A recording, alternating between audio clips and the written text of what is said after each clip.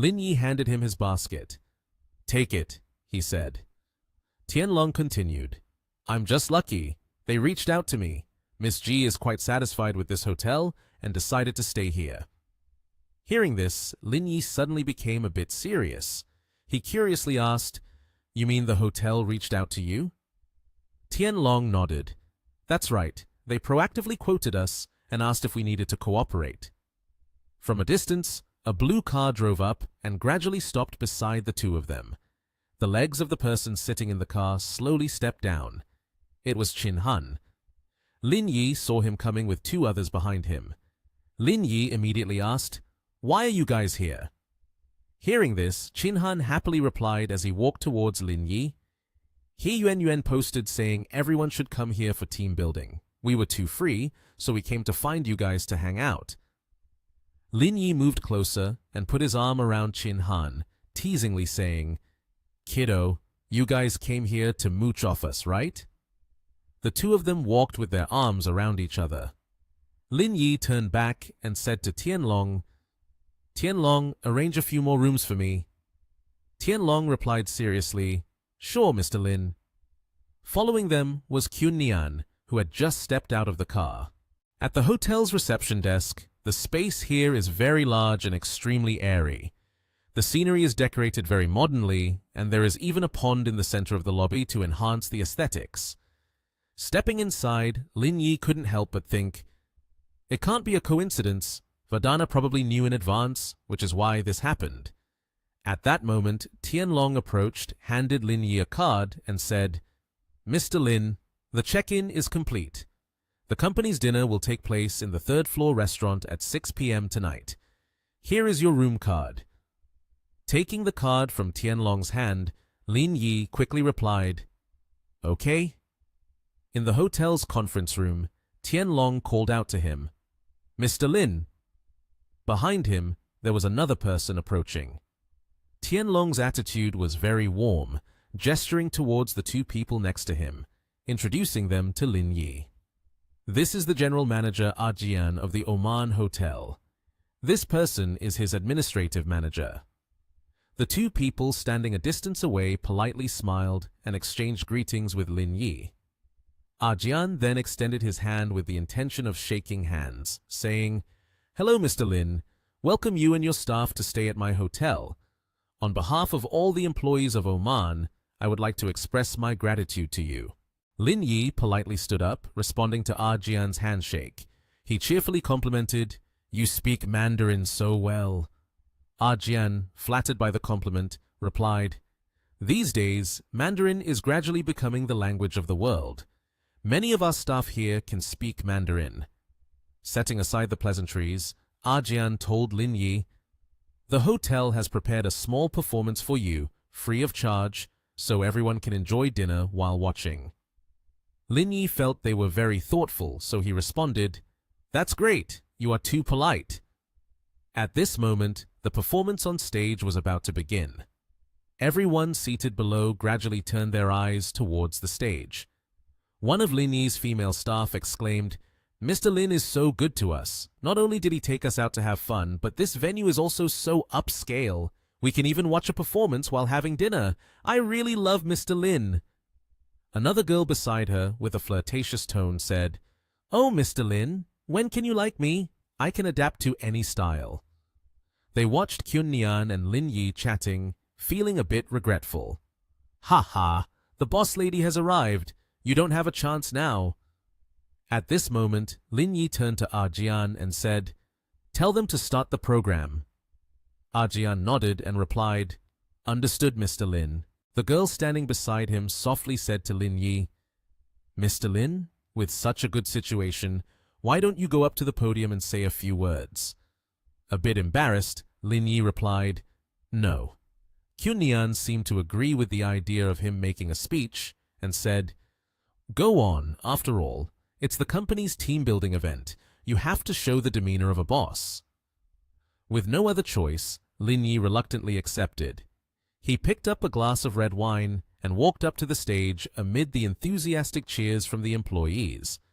Lin Yi raised the microphone and spoke. "The company's achievements today cannot overlook everyone's hard work. This team-building trip is also to thank everyone for their efforts. He raised his glass high and said, "Today, I toast to all of you. As long as you drink this glass, you will receive a cash red envelope worth 666." Both men and women below raised their glasses and cheered at Lin Yi's toast. The female employees admired him, shouting, "Mr. Lin, I love you!" Lin Yi tilted his head back to savor the glass of red wine amid the warm applause from the employees below. He looked really at ease and natural. The beautiful dancers dressed in bright costumes began the performance prepared by the hotel. The music thumped with the melody. The beating heart is love like a flame. You are laughing madly as me. Kyun Nian took the napkin to wipe her mouth, wiping while casually saying to Lin Yi, "You can play by yourself later. I'm not managing you anymore. I'm going to the spa with her Yuan and the others." He didn't know what to say, just quietly replied. Kyun Nian slowly stood up and left Lin Yi with a gaze full of confusion. Jin Ming, sitting next to him, excitedly said, "Excited, huh? They are gone. It's just the four of us left. We're going to have a blast today." Chin Han next to him cleared his throat, then nodded in agreement. "I'm telling you, if there are women around, don't expect to do anything at all." Jin Ming cheerfully suggested, "I went to the island several times before. Let's go have some fun." Lin Yi quietly put down his chopsticks on the table while Jin Ming continued to enthusiastically speak. "The biggest party on the island has many types of performances, singing, dancing, and the beauties here are very enticing." Hearing this, Lin Yi immediately asked, "Where to?" Chin Han couldn't help but get impatient, standing up suddenly and said, "What are we waiting for? Let's go. Don't waste time." At a bar outside, the area looked very extravagant and splendid, just right for partygoers. They all entered the bar, and beside Lin Yi was Zong Yuan. For some reason, the group at the opposite table kept staring at him. Lin Yi felt uncomfortable. He frowned and looked back at them, saying, "Why do these people keep looking at us?" Zong Yuan relaxed and sat down. He began to introduce. Primarily, the industrial customs on the island are controlled by underground forces. He continued to look at Lin Yi. And in their eyes, people from Nation H are easy to bully, so just watch a bit more. Chin Han happily laughed out loud and said, "With their looks, Brother Lin alone can take on 10 people." Lin Yi helplessly grimaced and denied, "I'm here to travel, not to act as a bodyguard." A girl dressed in a very revealing outfit, with rabbit ears on her head and black fishnet stockings on her legs, approached and handed Lin Yi the menu, then spoke. "Sir, here is the combo meal menu." Lin Yi's expression showed no signs of change. He calmly accepted it. After briefly reviewing the menu, Chin Han expressed some opinions, commenting, "The food isn't abundant, but the prices aren't cheap." Jin Ming maintained a smug expression, raised one finger as if to show his knowledge, then said, "Well, you don't know yet." He still stood by his point of view, believing in the allure of this place. Actually, the point of spending money isn't the food on the menu, but the performers later on. Chin Han was somewhat confused, so he asked, "What do you mean?" Jin Ming pointed in a direction and said, "The girls over there are the ones who will perform tonight." He pointed at each number representing the girl behind that number and further explained, "The number in front is the combo number.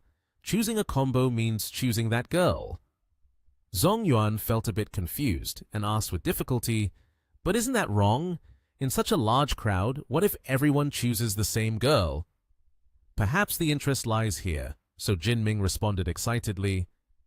"If that's the case, then the initiative lies with the girls. In the end, they're the ones who choose who can go with them into the room next door to watch the private performance." Jin Ming spread his hands and shrugged, looking at Lin Yi. "As for whether you can take it a step further, it all depends on your abilities." Lin Yi rested his arms behind his head, closed his eyes in exasperation, but didn't forget to lament. The people here really know how to do business. The money is spent, and whether you get to meet them or not still depends on their mood. At this moment, Chin Han was very excited. He started to order the most expensive combo, then added 4 beers and 100 skewers of grilled meat. Just this much. The waitress, wearing bunny ears, quickly replied, "Please wait a moment." At this moment, the beer had also been poured into the glass. Chin Han raised his glass of beer, intending to take a sip, but then spoke up. "Number 1 is very well received in terms of appearance. I see many people calling her." The host on stage began to speak. "Dear guests, the performance will now begin." The beautiful girls, dressed in revealing styles, began to sway in various ways, and the men below did not stop cheering. Outside it had grown very dark, and they were lost in their drunkenness alongside the girls. Surely that night was going to be a wonderful one. After the girls finished their performance, they stood neatly waiting for the MC to speak. The MC cheerfully announced, "The performance has concluded. Next, we will proceed to the selection segment." During the recent performance, a total of 6 tables of guests expressed their preference for Miss Zhong Daoxiang. The scene shifted to the incredibly beautiful girl with purple hair just mentioned. The MC continued, "Now, I invite the 6 guests to stand up. Miss Zhong Daoxiang will proceed with the selection." Liang Jinming adjusted his outfit and then stood up. The MC turned to the girl. "Miss Zhong, have you made your choice?" After a moment of thought, Zhong Daoxiang pointed forward and said, "Table number 9. Mr. Liang heard her say that, scratched the back of his neck, and replied with a grin, "My charm truly knows no borders. All the girls on the island are enchanted by me now." "The reason doesn't matter. What matters most is that we've chosen a table. We don't know how we'll play once we get in there," Mr. Liang said, leaning on his hands and smiling. Chin Han spoke up. "Mr. Liang, be a bit modest. I think you've misunderstood. Don't you know what your own looks are like?" On stage, the MC continued to smile brightly and said, "All right, next, let's invite the guests from table 9. Before finishing the sentence, a loud shout interrupted. "I spent my time today coming here for you, and yet you choose someone else. You despicable, annoying person." Hearing the shout, the MC was startled, looked towards the source of the sound, and gently reassured, "Sir, please calm down a bit." The person who shouted grabbed the collar of his shirt, pulled it slightly aside, revealing a wolf tattoo. A few guys following behind him had identical tattoos. That guy shouted, telling the MC, "Get out of the way!" The pale-faced MC stammered in response, You guys are from Wan Long Gang?" The chubby guy pointed his finger at the MC's face, shouting loudly, "I am Li Xiaoji from Wan Long Gang. I came here today to see her. I don't hope that she chooses someone else." The MC, hearing this, became frightened and approached Mr. Liang, bowing slightly, saying, "I am truly sorry. We didn't know this would happen. We will refund you. Can you please leave this place?" Meanwhile, Mr. Liang sat there with a frown, looking extremely displeased with the situation. It seemed that wasn't enough. Mr. Liang calmly replied, "What do you mean by that?" Upon hearing this, the MC grew even more terrified. One trouble after another kept coming. Mr. Liang raised his voice and replied, "Actually, we had no interest in the performances of the ladies here. We were simply here to enjoy ourselves." But it seemed he was rather pretentious. "I can't stand this. If I were to give up the girl I like to someone else, would I still have any shame left?" The MC began sweating profusely and started to explain. "But they are members of Wan Long Gang. You can't get involved with them. Absolutely do not touch them. I will refund you. Today's performance will be considered free of charge." Lin Yi, who had been silent all this time, felt uncomfortable upon hearing this and stood up, saying loudly, "I don't care if he is from Wan Long Gang or whatever. I quite want to hold a funeral for him." The MC stepped back, repeatedly saying, "Sir, you must calm down. We are on the island here. If you take action, you will be at a huge disadvantage. Absolutely do not." Mr. Liang, feeling annoyed, pushed the MC aside and grimaced, saying, "All right, this is none of your business." Li Xiaoji braced himself with both hands, gritting his teeth as he watched them make a commotion for a while. He unbuttoned his shirt, revealing a big belly along with a bizarre wolf tattoo on it. The scene was quite humorous and not scary at all. Lin Yi, seeing the tattoo, burst out laughing, clutching his stomach. He pointed at the beer belly and said, "Is that a wolf or a dog?"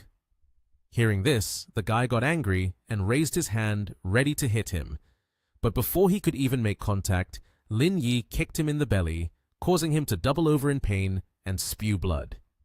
Mr. Liang was equally fierce and rushed over with a beer bottle to hit him. The whole gang jumped in to deal with the arrogant fat guy, leaving him only able to scream. The beer bottle from earlier smashed into pieces on the ground. After cooling down, he brushed his hands off and said, "If they can't handle a beating like this, how could Wan Longgang develop? Just relying on a husky tattoo, and that Li Xiaozhi guy is lying flat on the ground, he might as well have been knocked out ages ago." Xiaozhi's lackeys brandished knives to threaten them. Lin Yi, releasing Xiaozhi, said, "Not bad, not bad. You even brought knives. Good thing I was prepared early on." He immediately pulled out a small knife from his jacket pocket. Lin Yi raised the knife and said, "You guys better stand still, don't move. Otherwise you're going to see blood." Xiaozhi's henchman charged forward with fierce momentum, saying, "Who are you scaring with that little knife? Come at me!" Lin Yi then slashed at one of the henchmen. His hand was cut with a long gash, making him scream, "Ah!" Xiaozhi knelt down and pleaded, "Please, don't hit me anymore." Mr. Yang grasped Xiaozhi's head and said, "With your personality, you'd better not be a villain in the future. You don't have the talent for it." Xiaozhi, terrified, nodded. Yes, I understand." Lin Yi shouted angrily, "Get lost!" Listening to Lin Yi, the group quickly fled. Mr. Yang turned and asked, "Now she should be ours, right?" The host replied, Yes, I will take everyone to the second floor now." At this moment, outside the establishment, Xiao Zhe and his henchmen limped back. One of his men asked, "Boss, what should we do now? Should we contact someone for revenge?" Xiao Zhe said, "Of course, we must take revenge." He clenched his fists, angrily continuing, "You all call everyone here for me. We'll intercept him here." The henchmen responded in unison, "Understood." The driver said, "Just now, it was them who made a move." The boss of those people angrily said, "They almost ruined my good plans. Get someone to take them away. I don't want to see them anymore." At this moment, on the second floor of the bar, the staff led Lin Yi and the others in, saying, "Please wait a moment. Miss Zhong needs to prepare and will come over shortly." Yi Wei entered and asked Mr. Yang, "Do you often come here?" Mr. Yang replied, "I usually just hang out downstairs. Haven't been up here. Since I have no work this time, I thought I'd come up and take a look." Lin Yi also sat down and said, "This environment? I feel like I'm listening to music in an old-time brothel." Qin Han added, "It's pretty much that kind of vibe." Yi Wei then asked Mr. Yang, "Mr. Lin, you are well informed. Do you know what Wan Longgang is?" Lin Yi replied, "Isn't that the organization of the husky tattooed people?" Qin Han and Mr. Yang burst into laughter. "Ha ha!" Lin Yi said, "I don't know much about it, but it seems to have a certain reputation and power. Otherwise, those people on the island wouldn't look so scared when they see them." At that moment, the door to the room opened and beautiful girls holding musical instruments walked in. Mr. Yang looked confused and said, "What are they doing? Why are they dressed like that?" A girl holding a peeper named Zhong smiled brightly and said, "I know everyone here is from Nation H, so they have discussed a bit and are prepared to perform traditional music for you all. Can we start now?" Lin Yi responded, "Please let the girls begin to play music." Lin Yi enjoyed the music while sipping tea. Mr. Yang was also astonished, saying, "Not bad at all." Miss Zhong then stopped playing and modestly said, "It's not good." Then Mr. Yang pointed at himself and said, "Miss Zhong, I have something I want to ask you. Earlier, a total of 6 tables chose you, so why did you end up choosing us?" Miss Zhong stared at Lin Yi. Lin Yi placed his hand on Mr. Yang's shoulder, coughed a few times, then continued. "A person's value lies in self-awareness, in having a clear understanding of oneself. Chen Han also placed his hand on Mr. Yang's shoulder and said, "The girl has shown her attitude. Don't be so lacking in observation. Give way to Brother Lin." Mr. Yang cursed. Miss Zhong moved closer and sat next to Lin Yi, then said, "Mr. Lin, do you like to dance? I can perform a dance for you." Lin Yi raised his teacup and smiled, saying, "No need, just drinking tea with me is enough." Miss Zhong poured tea into Lin Yi's cup and said, "Mr. Lin, please drink." Lin Yi downed a glass in one gulp, placed the cup on the ground, then stood up saying, "It's getting late, let's call it a day." Chin Han looked at his watch and said, "It's only a bit past 11 o'clock. Are we leaving already?" Yue said, "Mr. Lin has family to attend to. If he wants to go, then let him." Miss Zhong stepped forward to see the guests off, saying, "Mr. Lin is leaving in such haste today. It must be that I haven't hosted well enough. When we have another opportunity, I will ensure Mr. Lin leaves satisfied. I hope there will be a chance in the future for me to play the guqin and serve wine for you." Chin Han gave a thumbs up, saying, "Still, Brother Lin is impressive. Just met for a few minutes and already made a lasting impression." Lin Yi replied, "Sure, I will come and cheer for you when I have time." Miss Zhong gazed longingly at Lin Yi and then walked away. She knocked on a door to a room. A man came out to open the door, and then an elderly man with white hair sitting in the room said, "Sit down. What do you think of him?" Miss Zhong replied, "I can't see through him. I just had a drink with him, and before we could go deeper, he stood up and wanted to leave." The elderly man slammed a cup down on the table, angrily saying, "He left. Did he discover something, or was it coincidence?" Zhong Daoxiang looked up at the person above her and said, "I don't know." The old man with white hair sitting at the table threw something at Daoxiang, causing it to shatter into many glass pieces. At that moment, Daoxiang cried out in pain. She held her bleeding head and said, "He is different from ordinary people. It seems he is not interested in me, unlike other men." Hearing Daoxiang's words, the old man replied, "Do you think that by saying this to me, I will forgive your oversight? How could you mess up such a small matter? Get out!" Upon hearing this, Daoxiang immediately knelt down, bowed her head, and responded, "Yes." Then she stood up to leave. At this moment, a man standing beside the old man spoke up. Miss Zhong's abilities in the organization are well recognized, but Lin Yi truly possesses extraordinary talent. It is unlikely he would be swayed by a woman. In the future, I will make sure she acts with caution. The old man replied, "This Lin Yi is not simple. I feel he is not any less than Vadana, so we must be more vigilant. If he discovers even a slight clue, it could be troublesome." Hearing the old man's response, the man continued, "Agreed, but I think trying to attract Lin Yi's attention on such short notice today is too rushed. It won't be effective that quickly." The old man heard this and immediately said, "Vadana and I only have half of the core technology for the gene solution. Therefore, if Lin Yi intends to cooperate with Vadana, he must be killed immediately." After speaking, images of Vadana and Lin Yi appeared in his mind. Then the old man asked, "What about the Black Gold Corporation? When are they coming over? I haven't heard anything." The other person responded, "Their people will arrive at the airport tomorrow afternoon, but the specific time for the transaction has yet to be determined. Due to the previous incident, these people are on guard and are very cautious." Upon hearing this, the old man continued, "Regarding the transaction of HT Corporation, keep an eye on it. This is the initial step of our plan. There must be absolutely no mistakes." The other person bowed and replied, "Yes." At a hotel inside a room filled with bags, Lin Yi looked at Kyun Nian, smiled, and said, "So your evening plans are to go shopping for these?" Kyun Nian twirled her hair and replied, "Of course. You don't think I'm going to watch dancers, do you? Look at this clip I just bought. Isn't it beautiful?" On Kyun Nian's head was a hairpin adorned with pearls. Lin Yi walked over, put his arm around Kyun Nian, and said, "Not bad. It makes your skin look even whiter." Upon hearing this, Kyun Nian picked up a bag from the pile and said, I also bought this good stuff. Lin Yi looked at Kyun Nian and smiled, asking, what exactly are you buying that's so mysterious? Kyun Nian replied, guess. Lin Yi answered, you bought a super short dress, right? That kind of style isn't really you, is it?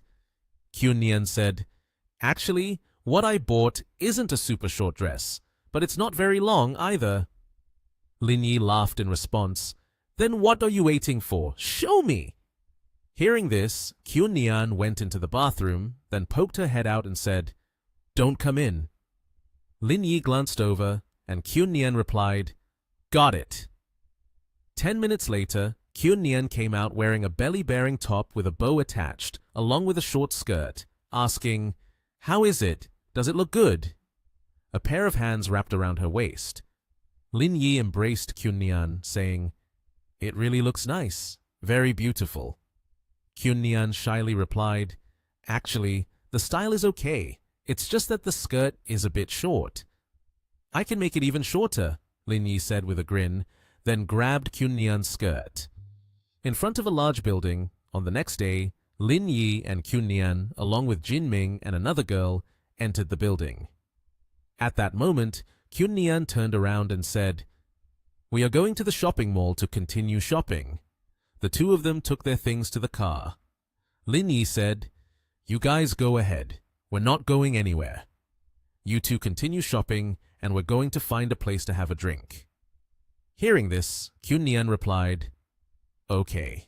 Outside, as Lin Yi was putting things into the car, Jin Ming spoke up. Brother Lin, where are we going? Suddenly, Jin Ming heard something. He remarked, let's go to the maid coffee shop, Brother Lin. Let's go sit there. In front of a large coffee shop, Lin Yi replied, okay. At that moment, Lin Yi and Jin Ming entered the store, but before they got inside, they heard a commotion. A young man bumped into Dao Xiang, causing her to fall. He said, are you blind or what? Lin Yi looked at the scene before him and said, that's her. Hearing this, Jin Ming glanced over and responded, what a coincidence. I just heard her song yesterday, and today I run into her. This must be fate, Brother Lin. It's time for you to make your move. After saying that, Jin Ming nudged Lin Yi and pushed him in front of her, saying, hurry up! I won't tell sister-in-law. At this moment, Dao Xiang looked at the person in front of her and said, Mr. Lin? He pretended to cough and extended his hand. Lin Yi helped Dao Xiang up and asked, are you okay? Dao Xiang felt a bit shy and replied, I'm fine. At this time, she stood up and expressed her gratitude. Thank you, Mr. Lin. Your foot is a bit injured. Sit down for a moment, Lin Yi said, assisting Dao Xiang towards a nearby table. Inside the bar, people were sitting around and chatting. At this moment, Lin Yi spoke up. Are you here to shop? Dao Xiang replied, no, my younger brother loves the cake here, so I came to buy a piece for him. I'm preparing to bring it back for him later. Hearing Dao Xiang, Lin Yi asked, with your income, it must be quite decent, right? Why buy so little? Is the boss taking a lot of money? Dao Xiang explained, the money I earn has to pay off family debts, so I have to save. Upon hearing this, Jin Ming and Lin Yi exchanged glances. Lin Yi thought to himself, this is a scenario designed just for me, a chance encounter between a rich, handsome man and a poor girl. After that, helping her redeem herself, and she will repay with her body. Suddenly, Dao Xiang spoke. Mr. Lin, do you have other appointments? If it's not too much trouble, I could take you both out for a stroll. I want to thank you. Jin Ming replied, going for a walk as a form of thanks? We've walked enough today. Either way, we need something more tangible to thank Mr. Lin. Hearing Jin Ming, Dao Xiang continued, I can invite you two for a meal. Jin Ming questioned, do you have money for that? Dao Xiang responded, I can cook really well. It's delicious. You both can come to my house. I can treat you both, right? Lin Yi was looking at his phone when a call came in. He answered. On the other end of the line, a voice said, you've arrived in Iceland. I'm free, feeling bored, and I saw your company is announcing a team-building trip in Iceland. Where are you? At the Oman Hotel? Lin Yi replied, "Your news is quite sharp. You even know where I'm staying." The voice continued, "Do you have time now? Come to my territory. You have to give me a chance to host you." Lin Yi responded, "I'm on the street, at a cafe called The Maid. I'll wait for you here." Suddenly, Jin Ming asked, "Brother Lin, do you have something to do later?" Lin Yi smiled and replied, "A business partner is coming to pick me up to discuss some work." Dao Xiang put her hand in her pocket to take something out and then picked up the notebook in her hand to write. At that moment, Dao Xiang handed Lin Yi a piece of paper and said, "Mr. Lin, this is my phone number. If you guys come to the cafe again, you can call me. I can take you up to the second floor." Vandana drove up in a luxury car. Not everyone can imitate that. Vandana stepped out of the car gracefully and elegantly. Vandana cheerfully greeted Lin Yi, and Lin Yi returned the greeting. However, Vandana's eyes fell on Zhong Daoxiang, who was standing next to Lin Yi. I don't know what authority Vandana has to question Lin Yi about the girl he just met with such an attitude. Lin Yi responded casually, I met her at the customs bar yesterday, and I happened to run into her again while strolling here today." Vandana was taken aback and raised her voice slightly. "The customs bar? The way I see you has just dropped in an instant." Then Lin Yi smiled, but felt helpless towards Vandana. "I just went to listen to music. How can it affect my image?" Vandana could only explain, "Because a girl from that kind of place is not worthy of you. If you had come here without having been with me first, and instead looked for another girl, it would have broken my heart." Lin Yi reluctantly agreed. "All right, I assure you in advance. If I have the need, I will definitely sleep with you first." Vandana shyly tucked her hair behind her ear. "That's the best promise I've received this year." In the car, Lin Yi reminded Vandana, "With the time you spend worrying about me, you might as well find another girl. It's more meaningful to investigate who ambushed you." Vandana replied, "I've investigated, but there are no leads at all." Vandana added, "This situation has caused significant losses for the Va family. Even I have been scolded and reprimanded. Moreover, we have no more items to trade. Since the opposing side knows my identity and dares to act, they surely are not afraid of the Va family." Lin Yi pressed the button to open and close the window. The window lowered a bit, and Lin Yi propped his chin on his hand, his gaze distant and filled with contemplation. "That clown is so strong, of course. He isn't afraid of you all." To break the oppressive atmosphere in the car at that moment, Vandana said, "All right, let's not talk about that anymore. Is there anywhere you want to go? I can be your free tour guide, take you around, or would you like to visit our Va family company? Think of it as a survey. Who knows? Maybe there will be a possibility of cooperation in the future." Lin Yi leaned back in the seat, seeming to feel a bit more cheerful. "Let's go anyway. I have time to wait." Vandana's phone rang. It was her assistant calling. Vandana pressed the button to answer and listened to the assistant's report. "Young lady, we have discovered that people from the Black Gold Corporation have arrived on the island." Vandana unexpectedly shouted back, "What are you saying? Their people are here already." Vandana then spun the wheel sharply as if slapping an ex-lover. Lin Yi, in the passenger seat, had not fastened his seatbelt, lost his balance, and slightly leaned to the right, hitting his head against the door. Who told him not to buckle up? Vandana yelled into the phone, giving orders to the assistant. "I will think of a way now. You all go ahead first. Absolutely do not expose yourselves." "Done," Vandana hung up, putting aside some important matters. She turned to Lin Yi. "Let's go. We'll go to the company. I'll take you on a little tour." Lin Yi scratched his head, declining Vandana. "I think you seem to have things to do. If you have matters to attend to, go ahead. I'll head back to the hotel first." Vandana prioritized her feelings for him over her own safety and drove off without hesitation. "It's fine. Nothing is more important than you."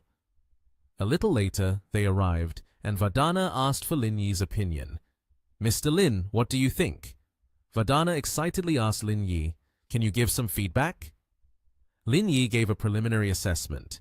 It was indeed not bad. It's just a pity that we don't have a project in this area, so we can't collaborate. Vardana introduced the room in front of them. This is our chip laboratory. Vardana seemed quite proud of it.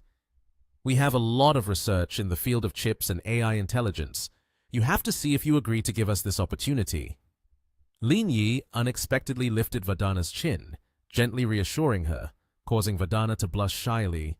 Don't panic, we still have plenty of time. Vardana smiled bashfully, hinting to Lin Yi, Mr. Lin, it's getting late. Let's go grab a bite. There's a very good restaurant nearby. I'll take you to try it. Lin Yi smiled cunningly and agreed. All right. At the restaurant that Vardana led Lin Yi to, they could hear the boss scolding his staff from a distance. Mr. Li, how many more times do I need to emphasize this? Mr. Li firmly underscored every word. It must maintain its original flavor. At this moment, the restaurant seemed quite empty, with only Mr. Li and a few staff members at the counter.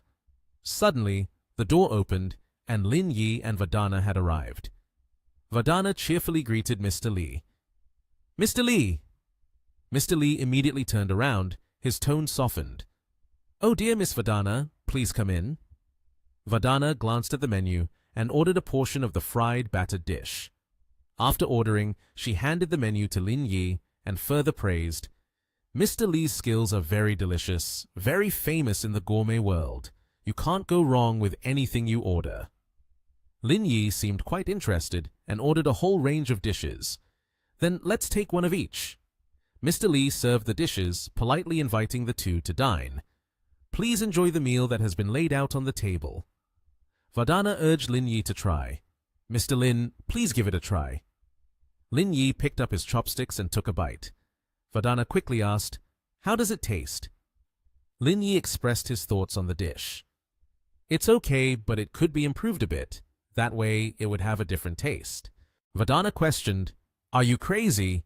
Do you still think the flavor is not perfect? Hearing this, Mr. Li fell silent for a moment, then directly criticized Lin Yi. This person from Nation H, I feel you shouldn't judge the dish based on your own preferences. It's not right to do that. Lin Yi put down his chopsticks and interrupted Mr. Li. Wait, don't get angry. He confidently continued, If you don't believe me, you can add a bit of lemon juice and sea salt, and then see how the flavor turns out.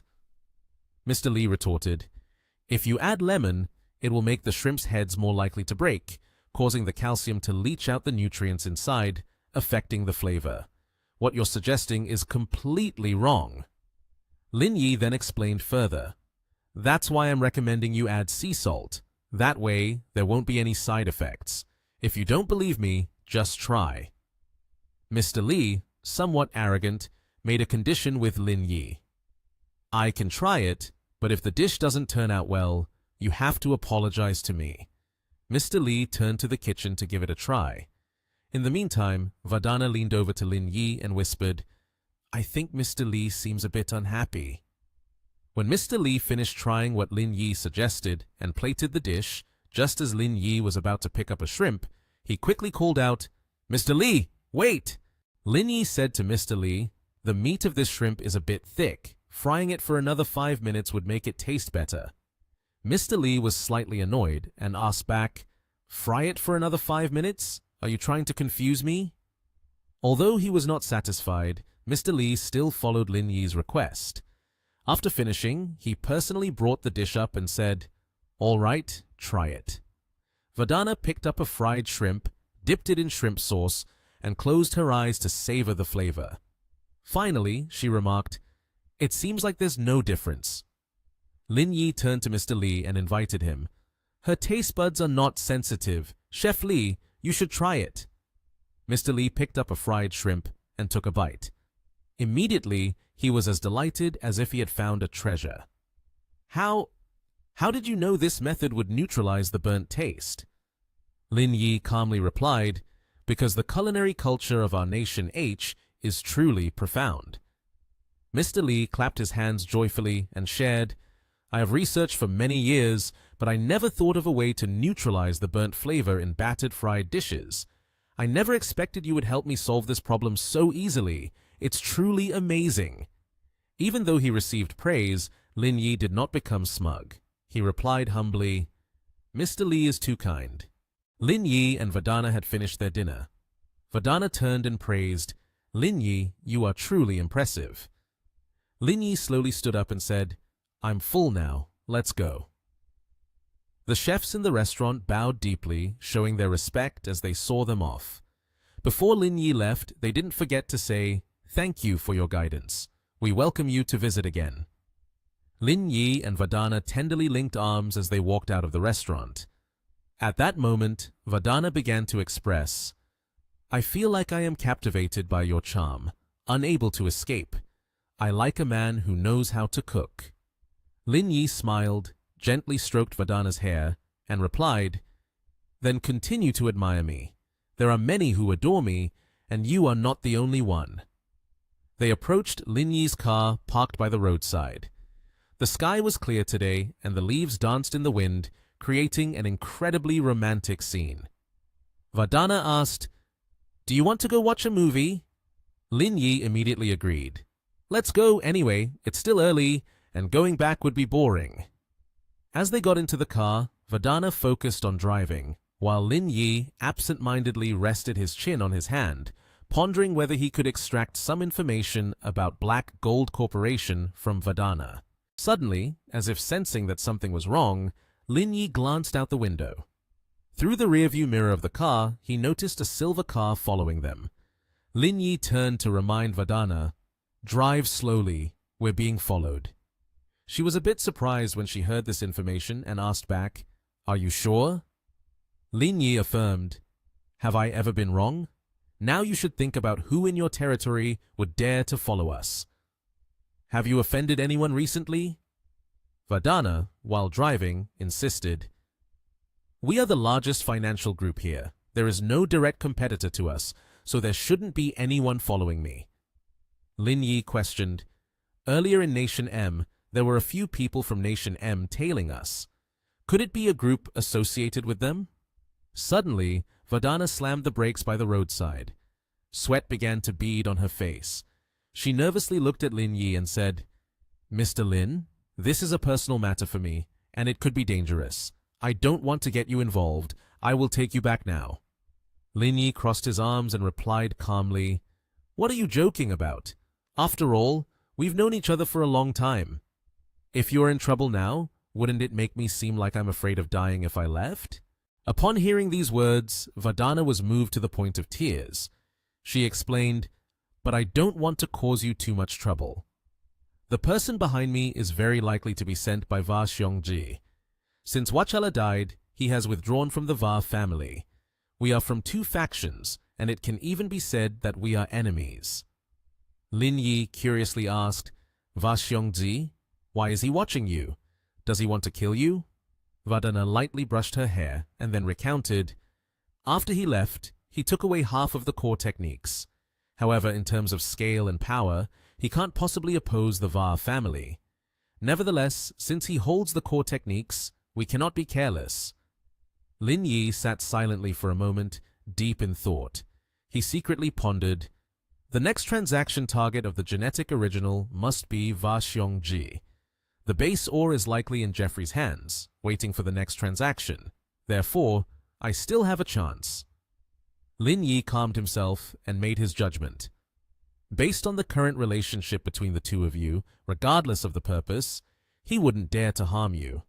This is a bit strange. I guess he has only sent people to watch you, fearing you jeopardize his plans. Saying this, he took a white handkerchief out of his suit jacket. Vadana was worried. She nervously asked, "The people from Va Xiongji have already approached me. If we escape from them right now, they will know they have been exposed and will definitely change the transaction address I know. What should we do now?" Suddenly, Lin Yi kindly used a handkerchief to wipe the sweat from her face, surprising Vadana. Her face turned red.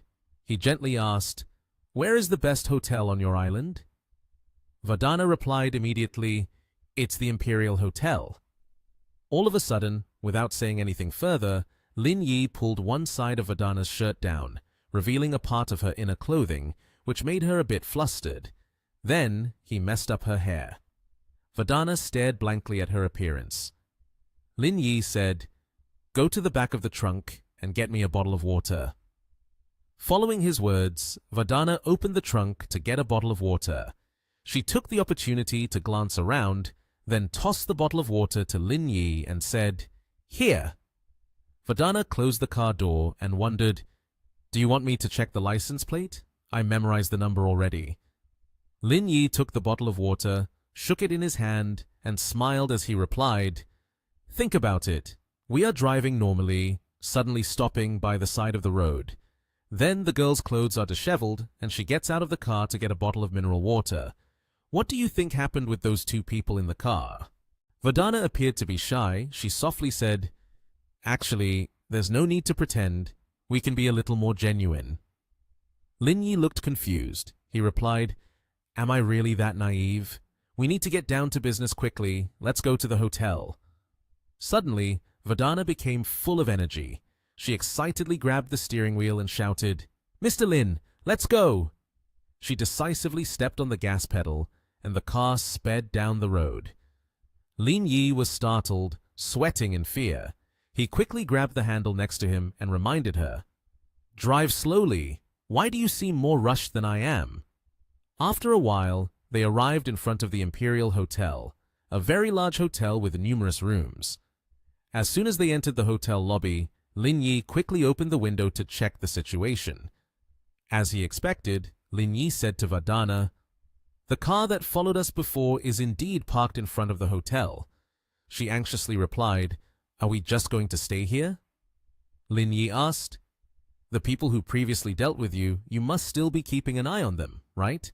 Have they encountered Vasyong-ji yet?" Vardana sat down on the sofa and gently replied, "Not yet." Vardana recounted, "They are always in a villa in the suburbs, with no movements at all. Therefore, it is very difficult to predict what their next step will be." Lin Yi sat down next to Vardana, offering his speculation. "They must be preparing for a deal, and the timing is likely tonight. If Vasyong-ji suddenly follows you today, then tonight there is a high possibility that something will happen. We just need to wait here." Vardana softly replied, "Okay, I understand. But Mr. Lin, are we really just going to stay here like this?" As she spoke, she moved closer to Lin Yi, her face shy. Lin Yi responded, "What else should we do?" Vardana leaned her head on his shoulder and gently asked, "Mr. Lin, may I ask you a question?" Lin Yi smiled and replied, "Sure, go ahead." She whispered, "I just want to ask, if I were the first girl to appear in your life, would the situation change?" Upon hearing this question, Lin Yi was initially a bit confused, but then he calmly answered, "It's not easy to say. Perhaps it would." Vardana's face turned crimson as she glanced at Lin Yi. The two embraced and kissed passionately. Vardana closed her eyes to feel the kiss, emotions surging. Lin Yi picked Vardana up and moved to the bed. He gently set her down on the bed, softly kissing Vardana's collarbone, then continuing to kiss her stomach. Their hands clasped tightly together. Vardana seemed to be in a daze, her fingers rising to her lips, savoring the moments of happiness. She moaned, "Ah, Lin Yi, Mr. Lin, ah, Lin, Daddy." He chuckled softly, wiping his mouth, displaying a sense of pride. "Call me that last one again." Vardana wrapped her arms around his neck and sweetly called, "Daddy." Their gazes locked in a deep connection, the feelings between them rising higher and higher. Outside, the sky was blue with fluffy white clouds gently drifting by, and the leaves swayed in the breeze. Lin Yi still held Vardana, who was peacefully asleep on the bed, after just experiencing a moment of intimacy. Their clothes were strewn haphazardly across the bed and the floor. Suddenly, Vardana's phone rang loudly, shattering the silence. The screen displayed a call from Jihua. Vardana sat up, her eyes still a bit hazy. She answered the phone, and the voice on the other end announced, "Miss Va, the people from Black Gold Corporation have started to take action." She adjusted her hair, calmly replying, "I know." Vardana pulled the blanket up to cover her chest, then turned to Lin Yi and said, "The other party has started to act already." He immediately stood up, put on his clothes, and replied, "Let's go. Just finished my work. The timing is perfect." Soon, they were in the elevator, heading down to the lower floor. Looking at the numbers displayed in the elevator, Vadana softly said, "We're on the right floor." The two of them approached the men's restroom. There was currently no one here. Vadana gasped in surprise, then stammered, "This is the men's toilet. Isn't this too stimulating?" Lin Yi stood next to her, tightly holding her hand, turned back with a serious expression, and said, "I don't have time to talk much. Just follow me." Inside the restroom, there was a window facing outside. Lin Yi opened the window, pointed down, and said, "I'll jump down first, then you jump. I'll catch you below." Vadana clung to the window, trembling, stammering, Hey, that's too high." Without saying another word, Lin Yi immediately stood on the windowsill. In a moment, he had safely jumped to the ground. Spreading his arms wide, he called out loudly, "Jump down!" Despite her fear, Vadana still tried to climb up to the window. Looking down from above, she hesitated a bit. However, after that, she mustered all her courage, clenched her hands tightly, and jumped down, shouting loudly with her arms raised high. Lin Yi easily caught her and gave a faint smile when he saw her scared expression. Lin Yi helped Vadana to her feet and hurriedly urged, "Let's go. I see a car rental at the end of the road." Night had fallen, and the moon cast gentle rays of light into the sky, enveloping the space in silence. In the midst of a deserted, narrow road, surrounded by dense trees, there was a red car moving along, with Vadana and Lin Yi inside. He was focused on driving. Lin Yi turned to ask, "Are you wondering if the person you're sending is trustworthy? That person named Ji Hua doesn't seem capable at all." Vadana frowned and firmly replied, "You can rest assured. She won't go deep, she only oversees. The ones to monitor are the intelligence members we have trained ourselves." The car continued to speed along the empty road. Suddenly, Vadana shouted, "Stop!" On both sides of the road, there were many iron barrels stacked with goods. Lin Yi stopped the car, looked around for a while, and asked, "Is it here?" He said angrily, "These people are really bold. They dare to use such methods to transport goods over here." Vadana turned to look at him, smiled softly, and replied, "In Country H, there is an old saying, 'The most dangerous place is the safest place.'" She looked out the window, focusing on observing the surroundings while sharing the news.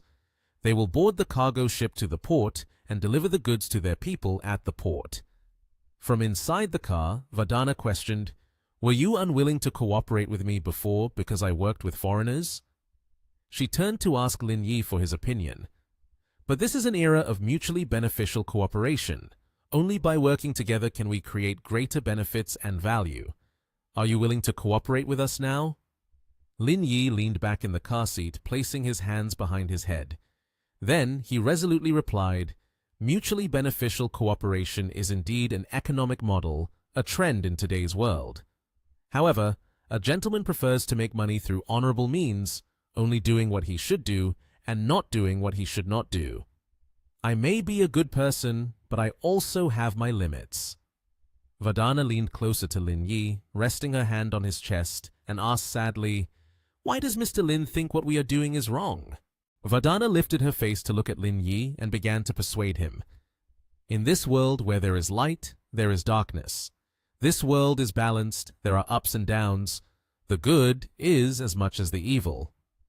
Lin Yi remained firm in his stance, affirming once again, "Did I not just say? This is a matter of limits. I am not clean either, but there must be boundaries." In the end, Vadana sat up straight, appearing uncomfortable, and said, "It's a pity that you've lost an opportunity to conquer the world." Lin Yi clenched his fists and asked back, "What good is conquering the world?" Seemingly unconcerned, he closed his eyes to relax. 1,000 years later, is it not just a grave, a glass of murky wine? Vadana leaned back in her chair, closed her eyes, and complained, "I am not as comfortable as you, receiving guidance." Suddenly, the sound of a ship echoed loudly around them. A large ship was approaching the port, laden with huge cargo containers. Lin Yi and Vadana, startled, their eyes widening as they looked out the window. Lin Yi exclaimed, "It's here! That ship has finally docked!" A man came out to welcome the ship. Verdona was focused while on the phone. On the other end of the line, a voice came through. "Miss, the transaction is over. They have returned to their vehicle. I'll send you the location and license plate shortly." She listened with a tense and worried expression. Verdona held the phone in her hand and turned to inform, "They have taken the stuff. This is their update. We should move quietly. Based on your tracking capability, it should be no problem, right?" Lin Yi smiled confidently, replying, "Except for giving birth, there's nothing I don't know." The car sped swiftly down the empty road. The two of them spotted a white car moving ahead.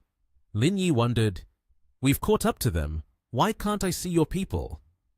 Verdona frowned and answered, "I don't know the specific situation, but from what I see outside, about 90% of the cars seem to be ours. They typically follow in small groups and then disperse, which keeps them from raising suspicion." Lin Yi pointed outside the window, exclaiming in surprise, "Wow! You guys are awesome!" He gripped the steering wheel tightly and instructed her, "Hide your face. I'm going to pass by so they don't see you." Verdana asked again, "Vert quoi? Shouldn't we be following? What's the point of surpassing?" Lin Yi explained, "There are no turns for 2 kilometers ahead. Even if we catch up, we won't lose track. Following is a technical job. The pace is too fast. It shouldn't be constant. It must alternate between fast and slow. No need to change the rhythm." Only then did Verdana understand everything. She replied, "I see." Like that, their car worked hard to catch up ahead. The person in the white car had realized he was being tracked. He also began to accelerate his vehicle. The two cars were competing to overtake, and soon Lin Yi's car seemed to be moving faster. In the other car, a red-haired woman along with a bald man were focusing on the road ahead. In the car, the red-haired woman smirked. She then thought to herself, "It must be Alisa in Lin Yi's car." Verdana anxiously reminded, "We should be careful. My people are about to act." Lin Yi calmly responded, "I know." The white car was accelerating, and in no time it shot ahead. The distance between the two cars was increasing. On the roof of a black car, a hitman stood up and aimed a gun straight ahead. The sky, which was peaceful, suddenly tore apart by the sound of a gunshot, breaking the silence of the space. 3 black cars appeared, chasing after a white car. The assassin turned to aim at the white car to shoot. Verdana clenched her fists, excited. "They're coming!" The black cars sped up, closing the distance to the white car. In a short time, the white car was surrounded. From the black cars, people dressed in black, armed with weapons, stepped out. At that moment, Lin Yi's car also arrived. Inside the car, Lin Yi wondered, "Is a fight about to start?" In the white car, a red-haired woman opened the door, and a man in a brown coat slowly stepped out. The man held a small gun, ready to fight. The red-haired woman calmly held a cigarette in her mouth and asked, "Are you from the Va family?" The platinum-haired man in front confidently replied, "You don't need to know about this. Hand over the items to us." Lin Yi sat in the car thinking, "They only want the weapons. It seems the base ore hasn't been brought out yet." Meanwhile, in the car, the red-haired woman gradually unbuttoned her coat. Around her waist were attached many bombs. She waved her hand provocatively. "If you are not afraid of death, let's go together." After a moment of hesitation, the platinum-haired man resolutely replied, "We are not afraid of death. Even if you ignite it, it doesn't matter." Seeing this, the red-haired woman glanced toward Lin Yi's car. She flashed a cunning smile and threatened, "Do you think if it explodes, the stuff in the car will be saved? Even the car behind will not be lucky enough to escape." At this moment, the platinum-haired man began to feel fear. He said, "You." But before he could finish his sentence, the red-haired woman waved her hand, intending to leave. The people around immediately aimed their guns at her and fired repeatedly. The night sky was gray, and below were 2 people in a defensive stance. The red-haired woman spoke. "Next time I shoot, I won't be threatening you anymore." Hearing that saying, The man across from her angrily shouted, "Does the woman not care for her life? Just a little—" The red-haired girl smugly raised her voice, saying such words, with a cigarette still clenched in her mouth. Smoke continuously billowed everywhere, thick and dense. One foot suddenly jumped up, but the leg had gone limp. As she spoke, she immediately ran swiftly toward her opponent. She grasped the man's throat tightly. Seeing the situation unfold before his eyes, he panicked and shouted, "Don't! Don't kill me!" The red-haired girl held his throat firmly and then raised one hand high. The man struggled desperately to break free. Hearing him say that, the woman threw him to the ground and with a somewhat arrogant tone asked, "Afraid of death but still putting on airs?" Inside the car, Lin Yi was attentively watching the scene ahead. His eyes had not stopped staring at what was happening in front of him. Gripping the steering wheel tightly, he thought to himself, "She is very strong." One hand grasped the door release latch, and upon witnessing the ongoing situation, Lin Yi prepared to rush outside. He turned his head to instruct Vandana, "The situation is not quite right. Stay in the car, I'll get out and take a look." Suddenly, she grabbed his arm and replied loudly, "I won't let you go alone. I really want to ask for your help, but I don't want to take advantage of you because you are my friend. The situation outside is too dangerous. I hope you don't go." As she spoke, her expression clearly showed her worry for him. But Lin Yi didn't pay much attention to that. He turned to reply, "If we are friends and something happens to you, I of course have to help. That's the rule of Nation H." After saying that, he opened one of the doors. Lin Yi stepped outside with a confident expression. He thought to himself, "I was born to be an actor. Let's compete." As he spoke, he moved closer to the red-haired woman, holding a mask in his hand and putting it on his face. A dangerous aura radiated from him. Hearing that challenge, the red-haired woman turned to respond, "All right, bring it on!" Suddenly, a fist flew towards her, catching her off guard. Her whole body slid across the ground, and one side of her face began to redden from the impact. She wiped her mouth with her hand, stared intensely at her opponent, and said in a serious tone, "I didn't expect there to be a master like you on this island, but bad luck, you've met me. I will take you to meet the Grim Reaper." After saying that, she immediately launched a kick straight at Lin Yi. Her gaze was somewhat smug as his body was hit and sent flying into the air. The sounds of the fight continued to echo. Lin Yi was kicked into a car, his body crashing violently against the side of the vehicle. At that moment, several people dressed in black appeared. Seeing the scene before them, they were somewhat astonished. Lin Yi, holding the injury he had just sustained with one hand, pointed straight ahead with the other, and in a pained tone exclaimed, "Quick, hold her down!" Hearing the command, those people immediately ran quickly forward. Two men approached, ready to pounce on the girl with red hair. On Lin Yi's side, he held a cell phone in his hand. He crawled under the car, lifting the cell phone high. The sound of clicking echoed. Once finished, Lin Yi moved closer to a red car. Inside, Vandana was sitting in the driver's seat, her hands tightly gripping the steering wheel. Seeing Lin Yi approach, she asked, "How are you? Are you seriously injured?" At that moment, Lin Yi had already sat inside the car. The door next to him slammed shut.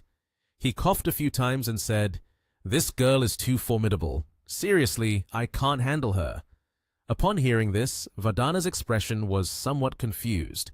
She gasped in astonishment, "No need to fight anymore. We should leave quickly." As soon as she finished speaking, the car was powered on. The wheels began to move backward, and the headlights lit up, illuminating the road. The men around noticed this. Vandana's voice rang out, "Their skills are too good. If you can't do anything to her, then those people pose no threat to her at all." In the rearview mirror, there were several people continuously chasing after them. Hearing those words, Lin Yi's expression relaxed a bit. He smiled lightly and agreed. Half an hour later, at a large hotel with bright lights all around, the red car arrived, slowing down. Lin Yi stepped out of the car, one hand clutching his chest. Inside, Vandana immediately said, "Mr. Lin, thank you for today. Are you seriously injured? Do you need me to take you to the hospital for a checkup?" She spoke with a worried expression, her gaze fixed intently on the other party. Upon hearing those words, Lin Yi bent down a little and replied, "No need. I just need to rest in the hotel for a bit, and I'll be fine. Please send someone over to check and contact me as soon as you have any news." Seeing him say that, Vandana responded, "I understand. You take care of yourself." As soon as she finished speaking, she immediately drove away. Lin Yi waved his hand to say goodbye. A room keycard was placed in the door handle, and the beeping sound of the lock opening echoed. Lin Yi intentionally shouted loudly, "Don't say those useless things anymore. Next time, if you want to find someone, look for me. I won't help you." As he spoke, he grasped the doorknob and opened it. The sound of the latch clicking echoed, and the door to the room creaked open. Unexpectedly, Lin Yi looked ahead. He saw Ji Kyun-nian standing in front of him, so he asked, "It's late. Why are you still not sleeping?"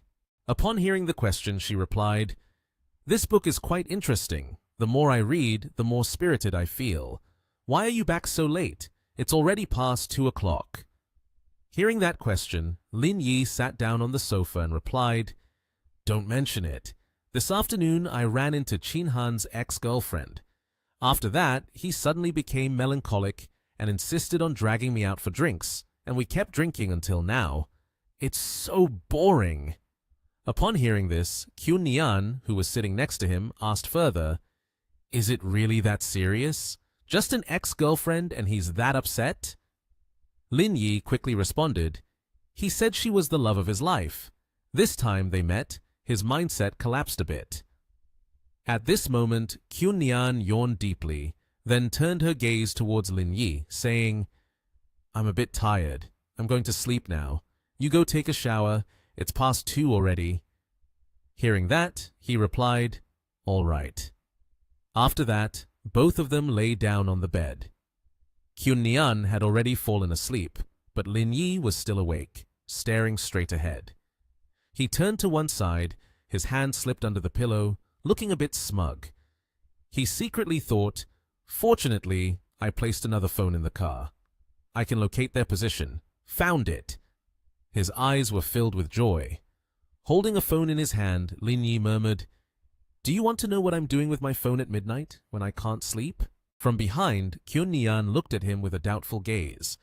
Upon hearing those words, his face turned pale with fear. His eyes widened, and sweat began to pour down non-stop.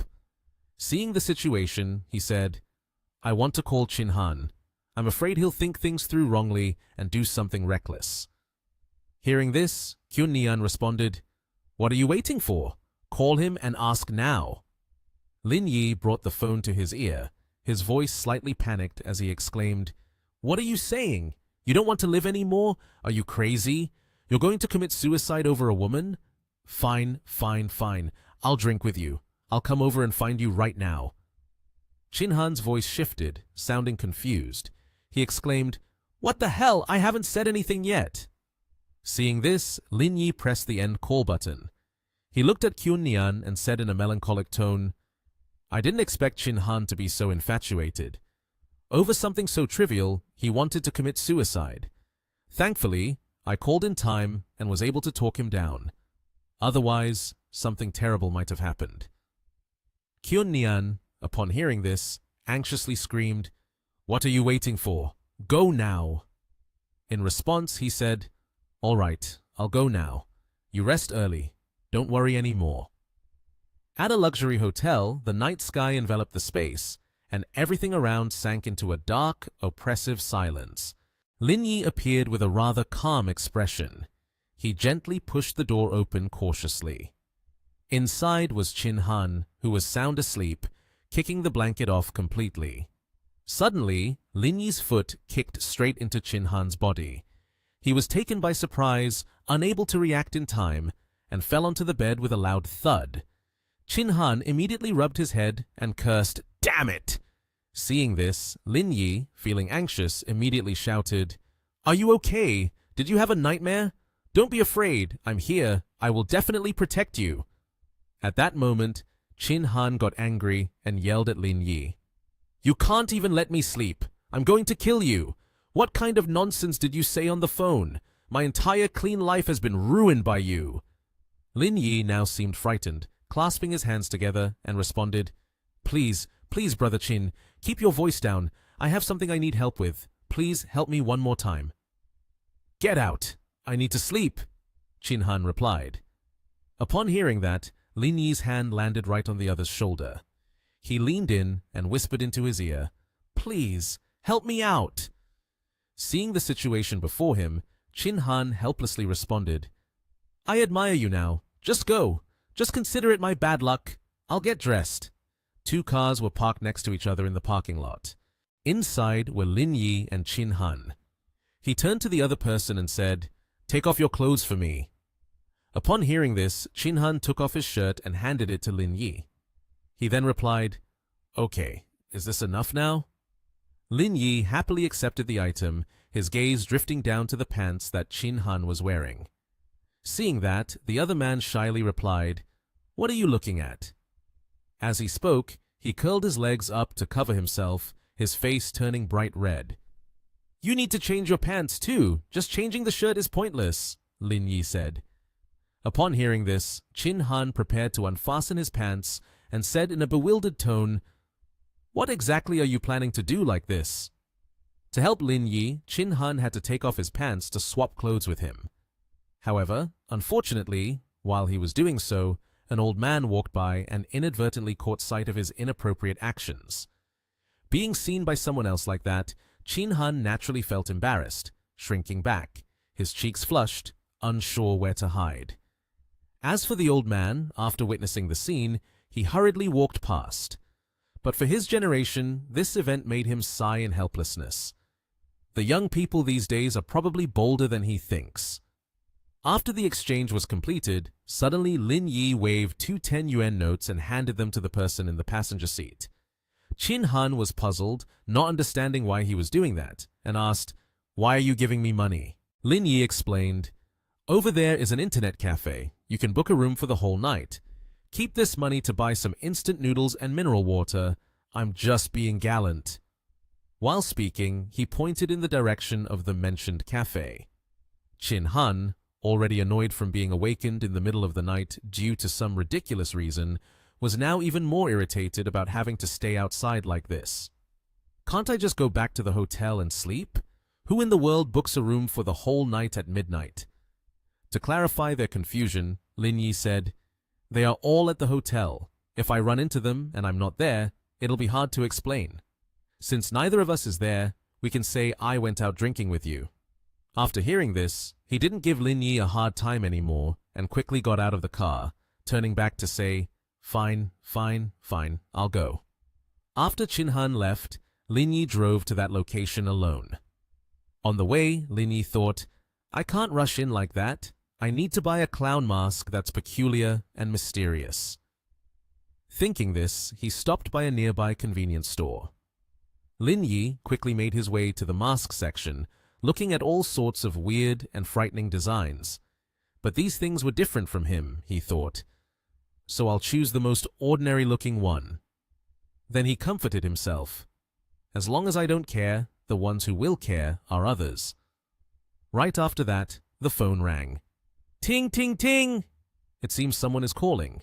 The person on the other end of the line said, All of my people have been killed, their bodies thrown to the sides of the trees along the road.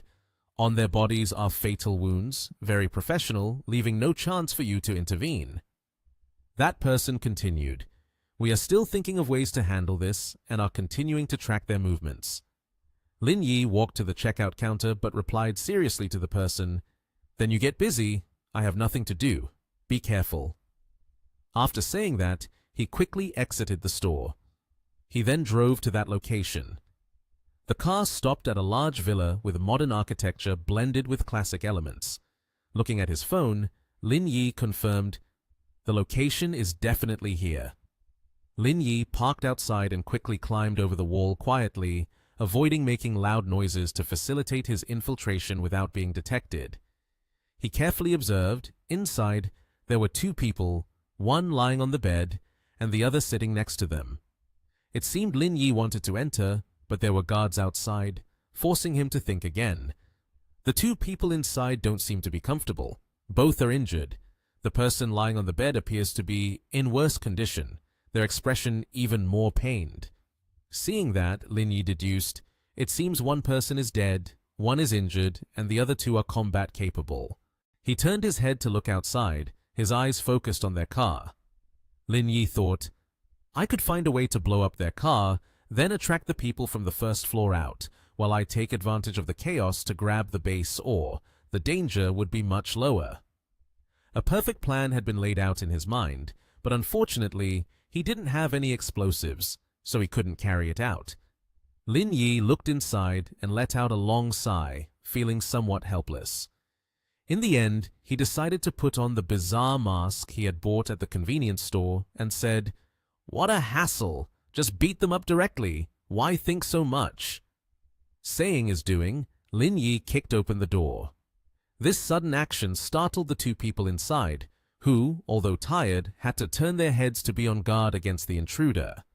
Lin Yi quickly drew a small knife, the smile on the strange mask adding to his wicked and despicable demeanor.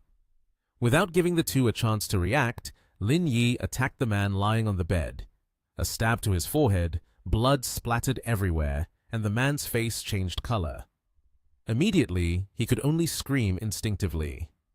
The guard outside heard the strange noise and rushed in, raising his fist to deal with Lin Yi. But unexpectedly, Lin Yi's strength was greater. With just one kick, he could take down the other man. The fate of this one was no different from that of the man earlier, who screamed, "Oh!" A pair of black boots appeared, and a woman heard strange noises downstairs, so she quickly ran down. The woman's name was Elisa. When she saw Lin Yi, she asked in surprise, "Why did you come here?" Lin Yi did not beat around the bush and got straight to the point. "I want base ore." He stepped forward, intending to strike his fist at the other person, but Elisa was not one to back down. She took a defensive stance, preparing herself to fight Lin Yi. Lin Yi threw a punch, and she miraculously managed to block it, although her move seemed unrefined and unprofessional, appearing more like a reflex. Lin Yi had overestimated her abilities. He could not believe, this woman is so reckless, but how did she manage to block the punch? Seeing an opening, Lin Yi quickly seized her wrist and threw Elisa down to the floor. With one hand, he restrained her wrist, while the other pressed her head down, preventing Elisa from getting up to counterattack. But unfortunately for Lin Yi, he did not expect this woman to be so strong. Elisa broke free from his grip, ignoring the blood flowing from her forehead due to the impact with the floor earlier. She quickly swung her leg to kick at Lin Yi, but he managed to dodge in time. Realizing she could not defeat Lin Yi, Elisa seized the opportunity while he was momentarily distracted and quickly ran away from the scene. Lin Yi did not chase after Elisa, but only watched her retreating figure as she escaped from the villa. He continued to pursue his purpose, going upstairs to find the base ore. When he reached a room, Lin Yi kicked the door open forcefully, but there was no one inside, only a safe placed in the middle of the room. Lin Yi didn't know what to do with it. He was troubled, unsure how to open the safe. However, Lin Yi still had the knife from earlier. He drew it out and made a decisive motion. Lin Yi raised the knife, but not to open the safe, only to use the handle to check inside. Upon hearing a sound that did not resemble painted wood, he thought, maybe I don't need the knife anymore. Lin Yi decided to use his bare hands to punch through the wooden box. This fake safe made Lin Yi consider an unexpected possibility. Could it be that this safe was bought on the black market? It sounded absurd, but given what had just happened, Lin Yi's thoughts were quite normal. In the middle of the room, there was a large blue stone glowing. Lin Yi approached, picked it up, and declared, "This is the base ore." The goal had been achieved. Lin Yi did not linger long and quickly took the base ore to the car. As soon as he got inside, he removed the mask, feeling a bit embarrassed for having worn it. He breathed a sigh of relief. Consider this mission to the island completed. Right after that, he made a phone call and said to the person on the other end, "I'm on the island. The base ore that Team 1 lost to Black Gold Corporation has been retrieved by me. You should hurry and send someone over to take this away." As he spoke, he looked at his accomplishment with pride in his eyes. On the other end of the line, an older man, around middle-aged, unexpectedly said, "What did you say?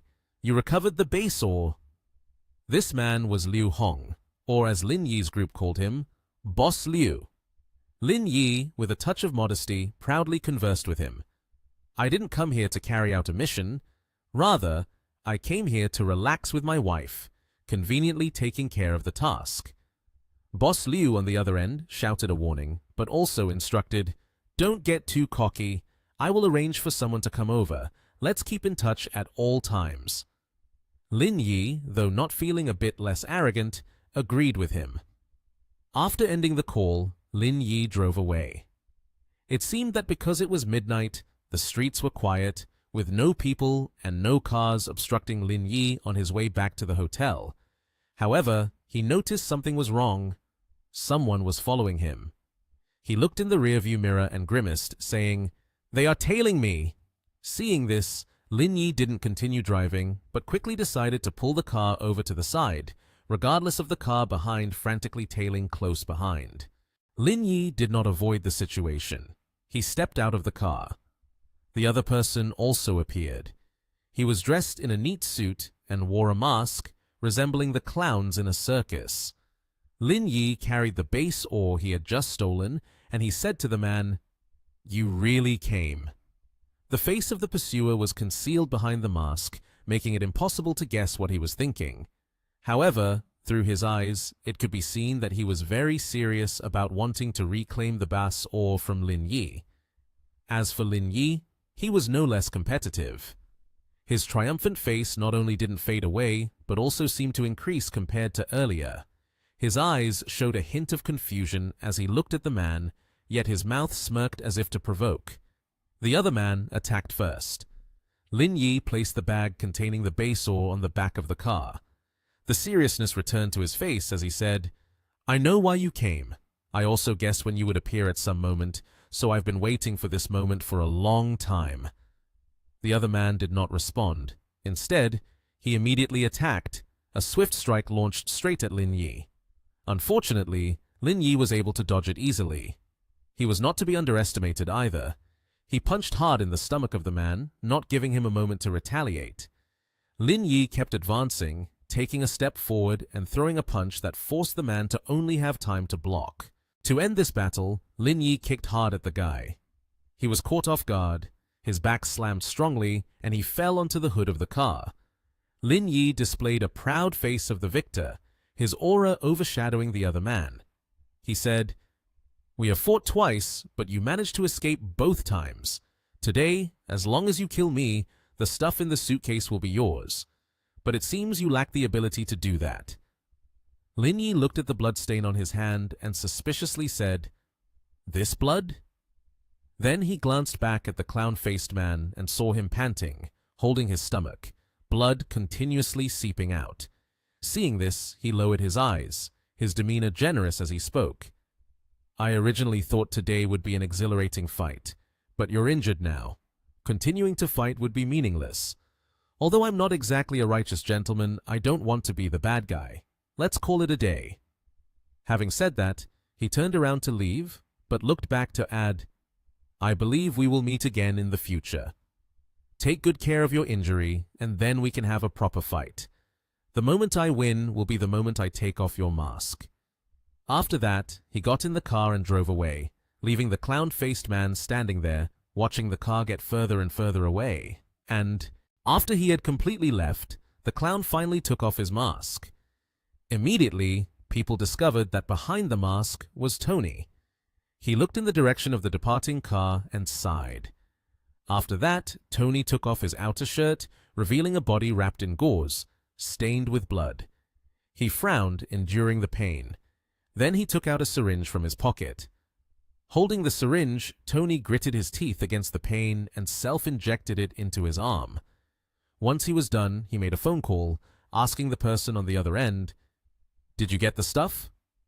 The voice on the other end replied, "All right, come back." At a restaurant, Lin Yi was munching while talking on the phone, informing the other party of his current location. I am at the Sea Area restaurant of the airport. Everyone will see me if they look inside. 20 minutes later, Liu Hong, along with Ning Che and Chiu Yu Luo, entered together. Liu Hong spoke up first. How sneaky! You actually hid here. The three of them walked over and sat down at the table with Lin Yi. As soon as they sat down, he immediately asked him, "Where's the stuff?" He still kept eating, only kicking the suitcase away from him. The suitcase was kicked to Liu Hong's feet. He seemed to have sensed it, picking it up while wondering, "How did you know that Mr. Kim's people were coming to the island?" Lin Yi heard him ask that and kept his chopsticks in hand, replying, "Earlier, I guessed that Black Gold Corporation wanted to make a deal again, and they would definitely come to the island. This is the territory of the Va family. The company recently organized a team-building event, and since I came here to join the fun, I didn't expect to actually find a clue." Hearing him say that, Liu Hong looked a bit worried. "How are you going to handle the people from Black Gold Corporation?" He was picking up food while answering him. This time, Elisa and her subordinates came. "I have dealt with her subordinates, but Elisa is very skilled. I could only defeat her, but in the end, she managed to escape." At that moment, Chiu Yu Luo suddenly asked him, "Are you sure you're not injured?" He was holding a cup of water in his hand. Hearing her ask him like that, he made a mischievous face and joked, "That's too fake. After sitting down for so long, you just remembered to care about me." As soon as he finished speaking, Liu Hong stood up and said, "Stop chatting. Let's leave it at that for now. We'll head back. If there's anything else, we can discuss it later." Lin Yi casually wiped his mouth and replied. At this moment, Ning Che suddenly spoke up. "Boss, it's really hard for us to go out, so we won't be going back with you. After all, there are still many people here." Hearing this, he was not very pleased and responded to her, "But don't stay here playing forever. Play for a few days and then come back. The nationwide recruitment has already started. We will need you all then." Upon hearing him agree, she mischievously winked and saluted in a military style. "No problem. Just one call from you, and we will be there right away." Chiu Yu Luo watched as he walked away. After Liu Hong had left, Yu Luo looked at Ning Che and asked her, "Is that okay? There are still tasks to do. Let's finish this before we continue." Ning Che, hearing this, hugged her face with one hand and pointed towards Lin Yi with the other, replying, "Lin Yi is full of tricks. Being with him is definitely fun." Lin Yi, hearing his name, conveniently asked, "By the way, I heard Liu Boss mention the nationwide recruitment. How is it progressing now?" Chiu Yu Luo raised her chin with her hand and replied to him, "The announcement has been made. I've heard that the response has been quite good, but the progress doesn't seem to be as smooth as that." Ning Che, sitting next to him, added, "There are many large clans within their family who all understand the fighting methods and how to unleash energy core power. Now that they are organizing a nationwide recruitment, it will inevitably infringe on their interests, which is why they are very resentful." After listening to the two girls, he crossed his arms and commented, "I think their objections are pointless. I will take you two to the Oman Hotel. Just report my name to check in. I have some matters to attend to and will return later." Hearing this, Ning Che winked at him. "Don't worry, we have certain plans in mind. We won't let your girlfriend know about our existence." Right after, he lightly touched her waist, not stopping. While teasing her by scratching her waist, making her shy, he joked, "What if someone ends up liking you more than Chiu Yu Luo? That would be a problem." A little later, at the internet cafe, Lin Yi walked in with a bag of snacks from behind. "Chin Han, have you had enough fun? I specially bought some snacks to come here and make amends with you." Chin Han took out a hamburger, chewing on it while reproaching Lin Yi. "Stop doing useless things. Next time, go look for Mr. Cao and Mr. Liang. Don't just rely on me." Hearing that, Lin Yi replied, "Their acting skills are not good. I can't trust them. Besides, it's not a big deal. Just outside for one night. It won't affect you much." Upon hearing this, the guy's face darkened, gritting his teeth and replying, "No effect? I want to commit suicide right now."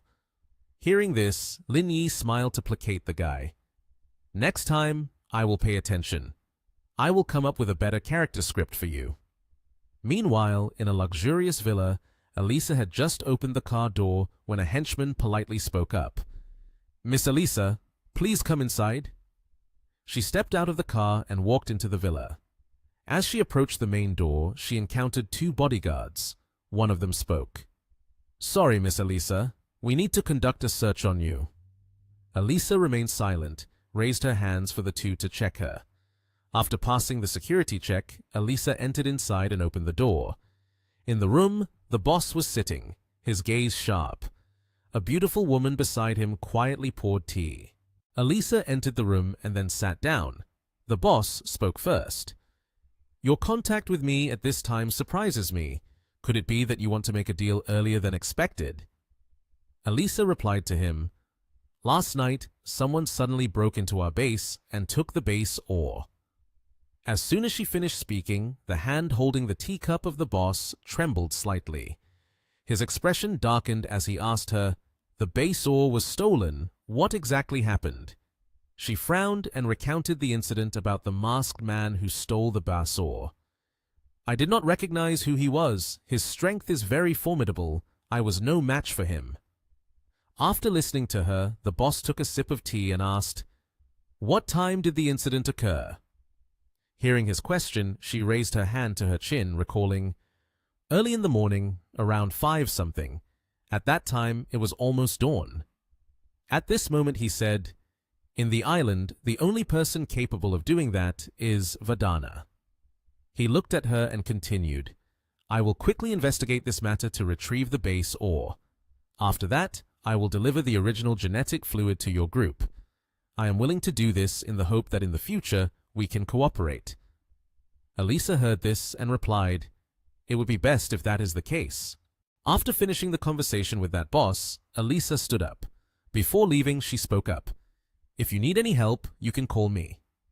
He simply replied, Okay. Just as she left, a man entered, standing respectfully to report to him, Boss, we have checked the hotel surveillance camera. Lin Yi returned to the hotel at 2 a.m. He continued to report. But at over 3 a.m., he left with someone named Chin Han. He returned to the hotel at just after 9 a.m. Hearing the name Chin Han, he immediately asked, What is the identity of this Chin Han? The subordinate replied, He is the young master of Han Hai Group, one of the top wealthy individuals in Nation H. His identity is very straightforward, not complicated at all. He added, The one who snatched Elisa's belongings must be Lin Yi for sure. We can send people to carry out the next action. Hearing this, he lowered his eyes, sipped his tea, and replied, Don't think too simply. Chin Han may have hidden identities as well. If not, Lin Yi wouldn't need to take Chin Han out together. Doing so would be meaningless. After that, he issued the directive. We should still avoid direct conflict with them. Let's think of a way to find the ore first. The younger sister's name was mentioned as she bowed her head and replied, I know, boss. At that moment, in the hotel, Lin Yi and Chin Han were walking. Ji Kyun Nian saw the two and cheerfully asked, Why are you back now? Saying that, she placed her hand on Chin Han's shoulder, feigning deep concern, and advised him, Don't be sad. The girl didn't choose you because she doesn't have good taste. I can help introduce you to someone in due time. There's no need to be upset, and definitely no need to think about suicide. Chin Han's face darkened, and he was astonished by her words. He glanced at Lin Yi, exchanging looks with him. I really thank you and your ancestors up to the 8th generation. Lin Yi merely smiled, pretending nothing had happened. Then he placed his hand on Chin Han's shoulder, looking at him and expressing, We're all brothers, no need for such formality. It's what I should do. Chin Han was furious, but felt powerless. Ji Kyun spoke up to the two. All right, if the matter is over, let's not mention it again. Today's itinerary is all set. Let's go soak in the hot springs. I'll go call Yuan and the others to gather, and then we'll prepare to set off. After listening to her announcement, Lin Yi glanced at Chin Han. Let's go, we should also get ready. We'll be leaving soon. When Ji Kyun turned away, Chin Han immediately placed his hand on Lin Yi's shoulder, looking at him with cold eyes. Regarding the scandal, I will not hold it against you any longer. But wait a moment. After we soak in the hot spring, if you don't sort things out clearly, I will report you to Mr. G. Hearing the threat from the guy, dark lines appeared on Lin Yi's forehead, feeling a bit helpless. He pushed his hand away. I knew you wouldn't change. I've already arranged everything. Go pack your things first. Chin Han was not very convinced. Don't try to lie to me. You always stick with me. What could you possibly arrange?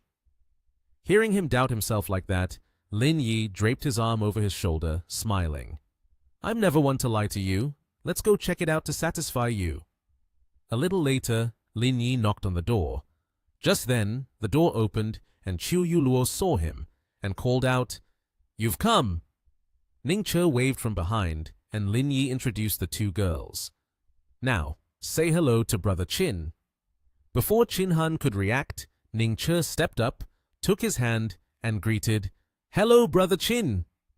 Leaving him momentarily speechless. Chu Yuluo behind also waved at him.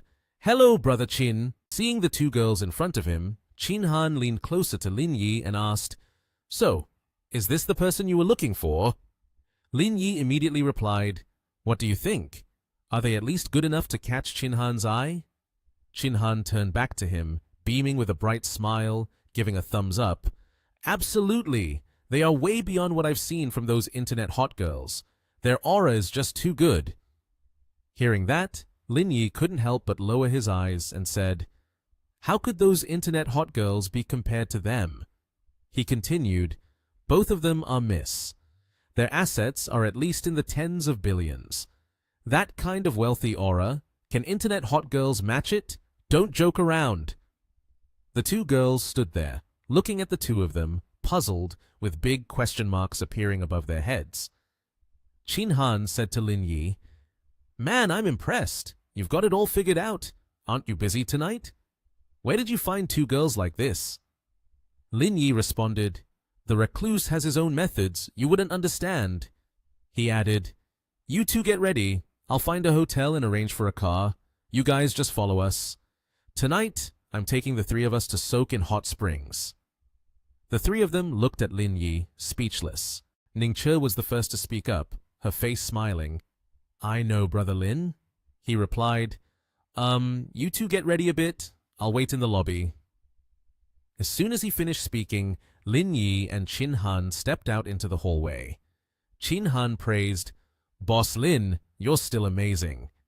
He continued, Mr. G is still here, yet you took the two girls out to play, and each of them listens to you like that. Truly a trap boy.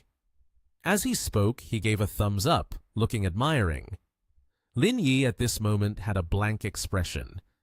When they reached the elevator, Lin Yi pressed the down button and the elevator doors opened. The two stepped inside. Lin Yi said, Don't waste words. Quickly get ready to set off.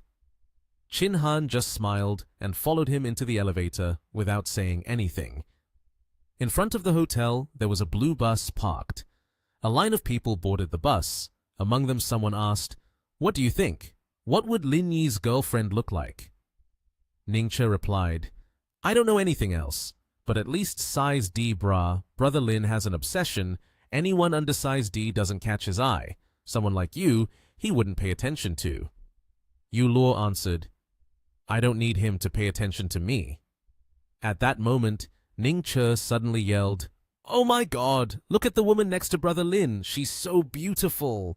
At this moment, Ji Qunnian was standing next to Lin Yi. She was wearing a tight-fitting bodycon dress, accentuating her perfect curves. Yu Luo exclaimed, No wonder so many beautiful women come to him. He doesn't even glance at them. With a wife as stunning as her, who could possibly look at another woman? Ning Che replied, Of course. I've told him clearly several times, but he still has no intention of sleeping with me. Yu Luo then pulled Ning Che's hand, saying, Stop looking. Let's hurry and rent a car. We have to follow them later. Ning Che replied, Okay. After that, the two left. At a villa, Lin Yi and Qunnian were talking. Qunnian sighed, I've been here before, but why does it not feel as beautiful as it does now? While speaking, she stretched her arms. Lin Yi hugged Kyunyan and said, "It's because you are here with me that it feels different." She placed her hand on Lin Yi's lips and then said, "That might really be the case." After that, the two kissed. Kyunyan spoke, "Wait, we still have to go soak in the hot spring later." Lin Yi answered, "That's exactly why I have to help you change clothes."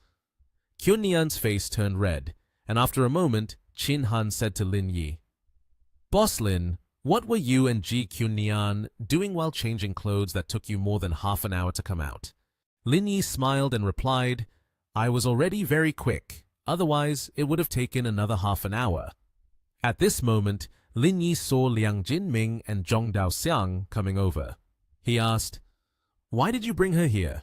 Jinming then replied, "You all have girlfriends, and I have to bring someone along too. Otherwise, it would be really boring." Daoxiang bowed and greeted, "Hello everyone, I am Zhong Daoxiang. Please take care of me." Kyunyan smiled back. "No need to be so polite. If you are Jinming's friend, you are our friend too. Let's have fun together." "Miss Zhong, the itinerary for this afternoon is up to you, okay? You are the one from here, so you are familiar with this place," Jinming said as he walked along with everyone. Daoxiang happily responded, "That's no problem. I have been here several times, quite familiar with it." As they walked, Daoxiang introduced, "There are many scenic spots around the volcano. Today we can have fun nearby, and later we can go soak in the hot springs." Kyunyan replied, "Okay, we'll listen to you." At this moment, behind the five people, there was a man watching them. He was wearing a suit and glasses, quietly following the figures of the five without saying a word. He lifted his glasses with his hand, and his expression darkened a bit. Kyunyan was currently posing for a photo with a girl. Both of them were in high spirits. Daoxiang was taking pictures for them, and behind them were four men waiting. The two in the front were Liang Jinming and Zhong Yuan. Jinming spoke first. "Look, I was right to invite Zhong Daoxiang. She's not only a beauty, but also acts like a proper tour guide. Much better than us going out to have fun." Zhong Yuan replied, "Don't make it so obvious. You're just uncomfortable because there are no women around, so you called her out with you." Jinming laughed. "What kind of remark is that? Can't it be that my charm is what attracted her?"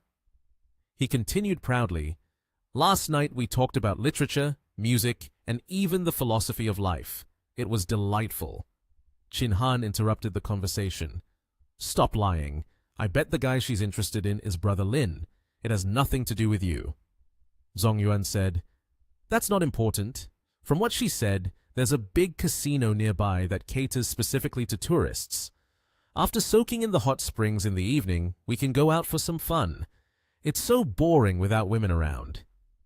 Chin Han replied, "With Brother Lin here, do you really think our team could possibly be short on women?"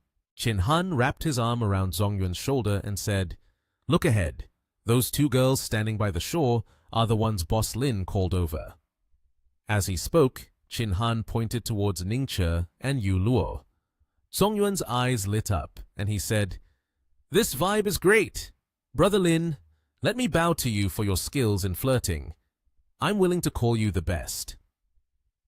That night, Lin Yi was soaking in a hot spring when Zhong Daoxiang approached and said, "Mr. Lin, they are all in the lounge. Don't you want to go hang out with them?" "It's too noisy, and it's rare to have some time to rest. It's better to keep it a bit quieter," Lin Yi replied. Daoxiang continued, "So, Mr. Lin, do you want to eat something? I can prepare something for you." Lin Yi responded, "No need. You've been out all day. Take a break." Daoxiang smiled and said, "I'm not tired. I'll just go get you a glass of water." Just as Zhong Daoxiang left, Yu Luo arrived. As she approached, she asked, "Are you interested in that girl?" "How could it be? Why would you ask something like that?" Lin Yi replied. Yu Luo sat down next to Lin Yi and continued, "I feel like there's something complicated going on. I can't handle it." Lin Yi burst into laughter. "Ha ha ha ha! She's just teasing you, saying what she wants." At this point, he fell silent, not continuing. After a moment, Lin Yi resumed. She is a renowned beauty queen. This might be a requirement of her profession. Yuluo blushed and asked, "You haven't played with a beauty queen yet, have you?" Lin Yi was taken aback, standing still for 5 seconds. Then he replied, "The way you use playing is truly excellent. You have quite a high opinion of me." Yuluo continued, "When they reach the level of a beauty queen, they are highly sought after, quite aloof and graceful. Like female stars in the entertainment industry, it's rare to see someone like her take the initiative to get close. I guess she knows you are the rich and wants to make a lot of money from you." Lin Yi stood up, grabbed a towel, and wiped himself off. He confidently replied, "Don't worry, I'm not interested in her." At this, Yuluo finally felt relieved. "I think so too. At your level, you probably wouldn't pay attention to women like that." When Lin Yi returned to his room, he opened the door and saw Qunian. She was drying her hair, and upon seeing him back, she asked, "You're back! Just in time. Help me dry my hair." Lin Yi approached to help Qunian blow dry her hair.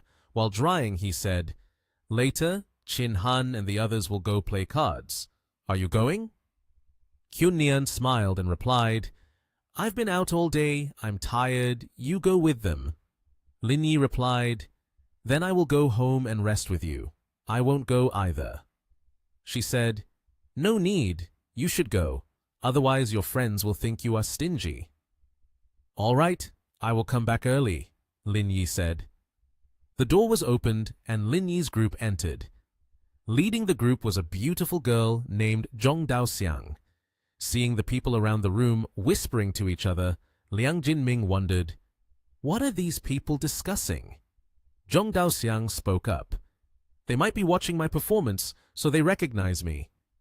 Liang Jinming exclaimed, "In that case, I understand now. No wonder she is a top beauty, treated like this. She is about to become a star." There were 2 people sitting at a table. Suddenly the bald man said to the person next to him, "That woman looks a bit familiar. It seems I've seen her somewhere before." Zhao Zuochen looked closely for a moment and suddenly remembered. The woman next to that man is Zhong Daoxiang, one of the 3 famous top beauties. I even spoke well of her. Her skill is indeed very high. The bald man suddenly had an idea. "Mr. Zhao, coincidentally, we need to discuss some matters shortly. Can we invite her over for some enjoyment? I'm quite interested in her." Zhao Zuochen immediately agreed without hesitation. "Of course." He smiled and added, "Let me call someone to inform her. Call her over."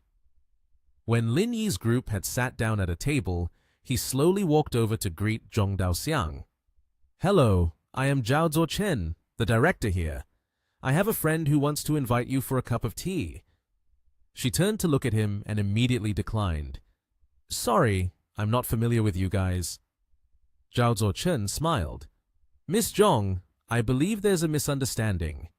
He explained, "My friend has seen your performance and recognized you right away, which is why he asked me to come over and invite you to his room to chat." He appeared generous and added, "Of course, we will cover the expenses." Zhong Daoxiang remained unyielding in the face of that money and calmly replied, "Sorry, I'm here to hang out with my friends this time. If you want to see my performance, you can come to the bar next time." Zhao Zuochen, seeing that he couldn't invite her, turned to Lin Yi and said, "Hello, we would like to invite Miss Zhong to join us for some fun. I hope you agree." Lin Yi was taken aback. Then he coldly replied, "She has already rejected you. That's her business. You should talk to her. What does telling me do?" He frowned slightly but still spoke politely. "Ms. Zhong is coming with you. If you agree, I think Miss Zhong will agree to go with us." Lin Yi didn't bother to show him any respect. "This has nothing to do with me. You should ask her." Zhong Daoxiang, seeing this, bowed her head and apologized to Zhao Zuochen once again. "I have to stay with Mr. Lin, so I'm sorry." Zhao Zuochen was genuinely angry. He pointed directly at Zhong Daoxiang's face and warned, "If Ms. Zhong doesn't want to go, we won't force her. But in the future, we probably won't come to cheer for you anymore." Then he turned and left in frustration. On this side, the bald guy saw his friend return alone without the beautiful girl and was a bit confused. "Why are you back alone? Where's Ms. Zhong?" Zhao Zuochen snorted coldly and explained, "She said she was coming with a friend." Hearing this, the bald guy immediately slammed his hand down on the table. "What kind of excuse is that?" He calculated for a moment and then announced his plan. "Her friends are probably people from Nation H. Arrange for someone to teach them a lesson so they know whose territory this is." His gaze was filled with malice. Zhao Zuochen nodded in response. "Understood. I will go arrange things on this side now." Qiu Yuluo was surprised by his skill in the game. "Just a little, and you've already won over 700,000. Lin Yi glanced behind him and coldly replied, "Those two have also won over 1 million. Today, everyone's luck is so good that it's explosive. It feels a bit strange." Zhong Daoxiang also spoke up. "Mr. Lin, our luck seems to be very good." Lin Yi chuckled lightly, but he remained very cautious about this unusual situation. Indeed, where there is unusual good fortune, there is bound to be bad news. Just taking the money isn't necessarily a good thing. It should be over soon. Then he began to stand up, stretched his shoulders, and said to his friends, "Let's go. It's time to stop and find a place to grab a late-night bite and have a drink." Hearing this, they didn't hesitate any longer and stood up to leave. Following behind him, as they approached the exit, suddenly 2 security guards blocked his way. "Wait!" Liang Jinming's face darkened. He pointed at them and angrily said, "What are you doing? Is the money not enough for you to let us go?" A sudden voice sounded. Someone approached him. "Of course you can leave after taking the money, but you are cheating. Therefore, we cannot let you go." The person who came closer was none other than Zhao Zuochen, along with his tall and powerful henchmen behind him. After Xiang Wang blocked his way, Lin Yi said, "I knew it. Continuously taking money is a bit unusual. It must be your arrangement, right?" Xiang Wang replied, No, don't say that. Although Miss Zhong declined our invitation, that is a different matter. I brought people here to deal with the cheating." Miss Zhong Daoxiang spoke up. "I can attest Mr. Lin did not cheat. Don't speak recklessly." Xiang Wang, angry, said, "Miss Zhong, this is not something you can just talk about. I guess you must have believed his lies, which is why you are speaking up for him. You have been fooled by him." Lin Yi pulled Zhong Daoxiang's shoulder and said, "You step back, let me talk to them." Miss Zhong said, "Let me reason with them." Ning Che pulled Miss Zhong back and said, "Talking is a waste of breath. It's better to find a place to sit down and relax." Yu Luo said, "That's right. Let's find a place to sit, so Lin Yi can handle this himself."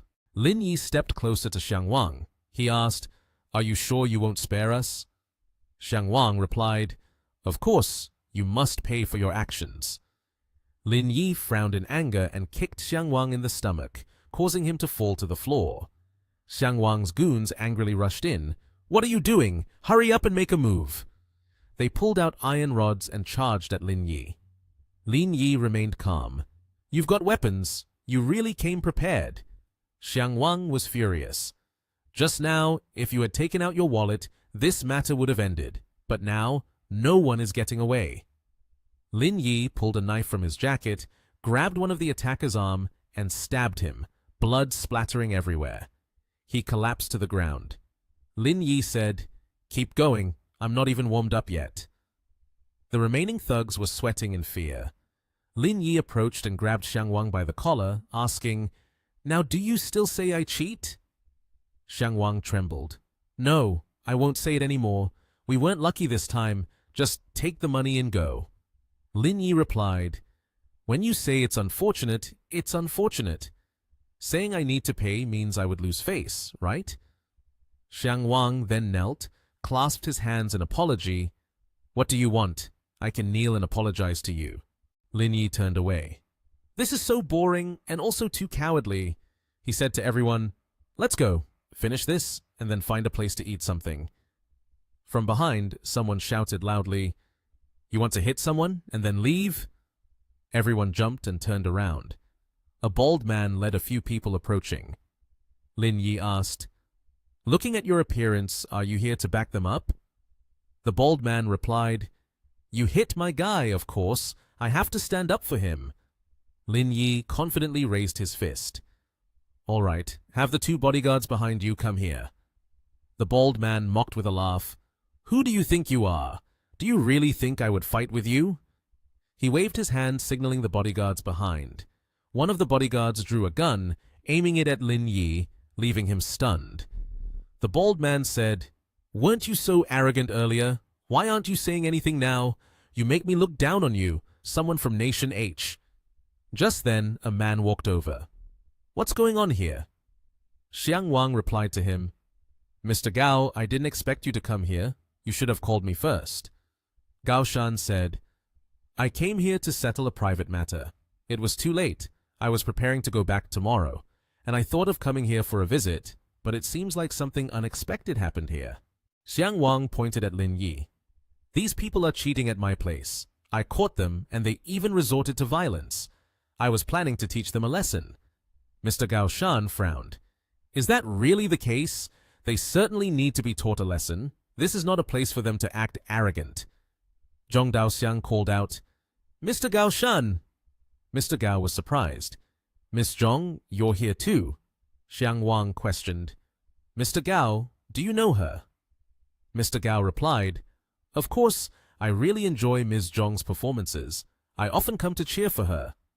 He turned to her and asked, What is going on? Why are you here? Ms. Zhong answered, They are my friends. We came here to have some fun today. But they have falsely accused us of cheating, which is not true. They are the ones making false allegations against us. Mr. Gao Shan, I hope you can help me. Mr. Gao then turned to Xiang Wang. Is the situation as she said? Xiang Wang silently nodded. The bald man protested. This guy is very arrogant. Therefore, I'm preparing to help Manager Zhao teach him a little lesson. Mr. Gao happily intervened. Ms. Zhong is my friend. Plus, this incident is originally your guy's fault. So let's just drop it. The bald man said, Mr. Gao has already said, so I will show you some respect. I won't argue with him anymore. Mr. Gao said, Ms. Zhong, the matter has been resolved. How do you feel about it? Zhong Daoxiang lowered her head happily. Thank you, Mr. Gao Shan. She pulled Lin Yi's hand. Mr. Lin, the matter here is settled. Let's go. Lin Yi replied, Why leave? I have time to spare. He turned to provoke the bald man. You don't need to respect anyone. Do whatever you want. The bald man was angry. I am respectful to Mr. Gao, which is why I didn't argue with you. Don't overstep your boundaries. Lin Yi confidently responded, I've already told you, there's no need to respect anyone. The bald man turned to Mr. Gao and said, Mr. Gao, I did what you said, but he is too arrogant. I feel like I need to teach him a lesson. Mr. Gao contemplated, Lin Yi isn't accepting help. Does he doubt my identity? Zhong Daoxiang also had her calculations. What to do? If something unexpected happens to Lin Yi, it will deviate from the original plan. One person raised a gun. The bodyguard pointed the gun directly at Lin Yi. The bald man said, You originally had a chance to leave here, but you didn't appreciate it. I hope you won't regret your decision just made. Lin Yi pointed to the middle of his forehead. Tell your subordinate to shoot towards here. Ningche found it interesting. This guy is truly insane, has no limits anymore. But he's someone I like. The bald man was nervous. You really don't think I dare? Go ahead, cripple one of his legs. The bodyguard raised his gun to shoot. Lin Yi lifted one leg and avoided it. Everyone was stunned. Zhong exclaimed in surprise. He actually dodged the bullet. The bodyguard raised his gun again. Lin Yi pulled out a small knife and threw it at the bodyguard's hand. He pointed behind him. Isn't there another bodyguard behind you? Let him give it a try. The bald man hurriedly waved his hands. No more trying. You guys go ahead. Lin Yi was still toying with the knife. If you apologize sincerely, I might consider forgiving you. The bald man, angry, threatened, I am a member of the Va family heavy industries. If you dare to lay a hand on me, our group's legal department will hold you accountable. He was immediately grabbed by Lin Yi by the collar. Lin Yi pointed the knife at him. Still being stubborn? The bald man nervously said, Don't! I'm sorry. I'm sorry must have the demeanor of an apology, otherwise it's not sincere, Lin Yi said. He was worried. Lin Yi pressed him to kneel down. He raised the knife. Apologize. The bald man bowed and shouted, I'm sorry! I was wrong! Ningche looked on with admiration. This move is really cool. Lin Yi turned and walked away. Considering you guys are so sincere, I won't pursue this matter today. But if there's a next time, it won't be that easy. He said to his friends, Let's go, let's eat. I'm hungry.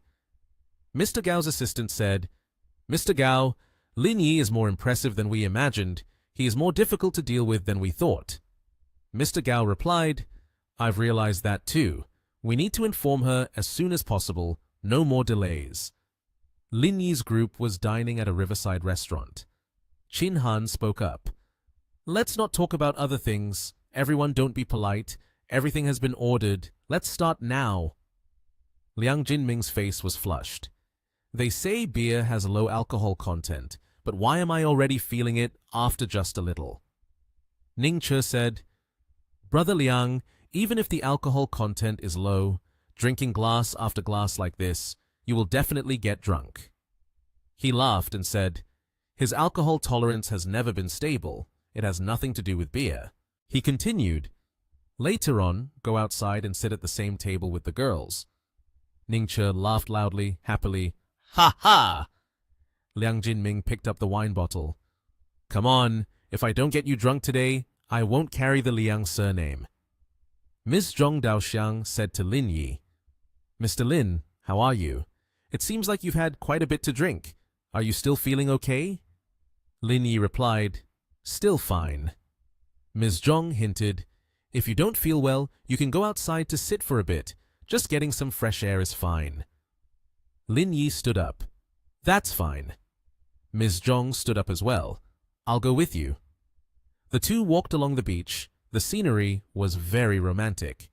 Ms. Zhong Daoxiang pointed to a bench. Mr. Lin, let's sit over there. She went to the bench and sat down. She leaned her head on Lin Yi's shoulder. Mr. Lin, did you come to the island for vacation this time? Lin Yi replied, I'm leaving tomorrow. This time it's a company outing, so we can't stay here too long. Miss Zhong continued, If I ever have the chance to visit Country H, can I look for Mr. Lin? Don't misunderstand, I have no intention of disrupting the relationship between you and your wife. Lin Yi happily responded, Don't worry, I don't overthink like that. If you really can come, then it definitely won't be a problem. Ko Zhong, feeling sad, said, Actually, I know that you may not be here for too long, so I have something I want to tell you. She gathered all her courage and spoke. Mr. Lin, I like you. Lin Yi replied, We've only known each other for 3 days, and you already say you like me. Isn't it a bit cheap to like someone like that? Ko Zhong stood up and expressed her feelings. Mr. Lin, I'm not lying to you. I mean every word. I really like you, but I know you won't like me. I am not worthy of you. Her eyes were watery.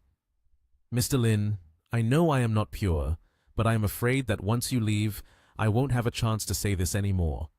Mr. Lin, I have prepared a gift for you, and I hope you can accept it. Lin Yi was bewildered. A gift? Ko Zhong took out a watch. I used to know an older sister. She said she liked to watch your performances, so she gave me this watch. Today, I want to give it to Mr. Lin as a keepsake. She kept shaking the watch in front of Lin Yi. Mr. Lin, is this watch beautiful? Lin Yi answered, Beautiful, but his eyes were no longer clear. Ms. Zhong continued to shake the watch and asked, So take a closer look. Do you like it? In Lin Yi's eyes, there was only the image of the watch swinging back and forth. I like it. Ms. Zhong continued to ask, So look a little closer and tell me, do you like it a lot? Lin Yi answered absent-mindedly, I like it very much. After that, Ms. Zhong snapped her fingers to signal. 3 men appeared from behind the bushes. It was Mr. Gao Shan. He stepped out with 2 other men and asked, "Miss Zhong, is it all sorted out?" Miss Zhong replied, "He's too cautious. If I don't use this method, it will be very difficult for me to approach him." Mr. Gao said, "Well, that's good then. You ask him where the hidden black suitcase is. I will take the people to look for it now." Zhong Daoxiang sat down and asked Lin Yi, "Mr. Lin, I want to know, do you have a black suitcase on you? What's in the black suitcase?" Lin Yi answered vaguely, "Yes, the suitcase contains the ore first." Mr. Gao's eyes lit up. "Quick, ask him where the black suitcase is." Ms. Zhong asked again, "Mr. Lin, where is the suitcase you got?" Lin Yi replied, "It's—" After that, he fell silent, and Mr. Gao was surprised. "What is going on here?"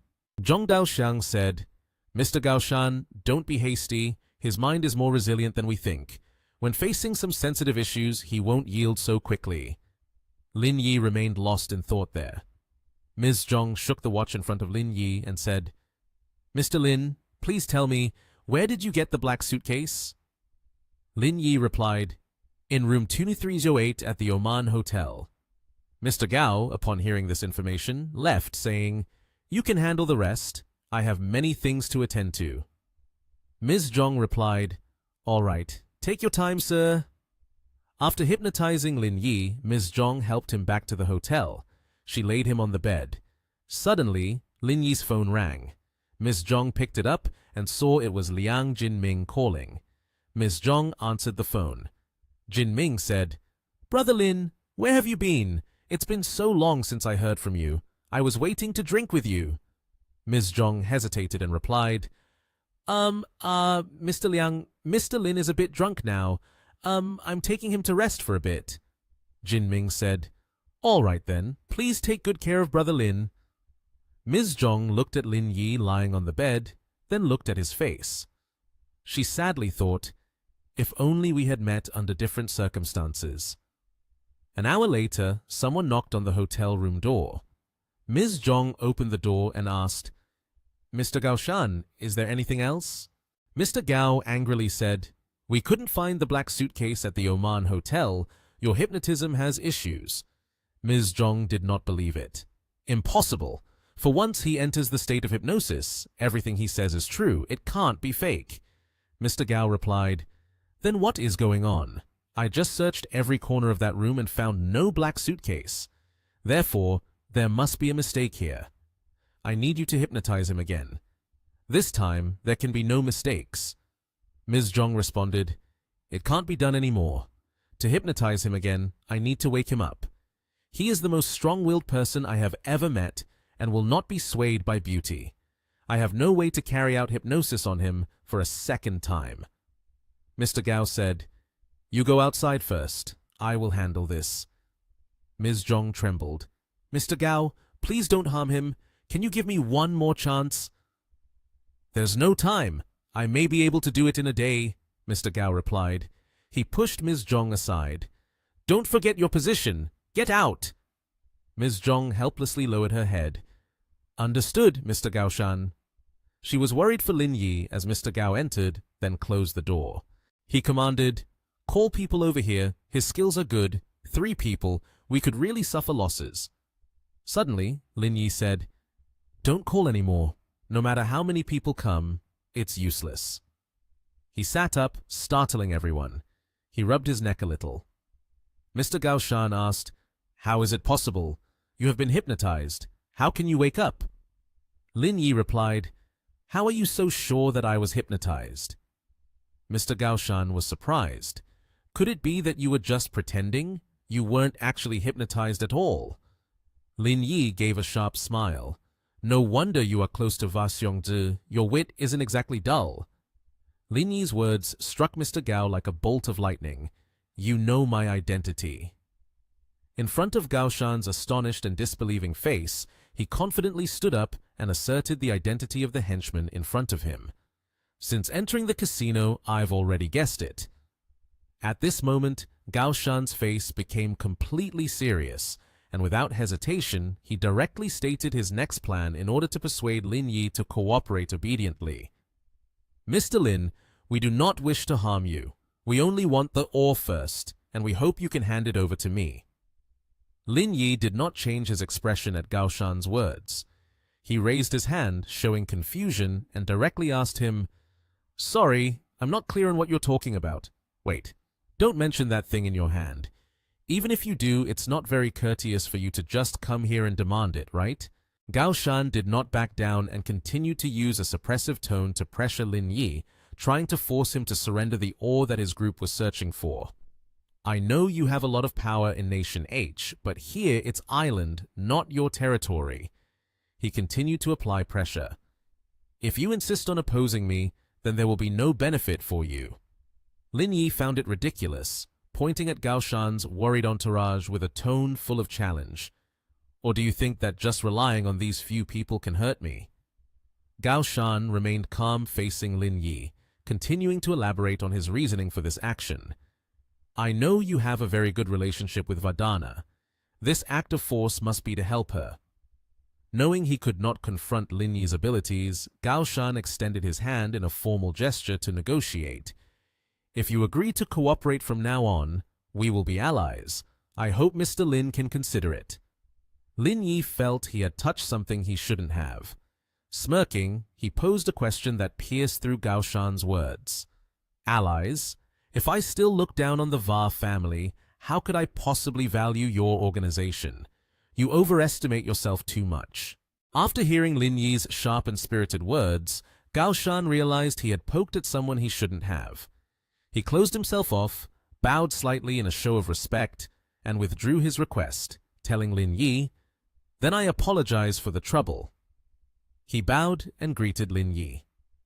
Gao Shan and his associates quickly left, opening the door to find their faces filled with astonishment at those they encountered outside. Ning Che and Chiu Yu Luo had been waiting there for an unknown amount of time, their expressions suggesting they fully understood what had just transpired. They leaned on their hands, looking towards Gao Shan, who was surprised and exuding the confidence of a winner. Gao Shan turned to Lin Yi, perplexed, and posed a question amid his joy. "Our people have been following you the whole way, and yet you still managed to call someone else." Lin Yi raised his hand, poking at his ear with an indifferent and smug expression, and responded, "When Zhong Daoxiang supported me, I quietly sent a message notifying them." He continued with a challenging remark. "In terms of playing schemes and tricks, your level is truly lacking." Gao Shan felt that these people were genuinely not simple, and quickly issued a warning to Chiu Yu Luo and Ning Che. "What exactly do you want to do? I hope you don't get involved in this matter. It doesn't concern you." Ning Che found the man's words in front of her truly ridiculous. With a fiercely assertive tone, she broke down each word defiantly, responding without any leniency, full of vigor. "If it's irrelevant, can you not make a move? Are you all too naive?" Ning Che could no longer hold back. She directly lunged forward, jumping straight at Gao Shan with her nimble agility, ready to fight. She delivered a powerful punch to the back of the agent in front of her. Her eyes blazed with fire and murderous intent, without a moment's hesitation or compassion. The punch left Gao Shan gasping for breath and at her mercy. Chiu Yu Luo did not just stand by with her arms crossed. She joined Ning Che in taking down the adversaries.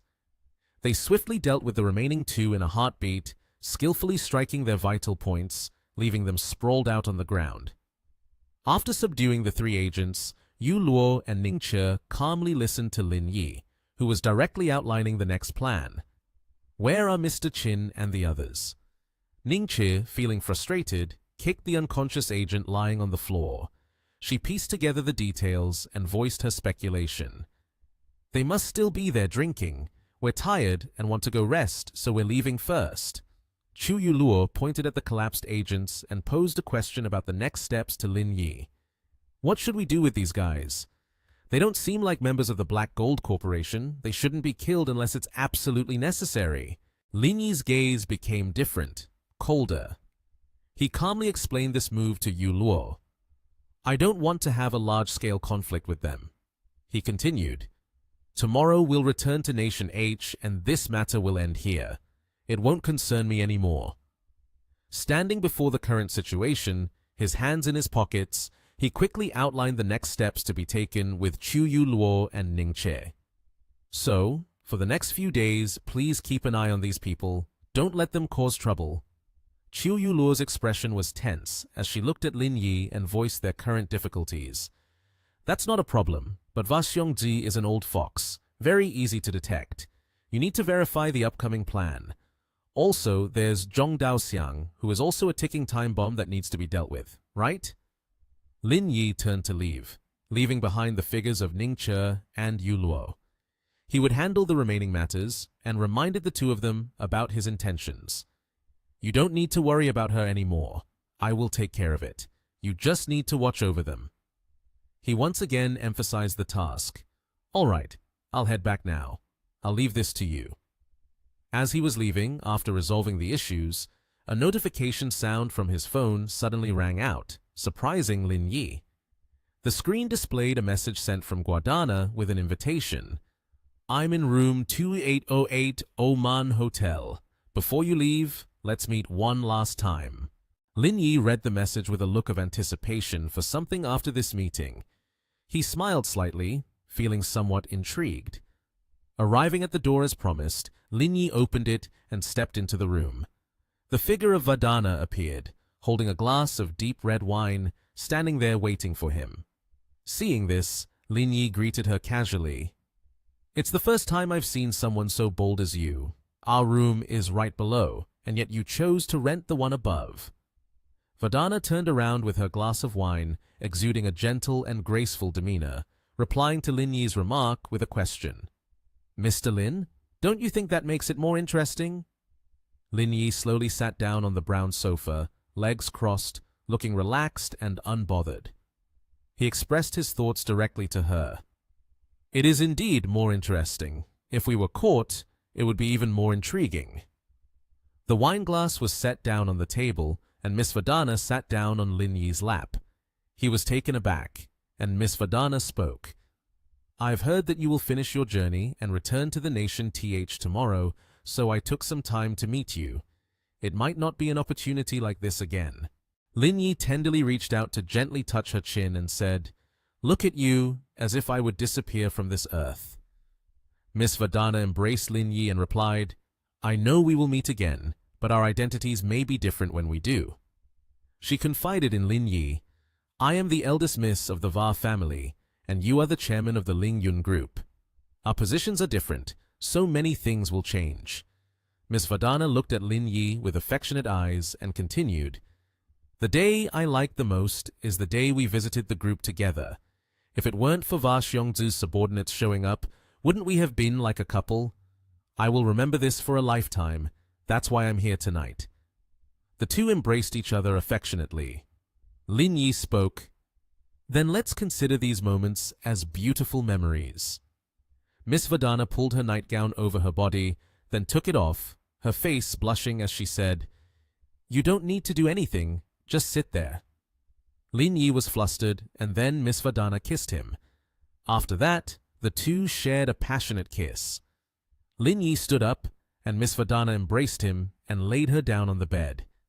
She blushed as she looked at Lin Yi, and then they exchanged a passionate kiss on the bed.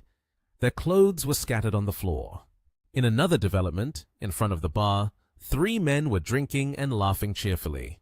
Suddenly, a girl approached and asked, why are there 3 of you? Where is Lin Yi? The woman who just asked that was Ji Qunian. Following her were Tian Yan and Yuan. The man with blonde hair was Qin Han. Seeing the girls coming over, his face turned anxious. The man standing behind was Liang Jinming. He placed his hand on Qin Han's shoulder, and the two exchanged signals. Qin Han nervously said, Ah, right. Where is Boss Lin? He was just here a moment ago. Why isn't he around now?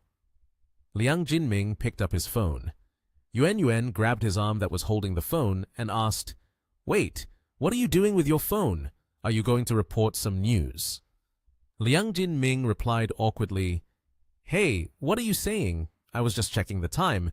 How could I be reporting anything? Yuan was suspicious. Really? Chin Han chimed in. I guess Brother Lin must be in the restroom. He'll be back in a bit. Everyone just wait here. Don't rush. Yuan was unconvinced, responding, I feel like you guys definitely aren't up to anything good. He isn't secretly flirting with my senior behind my back, is he? Chin Han was startled and exclaimed, Yuan, don't talk nonsense. Brother Lin was just here. How could he be out chasing girls? Yuan got angry and looked at the other man, Gao Zongyuan. She pointed and commanded, You call him right now. Don't tell him we are here. Ask him where he is. Gao Zongyuan looked confused and scared and said, Why me? Yuan interrupted, Stop talking so much. Gao Zongyuan calmly replied, If we have to call, then let's just call. What's the big deal? The phone call was made to Lin Yi, and after a prolonged tone, the notification came. The number you have dialed is currently unavailable. Gao Zongyuan hung up and hurriedly explained. He must be in the restroom, unable to answer. Everyone, just wait here for a bit. Brother Lin will be back soon. Yuan pulled Ji Qunnian to sit down on the chair. Chin Han looked at the two women sitting down and thought, Phew, safe. Suddenly, the phone vibrated. It was Lin Yi calling. Gao Zongyuan looked at the phone screen, his face filled with anxious panic, thinking, WTF! Why is Brother Lin video calling? If he sees us, everything will be exposed. Yuan suddenly appeared behind Gao Zongyuan, startling him. She said, It's Lin Yi. Quickly answer the call. Why are you just standing there? Lin Yi answered the call without any preamble and coldly asked, What's up? Hearing this, Gao Zongyuan immediately asked, Lin, Brother Lin, where are you? Yuan beside him widened his eyes in surprise. Lin Yi smiled and replied, I'm in the room. He stood up, wearing nothing but a pair of shorts, then laughed and said, I was tired from playing down there, so I came up here to sleep, conveniently to warm up the blanket for my wife, or else she'll be cold while sleeping. Lin Yi's three friends were astonished, panicking. They couldn't believe what they had just heard and thought, What kind of chaos is this? How can he do that? Lin Yi picked up his phone and held it up in front of him, then said, You called me. What's the matter? Is it about He Yuan? Are they coming back to criticize me for cheating? Over there, Yuan hinted, Not that. Gao Zongyuan followed suit. Not that. I won't talk to you anymore. You continue to do your blankets. We'll continue here. Lin Yi replied, Okay. Yuan walked over to Ji Qunnian, rubbing his head and said, Not a bad performance. You didn't do anything bad. Ji Qunnian smiled proudly. Of course. Although I've played with Brother Liang for so long, I haven't been infected by him. Tian Yan and Chin Han sat quietly, listening to the whole situation. Tian Yan whispered to Chin Han, With Mr. Lin's easygoing nature, how could he possibly go to make the bed warm? Mr. Lin must not be specifically going to make the bed warm, right? Chin Han whispered back, Actually, we find it hard to understand too. Chin Han continued to chuckle softly. Clearly he went out to play, but he came back in the blink of an eye. It's really miraculous. Tian Yan took a glass of wine and said, Mr. Lin is indeed quite amazing. Outside, there was a sound of the door opening. Lin Yi was wrapped in a blanket playing games when he heard the noise and glanced over, seeing it was Ji Qunnian. Lin Yi expressed his happiness. Oh, you're back so soon? Ji Qunnian replied, I've been playing for a while already. She smiled and said, You did quite well today. You knew to come back early to warm the bed. People down below view you as a role model. Ji Qunnian sat on the bed. Lin Yi approached. I came back early yesterday because you said it was cold when you slept. Ji Qunnian responded, Mr. Lin has improved. With that, she placed her hand on Lin Yi's hand, looking at him with affectionate eyes. This is a reward. Keep trying next time. After saying that, the two kissed.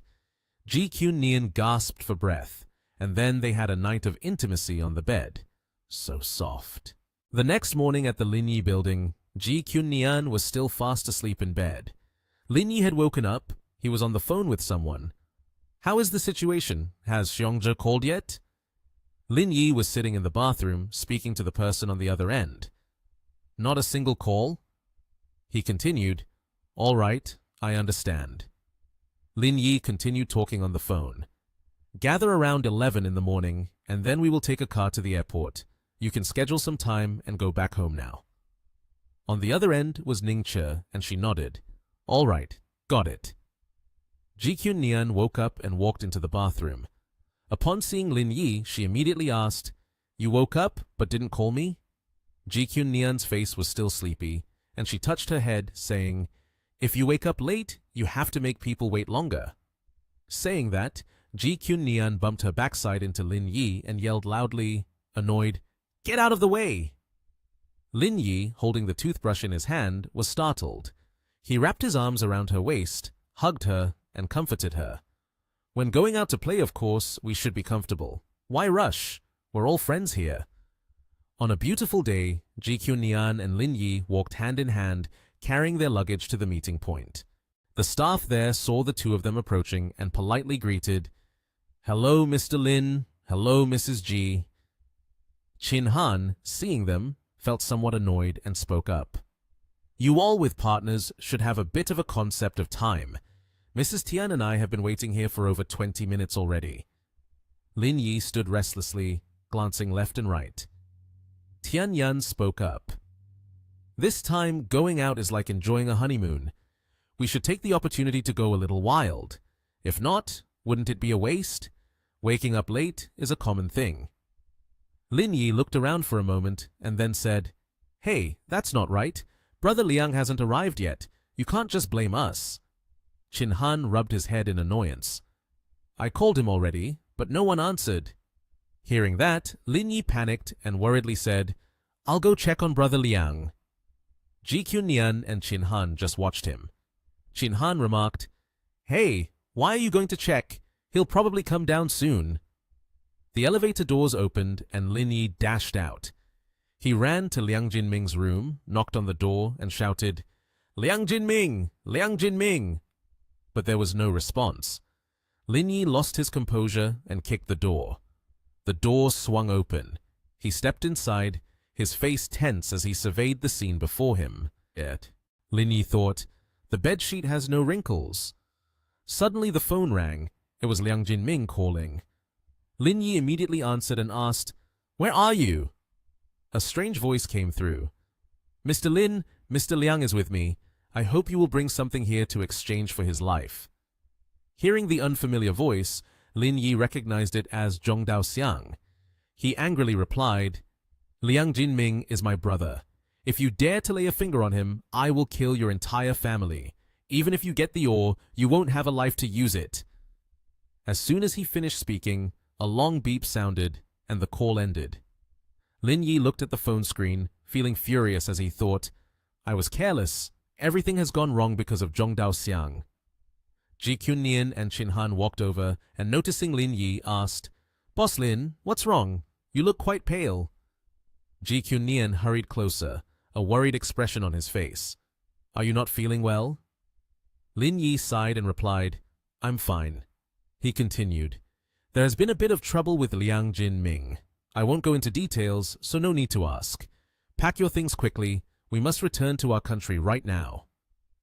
Chin Han was startled and asked, Are we leaving now? Lin Yi replied, Right, let's go quickly. Don't waste any time. Everyone should go back to their own business. Don't think too much about Brother Liang. Angrily, he gritted his teeth and said, I will definitely bring him back. Chin Han patted his shoulder, trying to comfort him. We believe in you. Go on. Don't delay any longer. Ji-Kyun Nian anxiously looked at him. You've never been this tense before. What exactly happened? Can you tell me?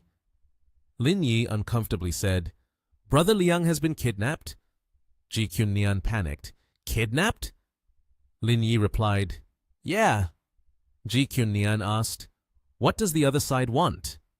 Lin Yi answered, Let's not discuss that for now. Prepare to go back home first. I'll handle the rest. I need to split off shortly and go to Yanjing to take care of some matters. Ji-Kyun Nian worriedly said, Please be careful. At the organization's base, a knock on the door sounded. Lin Yi entered, and a voice said, "Lin Yi, why are you back?" It was Liu Hong. He smiled and asked, "Is the mission completed? Why do you look so grumpy? Did you have a fight with your girlfriend?" Lin Yi spoke up. "I need 2 kilograms of ore. Can you lend me some?"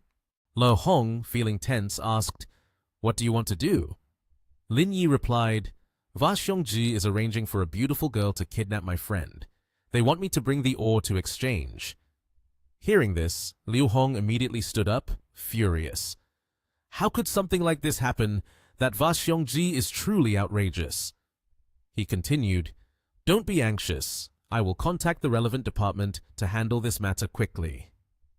Lin Yi's expression turned grim as he said, "I don't hope for them to resolve it. You just need to give me 2 kilograms of ore." Liu Hong slammed the table, angrily pointing at Lin Yi and saying loudly, "This is nonsense.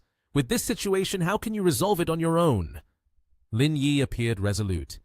"I don't have that much time. I have to handle it myself." He continued, "I know this affects the regulations, but I still hope you can give it to me."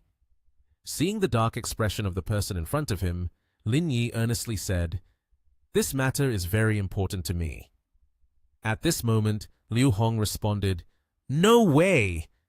Indeed, he still had to tactfully refuse. "When I brought the ore back, it had already been submitted to my superiors. Even if I wanted to help you, it would be useless." Although Liu Hong could not help Lin Yi, she quickly comforted him. But with things happening like this, the organization cannot blame others. This matter will definitely be taken a responsibility for until the end. Lin Yi's hand tightened and he turned away, refusing. "Then there's no need." Seeing Lin Yi leave in a gloomy manner, Liu Hong's expression remained serious, unchanged. At 8 p.m., the round moon cast its shadow on the leaves.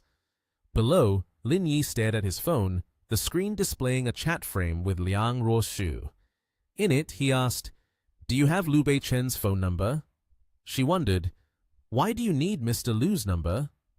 He replied casually, "It's a personal matter. Just give it to me if you have it." She quickly reminded him, "I can ask my grandpa for Mr. Lu's phone number, but if it's not an urgent matter, then don't call Mr. Lu. You understand what I mean, right?" In no time, Liang Ruoshu quickly sent the number over. Upon receiving the message, Lin Yi immediately called Mr. Lu. "Hello, I am Lin Yi, looking for Mr. Lu." The other side replied, "What do you want from me?" Without any hesitation, he straightforwardly said, "I want to use that 2 kilograms of ore." Before he could finish his sentence, the man on the other end directly refused. "The ore holds significant meaning for scientific research. I will not agree." Seeing this, Lin Yi said, "I am at the trial training base of the organization." Lin Yi's expression darkened as he questioned, "Liu Hong, Chu Yuluo, and Ning Che are all in your hands. Are their lives more important, or is 2 kilograms of ore more important?" He firmly asserted, "If I can single-handedly retrieve the ore from the Black Gold Corporation, then I will also find a way to get them back." In light of Lin Yi's determination, Mr. Lu was completely convinced. "Just stay at the organization. I will call someone over right away." At Mr. Lu's home, as he brought out the teapot, Mrs. Lu reminded him, "Drink less tea. Quickly take your medicine." He smiled and raised the teapot in front of her, saying, "There's still half a pot. I will drink it all before taking my medicine." Then he sat down on the chair facing his wife and continued, "This is Da Hong Pao from the mother tree. It doesn't produce many kilograms each year. It cannot be wasted." Then Mrs. Lu said nothing more and quickly changed the topic, seriously asking, "Was that Lin Yi who called earlier?" Just a second later, her expression brightened, and she happily said, "In the blink of an eye, over 20 years have passed. I wonder how that child is now. I have not seen him yet." Mr. Lu smiled lightly and praised, "We'll meet if there's a chance. I never expected them to leave behind such outstanding descendants. Haphazardly, they made it into the organization." He said weakly, "I heard they're quite stubborn. Their temperaments are just like Lin Jingjan. They are like 2 peas in a pod, carved from the same mold." Upon hearing this, Mrs. Liu, who had been resting her hand on the napkin, suddenly froze and spoke sadly. My embroidery skills were learned from her mother. It has been many years since we last met. I truly miss her. Seeing his wife in sorrow, Mr. Liu quickly comforted her. I heard that their lives aren't bad either. Don't dwell on it. Everything is fine. Being young is a wonderful thing. He admired the beauty of the moonlight, feeling relaxed, then recited a couple of lines of poetry. The husband wields the woo hook with his single hand, his spirit soaring higher than a 100-story building. The Lin family boasts 2 outstanding talents, a future to look forward to. In another place, at the organization, Boss Liu stood on the upper floor, looking from the room just now at Lin Yi, who was silently waiting for someone to arrive. In his heart, Boss Liu felt extremely guilty, fearing, I can't help him, I wonder if this kid will resist me. Lost in thought, he suddenly saw a black car parked right in front of Lin Yi. The man in the suit, sitting in the back seat, said nothing, only silently handed Lin Yi an object. Looking closely, he recognized that it was a small suitcase, painted in glossy black. Boss Liu could not help but feel surprised, questioning internally, what is happening out there? What is this guy doing? He did not believe that. So he told Liu's men to bring things over. While thinking, he picked up his phone, seemingly worried about Lin Yi. He quickly called someone in the organization, ordering, prepare 2 people to go on a trip to the island, but don't let Lin Yi know. Not long after, the plane landed at the designated location to pick up the person. Lin Yi, carrying the suitcase, called to inform those from Va Xiongji. The oar, I have brought it. Where are you? The other side replied, we are at the Island House Hotel. When you arrive, someone will take you in. Upon hearing that, Lin Yi showed an annoyed expression, his voice strained. Fine. Under the main gate of the building, a luxurious black car appeared. A handsome man stepped out of the car. It was Lin Yi. The 2 bodyguards in front of the building spoke up. We request to conduct a body search. Lin Yi, in order to gain entry inside, reluctantly agreed to let them carry out the search. After checking and ensuring that there was nothing dangerous, a bodyguard spoke up. Mr. Lin, please follow me. Upon entering, Lin Yi walked through a crowded hallway filled with people waiting. A man spoke to greet him. Mr. Lin! Lin Yi showed no surprise at this warm welcome, responding indifferently, you all went to such great lengths just to meet me? The man laughed cheerfully and replied, I have no other choice. I know very well how formidable you are, so I could only do this. I hope Mr. Lin will understand. He appeared generous, showering Lin Yi with compliments. Your courage and insight truly impress me. Coming here alone, I have immense respect for you. Lin Yi humbly responded, whether I bring people with me or not, what difference does it make? Your subordinates, even combined, are not my opponents. He continued frankly, if you had the guts, you would have made your move earlier. Therefore, I don't want to waste words. Saying that, Lin Yi opened the suitcase he was holding. Inside were sparkling gemstones. Clearly, his intention was to walk into danger alone, bringing valuable assets to negotiate for a life. The goods are here. Where's my brother? After asking, Lin Yi's face darkened, and he threatened, old man, if he loses even a slice of flesh, I will kill your entire family. I mean what I say. It seems that Lin Yi's murderous aura has intimidated him. He hurriedly said, Mr. Lin, please don't be so brutal. This time, we are making a fair trade. I won't do anything like that. Finally, the group led Liang Jinming out to exchange with Lin Yi. Behind him were Zhong Daoxiang and Ren Zixuan. Jinming immediately spoke up. Brother Lin! Hearing this, Lin Yi anxiously asked, they didn't do anything to you, did they? Jinming shook his head and replied, no. This answer reassured Lin Yi. The 2 sides exchanged people and goods as agreed. Lin Yi carefully untied Jinming, removing each long rope one by one. The 2 then left, with Liang Jinming looking back. After the exchange was complete, Ren Zixuan finally dared to speak up. Mr. Va, you have obtained your goods. Shouldn't you give me the genetic original now? He was somewhat angry, but still agreed. That is only natural. This is a transaction between us. A suitcase was brought over by one of the servants. Ren Zixuan eagerly said, "If this item has no problems, we will have the possibility of cooperating again next time." The servant responded, "That would be best then. I too look forward to achieving a long-term strategic agreement with Black Gold Corporation." Saying that, Zixuan picked up her suitcase and walked away. Only the old man and the subordinate were left. They continued their discussion. "Are we really going to let Lin Yi go like this?" The old man expressed his understanding. "Lin Yi has close ties with the Va family. Keeping him would be redundant. You should send someone to follow Elisa. If conditions permit, help her a bit." The subordinate unexpectedly asked back, "Help her? Do you mean Alyssa wants to kill him?" He immediately understood and took the order. "Understood. I will lead the people to follow her now." Meanwhile, Lin Yi was taking a stroll with Jin Ming. Jin Ming spoke up. "Brother Lin, I'm sorry. I was deceived by that Zhong Daoxiang." Jin Ming was extremely angry, clenching his fist into a ball and raising it. "If I get the chance, I will kill her." Seeing this, Lin Yi comforted him. "Jin Ming, it actually isn't much related to you. They are all targeting me. You got caught up in it. It's my fault towards you." The atmosphere quickly became more cheerful as Jin Ming put his arm around Lin Yi and joked, "All right, let's stop saying such strange things." They continued to chat. Jin Ming said, "Those people are really scary. I have grown up, but this is the first time I have seen such a scene. I was almost scared out of my wits. Since last night, I have been tied up. I feel like my body bones are starting to rust." Lin Yi seemed very concerned about little Jin Ming. He smiled joyfully at Jin Ming's clingy attitude.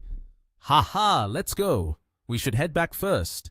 When we get to Nation TH, I'll find a palace to give you a reception." Then the two slowly walked towards the waiting car. On the highway, their car was speeding quickly, looking quite dangerous. Just as they were passing by, someone came looking for them. A white BMW was closely tailing them. Through the car window, Lin Yi reflected on the tailgater. With his sharp senses, Lin Yi quickly sensed something unusual. "There's someone following us from behind." Sitting next to him, Jin Ming anxiously asked, "Ah, is it real or fake? It feels like a movie." Having gone through many trials in this story, Lin Yi had developed a hardened spirit. He only smirked disdainfully. "Isn't real life often more absurd than movies?" Jin Ming turned around completely to look behind in concern, saying, "But Brother Lin isn't even a bit tense." Jin Ming said anxiously, "Let's stop joking. They're chasing us. I feel like they want to assassinate us." Saying that, he abruptly looked at Lin Yi for his reaction. The unease was clearly visible on Jin Ming's face. "What now? Are we going to die here?" Regarding the tension of Jin Ming, Lin Yi remained unusually calm. He reassured him, "Don't rush." Then he stepped on the gas, accelerating and assuring him, "With me here, you won't die." The white car behind, seeing its prey gradually speeding up, also accelerated to catch up. The two cars were closely tailing each other, racing down the empty highway. From the car's window, the two young men easily recognized the owner of the pursuing vehicle. "Who is that?" "It's Elisa come here for revenge." The two young men began to discuss their plan. Lin Yi thought for a moment and proposed his strategy. "Wait a moment. I will get out of the car, but you stay inside, crawl over to my side, and then just drive away." Jin Ming, unwilling to let Lin Yi sacrifice for him, even though he couldn't die, protested loudly against this plan. "What are you saying? I'm not going."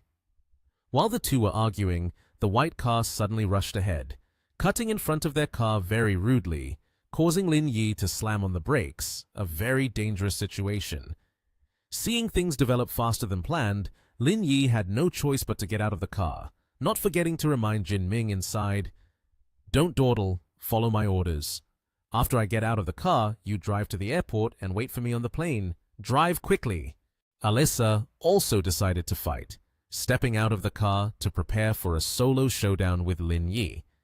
Even though we know the outcome of who will win, Lin Yi still provocatively spoke first. Your obsession isn't small, huh? The deal is all settled, and yet you come chasing all the way here. Alisa took out her Zippo to threaten him.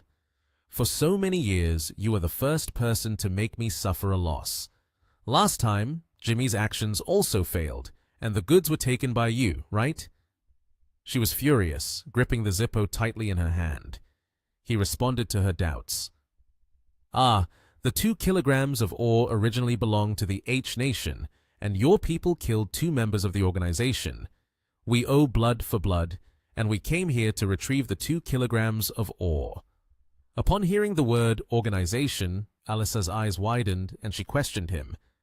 Are you a member of the organization? Lin Yi put his hands in his pockets, responding arrogantly, That's right. Let me introduce myself a bit. Lin Yi, team leader of Team 1. As he spoke, his face was proud, clearly taking great pride in his identity. Upon hearing this, Alisa became cautious. Your identity really surprises others. But aren't you afraid of me revealing your identity? His eyes narrowed, firmly asserting, I'm not afraid, because I'm sure today you will die here. Alisa immediately drew her gun, having prepared in advance. Aiming it straight at his head, she threatened, I know I'm not your match, but if I wasn't prepared, how could I have chased you all the way here? Seeing that the situation had fallen right into the plan, Lin Yi signaled to Jin Ming, Hurry up and go. But Jin Ming, seemingly oblivious to the danger, still said, I won't go, I can't leave you behind. Hearing these words from his brother, Lin Yi was truly furious. He couldn't help but curse without holding back. Damn it, aren't you afraid of dying? Jin Ming trembled at the sight of the gun, but with the spirit of a gentleman, he declared boldly, But you are my brother! As the two were arguing back and forth, suddenly a loud bang rang out. It was the sound of a gunshot, but it wasn't aimed at Lin Yi, nor at Jin Ming, but at Alisa. The bullet pierced straight through her head, killing her on the spot. At this moment, he noticed that another car had stopped here at some point. Is it them? Jin Ming quickly recognized familiar faces, the girl with green hair holding a gun, and the girl with white hair driving the car looking incredibly cool. Lin, brother Lin, aren't they the ones we soaked in the hot spring with? Lin Yi said seriously, That's right, you probably haven't forgotten about them, right? Liang Jin Ming, sitting in the car, felt a bit shocked and worried, thinking, 2 beautiful slender girls are using guns to kill people. Suddenly, a luxurious black car drove up. Ningche opened the car door, stepped out, and looked at Lin Yi, asking, So, looks like we arrived just in time, huh? Lin Yi looked at Ningche seriously. I'm really curious. How did you manage to get here? Ningche played with his hair, looking at Lin Yi earnestly. After you left, the boss requested that we assist you with full force. Then the 2 of us were sent here. We accessed the surveillance images of you at the airport, found the company you rented the car from, and then tracked the car's location to find our way here. Lin Yi was somewhat speechless, just looking at Ningche. He was pleased, gave a thumbs up, and looked at Ningche, saying, Awesome! Chiu Yu Luo, sitting in the car, also looked at Lin Yi with joy. Don't underestimate the organization. There are many advanced technologies that you couldn't even imagine. Now, let's not talk about this for the moment. What should we arrange next? Lin Yi shifted his gaze seriously, pointing at Liang Jin Ming, sitting in the car. Get this buddy of mine on the plane first, and then we can deal with other matters. Ningche opened the trunk of the car and said seriously, All right, from now on, every action we take is dangerous, so we need to prepare a bit for the worst-case scenario. Lin Yi looked at Ningche in surprise. Prepare? Ningche replied, handing Lin Yi a bulletproof vest. Put this on. If anyone points a gun, it will at least offer some protection. Lin Yi took the vest and looked at Ningche, somewhat confused. I want to know where you guys got this stuff. Ningche cheerfully and shyly lifted the vest. Do you think Mr. Lu is just displaying it? His orders, who dares not to cooperate? Liang Jinming watched as Lin Yi put on the bulletproof vest while Ning Che was cleaning his sword. Liang Jinming trembled in fear and thought, "What on earth are these three doing?" Lin Yi looked at Liang Jinming seriously. "Let's go. Get in their car. They can take us to the airport safely." Liang Jinming sat in the car, startled and scared. Lin Yi and Liang Jinming opened the door and got into Qiu Yuluo's car. Liang Jinming sat in the car, trembling with fear. Ning Che happily turned back to Liang Jinming. "What's wrong? You seem very nervous. After all, you are the young master of the Liang family. This appearance is quite embarrassing." Liang Jinming trembled as he looked ahead. "A few of you wielding swords and guns. Who has ever seen a scene like this? Elisa got shot right in the forehead and fell dead on the street. Furthermore, you killed her. I'm just a rich man who knows nothing but to eat and wait for death. Have you ever seen a scene like this before?" Ning Che cheerfully relaxed. "We are the kind of people who specialize in things like this. Don't be surprised." Liang Jinming was anxious and frightened. "Aren't you all born as eldest Mrs. Worth Billions? And you're women too. Why engage in such violent acts?" Ning Che happily turned around and pointed at Lin Yi. "Just ask Brother Lin, and you will know he is even better than us." Lin Yi crossed his arms, seriously taken aback by Ning Che. "Because after gaining fame, one can pretend to be better. That is my true thought." Qiu Yuluo sat in the driver's seat, a serious expression on his face. "Stop boasting. Fasten your seatbelts. Prepare to set off." A blue car and a black car simultaneously turned on their lights. Lin Yi, Liang Jinming, and Ning Che, along with Qiu Yuluo, were all astonished, looking very surprised as 4 cars, blue, red, gray, and black, suddenly stopped surrounding them. Qiu Yuluo glanced around as the headlights illuminated the scene. Many people from the 4 cars got out. Leading them was a man wearing a red tie, his expression stern. The man in the red tie looked at Elisa's corpse and pondered, "I didn't expect to arrive one step too late. Elisa has been killed." Lin Yi sat in the car, seriously looking out. "You stay hidden in the car. The 3 of us will go check it out," he said. Liang Jinming looked at Lin Yi, who was curled up, holding his head. "Don't worry, Lin," he replied. "You don't need to tell me. I've hidden well." Qiu Yuluo turned back to look at him. "There are many of them." Lin Yi opened the car door, stepped out, and stared at the man in the red tie. "No matter how many cabbages there are, they are just more cabbages," he whispered. The man in the red tie looked at the 3 of them, his gaze unchanged. The 3 were a group, Lin Yi wielding a knife, looking at the man in the red tie with a serious expression. "If I'm not mistaken, you are the dog sent by Va Xiongji to kill me, right?" he said. The man in the red tie looked at Lin Yi with a serious expression. "That's right.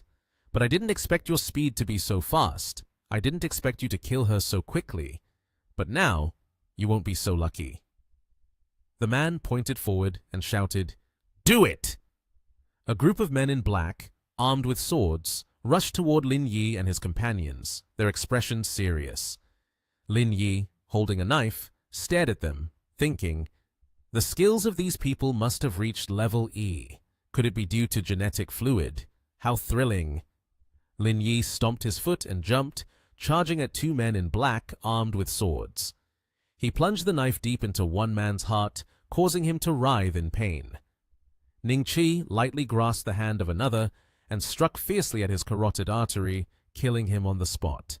Qiu Yuluo, serious, slashed directly into the chest of a man in black. At the same moment, the man in the red tie aimed a gun at Lin Yi, who was attacking another black-clad man. The 2 girls shouted, "Lin Yi, be careful!" The man in the red tie fired. Lin Yi was hit, his face turning worse. He fell back, but fortunately, he was wearing a bulletproof vest. Lin Yi, his face filled with anger, glared at the man in the red tie. "Today, if I don't cut you all down, I won't carry the Lin name." The man in the red tie looked a bit anxious as he glanced at Lin Yi. In his mind, he thought, "It's terrifying. Not even bullets can kill this guy." Frightened, he turned and ran towards the red car, leaving Lin Yi surprised. Lin Yi turned back seriously, looking at Qiu Yu Luo and Ning Che, who were dealing with a few men in black suits. "You two handle these guys. I'll go after that bastard," he said before darting towards the man in the red tie. The man in the red tie opened the door of the red car, watching the men in black struggling.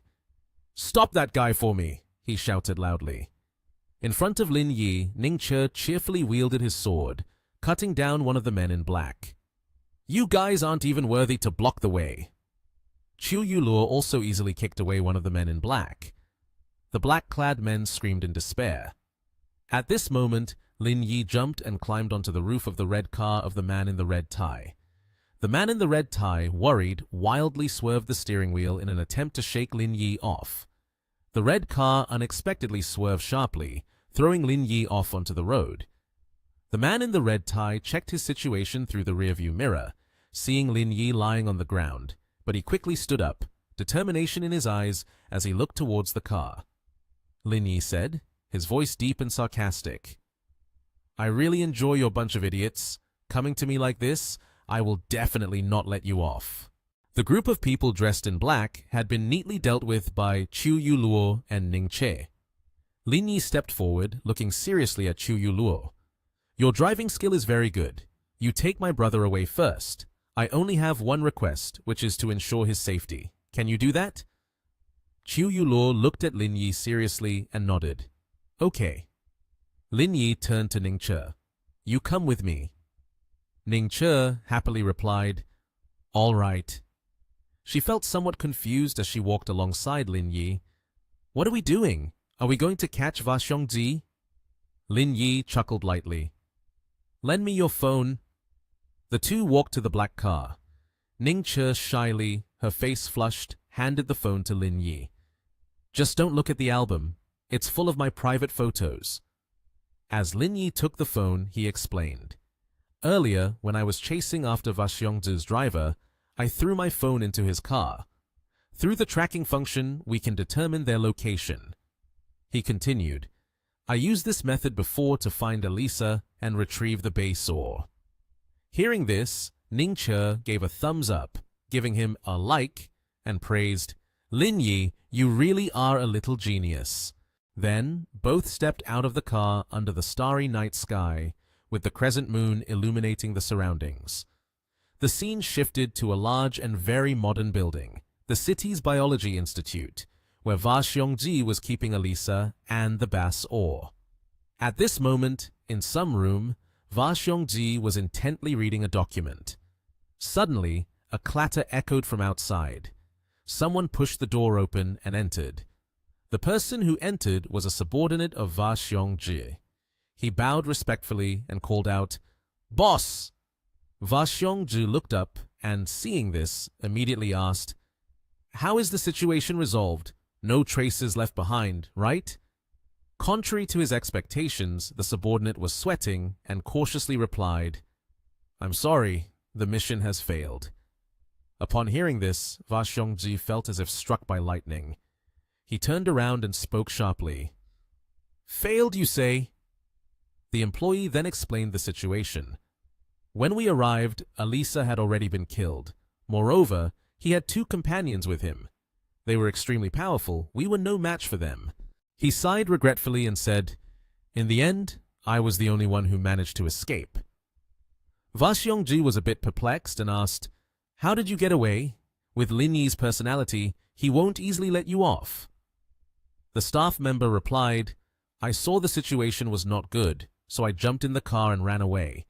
He chased after me, lying on the car, but in the end, he was left behind."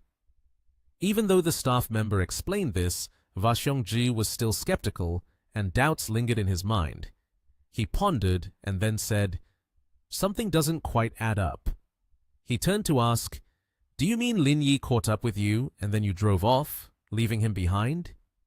The staff member immediately nodded and answered, "That's right."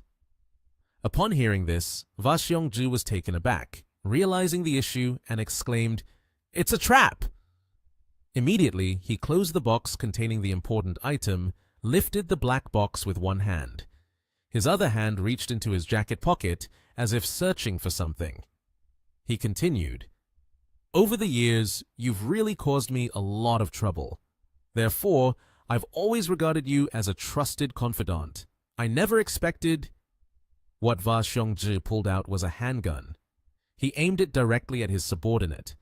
The staff member was startled by this and quickly raised both hands instinctively. At this moment, Va Xiongzhi's face suddenly darkened. He showed no mercy and coldly said, "This is your oversight. You've ruined my big plan, so I can't keep you around." A gunshot rang out. Va Xiongzhi had actually sent his trusted subordinate to hell without any hesitation. The man was caught off guard and offered no resistance, clearly hit by the bullet and dying on the spot. In the room, there were not just two people. The other staff members witnessing the scene, seeing their colleague lying motionless on the floor, were filled with fear. They all broke into a sweat, but not a single person dared to say a word. After that, Va Xiongzhi took out a walkie-talkie and ordered, "Everyone assemble!"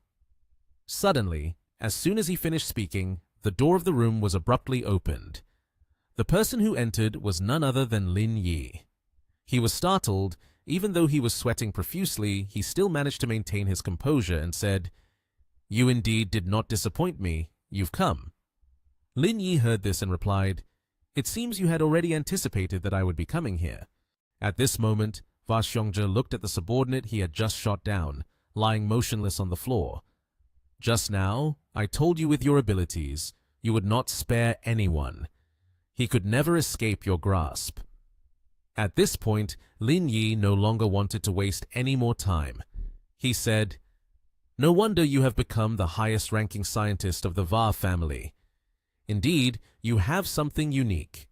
Hand over what you have in your hand, and I will give you a peaceful death." This statement was indeed both a jab and a caress, but Va Xiongzhi was certainly not going to easily surrender his belongings. He laughed loudly. "Ha ha! I have been hiding in the Va family for over 10 years and spent another 14 years quietly developing my research. Do you think I would easily give it up today?" Hearing this answer, Lin Yi was not surprised at all. He shrugged and casually said, "Of course not. When a dying kite is about to fall, it still flaps for a while, let alone you." As soon as the words left his mouth, suddenly from behind Lin Yi, someone rushed forward attempting to ambush him. It was Va Xiongzhi's henchmen, and there were not just one but many others charging in. In their hands, they were all holding guns. When he saw his people had arrived, the expression on Va Xiongzhi's face seemed to become much more confident. He said to Lin Yi, "If you had been 1 minute later, I would have left. But you arrived at the wrong time. Even though you have reached level D, you still cannot be a match for guns. If you agree to cooperate with me now, I assure you, you will not die." Clearly, these words did not reach Lin Yi's ears. He frowned and bluntly replied, "Get out!" Seeing that the opponent did not hold back at all, Va Xiongzhi no longer showed any mercy. He immediately raised his hand and commanded, "Make your move." As soon as the order was given, his subordinates opened fire loudly. However, just after a few gunshots rang out, suddenly from behind them appeared an object shaped like a bottle, spewing smoke and flames. One of them heard the noise and turned to look behind in confusion. Who would have thought that what just appeared was a device capable of spreading fire? In the blink of an eye, the flames spread to several of Va Xiongzhi's subordinates. The whole group did not have time to react and were engulfed in flames.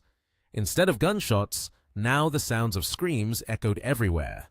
While the chaotic scene with fire engulfing the crowd was unfolding, suddenly a woman appeared from nowhere, standing right in front of them. That person was none other than Ning Qi. At that moment, she was holding something that looked like a bottle of alcohol, likely the cause of the recent fire. Ning Qi stood with her hands on her hips, confidently smiling at her achievement. Taking advantage of the opportunity that Ning Qi had created, Lin Yi quickly ran towards Va Xiongzhi, ready to seize the box containing the base ore at any moment. On the other side, Va Xiongzhi was taken aback by Lin Yi's reckless move. He gritted his teeth in anger, silently thinking, "I never expected he had such tricks up his sleeve." Immediately after, Lin Yi pulled a sharp knife from his pocket and continued rushing toward Va Xiongzhi. Without hesitation, he plunged the knife into his abdomen. Va Xiongzhi didn't have time to dodge, only able to let out a cry. Ah! Blood began to spill from his mouth. At the same time, Va Xiongzhi inadvertently dropped the black box he was holding to the ground, creating a loud clatter. When Lin Yi stabbed Va Xiongzhi with a single blow, the latter no longer showed any resistance. He seemed to accept the reality and spoke in a weak voice. I, in the end, have still fallen at your hands.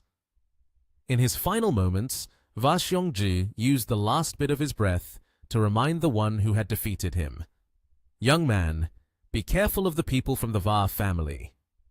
Before he could finish his words, he collapsed onto the floor, unable to say anything more. Lin Yi did not pay much attention to his words and directly picked up the box. Next, he turned to the employees over there and said, "If you don't want to die, take all the hard drives from the computers down. Otherwise, your fate will be the same as those two just now." Unlike Va Xiongzhi, these employees were just ordinary people who did not have the courage to oppose him. A nearby bespectacled employee could only comply. Yes, yes, yes, we'll do it now. They quickly brought down a pile of computer hard drives and placed them into bags for Lin Yi. The number of hard drives was so many that the bags were on the verge of bursting. After getting what he needed, Lin Yi conveniently took a fire extinguisher with him. As he walked away, he turned back and told the employees, "Not a bad performance. Next, everyone run for your lives." The fire extinguisher was actually something Lin Yi needed. It turned out that he used it to put out the fire caused by Ning Che in order to take down a few of Va Xiongzhi's subordinates. As the flames were extinguished, what was revealed across from him was Ning Che. With one hand on her hip, she calmly asked, "Is it all taken care of?" Instead of answering her question, Lin Yi's gaze shifted to another direction. He suddenly asked back, "What's wrong? Are you hurt?" He had noticed the graze from a bullet beneath Ning Che's leg, which prompted his concern. Seeing his reaction, she quickly explained, "There were too many bullets. I just happened to get hit in an unprotected spot, but it's okay. It only grazed me. A little ointment will fix it." Hearing her say that, Lin Yi had a slightly regretful expression as he responded, "What a pity. A leg as beautiful as that." But it seemed that although the wound was minor, it could not be said to not hurt. She wrapped her arms around her leg, plopping down on the floor, her complexion looking quite off. Despite that, she still tried to respond. "Even if it's beautiful, you don't get to touch it, so it's useless." At that moment, Lin Yi suddenly took hold of Ning Che's hand. To her surprise, he was willing to carry her along with him. He said, "Aren't we touching it right now?" This made her feel a bit touched, but the next sentence says, "And I can't deny the feeling isn't bad." When she heard that, she kicked him with her foot. As soon as they got into the car, Lin Yi placed a black box and a bag containing a hard drive inside. At that moment, he finally took off his mask and thought about the last words of Va Xiongzhi before he died, which reminded him to be careful of the Va family. Once they were both settled in the car, Lin Yi noticed that Ning Che's complexion wasn't very good, so he turned to ask her again, "How's the wound on your leg? Does it hurt?" She was sitting beside him, looking quite unwell. Even though it hurt a lot, Ning Che still tried to endure it and replied, "I'm fine, I can manage." Hearing that, Lin Yi couldn't bear to see his companion injured like that. He said, "Wait a moment, I'll buy you some disinfectant when we pass by the pharmacy. Just hold on a little longer." At this point, her complexion was getting worse. Nevertheless, she could still joke with him to put his mind at ease. "Having you take care of me is my honor. When the day comes that I want to have children, I will definitely ask you to help me deliver." Anne felt a bit confused and shy at her words, replying, "In the end, what's so important about this kind of thing?" Ning Che smiled and explained further, "Because the elders at home say that whoever the children see first, they will see that person when they grow up. This kind of matter cannot be taken lightly." He fell silent after hearing that, not knowing what to say to this girl anymore. After a while, Lin Yi had stopped by the pharmacy and bought first aid supplies for her. After purchasing, he brought them back to the car. He took out the cotton ball, disinfectant, and band-aid to help her deal with her wound. At this moment, he was holding the cotton ball in his hand, but looking down at her leg, he noticed she was still wearing tights. He reminded her, "I will now take care of the wound for you. You need to take off the tights." Ningche quickly removed her tights as Lin Yi instructed. Although she felt a little shy, her face flushed, and her mouth still teased. "Lin Yi, it seems like you still want to say I'm fine. How is this style? It's the latest trend. Exciting, isn't it?" Lin Yi, hearing this, didn't know what to say anymore, and he replied, "You really have no shame." Then he slowly helped her use the cotton ball to treat the wound on her leg. Suddenly, a soft cry rang out. Ningche, trying to hold back the pain, said, "Be gentle. It hurts too much. I can't bear it a bit." On Lin Yi's side, he responded in confusion, "What I'm holding is disinfectant cotton. What does this have to do with me?" Hearing that, she explained, "Of course. The disinfectant cotton is too big. It hurts when placed on the wound, but I can endure it. You can apply pressure. It's fine." At this point, he truly had nothing more to say. He looked at the cotton and couldn't find any words to express himself. After using up a heap of cotton, he finally completed the disinfection of Ningche's wound. Then, Lin Yi said, "Let's head to the airport first. After we get back, we'll have them take care of you properly." So he drove them both onward. As the sun was nearly overhead, they finally crossed the long distance to the airport. In a room, suddenly there came a clack. Someone opened the door from outside and stepped in. This was the room where Liang Jinming and Qiu Yuluo were.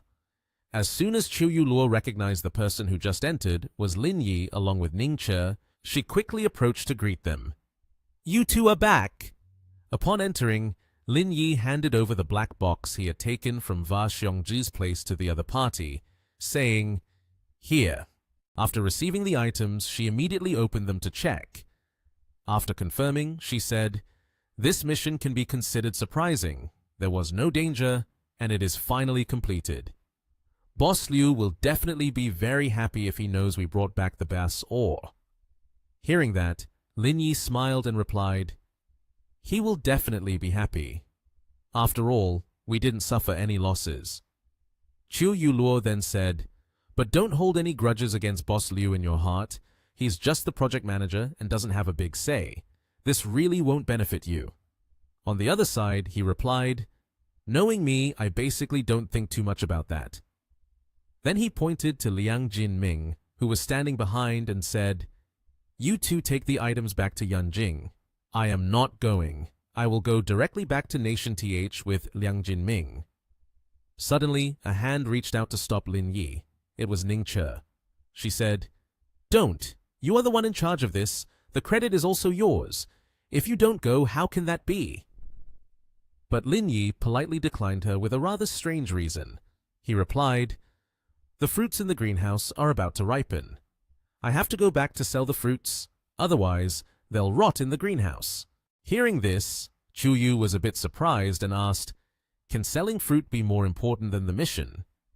At that moment, he turned around, smiled, and replied, "Of course. For someone who loves life like me, nothing is more important than selling fruit." After that, he waved goodbye to the two girls still in the room, casually adding, "As for the hard drives, you girls should take them with you. The information inside is very useful for the study of genetic fluid.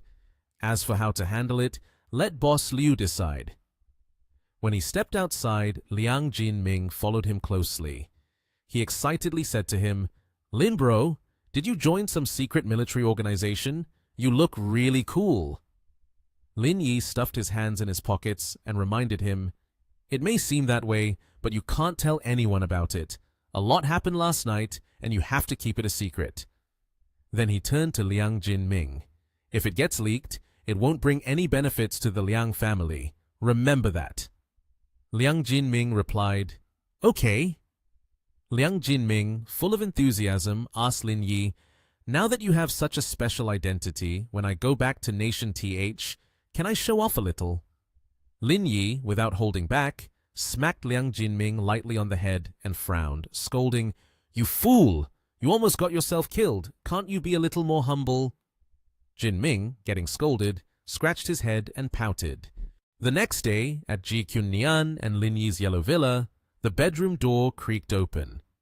Lin Yi's face appeared as he stepped in, smiling at Ji Qunnian, who was asleep while hugging a Pikachu stuffed toy, her face adorably flushed. She was snoring softly, and his long, slender hand slipped around Qunnian's waist, caressing. The mischievous hand gradually moved upward. Qunnian, still in her dream, murmured, "It tickles." Suddenly, she kicked her leg up, delivering a sharp blow to his face. He let out a cry, "Ah!" Quickly, Qunnian sat up, clutching her stuffed toy, her face slightly remorseful when she saw Lin Yi in the room. He was holding his face, looking at her with a bullet-eyed gaze. She rushed into his arms, smacking him while pouting in annoyance. "I thought it was a pervert coming in. You scared me to death." Lin Yi, taking advantage of the situation, embraced her with a gentle gaze. He explained, "How could someone come in? The door is locked with a fingerprint. No one else can get in." Qunnian placed her hand on her chest, fearfully saying, "In the future, don't come in without a word. You almost scared me to death." He took Qunnian's hand and led her out of the room, saying, "Come on, I've bought breakfast for you." She heard that and became curious, asking, "Is everything solved over there? How is Mr. Liang? Is he okay?" Lin Yi turned his face back, showing that it was nothing serious, and replied, "Of course it's fine. I have taken him back to the Liang family." Outside the kitchen, the food Lin Yi bought included orange juice and fried dough sticks. Qunnian asked him, "Do you have any plans today?" Lin Yi poured the orange juice into a cup and said, "I have to go back to Huanxi village for a trip. The fruits over there are ripe, and I need to hurry to sell them. Otherwise, they will spoil. So today, I probably won't come back." Qunnian took a bite of the fried dough stick and pointed her finger, commanding, "I still have work at my company, so I can't go with you, but you must save some for me. I want to eat." Lin Yi proactively handed her the orange juice first, gently ruffled her hair, and replied, "Okay, no problem." Even though they were in a relationship, Qunnian still felt shy and blushed at his affectionate gesture. In Huanxi village, the film crew was currently working on sound and lighting, and everything was going very well. Ren Ci and her team were discussing the filming items. She was very enthusiastic and passionate. Lin Yi stepped out of the green car, with his hands casually tucked in his pockets, and greeted, "Filming the program is quite interesting." The various fruits were displayed in wooden crates, placed before the early morning sunlight. The bananas were ripe and yellow, while the lemons and oranges appeared juicy. Lin Yi picked up an apple and examined it, saying, "Once this batch sells out, the mission will be accomplished." At that moment, a ringing sound echoed. Lin Yi took out his phone and discovered it was his ringtone. It was Liu Hong calling. As soon as he answered, the man began to speak rapidly. "I truly admire you, accomplishing such a significant feat, yet you don't come to claim your reward and instead go sell fruit." Liu Hong was seated in his office, leaning on the armrest of his chair, continuing to complain. "The organization's training session is about to begin. As the team leader, how can you not attend? What kind of example does that set?" On his end, Lin Yi tossed the apple and replied, "I call this spiritual freedom.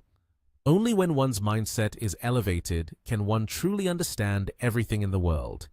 If one only pursues immediate benefits, it's impossible to go far." Liu Hong closed his eyes, slightly furrowing his brows, and said, "I find your reasoning quite convincing. It seems I should abandon the organization and start farming myself." Then he shouted again, causing Lin Yi to pull the phone away from his ear.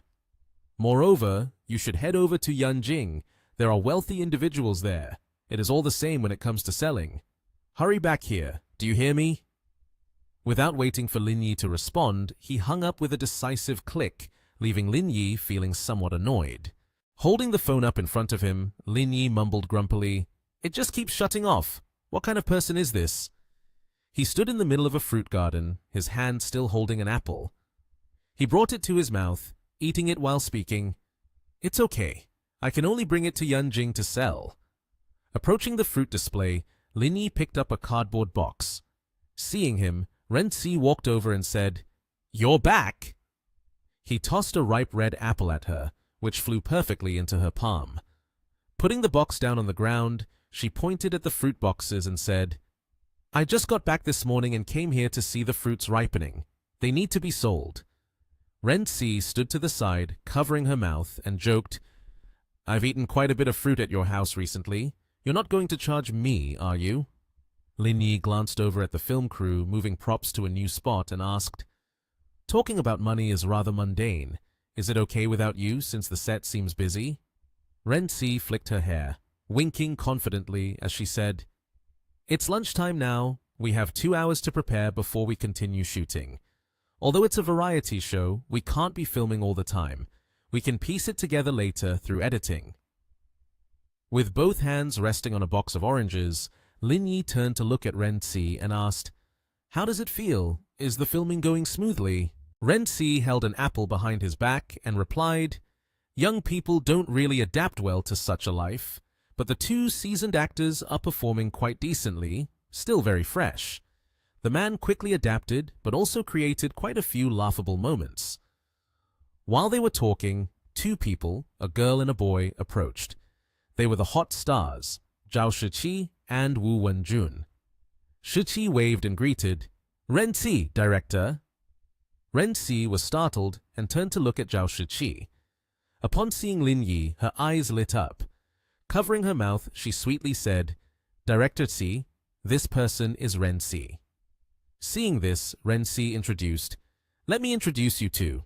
He is Lin Yi. The greenhouse and fish pond we are using to film are both his. The radishes I gave you before are grown in this greenhouse." Then Renzi turned to the 2 and raised his hand. "She is Zhao Shiqi and he is Wu Wenjun, the guests of this show."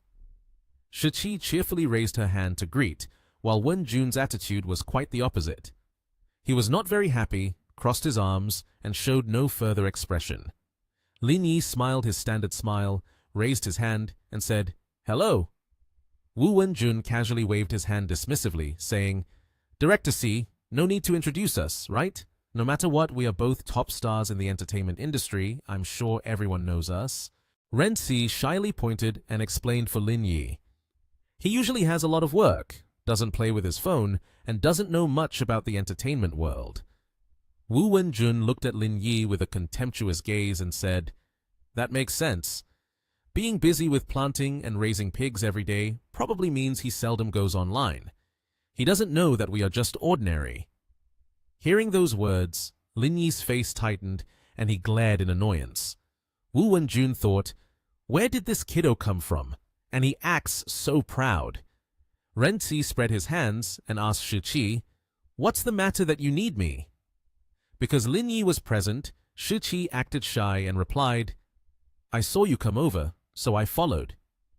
Then she pointed at the green fruit under the wooden crate and, with a cheerful face, said, "I guess he is the owner of this greenhouse, so I wanted to buy some fruit." Lin Yi, upon hearing this, pointed at the pile of ripe red apples and asked, "Buy fruit?" Shiqi's face turned red, and she answered, "Yesterday, Director C gave me a peach grown in the greenhouse. He also wanted to tell me about its beauty benefits. At first, I didn't believe it, but after eating it, I realized it really works well, so I wanted to buy some for a discount." Lin Yi picked up a ripe pink peach and said, "No problem. Usually, it's sold at the urban area for 3,000 per kilogram. Now selling it to you for 2,500 per kilogram should be fine, right?" Both Shiqi and Wenjun were wide-eyed in surprise, and Wenjun shouted, "Ah! 2,500 per pound?" Wenjun angrily pointed his finger at Lin Yi's face.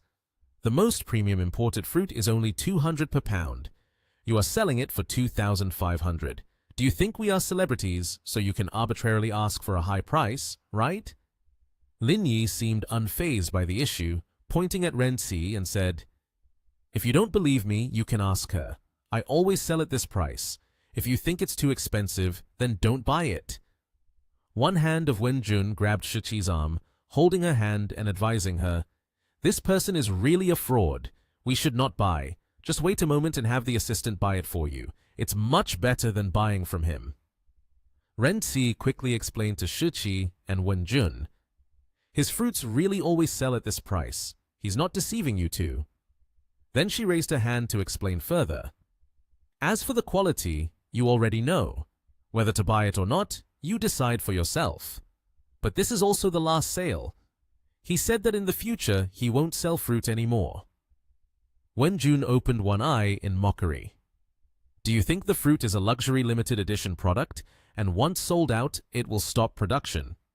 Using marketing tricks is not something you should do. It's not something a farmer like you should handle. Stop these dirty calculations. Lin Yi really couldn't hold it anymore, so he picked up the cardboard box and hit it straight on Wenjun's head. He had raised his hand again. Lin Yi, annoyed, pointed his finger at Wenjun's face and said, "Didn't I just say it earlier? If you can't afford it, you don't have to buy it. What's the use of talking so much? Don't you find it annoying?" Renzi saw Lin Yi's attitude and felt scared, thinking, Lin Yi is really angry now.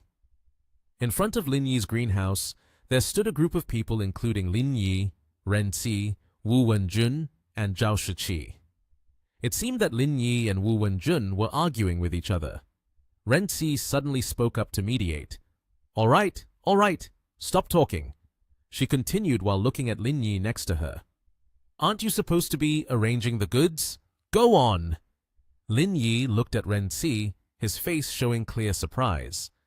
Then he closed his eyes, raised his hands in a gesture of helplessness in response to Renzi's words, and replied, "Okay, I'll go arrange the goods." As Lin Yi was about to leave, Zhao Shiqi called him back. "Mr. Lin, wait a moment." Lin Yi turned around with a puzzled expression. Zhao Shiqi smiled as she ran to him, saying, "I want to buy 2 kilograms of fruit. Can I go into the greenhouse to choose some?" "Of course, customer is number 1. Lin Yi turned to face Zhao Shiqi, extending his hand in a warm invitation. He continued, "Feel free to go in and choose." Zhao Shiqi and Wu Wenjun brushed past Lin Yi as they entered, but Wu Wenjun looked at him with an annoyed expression and made a noise. Lin Yi paid no attention and still extended his hand, inviting both of them in. After inviting Zhao Shiqi and Wu Wenjun into the greenhouse, suddenly a hand touched his face. It turned out to be Renzi. Lin Yi turned to look at her, displaying a somewhat helpless and pitiful expression. Renzi smiled at him and said, "Calm down. Don't argue with ignorant people.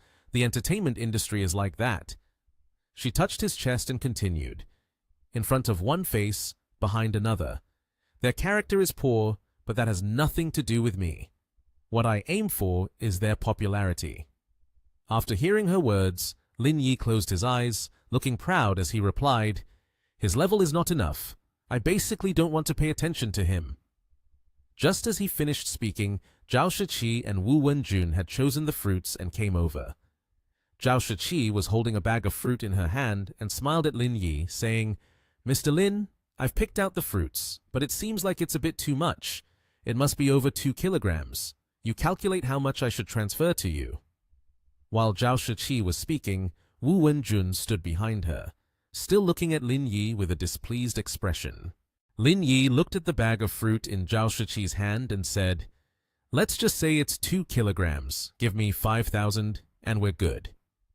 After hearing Lin Yi finish speaking, Wu Wenjun raised his hand to stop Zhao Shiqi. He said to her, "Shiqi, wait a moment." Zhao Shiqi looked at him, her face showing no clear expression. After stopping Zhao Shiqi, Wu Wenjun looked straight at Lin Yi with an uncomfortable frown and said, "He's being so casual about it, not giving you much money. What if these fruits only look like a lot, but the weight isn't enough?" Upon hearing this, Lin Yi furrowed his brows, thinking, "What kind of incompetence is this?" After thinking this, Lin Yi put his hands in his pockets, stood up straight, and pretended to look down on him, replying, "When women buy things, you don't have to act like a woman, talking back and forth. Aren't you embarrassed?" Wu Wenjun, after hearing what Lin Yi said, rolled up his sleeves, preparing to fight.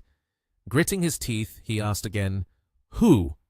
Wu Wenjun continued to be annoyed, shouting, Do you believe I'll hit you, you idiot? If I... Before he could finish his words, Wu Wenjun was kicked in the stomach by Lin Yi. He showed an agonized expression, doubling over in pain. Lin Yi slowly retracted his leg, his hands still in his pockets. At this moment, Wu Wenjun had groaned, kneeling down on the ground. Meanwhile, Zhao Shiqi and Ren Si were both astonished by Lin Yi's actions. Wu Wenjun was in so much pain that his face turned pale, kneeling on the ground, looking up and gritting his teeth, enduring the pain as he said, "Do you dare to hit me?" At that moment, Ren Si suddenly spoke up. "All right, pay attention to your status." She crossed her arms, looking at Wu Wenjun, who was kneeling on the ground, and continued, "Even though we're in the countryside, we still need to be cautious. If someone happens to take secret photos, your future will be ruined." Wu Wenjun's expression twisted into a sinister look, as if he was scheming something. He thought to himself, Director C is right. It's really hard to climb up to the position of a top star. If I ruin my future over this, it's not worth it. He then stood up, pointed at Lin Yi, and said irritably, "I can't be bothered to argue with you. You better be careful." Ren Si placed her hand on Lin Yi's shoulder and said, all right, stop talking. You two should go back first." She pushed Wu Wenjun away, continuing, "Prepare a bit. We're going to continue shooting soon." At this moment, Wu Wenjun clutched his stomach and turned around. Lin Yi and Zhao Shiqi still stood in place. Zhao Shiqi said, "I'm really sorry. Here is 5,000. Take it." She handed the money to Lin Yi with both hands. After that, Zhao Shiqi and Wu Wenjun left. Lin Yi remained standing, watching them walk away, while Wu Wenjun still held his stomach, glancing back towards Lin Yi as he walked off. "Is that person crazy? If you weren't here, I would have kicked him to Eco." Lin Yi spoke up irritably. At that moment, Ren Si came over, wrapped her arms around his, and leaned close to him. She used a pleading expression, saying, "He always flatters Zhao Shiqi, so that's why you were annoyed earlier. Calm down. It's my fault this time. I promise I'll make it up to you tonight." Upon hearing this, Lin Yi leaned closer to Ren Si and replied, "This can still be considered as an attitude of admitting mistakes." As he got closer, she blushed shyly and smiled in response. "Then I'll head back now." Ren Si walked ahead, then turned back, winked at him. She waved her hand, smiling. "See you later." Ngo Wenjun was strolling down the street, looking tired. His hand was clutching his chest where he had been injured from the earlier fight when he ran into a girl who seemed to be an acquaintance. She was wearing a neatly tucked-in light blue shirt with gray dress pants, looking very elegant. It turned out to be Miss Li.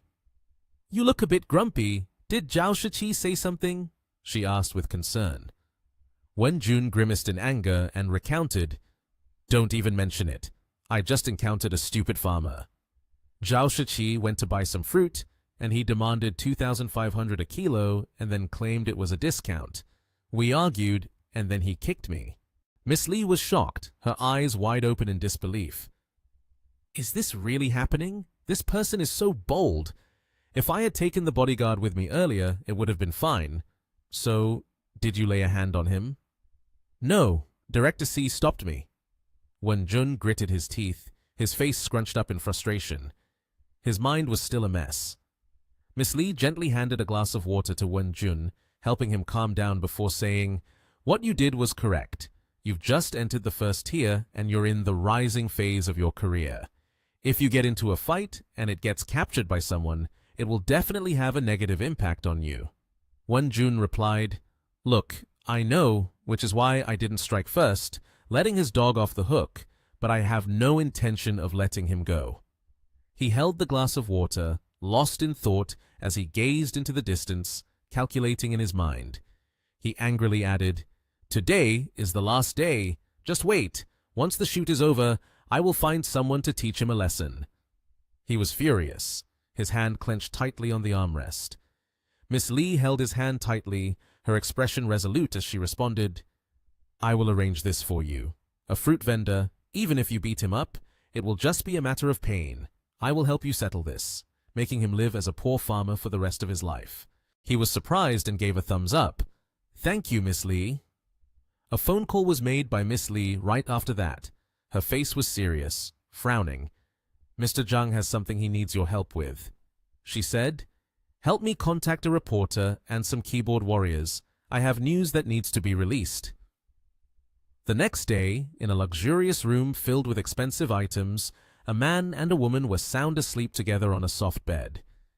The phone on the bedside table suddenly vibrated. The ringing echoed through the room, breaking the quiet atmosphere. Hello? Lin Yi asked sleepily. You silly farmer, has a pig eaten your brain? The voice on the phone was full of reproach. Kyun Nian, lying beside him, rubbed her eyes and asked, So early, who is it? She was naked, looking quite seductive. Are you crazy? He was still sleepy, eyes closed, frowning as he spoke. He was bewildered by this unexpected call, staring blankly at the strange number on his phone. The voice on the phone continued, A fruit-selling bug dares to provoke a star. He was startled, sitting up, revealing his six-pack abs and toned physique, his face clearly showing anger. Lin Yi asked doubtfully, What's going on? I've become a victim of cyberbullying. This is outrageous. On a beautiful sunny morning, sunlight shone on the towering skyscraper, making it sparkle, standing out in the city. A staff member placed a stack of newspaper articles on the desk and reported, Here are the news articles and reporters about your cyberbullying that the Public Relations Department just arranged. They are very professional. Xiao Mao booked on the web, and the short video has exposed how you deceived a female star. They also found a large number of keyboard warriors to incite further. Lin Yi sat at his working desk, seriously picking up each newspaper to read. It can't be that female star, right? You all go investigate the background of Wu Wenjun and his manager, he instructed his staff carefully. He Yuan crossed her arms and showed the phone with several text messages for him to see. It's already been investigated. Did you think the Public Relations Department of Lingyun Corporation was just for show? This is the record of the conversation between his manager and the reporters. It's them who did it. Lin Yi was surprised by this swift information and happily exclaimed, Yuan is amazing! Miss Lee, sitting in front of the computer in the office, suddenly widened her eyes in astonishment. What's going on? The news about Lin Yi has all been deleted. She leaned back in her chair, frowning as she made a phone call. What's going on? Do you need to find more keyboard heroes to push the news to hot search? Before she could finish speaking, a loud voice on the other end interrupted her. You idiot! You've made me offend the chairman of Langyun Group. His background is very significant. Do you think he lacks money? He even intimidates female celebrities. Is there any female celebrity who doesn't fall for him? Miss Lee was struck as if by lightning, her eyes wide. A valuable background? Is he the owner of a huge empire? Suddenly, a loud bang sounded as the door swung open. Miss Lee jumped slightly. A person walked in and asked, What's wrong? It was Wu Wenjun, his face pale, fearfully and anxiously saying, All your announcements have been suspended. They say you've been blacklisted. The person you met at Huasi Villages is not an ordinary person. He is the CEO of Langyun Group. Along with his fear, he stared wide-eyed, his pupils seeming to want to jump out. His mind was in chaos, and he panicked, kneeling on both knees, grabbing Miss Lee's hand and continuously pleading, Miss Lee, I know I was wrong. Please, give me another chance. Miss Lee was extremely unhappy. In the eyes of wealthy people, movie stars are just toys. In reality, they are nothing at all. In the future, I fear I won't be able to work in this industry anymore. Then she decided, let's go to Huanxi village to apologize to Mr. Lin. Despite feeling uncomfortable, Miss Lee still tried to help Wu Wenjun.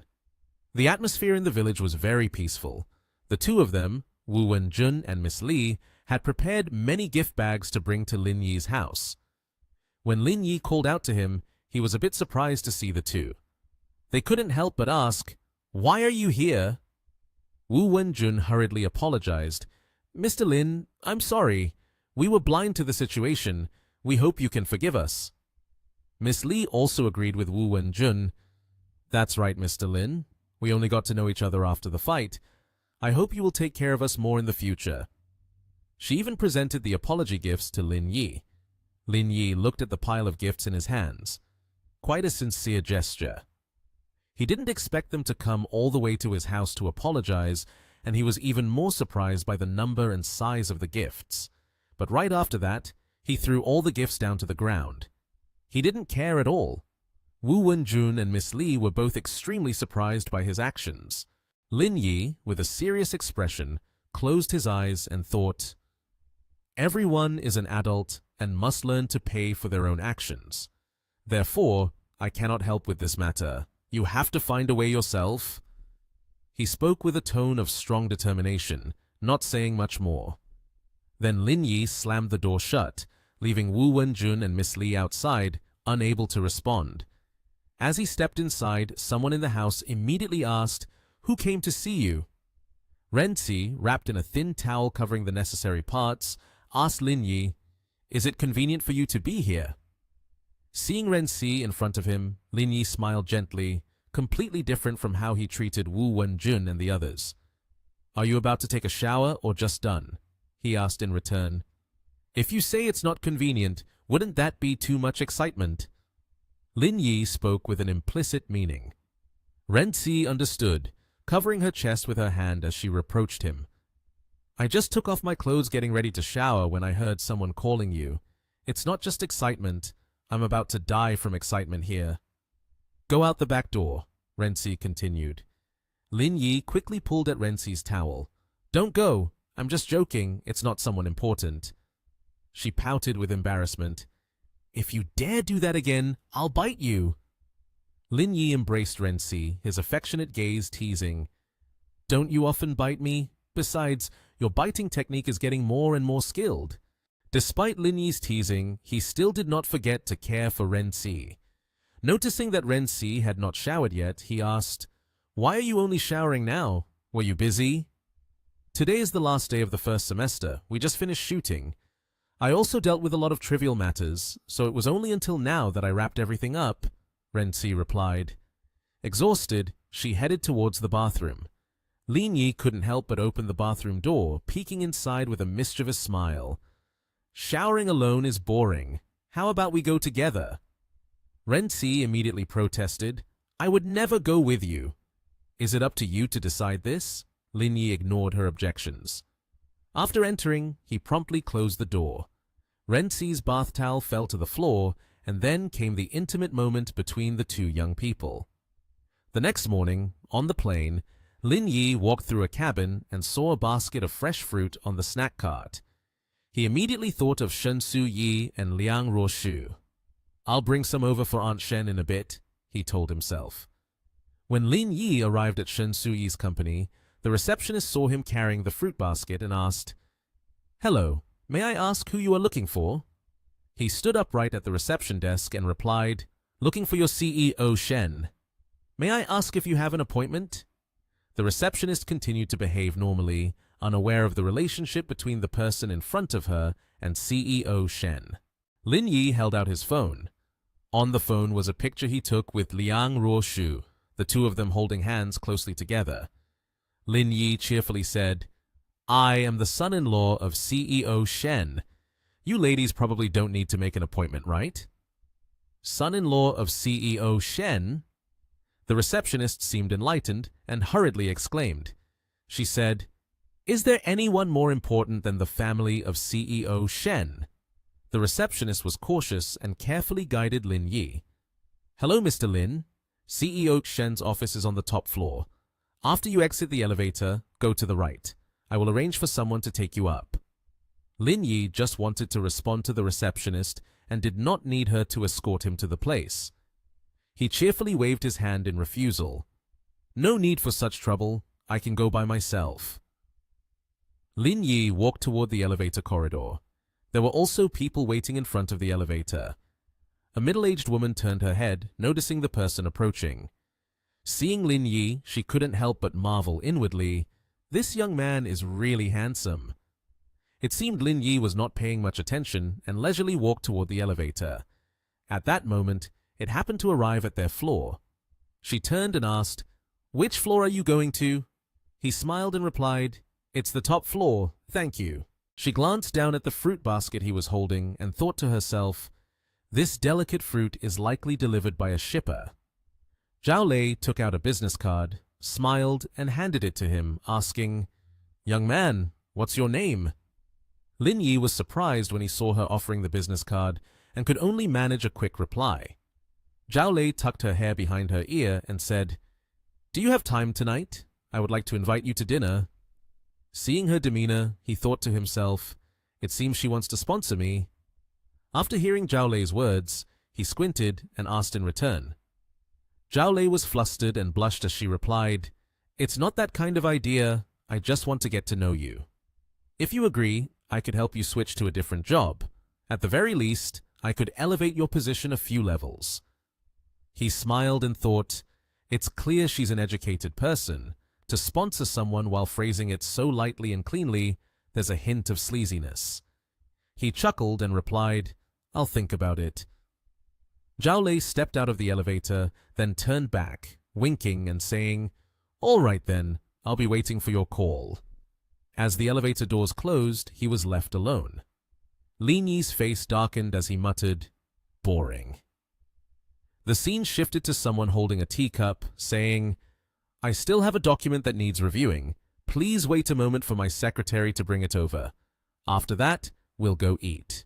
After thinking carefully, "It has been 30 years since we last shared a meal together," Miss Liang said. Qin Yingyue, sitting opposite, quickly replied, "I remember back then, when you and Mr. Liang were about to get married, you dragged me along shopping for several days." As Qin Yingyue yawned, she continued, "The clothes and blankets you picked, I didn't dare say they weren't beautiful." Upon hearing her, Miss Liang retorted, "If your taste had been good back then, you would have picked Mr. Lin for me. Who knows, Lin Yi might even be your son by now." After saying this, Miss Liang raised her teacup to her lips, savoring it before asking, "What have you been doing the past few months?" Qin Yingyue answered cheerfully upon being asked, "Traveling, visiting a few small cities in the country. It really feels quite liberating, sister.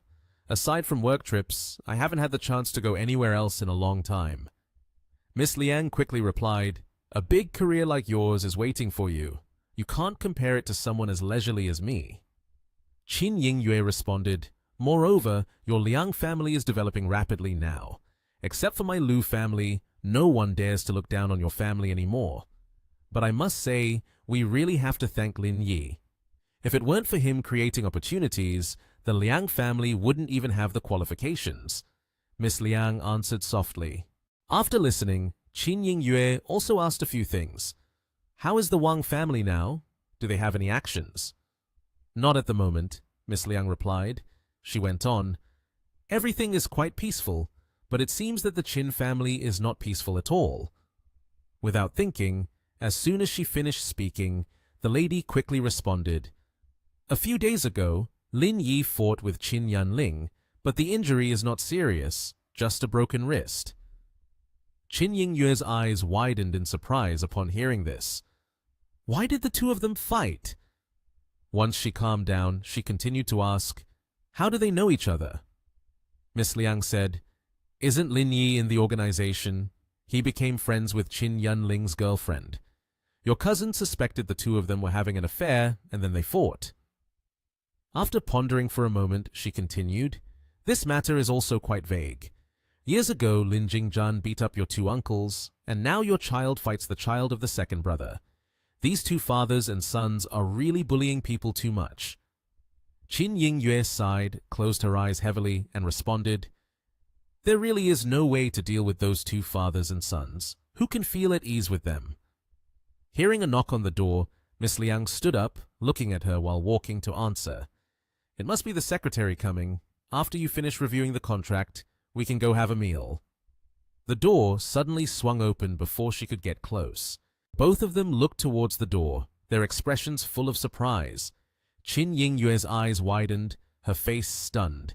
Tears began to stream down her cheeks. She turned her face away, trying to avoid being noticed. Meanwhile, Su Yi was chatting with Lin Yi. "Why did you come? The people downstairs didn't inform Aunt." Lin Yi smiled brightly, holding up a basket of fruits in response. The superiors arranged it, so I came to conveniently bring Aunt some fruits. I told them not to say anything to create a surprise for Aunt Shen, but it seems like Aunt has a guest. I'll leave the fruits here and go now. Suddenly, she raised her hand, signaling for him to stay. Wait, don't go, she warmly invited. It's already noon. Stay and have lunch first before leaving. Hearing this, Lin Yi politely declined. I'm about to call Aunt my mother-in-law. Why be so formal with me? Aunt has a guest. How can I stay for lunch? Su Yi remained determined, pointing at Ying Yue and saying, She's a close friend of Aunt, not a stranger. It's just a simple meal at the company cafeteria. Su Yi's insistence made Lin Yi feel awkward. He could only laugh it off. Su Yi glanced at her friend, who was sitting with her back turned on the chair. She thought to herself, if I don't arrange the opportunity for her and Lin Yi to meet, she will probably say she's not ready her whole life. This time is a chance given by heaven. Lin Yi scratched his head, shyly saying like that doesn't seem good, right? I don't know Aunt that well. I'm okay with it, but I'm afraid she might feel awkward. At that moment, all three of them were settled on the sofa. Su Yi sat next to Ying Yue, while Lin Yi sat opposite. Hearing Lin Yi's response, she persuaded, We're all in our 50s, and we could be mothers. What is there to feel awkward about? Lin Yi felt embarrassed, thinking to himself that this comparison was a bit odd. In the end, he accepted the invitation. All right then, if Aunt Shen says so. That response pleased Su Yi, and she smiled gently. After successfully persuading Lin Yi, Su Yi happily stood up and turned to Ying Yue. Let's go. It's time. Let's go eat. She held her friend's hand and urged her to go. The three quickly exited the room to head to the restaurant. Su Yi still held Ying Yue's hand tightly, while in her other hand, she held a small yellow box, urging, Let's go. Let's go. I'm hungry. Meanwhile, Lin Yi shoved his hands into his pockets and strode along behind them. On the way, an employee working in the company approached Shen Su Yi. She reported the situation. Shen CEO, the base ore contract is ready. As she spoke, she handed the file to her. Su Yi temporarily didn't accept the proposal from the employee. Leave it in my office, we'll handle it tomorrow. The girl received it and nodded politely in response. Yes. Lin Yi glanced at the employee, who just passed by, going in the opposite direction from him. He had a serious expression, observing. He then looked at Ying Yue, silently wondering, what kind of relationship can make the cold woman Shen Su Yi treat someone like this? She doesn't even care about the company contract. How close must they be? He recalled the scene just now, perplexed, thinking, but why did that woman look at me strangely just now? The three of them walked for a while before reaching the cafeteria. Lin Yi noticed that the gold box Su Yi was carrying contained cherries. The glossy red cherries were arranged on the dining table. She invited Ying Yue to eat while also introducing and pointing at them. You should try these cherries. They are homegrown. You had some before. They are incredibly delicious. But perhaps Ying Yue wasn't very attentive to her, as she was staring fearfully at her brother sitting opposite her, who was enjoying his lunch. Then she turned around, smiling politely to decline. Sister won't eat, you eat it. Su Yi, seeing this, asked in confusion, why not eat? This type of fruit can only be found in your place. Hurry and try it. It's really delicious. Being urged like that, she finally reluctantly took the fruit her friend offered and took a bite. She exclaimed, I've truly never eaten such delicious fruit before. After that, Shen Su Yi suddenly turned to question Lin Yi. You beat Qin Yunling from the Qin family a few days ago, right? This caught him off guard as he was chewing his food, and he anxiously replied, You already know about this? Her face became serious as she added, Yanjing is quite small. News spreads very quickly. I've also heard that they went looking for Mr. Lu, arguing as if Mr. Lu doesn't care about this. Nation TH is your territory, but this is Yanjing, not a place where you can do whatever you want. Be mindful of yourself. She continued to remind him. Hearing that, Ying Yue also kept silent, stealing glances over to the side, lifting her glass of water to drink. Lin Yi also put on a listening expression, smiling as he picked up another piece to eat, and replied, "Thank you, Aunt Shen." Looking over at Ying Yue, he saw that she had started eating and thought to himself, "After so many years, this is the first time that I, along with my son, are sitting together at the dining table. There must be countless things to say. I'll ask him these questions." Shen Su Yi, taking advantage of the meal, asked Lin Yi, "Do you have any plans for the future, my child? What's your plan?" Caught off guard while holding his cup of water, he replied while taking a sip, "Actually, I don't have any specific plans. Just take it one step at a time, learn more skills, and focus on making money. Just little things like that. Planting fruits and raising pigs is quite good." Although Shen Su Yi listened to this, she still felt a bit worried. She sincerely advised him, "Only when you become strong enough will you have the capability to take care of yourself and those around you. You are still far from that now, not enough yet." Lin Yi clenched his fists tightly, raising them to his chest, showing excitement like a child joking, "I'm not scared at all, with Aunt Shen backing me up. Who would dare mess with Lin Yi?" Seeing this, Shen Su Yi exhaled deeply, bringing her hands together, playfully scolding this kiddo.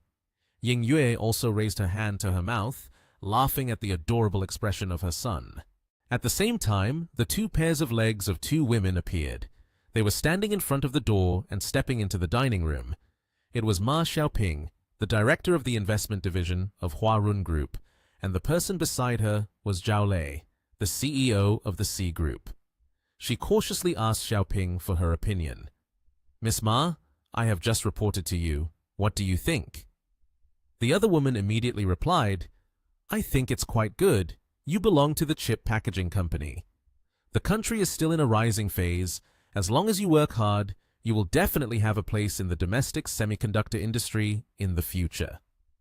Ma Xiaoping also made a suggestion, "But 3.8 billion is a bit high.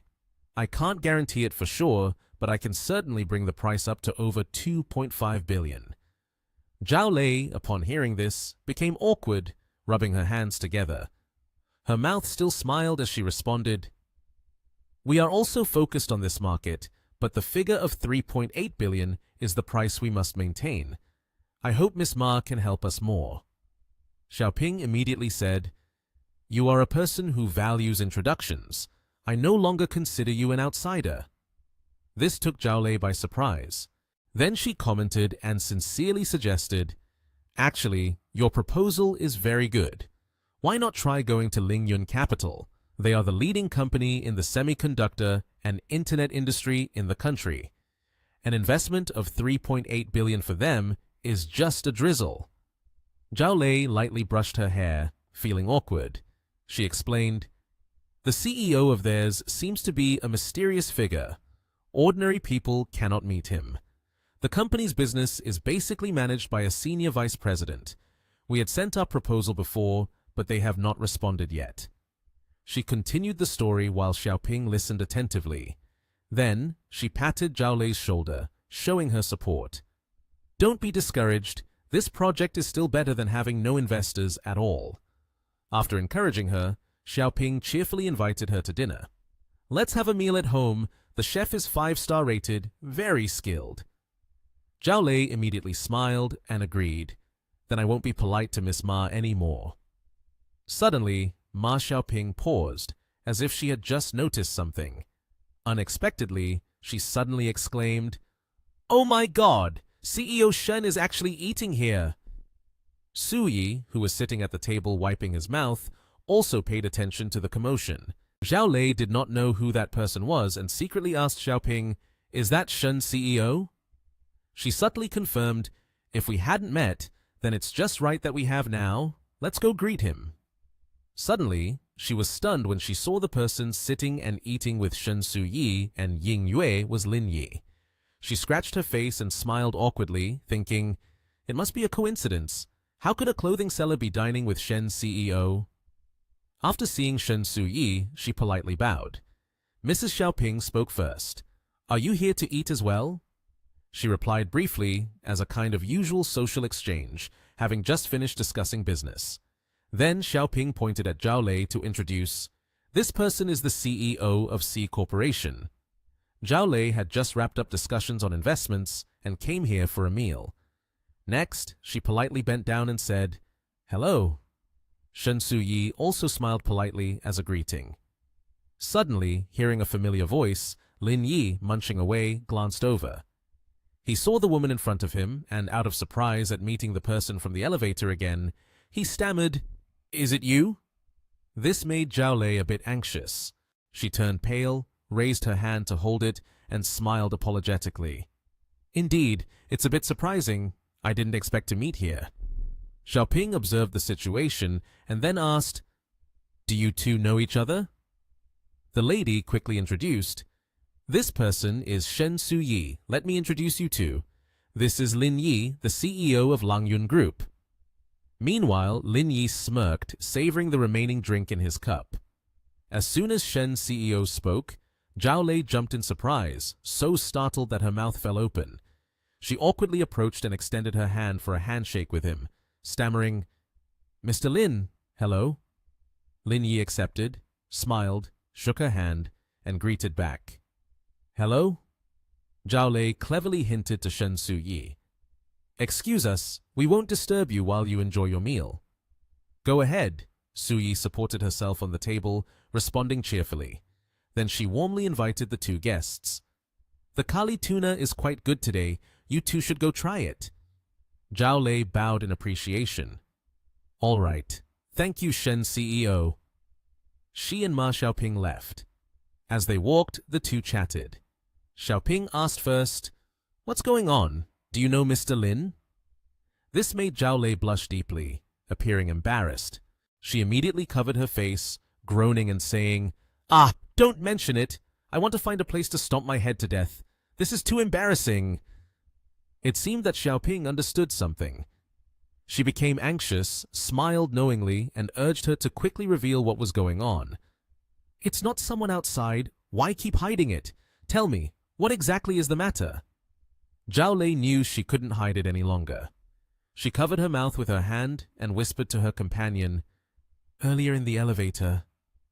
Xiaoping watched eagerly. After she finished telling the story, Xiaoping burst out laughing so hard, her face turned red, tears streaming down her cheeks as she exclaimed, "You did well, and you made such a request to Mr. Lin." Xiaoping's exaggerated reaction left Zhao Lei no choice but to cover her face and sigh, feeling even more ashamed. Still caught up in the laughter, Xiaoping pointed at Zhao Lei and announced, "I've heard rumors that Lin Yi is the son-in-law of CEO Shen." That information surprised her a bit. She hesitated before commenting after hearing it. "So that's how it is. They do make a good match. Both are quite excellent." Suddenly, Xiaoping slapped her hard on the shoulder, then placed her entire hand on it, suggesting that she should go down to the parking lot to stop him. "If you see Mr. Lin, you should go up to the investment table with him. Who knows, it might just work out. Once that happens, having our Yun group backing you would make it all the more reliable, wouldn't it?" Upon hearing that, Zhao Lei felt as if he had struck gold, clenching his fist with determination. "All right, I'll do as you say." The food on the table for the three of them, Shen Su-yi, Ying Yue, and Lin Yi, was all finished. There were fish, vegetables, and water prepared. They wiped their mouths after the meal, and just then, Su-yi asked Lin Yi, "What about that corporation? Is it a company still investing?" He immediately denied, "Not at all." As he sipped water while smirking, he recounted their encounter in the elevator. "It seems like she has a crush on me and even gave me her business card." Shen Su-yi laughed lightly, bringing her hand to her mouth in admiration. "Ha ha, you're just too outstanding." As she spoke, she turned to Ying Yue, who was still wiping her mouth, noticing the two women exchanging meaningful glances. Lin Yi found it puzzling, thinking, "What are these two doing, flirting with each other?" Shen Su-yi then urged him, "The food has been served, and everyone has finished eating. Go and take care of your business." Upon hearing that, Lin Yi tucked his hands into his pockets and propped himself against the table for leverage to stand up. "Excuse me, I'm leaving first." Watching his back as he walked away, Ying Yue couldn't hold back her tears, but only dared to watch him intently. Seeing her friend so emotional, Shen Su Yi sympathetically handed her a handkerchief, encouraging, "He's gone now. Dry those tears. It's not farewell forever. Don't you get to see him often?" Ying Yue took the handkerchief, wiping away the tears that lingered on her cheeks. Her mood seemed to have gradually improved. She said, "That's not wrong, but whether there will be another opportunity like that in the future is uncertain." Shen Su Yi comforted her. "All right, don't be sad anymore. Let's go." She stood up, pointing to Lin Yi, who was leisurely walking in the parking lot. He had his hands tucked into his pockets, looking quite relaxed. Suddenly, Zhao Lei approached, cheerfully waving at him. "Mr. Lin, hello." When he saw her, he joked, "Do you still want to support me now? Just in time. I'm running low on cash. How much do you plan to give me each month?" Zhao Lei rubbed her neck, appearing embarrassed by his joke. "Mr. Lin, please don't mock me anymore. That was a misunderstanding earlier." She continued to explain. "If I had known you were the CEO of Lang Yun Corporation, I wouldn't have dared to say such things even if I borrowed a few guts." He then inquired, "So what brings you to find me?" Zhao Lei stood opposite him, carefully introducing herself. "Mr. Lin, let me introduce myself again. I am the general manager of C Company. Our company is involved in chip packaging, the final stage of the semiconductor industry." She held out a folder with both hands. Lin Yi slowly accepted it. She explained, "This is our fundraising plan. I hope you can take a look." He glanced through the first few pages, fully focused without even a glance at the other person. He softly asked, "How much money is needed?"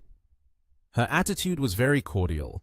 With a bright smile like a flower, she replied, "Our fundraising plan is 3.8 billion, but specifically, how much you want to invest depends on how much Mr. Lin thinks of us." Perhaps for a director, the amount to be spent was as trivial as a cow shedding hair or a tamarind tree losing leaves. He returned the documents to Zhao Lei and casually remarked, 3.8 billion for 44% ownership. Comparatively, it's acceptable. You go to the group to find Qi Zhao. Watch, just tell them I asked them to invest in you." Faced with this swift business demeanor, Director Lei was shocked to the point where his eyes were filled with confusion. He had to confirm again for fear of mishearing. "Huh? Are you really investing in us? Aren't you going to review it again? Or hold a discussion meeting?" Lin Yi remained very calm. "It's not that much money. You just go find Qi Zhao to ask for the investment." After that, he turned and leisurely walked away, not forgetting to wave goodbye. Zhao Lei was overjoyed, bowing. Okay, thank you, Mr. Lin." Seeing the figure standing by the road waving for a taxi, she gazed a little longer, her heart continuously marveling. Such is a big company. 3.8 billion to him is just like a light drizzle. Moments later, Zhao Lei called out loudly, "Mr. Lin!" Being addressed so directly, Lin Yi was taken aback and looked towards her. Zhao Lei slowly approached, leaning in closer with a very gentle and sincere tone. "Are you preparing to catch a ride? My car is right next to us. If Mr. Lin doesn't mind, I can drive you there." Lin Yi did not decline and replied, "That would be fine. Sorry for the trouble." Soon after, they arrived at the event hall. Lin Yi got out of the car and entered inside, immediately hearing the voice of Director Zhao echoing, "Thank you, Mr. Lin, for the opportunity. Call any time and I will be there." A smile appeared on his lips as he waved goodbye while stepping into the building. A moment later, the office door opened. He walked up to Liu Hong's desk, and the older man warmly welcomed him. "You've arrived, have you? Please, take a seat." Lin Yi leisurely sat down in the chair, crossing his legs and inquiring, "When does the training officially begin? It has been delayed for quite some time, hasn't it?" The old man was pouring hot water from a thermos, steam rising gently in the room. Through the face aged by time, Liu Hong looked at him for a long while before continuing, It starts tomorrow. You are now the team leader of Team 1.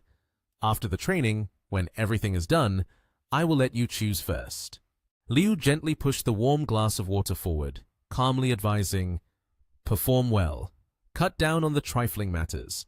3 years of serious work, and in 5 more years, you will be able to climb to the position of coordinator. The future ahead is broad. Lin Yi listened to the other person lecture while holding the warm glass of water, wanting to enjoy it. He thought about negotiating further. At least 3 years. Is it possible to shorten the time? Liu Hong seemed to have a method and immediately replied without hesitation. The only way is for me to suddenly encounter an unexpected incident, and if the organization has no one to replace me, they will let you take over.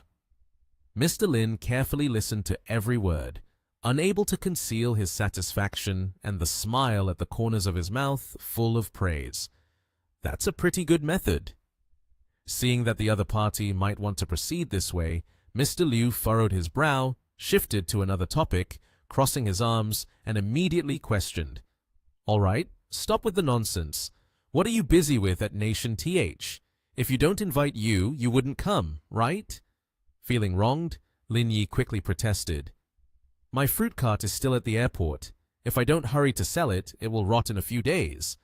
He pointed to the box lying nearby, curious all this time, and said, Has anyone checked the contents of the hard drive? Is it useful? Liu Hong leaned his elbows on the table, interlocking his fingers, his expression extremely serious. He explained, Of course there are uses, but for the research of genetic fluid in water, it is not applicable. The higher-ups also have no intention of conducting in-depth research in this area. They plan to use it in other fields. Lin Yi realized the situation and did not refute it, instead simply responding, That makes sense. Those who go against the principle truly are not suitable for us. Suddenly, the old man's demeanor became extremely stern and uneasy. Liu Hong pointed straight at him and made a request. This morning, Mr. Liu called and said he wanted to meet you. If you have time, you should go now. Lin Yi felt confused internally. Why would such a high-ranking leader want to meet me? Mr. Liu returned to a gentle tone and continued, I can't say for sure. It's getting late, and you've consecutively achieved 2 second-place finishes. If they are looking for you, it must be a good thing. I'll send the address to your phone. You should hurry on over. Seeing that the other party wanted to hastily conclude the matter, he gradually stood up from the comfortable chair. I'll go there now. Under the bright golden sun and amidst the fresh blue sky, in a house built in an old-fashioned style, there sat an old man with white hair in the courtyard. One hand wielded a fan, while the other held a cup of tea, sipping and savoring it. Feeling a noise, he lifted his gaze forward. Lin Yi's leather shoes gradually came into view. He looked at the person in front of him with indifference, the teapot exuding a fragrant aroma. The old man with white hair smiled and said, Come on, I've been waiting for you for half a day. Lin Yi sat down in the chair and asked, Mr. Liu, is there something you need to discuss with me? Mr. Liu Bei-chen poured tea, smiling as he said, Try it. This is Da Hong Pao from the mother tree on Wuyi Mountain. Lin Yi picked up the freshly brewed hot cup of tea and asked with a smile, You specially called me here. It can't just be for tea, right? Mr. Liu Bei-chen chuckled, fanning himself with a fan, and asked, How is the situation on the island? He closed his eyes, savoring the cup of tea, and said, Va Xiongji is dead. If no one steps up, they will probably collapse. Mr. Liu Bei-chen continued, Right now, the only ones who can research and develop genetic fluid are the Va family. What do you think about the capabilities of both sides? Lin Yi replied, Va Xiongzhi was not very competent, significantly inferior compared to the Va family. He looked at the old man, fanning himself with a smile. As for the Va family, it's not easy to talk about their strength and internal situation. I've only seen the tip of the iceberg. The specific situation is impossible to guess. Mr. Liu Bei-chen asked, You are now the team leader of Team 1. How will you arrange things? Lin Yi smiled and said, I will do as the superiors arrange. I have no advantages, just obedient. Pointing where to go is what I do. Wherever I'm needed, I will go there. Mr. Liu Bei-chen laughed and looked at him and said, "Kiddo, you only know how to talk nonsense with me every day." He stood up, laughing, and said, "Then come with me, I will introduce you to someone." Lin Yi calmly asked, "Who is it?" Then, at a house with a red gate, Lin Yi followed Mr. Liu Bei-chen. He said, "Whether it's good or not, you will see for yourself." At a place where many people were standing, there were voices in front of a crowd that was encircling. Lin Yi asked, "What is happening?" Two people turned back, seeing Lin Yi and Mr. Liu Bei-chen gradually approaching. Then, they began to spread apart, making way for the two. Mr. Liu Bei-chen smiled at everyone and said, "This level is not bad. Sui Qiang is lifting weights." One person in the crowd said, "This person is named Sui Qiang. He is the nephew of a friend of mine. I heard about him before, and my impression is that his level is not bad. He has already reached level D, with very good talent and high skill level." Lin Yi looked and said, "Pretty strong, but compared to the organization, the training and equipment of everyone else is indeed a bit lacking. It's quite interesting, but not professional at all. It doesn't provide a comprehensive view." Mr. Liu Bei-chen chuckled and nodded happily, saying, "The training conditions certainly can't be compared to the organization. I just wanted you to evaluate a bit. If possible, then please keep it for your team."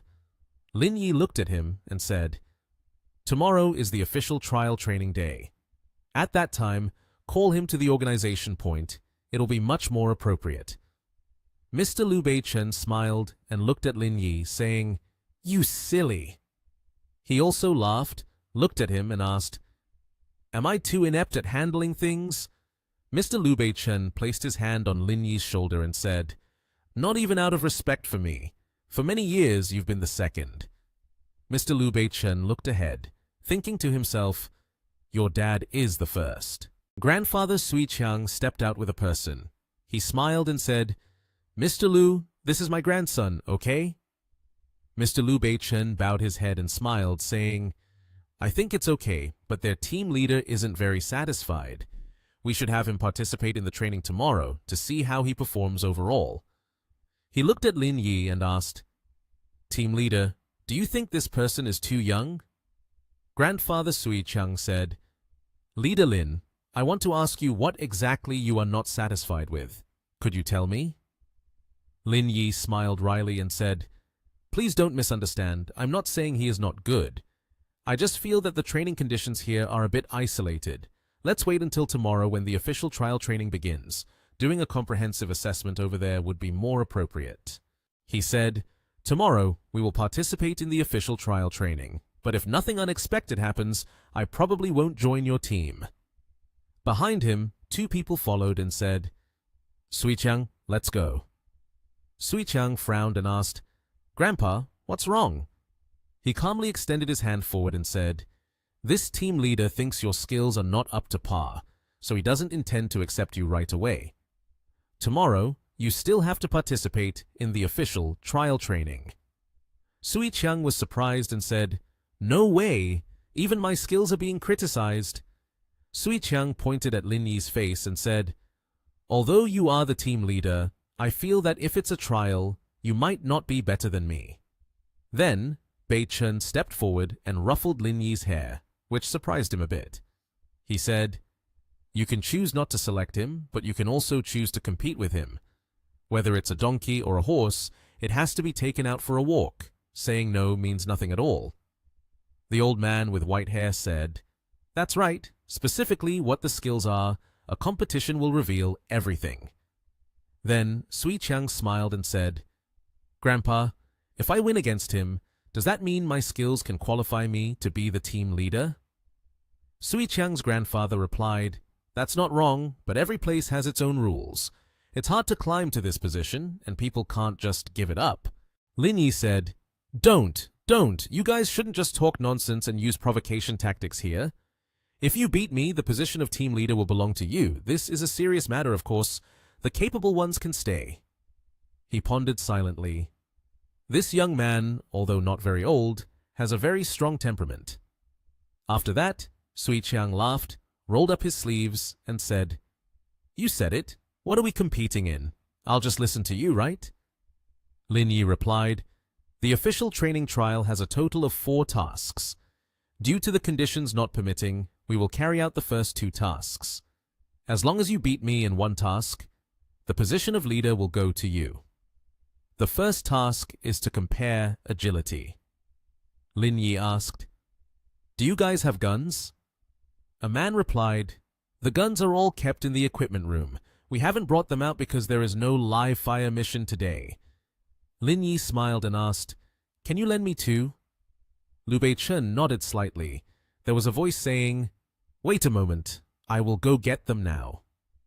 Then someone brought out 2 guns, holding a small black gun with his hand pointed at his temple, smiling smugly and said, no need to pass them. I need to find good shooting skills. Later, both of you aim here and shoot. Everyone was surprised to hear Lin Yi say that.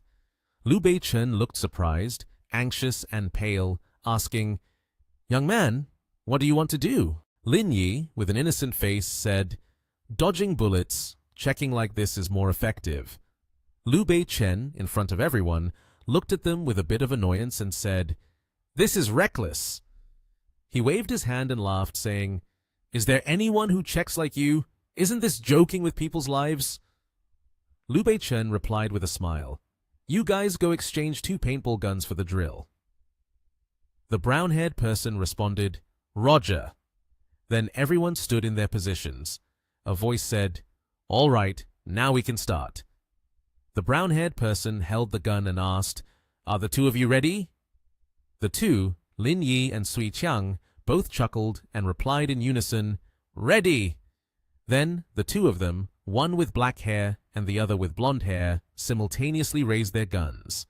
Their hands were already placed, ready to pull the trigger. Subsequently, Lin Yi managed to dodge a bullet that brushed past his shoulder. Sui Qiang's face turned purple, suddenly thinking, it's over. Sui Qiang was still standing there, getting splattered with countless colorful powders on his face. He stood still, not knowing what to do, surprised.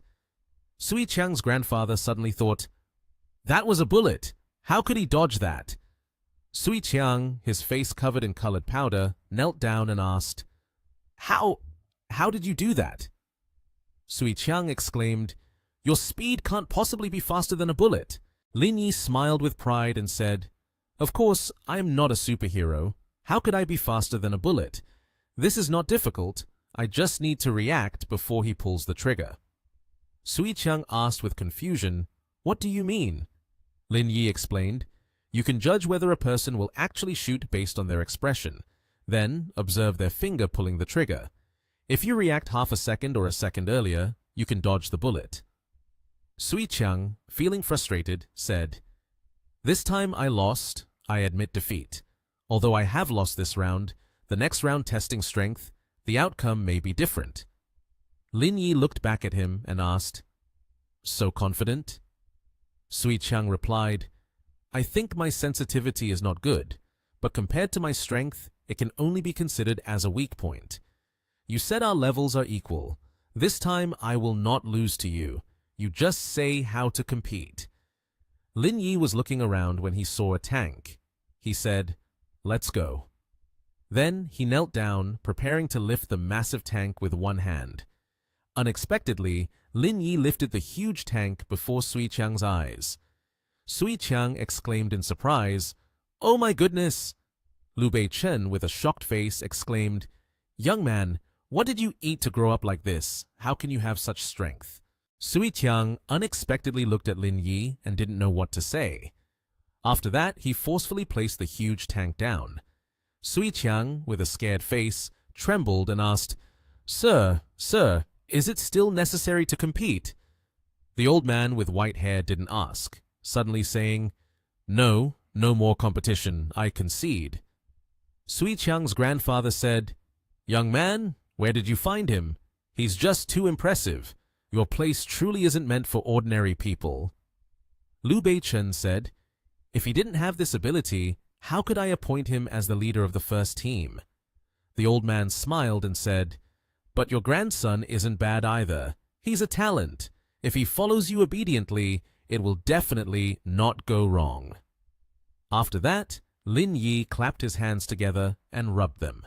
He smiled and said, "If you concede, then this matter will be easy to handle. The trial training will officially start at 8 o'clock tomorrow morning." Lin Yi cheerfully said, "If you want to come, then be there on time. If you don't want to come, you can withdraw. How you want to do it, you decide for yourself." Sui Qiang raised his hand and said, "Okay, I will be there on time." His grandfather said, "Then let's wrap up today. We will see each other tomorrow." Lin Yi said, "All right." In a house with a red door, two people, Liu Beichen and Lin Yi, were sitting together drinking tea.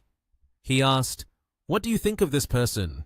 Lin Yi brewed tea and said, "Dare to play, dare to accept the consequences. Personality isn't bad either. If I join the organization, I will have food and money to save. But I just feel that a person like him isn't very smart." Liu Beichen replied, "It's because you are too clever and astute that you see everyone as lacking in intelligence. By the time the official training starts, you might discover that there are many people, some even not as capable as he is." Lin Yi took a sip of tea and said, "What you said is indeed reasonable." Liu Beichen chuckled and said, "At first, when I heard Liu Hong say you weren't willing to come here, I thought you were against accepting the organization's offer." Lin Yi held the cup of freshly brewed tea, still steaming. He said, "It's not that. Mainly the greenhouse fruits are ripe. I was in a hurry to sell them, but I've brought them all the way to Yanjing. If they don't sell, you have to buy them all from me." Liu Beichen stood up and said, "You kid, you're something else. This is the first time I've seen a billionaire selling fruits. Well then, let's call it a day. I'm going back to sleep." Lin Yi put his arm around Liu Beichen and said, "Let me take you home." After that, Lin Yi knocked on the red door. A person dressed in blue came out to open it for him, and Song Yuzhen, Liu Beichen's wife, opened the door and said, "This person is—" Liu Beichen smiled and said, "This is Lin Yi. We were just chatting a bit." Song Yuzhen laughed as she looked at Lin Yi and said, "So he is Lin Yi?" Song Yuzhen laughed, pulling Lin Yi's hand into the house, and said, "Come in and sit down. I'll go buy some things, and after dinner, we'll go out." Lin Yi felt a bit uncomfortable and looked at her, thinking to himself, "We just met for the first time, and this old lady is already so enthusiastic." Lin Yi smiled, scratching his head awkwardly, and said, "I probably won't eat. I have other things to do this afternoon. I'll leave first." Song Yuzhen smiled and said, "If you have something to do, I won't keep you. Come over when you have time." Lin Yi replied, "Sure." Then he stepped out of the house, thinking, "This old lady, we're not familiar. Why is she being so courteous to me?" His phone in his pocket rang, still ringing. The caller was an unknown number. Lin Yi answered, and the other person said, "Hello, am I speaking to team leader Lin? My name is Zhang Baotian. Mr. Liu said you have some fruit to sell and asked me to come help. Is there anything you need assistance with?" Lin Yi asked, "I want to go to Yang Fujing Street, but it seems like they don't allow stalls there. Can you arrange a stall position?" The other person replied, "That won't be a problem." The person on the phone said, "Let's be friends. I will go arrange things for you now. Just drive to Yang Fujing Street. Once everything is arranged, I will send you the location." Lin Yi replied, "All right, thank you for your hard work." At Yang Fujing Street, a bus stopped in a crowded area. Lin Yi smiled, holding a watermelon and a cloth bag, looked at a man and asked, "Are you Zhang Baotian?" Zhang Baotian got off the bus, saying, "That's me." Zhang Baotian smiled and said, "This is considered the best spot on Yang Fujing Street. There are many people passing by here. Selling goods should be fine." Lin Yi smiled, putting the watermelon into his hand, and said, "Thank you. These are all pesticide-free fruits. Take them home and enjoy." Zhang Baotian took the watermelon and said, "Captain Lin, I can't accept your things." Lin Yi smiled, handed him the cloth bag as well, and said, "It's fine. Enjoy it as much as you want. No one will care. If anything happens, I'll take responsibility." Zhang Baotian lowered his head, saying, "Then I'll be going now. if anything comes up, please call me. Lin Yi replied, "All right." After that, he placed a basket of cloth on top and quickly glanced at the display of fruits that Lin Yi had set up. A girl with purple hair smiled and said, "The fruit seller brother is so handsome." The guy in the green shirt, ruffling his hair, said, "What good is being handsome? He's just a fruit seller. The money he makes in a month isn't even enough to buy a pair of shoes for his girlfriend." She smiled and said, "You're right, but I feel like his fruits are very fresh. I want to buy some to eat." She smiled and walked over, saying, let's go. Buy some over there. I haven't eaten lychee in a long time." He walked over, looked into the basket of lychees, picked one up. Then he squeezed the lychee into his mouth and said, "Really sweet." He laughed and said, "Brother, how much are you selling your lychees for? Give me 5 kilograms. Lin Yi smiled, raised the QR code and said, 3,000 yuan per kilogram, a total of 15,000 yuan. Just scan the code. The man in the blue shirt was taken aback and said, "What are you saying? 3,000 yuan per kilogram?" Lin Yi smiled and replied, "You didn't hear wrong. It's 3,000 yuan per kilogram. You've tasted it too. Everyone who's eaten it says the quality exceeds the price." He, somewhat angrily, asked, "Did you raise the price just because you saw me eat one first?" He angrily pointed at Lin Yi and asked, "Are you here to cheat others?" Lin Yi covered his ears and said, "If you can't afford to buy it, just say so. I don't force anyone to buy." Lin Yi said, surprising him, "But since you've eaten one lychee, based on the price, it should be about 100 yuan. If you can't afford 5 kilograms, then just pay for one." He smirked and asked, "What if I don't want to pay?" Then a hand pulled his arm back. The girl with purple hair said, "Let's just give him the money. Consider it charity for a beggar." The guy in the blue shirt held his phone and said, "Don't worry, I will pay him. But I don't have cash on me right now. I need to call a friend to bring it over." He smiled smugly and said, "They just opened a new shop nearby. I'll make a call. They will be here in a few minutes."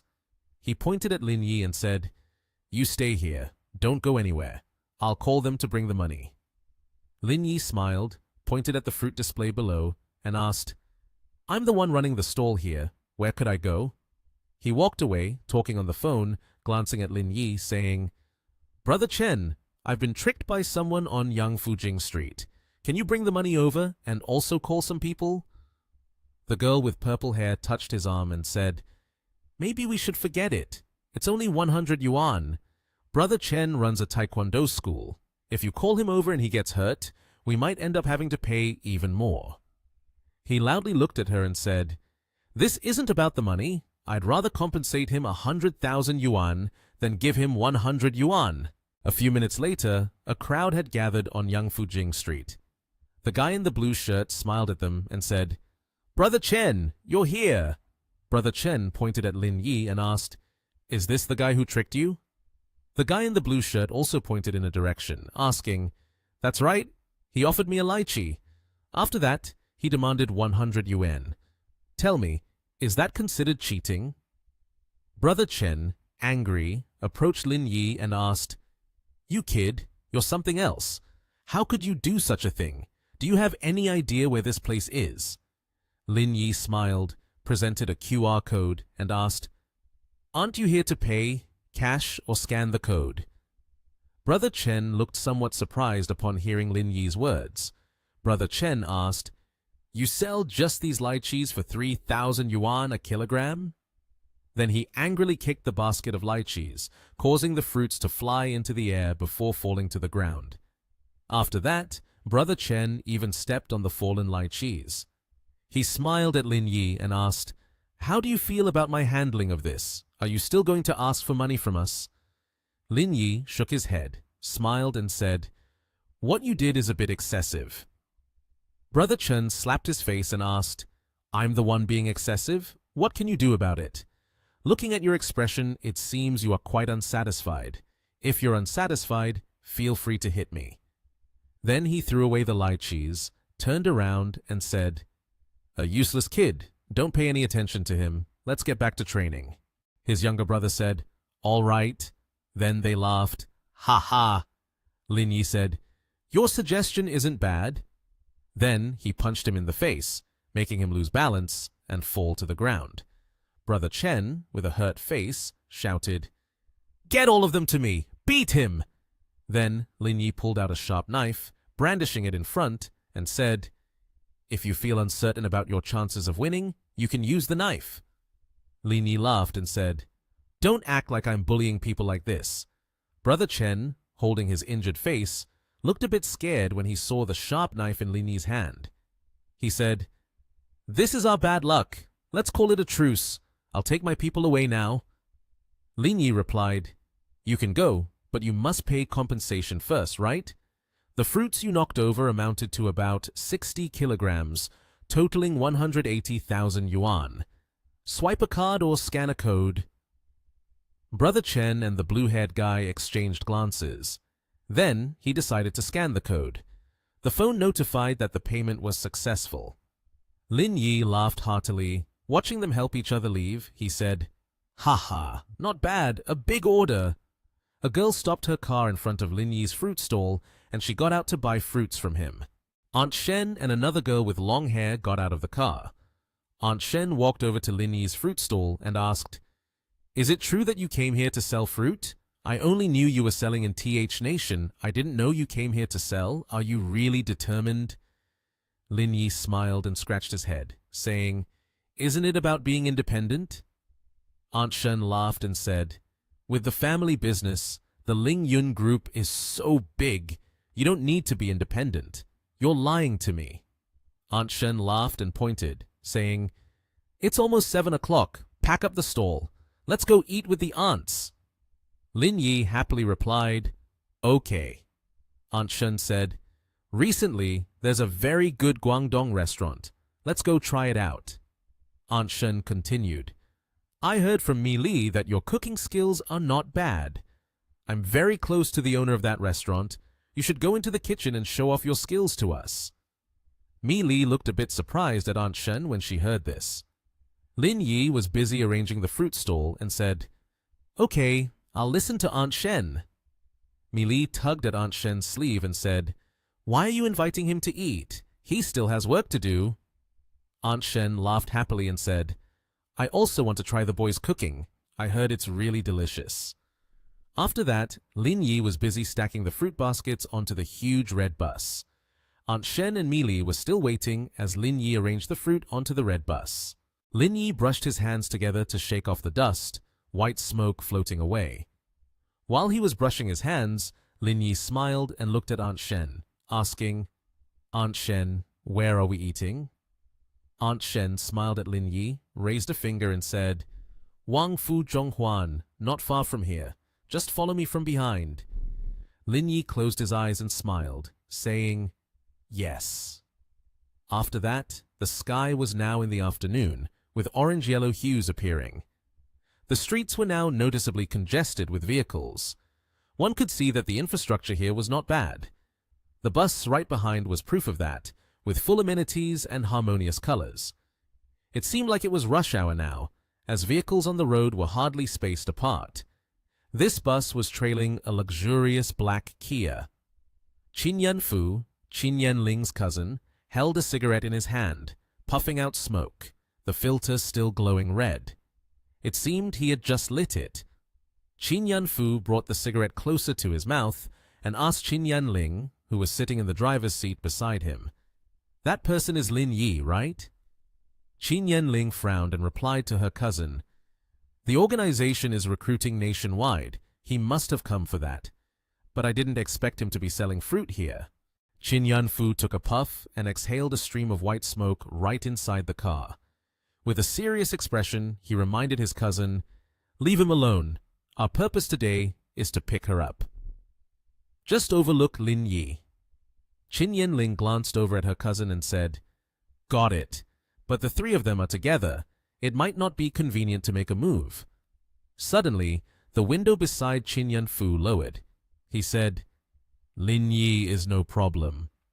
Immediately afterward, he pulled the cigarette out a bit through the window, flicking a bit of bright red ash onto the road.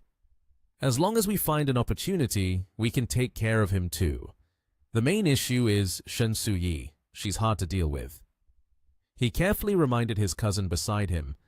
Stay close, her movements are quite unpredictable. If we lose track this time, it'll be hard to find her again. Qin Yanling obediently replied, I understand. The car quickly accelerated, speeding down the road ahead.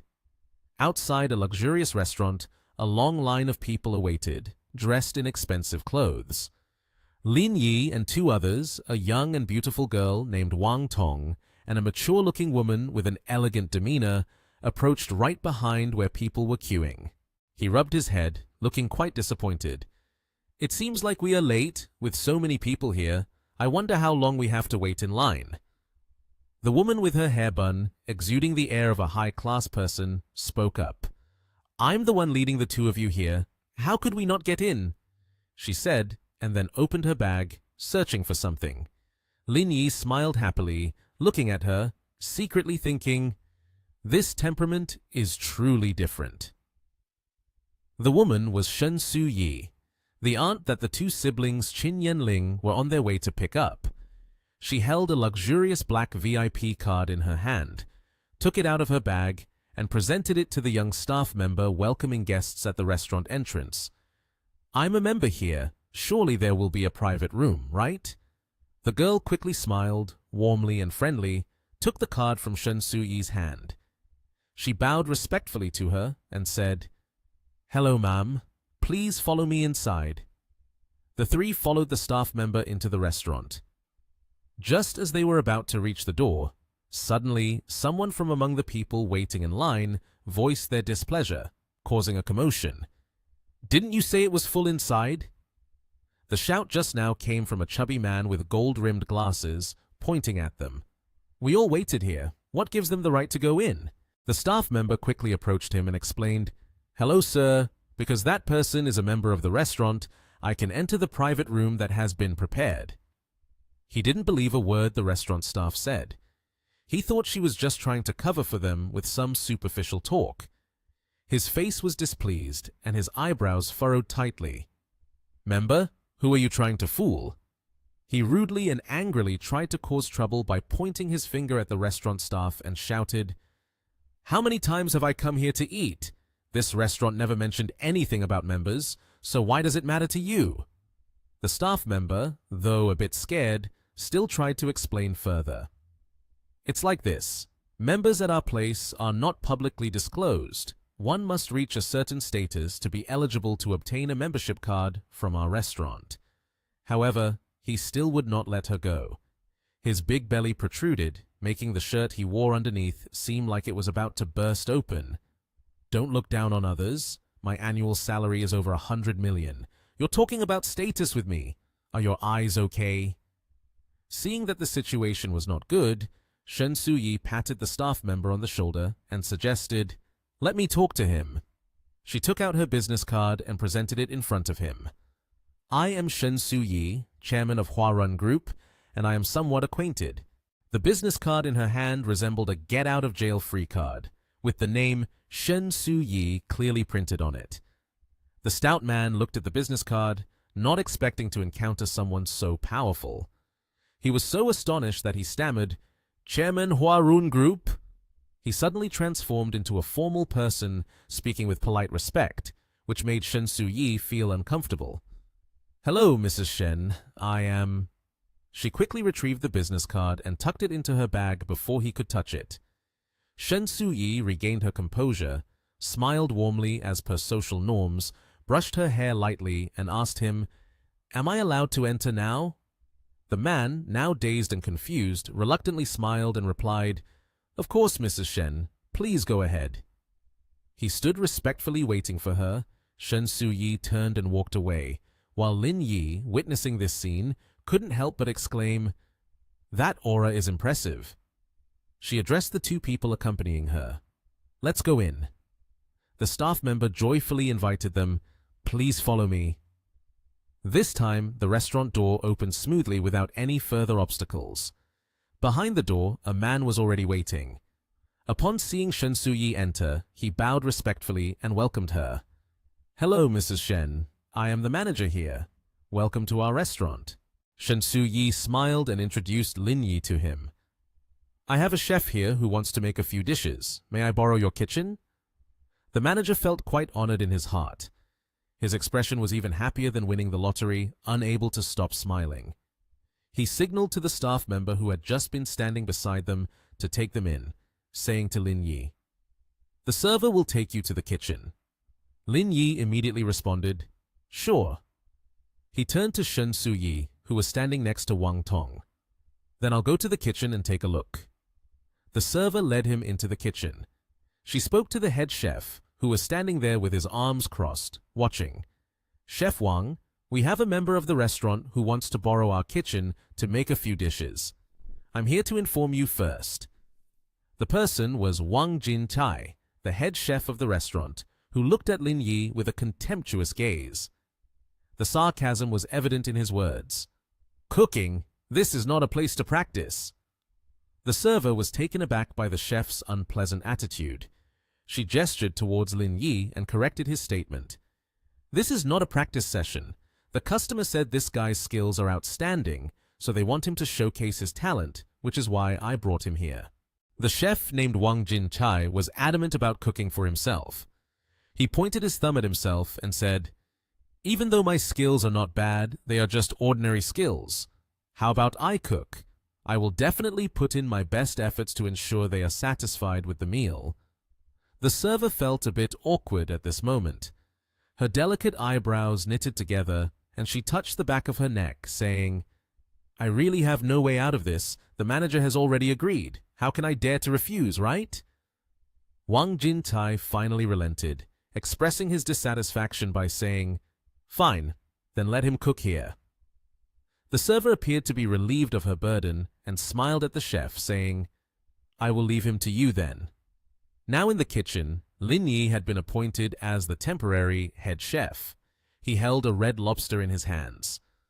Wang Jin-tai placed his hands on his hips and asked him, "So what dish do you want to prepare? I'll have someone prepare the ingredients for you." Lin Yi shook the lobster in his hands as if testing its weight, and then replied to the chef with the names of several dishes: Kung Pao chicken, chopped white chicken, stir-fried lobster in superior soup. Wang Jin-tai instructed his assistant chef, "Go prepare the ingredients." The young assistant chef quickly responded, "Yes." Before long, the ingredients were ready.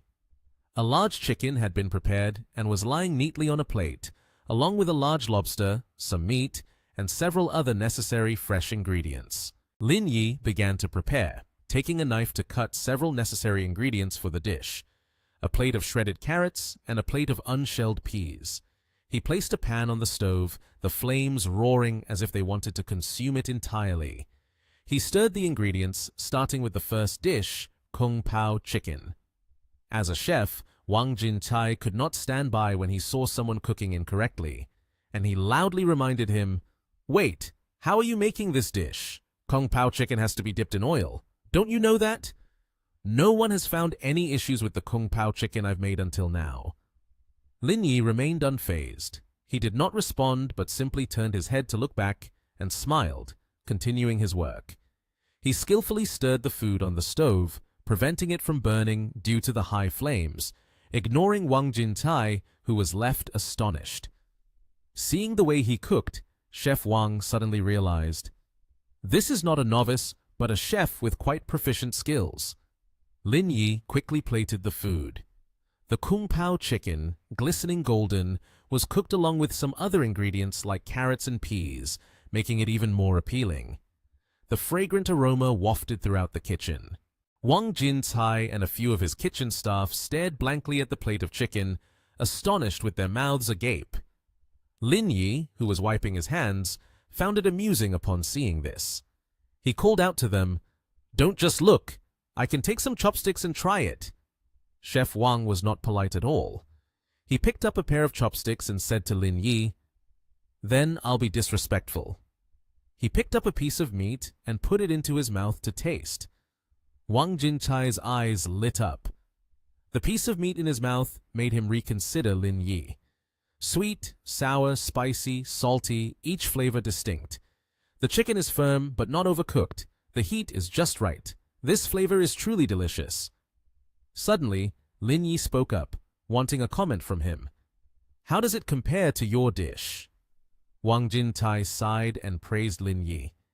It is indeed better than what I make. It truly has the old flavor of Yanjing. He asked Lin Yi, Young man, where did you learn your skills? I've been cooking for over 20 years, and my level is still not as good as yours. Lin Yi humbly shared with Chef Wang, who had originally made things difficult for him. It's all self-taught. I can't say my level is very high, just a bit of talent. He suddenly felt cheerful and comfortably invited Lin Yi. Come on, there are still 2 dishes left. Cook them for us to see, so I can learn. Qin Yingyue and Shen Suyi had already sat down at the dining table. Suddenly, Qin Yingyue spoke up a bit apologetically. You really didn't have to call for 3 dishes. 1 dish would have been enough. Why 3? Shen Suyi immediately replied, Isn't it all dishes that you like to eat? It's a good chance for him to show off his skills. However, Qin Yingyue felt a bit heartbroken and said, The main thing is that he has been selling fruit all afternoon. He must be very tired. Shen Suyi leisurely poured tea and said, Fortunately, you haven't been there with him all these years, or else he would have been spoiled by you. She handed the freshly poured cup of tea to Qin Yingyue. What's so tiring about cooking 3 dishes? Besides, he's your son. Cooking a meal for his mother is only natural, right? Qin Yingyue took the cup of tea but still felt a bit hesitant. That's true. I do want to eat the dishes he cooks, but I haven't raised him. This meal can't be so simple. Hearing this, Shen Suyi immediately comforted her. Why cry when everything is fine? What's not simple about it? His life is given by you. That's the greatest blessing. No one is more deserving to eat what he cooks than you. Qin Yingyue, feeling heartbroken, wiped away her tears with a handkerchief. There are some things you don't understand. Shen Suyi calmly said, All right, quickly wipe your tears. Lin Yi is coming over soon. What if he sees you sitting here crying? Your son is very cunning. Do you think you can fool him? At this moment, a female waiter opened the door and walked in, carrying a plate of food. The elaborately arranged dish was quickly placed on the table. Upon seeing its appearance, Shen Suyi couldn't help but exclaim, Looks great! Let's try the food made by Chef Lin. It's not something just anyone can eat. As soon as she finished speaking, she picked up a piece to taste. Qin Yingyue quickly praised, It's indeed delicious! While they were enjoying the delicious food on the table, Lin Yi entered with 2 other plates of food in his hands. The dishes were quickly placed on the table for everyone to enjoy together. After savoring the delicious food, everyone gradually started to leave. Qin Yanling pointed toward them from the car and said, Big brother, they've arrived. At this moment outside, everyone was still unaware that they had been targeted, so they remained very calm. Shen Suyi had asked, Your Uncle Liang is on a business trip. Why don't you stay over at my place tonight? However, Qin Yingyue refused, saying, I have already booked a hotel. But Shen Suyi stubbornly held on to Qin Yingyue's hand and pulled her along. She firmly said, Cancel it. It'll be so boring for you to stay home alone. Let's decide on this. Seeing that Shen Suyi seemed determined, Qin Yingyue reluctantly agreed. After all, no one is at my house, so let's go to my place. Lin Yi, watching the 2 of them from behind, wondered to himself, what is the relationship between these 2 that makes Shen Suyi invite her to live at her house like this? In the car, Qin Yanling asked the man beside her, Elder brother, things are not looking good. Tonight she will go to Shen Suyi's house. What are we waiting for? The man hurriedly replied, There's no need to wait any longer. We cannot underestimate her. She could slip away at any moment. A large red and blue vehicle was parked there, ready to move. Lin Yi, who was driving inside, was a bit surprised to see 2 figures ahead. He was slightly taken aback and said to himself, Qin Yanling, so it's him. This guy isn't here to seek revenge on me, is he? Lin Yi, although he didn't know their purpose for coming, still got out of the car. As soon as he stepped out, he teasingly said, "You are really someone who forgets the pain once the wound has healed. It hasn't been long, and you're already here to seek revenge on me." Hearing that, Qin Yanling angrily replied, "You better get out of the way. I'm not here today to find you." After hearing Qin Yanling's response, Lin Yi immediately thought to himself, "If they aren't here to find me, could it be that they are here to find them?" Qin Yanling smirked slyly and said, "Hey there, long time no see." At that moment, Lin Yi seemed to have suddenly realized something. He quietly analyzed in his head, Qin Yanling's sister is the third miss of the Qin family. Seemingly having guessed correctly, he asked in surprise, "So she is my biological mother?" Lin Yi wanted to confirm again and slowly asked, Is she Qin Yingyue?" Upon hearing this, she hesitated a bit, unsure of what to say. Shen Su-yi stepped forward to explain, "She is Qin Yanling." Quickly, she glanced at each person and said, "The person standing next to her is Qin Yanfu, the eldest son of the third generation of the Qin family. They came today to find her, but she doesn't want to meet, so handle this matter." Upon hearing this, Lin Yi immediately agreed. "Understood, Aunt Shen. The two of you should get back in the car first." Qin Yanling was still very angry and told Lin Yi, "The grudges between you and me today are not something I want to dwell on, but this is a matter for the Qin family. I hope you can clarify your stance. Don't get involved." Hearing this, Lin Yi felt anger rising, rolled up his sleeves, and said, "Looking at your state, it seems you won't be leaving. Then let's get physical. Someone has to go down." He rushed towards them quickly. Qin Yanfu instantly counterattacked, saying, "No wonder you dare to lay a hand on my little brother. You're quite arrogant with some spirit." Lin Yi said nothing, leaping up and delivering a kick to his face. Qin Yanfu was a bit stunned and exclaimed, "Hey, this is totally not in line with your D rank level." Lin Yi, upon hearing this, expressed some disdain and said, "With just the two of you, you really shouldn't go out and embarrass yourselves anymore." He charged forward and kicked Qin Yanfu in the stomach, shouting, "Get lost!" Qin Yanfu fell to the ground, crying out in pain. Lin Yi slowly approached him, coldly warning, "Don't come looking for her again. She no longer has any ties with the Qin family." Suddenly, Lin Yi grabbed Qin Yanfu's hair, pulling his face closer and warning one last time, "If you dare to do it again, I will burn your Qin family to the ground." Qin Yanfu was still unafraid, speaking up and asking, "For a person you don't know, do you think provoking the Qin family to this extent is beneficial?" Lin Yi showed no concern, simply standing up and saying, "As a defeated person, this is not something you should discuss. You two had better get out of here right now. Don't make me unhappy, just leave." Qin Yanling quickly moved to help Qin Yanfu up. The car sped off, returning to the group of Lin Yi. After they left, Shen Su-yi spoke up. "Actually, there's not much left to say. I'm sure you can guess her identity as well." Qin Yingyue, with tears streaming down her face, recounted the past. "Your biological parents had countless enemies when they were young, and on top of that, I had also cut off ties with the Qin family at that time to protect your safety. Reluctantly, I had to take you to the orphanage. It was all due to circumstance. I hope you can understand." Lin Yi not only didn't blame her, but moved closer to hug Qin Yingyue tightly. He expressed his deep gratitude, saying, "I do not hate you at all. Thank you for giving me life." In the end, Qin Yingyue could no longer hold back and burst into tears in Lin Yi's embrace. Shen Su-yi also came to comfort her, saying, "Let's go together. This is not a place to talk." Qin Yingyue immediately replied, "All right." Lin Yi also spoke up, saying, "You two get in the car first. I'll take you both home." She was both happy and wiping her tears as she responded, "Okay."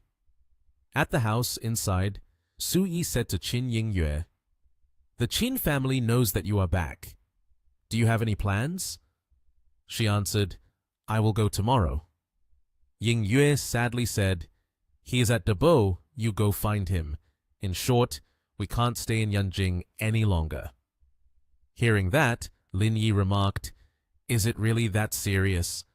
Why should we run away from them? If the Qin family comes to cause trouble again, we just hit them back.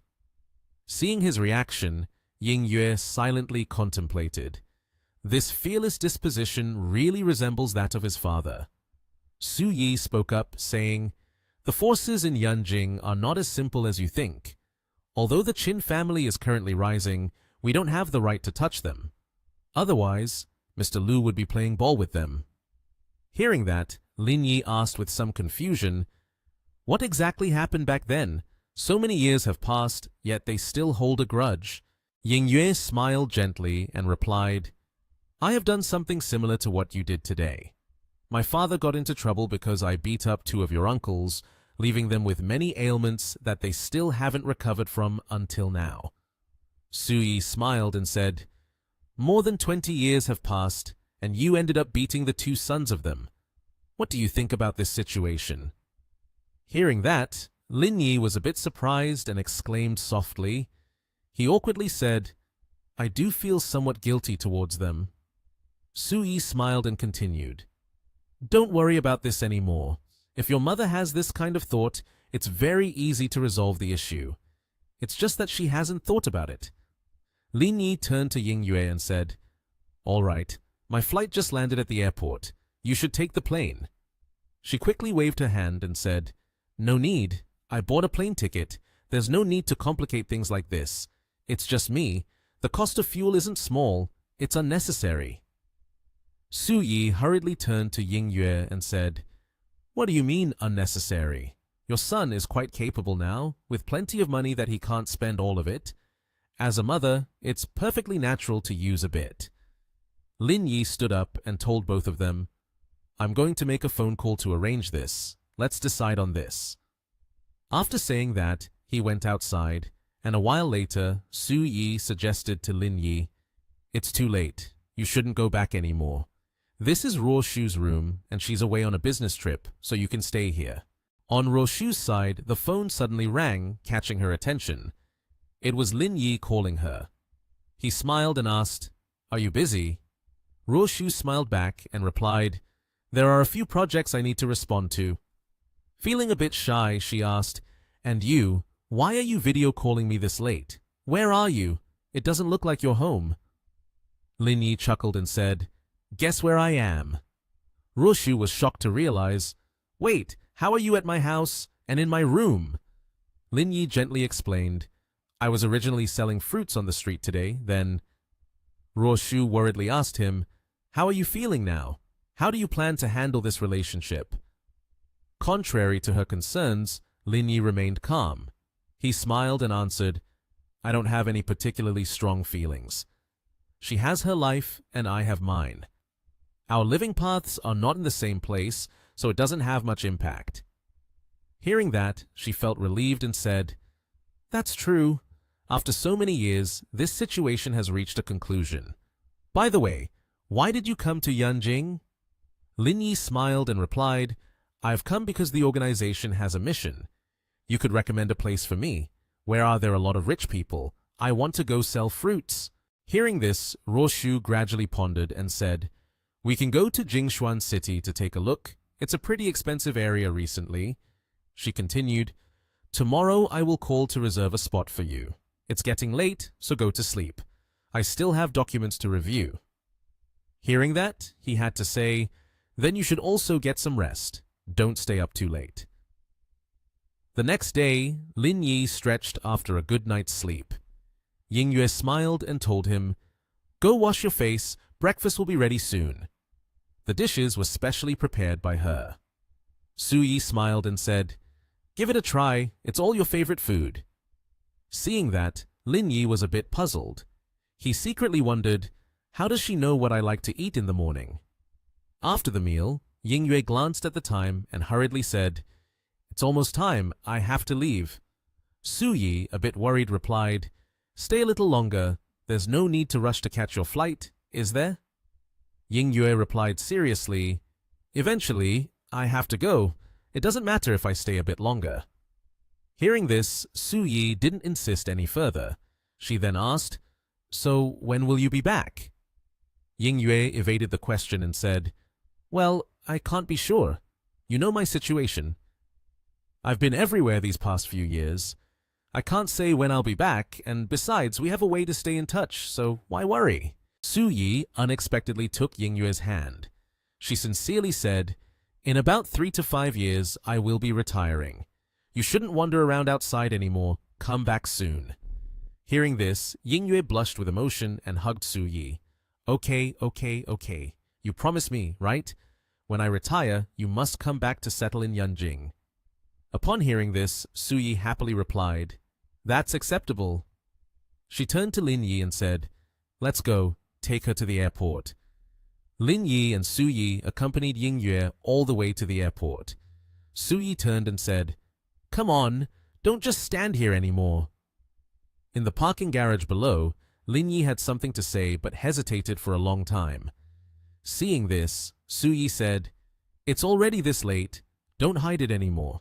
Just say what you want to say." He looked a bit confused and said, "It seems like she is very familiar with me." Hearing this, Su Yi smiled and explained, "Because she has never left you in all these years. She knows a lot about you, even remembers the dishes you like to eat. That's why the breakfast dishes she cooks are all your favorites." Lin Yi asked, a bit confused, "Always by my side?" Su Yi continued to tell him, "That chaotic year, your father didn't have the capability to protect you. After careful consideration, he took you to the orphanage. After that, your father stood firm outside, but their place couldn't provide you with a better education. Therefore, your father didn't take you over there." Lin Yi questioned, "It seems she didn't come to the orphanage to look for you?" Su Yi replied sadly, "She didn't dare, so most of the time she lived near the orphanage. All these years, you were never out of her sight. Everything you liked, your daily life, she saw and remembered clearly in her heart." Hearing this, Lin Yi immediately added, "She really is something. Is it so hard to meet? You're not someone unreasonable. I understand that." Su Yi said, "You are you, and she is she. The two of you are not the same. She is the gentlest person I've ever met in this world. Even though you are her biological child, she doesn't dare to hope that you would go and acknowledge her." Lin Yi stretched and smiled. "Then let's go with the flow. That's also good." Su Yi smiled and chatted with him. "If you can understand these principles, then Aunt won't say much more. Life still needs to look forward. Aunt has been a mediator between the two of you for so long, it's time for me to step back and retire." Lin Yi politely expressed his gratitude. "Thank you, Aunt Shen." Hearing that, she smiled lightly and said, "Silly boy, why be so polite with Aunt?" Suddenly, his phone unexpectedly rang again. The person on the other end asked him, "Brother Lin, the trial training has already started. Where are you? The people coming this time are all very good. You should hurry over and see if there's anyone suitable." Lin Yi smiled and replied, "Don't worry, I will head over there now." Su Yi, a bit curious, asked, "Did the organization call you?" He calmly answered, "Today is the first day of trial training. They want me to go over and take a look." He glanced at the car, quietly realizing, this car belongs to Qin Yan Ling. Suddenly, the door of that car opened, and soon after, a few people got out.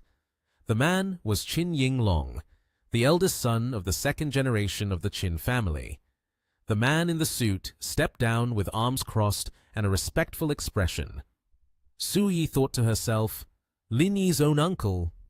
He asked, "Did Qin Ying Yue leave?" Su Yi crossed her arms and said, "Yes, she has left."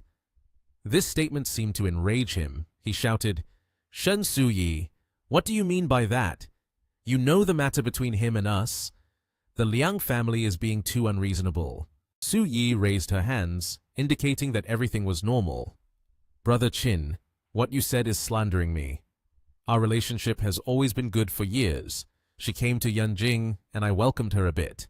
That's not too much, is it?" Qin Yinglong replied, "Of course that's not too much, but why did you step in to stop them?" Su Yi shook her head and smiled. "A woman like me doesn't have the ability to stop anyone." She pointed at Lin Yi. The one who stopped them is Lin Yi. Qin Yinglong faced Lin Yi and said, "You repeatedly oppose the Qin family. Shouldn't we think that with old Lu protecting you, we can't do anything to you? Who do you think you are to meddle in our family's affairs?" Lin Yi showed no fear and replied cheerfully, "Qin family, if you were really impressive, why care about me and Aunt Shen? If you want to make a move, just do it directly." Lin Yi raised his fist and said, "No matter when, it's all about talking with strength. Just talking alone won't do." Qin Yanling, seeing Lin Yi's provocative demeanor, also got angry. "You!" Qin Yinglong raised his hand to stop him. "Stay still." Perhaps he didn't want to fight and just wanted to talk to He Ping. "Young man, you've got guts, Qin Yinglong, I'm here now. If you dare to speak like that, do you think that with Shen Su Yi here, I won't dare to take action?" Lin Yi was warming up, stretching out his limbs to get ready to start the fight. "I don't have the thought of relying on others." Shen Su Yi, standing nearby, interjected, "Brother Qin, you're already so grown up. If you lay hands on a junior, it would be a loss of face." This remark seemed to awaken the two who were prepared to fight. Moreover, if this is a matter of the Qin family, then seeking Lin Yi is not right. It would be wrong to look for Ying Yue. You should be looking for Lin Jingzhan instead. He pondered in his mind. Lin Jingzhan? Qin Yinglong, furious, pointed at Su Yi as a warning. "This is a matter of the Qin family. How I resolve it is my own business. I hope you won't blindly involve yourself." Shen Su Yi was not one to easily back down either. Aunt Shen crossed her arms and said, "Hey, how can you call this blind involvement? Lin Yi has a very good relationship with my daughter. I naturally cannot just stand by and watch the boy be bullied. Don't you think so?" Qin Yinglong smiled, appearing dangerous. "Since you have said so, I will give you some face." He extended his hand, signaling a desire to shake hands with Lin Yi. "Let's say we don't know each other unless we fight. Let's shake hands." Then both of them shook hands, making peace. Although it was said to be a reconciliation, it seemed that Qin Yinglong had some ulterior motives, while Lin Yi felt a bit awkward. Lin Yi remained silent to receive the move, gripping Qin Yinglong's hand tightly, sending an electric-like pain through his entire arm. This left him stunned. "Hey, how is that possible?" Lin Yi appeared proud and victorious, saying, "You're already an adult, yet playing such childish games, it's quite dull." Aunt Shen placed her hand on Lin Yi's shoulder, smiling as she said, "Brother Qin, we must go now. You two have been shaking hands for a while." Qin Yinglong quickly withdrew his hand. Shen Sui and Lin Yi left, and Su Yi turned back to wave goodbye. "We're leaving now. If there's time, we can chat more." Then the two of them got into the car and left. In the car, Lin Yi frowned in pain. "This guy has a strong grip." Aunt Shen smiled. "He can be considered a senior in your organization. His level goes without saying. He's on par with your leaders. You holding on is already quite impressive." As for Qin Yinglong, Qin Yanling asked, "Dad, what was that about earlier? Was he able to hold on?" Qin Yinglong rubbed his wrist and said, "It's not that he was able to hold on. His strength is not weak either." He stated, "His power far exceeds level D." Still feeling pain, he kept rubbing his hands. "You two were not wronged in losing to him. I know you both feel unwilling, but no one should act recklessly. The Han family and Wang family from before are the best examples." Both of his children replied in unison, "Yes, we understand." Someone said, "I'm back now." The scene at the airport showed Qin Yingyue talking on the phone. "I'm preparing to come over to see you. This time I returned to Yanjing to meet our son. We even had 2 meals together." Before she could finish, there was a constant questioning from the other end of the call. "So, you two had meals together?" With a thud, the phone fell, and Qin Yingyue continued. "I heard Su Yi say that now he is like you used to be, outstanding among the crowd, no one catches his eye." The man on the other end was talking to Yingyue. "What does it mean to be outstanding among the crowd? He is our son. What he needs is to stay away from those people. It turns out he is Lin Jingzhan, and he said, The island is indeed the final place it belongs to. Qin Yingyue sighed in relief. All right, the plane is about to take off. I'm going back now. We'll talk slowly later. After that, the plane took off, and at the training base of the organization, Lin Yi stepped down from the car.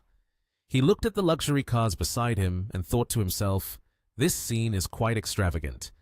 There was a man with dark purple hair talking to a woman with blue hair. Have you heard? This time the recruitment is for teams 1, 2, and 3. It turns out his name is Chang Chao. Chang Chao said, if we pass the training, we will all be assigned to these 3 teams.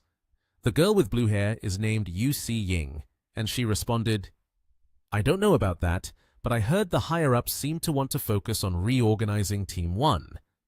Those who pass the training will select the best performers to join Team 1. The remaining ordinary people will join Teams 2 and 3. Chang Chao said while walking and extending his hand. I also don't know what the team leader of Team 1 looks like, but I heard he is a legendary figure. He has only been here for a few months, and he has already achieved 2 second places, and then was directly appointed as the team leader. Quite impressive. Chang Chao smiled and patted her head. Sister Si Ying, we are all newcomers. Even if we pass the trial training, at most we can only be assigned to teams 2 and 3.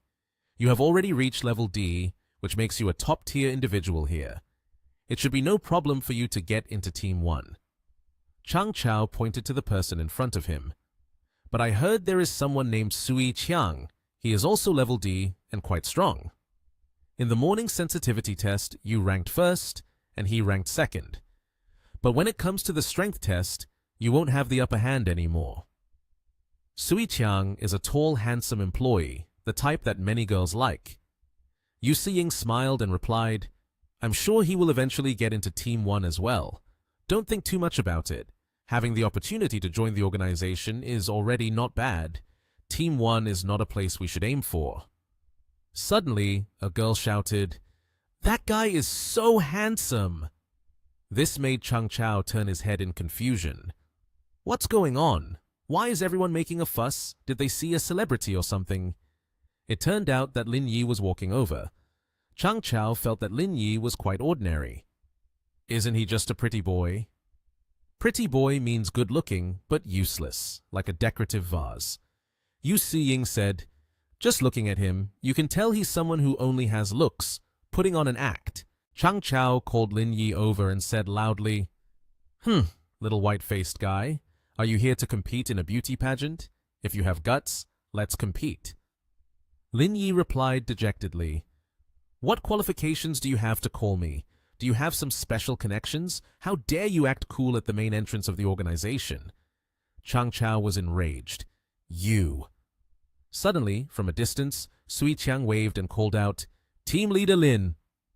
Lin Yi put his hands in his pockets and asked, You're also here? How's your performance? Sui Qiang pushed Chang Chao aside and replied, Currently ranked second.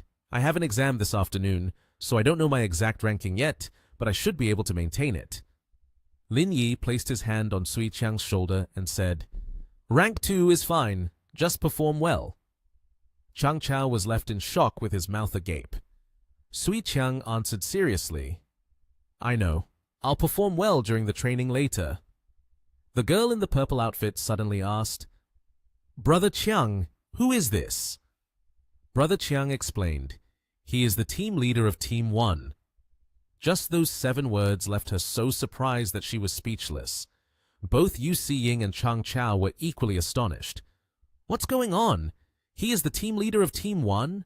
Now, Chang Chao truly regrets it. He is in pain as if he's saying to himself, What have I just done? How could I speak to the team leader of Team 1 like that?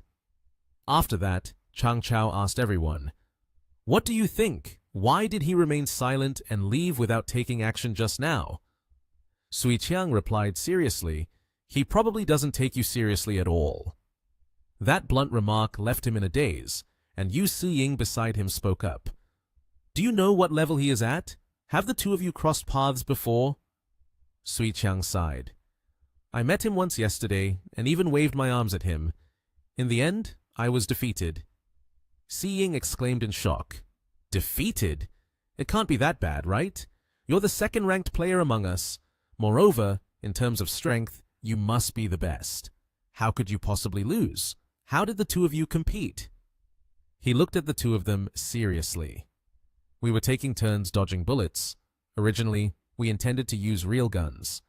In the end, the leaders in the base disagreed, so we switched to using paper bullets. Sui Qiang scratched the back of his head. In the end, he dodged while I fell flat on my face. The two of them were stunned. Si Ying exclaimed once more, "Huh? Is he a monster?" Seeing them gathered around to listen further, he said, "All right, stop crowding around here. Let's go have some food." Sui Qiang added, "We still need to train in the afternoon." Inside the tall building, Liu Hong, along with Ning Che and Chiu Yu Luo, were preparing to have a meal when he suddenly turned around, and after seeing someone walk in, he said, "Why did you come so late? The training this afternoon is already over. Have you eaten? Earlier I told the cafeteria to prepare an extra portion, just in case you showed up." Lin Yi put his hands in his coat pockets, walked in with a smile, and said, "That's fine. I'm also hungry." He opened the lunchbox, took the chopsticks, and then asked, "How's the situation? Any good candidates?" Liu Hong handed him a stack of papers and said, "There are two who are quite good. One is named Sui Qiang, and the other is named Yu Si Ying. Both have reached level D. What do you think?" While eating, Lin Yi looked at the stack of papers, not forgetting to add, "The person named Sui Qiang was arranged here by Mr. Liu. I didn't want to refuse. As for the person named Yu Si Ying, you can take care of that." Hearing this, Yu Luo immediately retorted, "You don't need to think about the two of us. If you want to keep them, then just keep them. We won't complain." Then Lin Yi casually tossed the stack of papers in his hand onto the table. "I feel it's unnecessary. On the contrary, I think future training sessions should focus more on IQ testing and recruit people who are a bit more clever. Otherwise, no matter how many people there are, they'll just be targets to absorb damage." Ning Che next to him cheerfully nudged him with her elbow. "Do you want to check your size again? So if you don't reach D, you can't be on the same team." He turned his face towards her, raised his hand and said, "You understand me? Add looks to that too." Liu Hong frowned, holding a glass of water, looking at his demeanor. "Are you suggesting that in the future, a whole team would only recruit women? When carrying out missions, it has to be compatible, right?" Lin Yi, blissfully unaware, replied, "No need, just let me carry out the missions. They just need to cheer for me from behind." Liu Hong saw that this topic was going too far and quickly waved his hand. Wait. Let's not talk about nonsense anymore. The recruitment plan will proceed as initially planned." Then he turned back to announce to them, "For the training sessions in the coming days, you three will follow along. How to recruit people, you'll choose for yourselves. I'm not going to interfere anymore." Lin Yi smiled, picked up his lunchbox, and started eating. "Well, I'm just here to take a look. This afternoon, I still have to go sell fruits. After selling, I'll come back again." Liu Hong angrily shouted, "Is selling fruit that important?" Immediately, he stopped using his chopsticks and coldly replied to him in a firm tone, "It really is important. I have to be independent." Liu Hong was at a loss for words with him and leaned back in his chair, rubbing his temples. "I truly give up on you." Ning Chi, hearing him speak like that, eagerly asked, "Where are you going to sell fruit this afternoon?" He answered, "In Kaicheng City, I've heard that there are many wealthy people there." Lin Yi expressed her confusion. "If you don't take the opportunity to sell, they will surely spoil. Is there something wrong?" Seeing this, she looked at him and said, "Today's training session is over. I'll find you when it's time."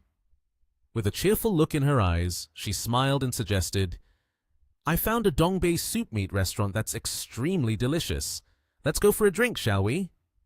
Ning Che slyly slipped his hand through Lin Yi's, covering his mouth. "The lamb kidney at their palace is especially good. Let me take you there to nourish you." Receiving a not particularly friendly gaze in return, Liu Hong became speechless.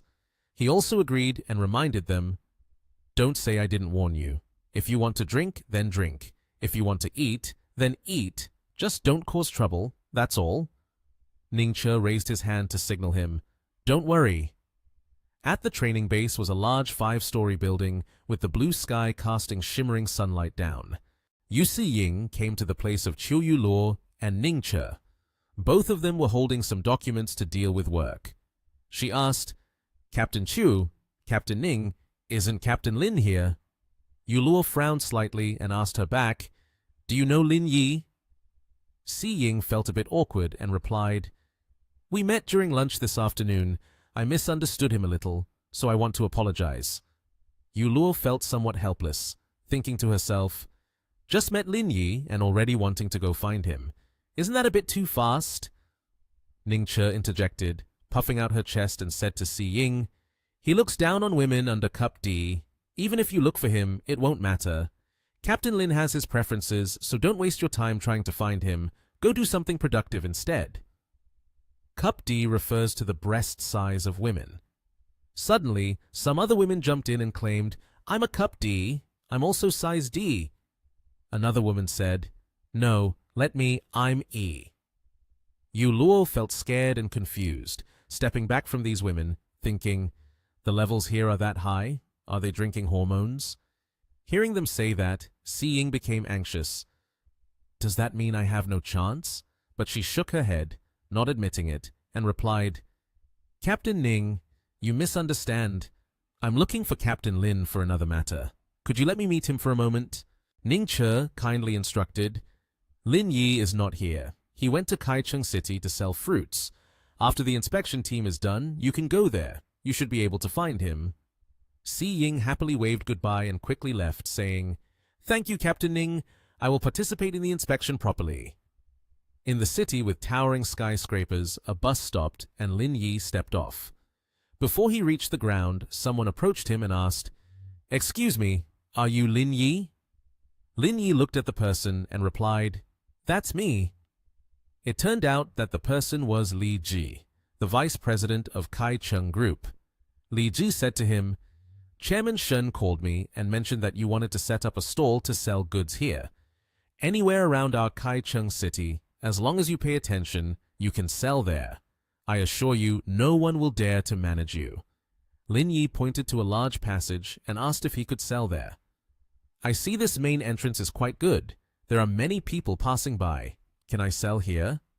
Li Ji waved his hand in agreement. Your suggestion is, of course, approved. I have already called someone to clean up. Here, you can arrange it however you want. I will have a few people help you carry your goods. After that, Li Ji's staff helped Lin Yi unload the goods from the vehicle. Lin Yi placed the sign down, predominantly in yellow and red, stating the price of 3,000 yuan per kilogram. As people passed by, everyone was astonished by that price. An aunt walking by asked, Young man, are you sure you didn't make a mistake with the price? 3,000 yuan for 1 kilogram? Lin Yi confidently replied with a serious face, That's right, 3,000 per kilogram. My fruits have beauty-enhancing properties. Those in the know will definitely come here to buy. The aunt huffed angrily and turned to leave. What kind of reasoning is that? Clearly, you're just trying to swindle money. Suddenly, a voice called out loudly, Captain Lin. It was Yu Si-ying along with 2 of her friends who had arrived. She said, Since we don't have training duties this afternoon, we came here to find you. Then she bowed her head to Lin Yi and said, I misunderstood you this morning. I'm sorry about that. Lin Yi smiled at her and waved his hand. It's all right. He continued, Even though I am the captain, I won't secretly make things difficult for everyone. As long as the overall performance is high, anyone can join. There's no need for apologies. Chang Chao, feeling awkward, scratched the back of his head and said, I feel the same way, Captain Lin. I was wrong about what happened at noon. Please don't hold it against me. Lin Yi replied, All right, I'm not free to worry about other people's matters. If there's nothing else, then hurry up and leave. Don't disturb me while I sell fruit.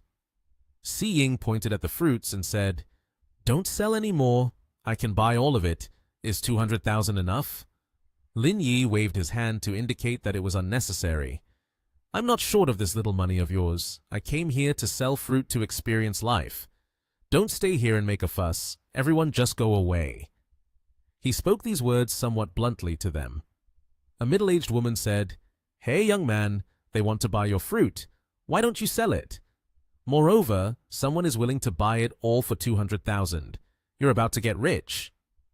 The middle-aged woman turned back with a hint of regret, reproaching Lin Yi, which surprised him a bit. He showed a look of disdain and replied, "I'm not lacking this 200,000 from her." Then he turned to the two who were standing and apologizing. All right. If there's nothing else, just go. I didn't take it to heart at all. Do you think of me as a mean person?" Hearing that, Si Ying and Chang Chao both bowed to thank him. "Then we'll leave first. We won't disturb you any longer." The two got into the car and drove away, leaving the middle-aged woman looking on in astonishment. She said, "Young man, take a look at this." She held up her phone with a picture of a quite adorable girl with short hair and said, "This is the picture of my daughter, a master's degree holder from a prestigious school." But before she could finish her sentence, Lin Yi quickly sensed the issue and said, "I'm already married. Please don't introduce me to anyone anymore." Hearing that, the woman turned away, showing her displeasure. "So, you are already married. What a waste of my time." Leaving Lin Yi speechless, someone else asked, "Hey Lin, aren't you from Nation TH? Why are you here in Yanjing selling fruits?" Zhao Shiqi, a bit surprised, asked. Lin Yi replied, "I came to do some business in Yanjing, so I conveniently brought some fruits along." Upon hearing that, the joy was evident on Shiqi's face. She cheerfully said, "What a coincidence! My family also lives here." She smiled brightly, pointing at the fruit stalls, and said, "I want to buy an additional 10 kilograms. Your fruits are truly magical. After I ate them, I felt so much better. Many people have asked me for your address. It's great that you came to Yanjing." Suddenly, a girl passing by, seeing Shiqi looking like a celebrity, exclaimed, "Are you Zhao Shiqi?" Shiqi promptly replied, "Yes, it's me." The girl said, "Oh my God, it really is you. I love the movie you acted in. Can I get your autograph and take a picture with you?" Others nearby were also astonished. "Look, it's Zhao Shiqi." Someone remarked, "No way, it really is Zhao Shiqi." Seeing the famous actress, a large number of fans flocked around in a crowd.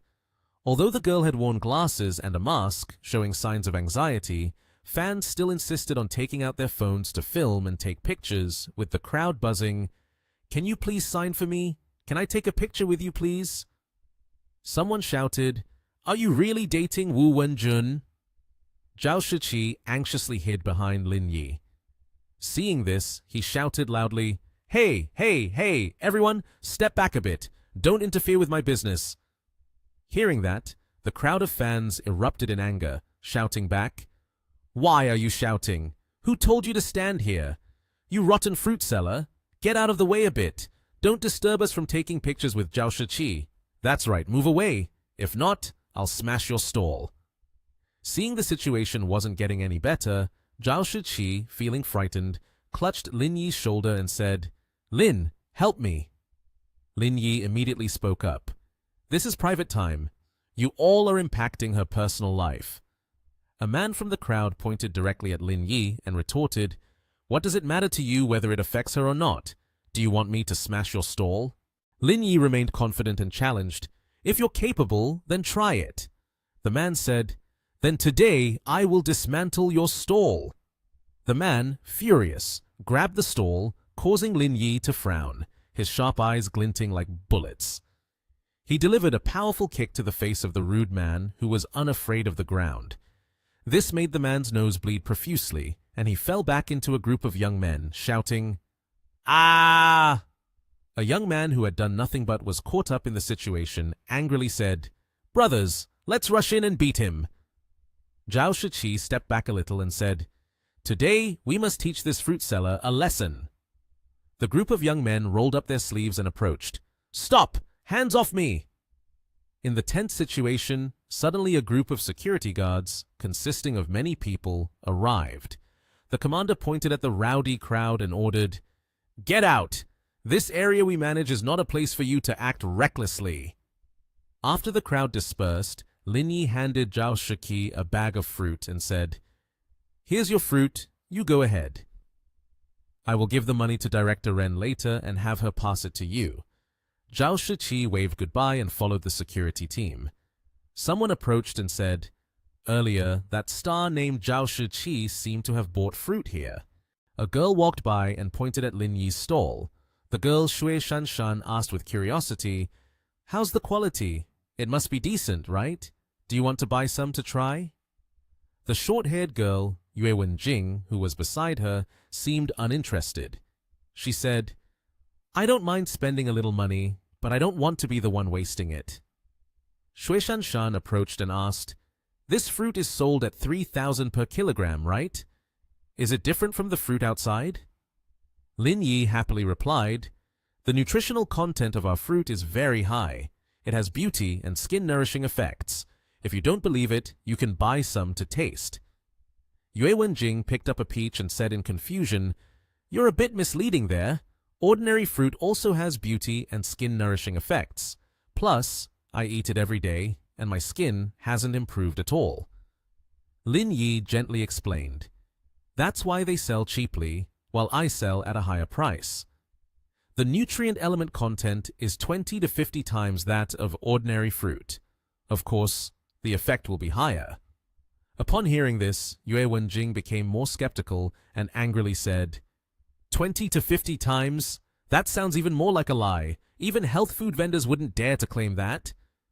Yue Wenjing crossed her arms and, with a tone of reminder, still couldn't help but praise, "You're handsome, but please speak honestly. We all study at Qingbei. As long as it's brought for testing, it can be verified."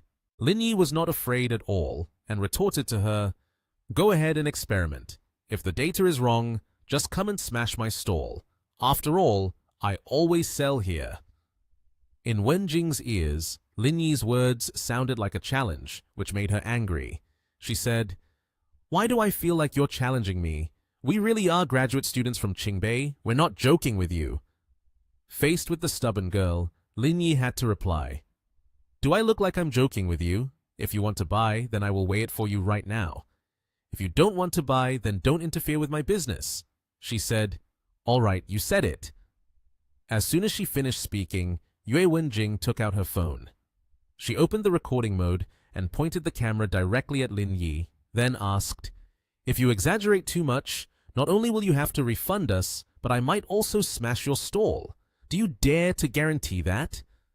On the phone screen, there was an image of Lin Yi pointing at the fruit and declaring, "I guarantee that the nutrient element content in my fruit is 20 to 50 times higher than that of ordinary fruit. Is that good enough?"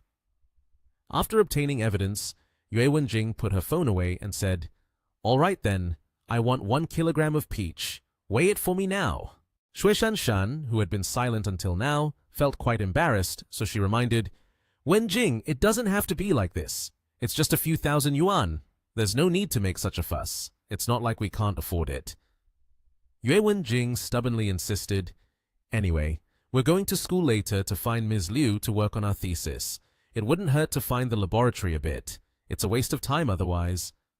A little later, at the medical college office Qingbei, a woman's voice rang out asking, "What are you buying fruits for?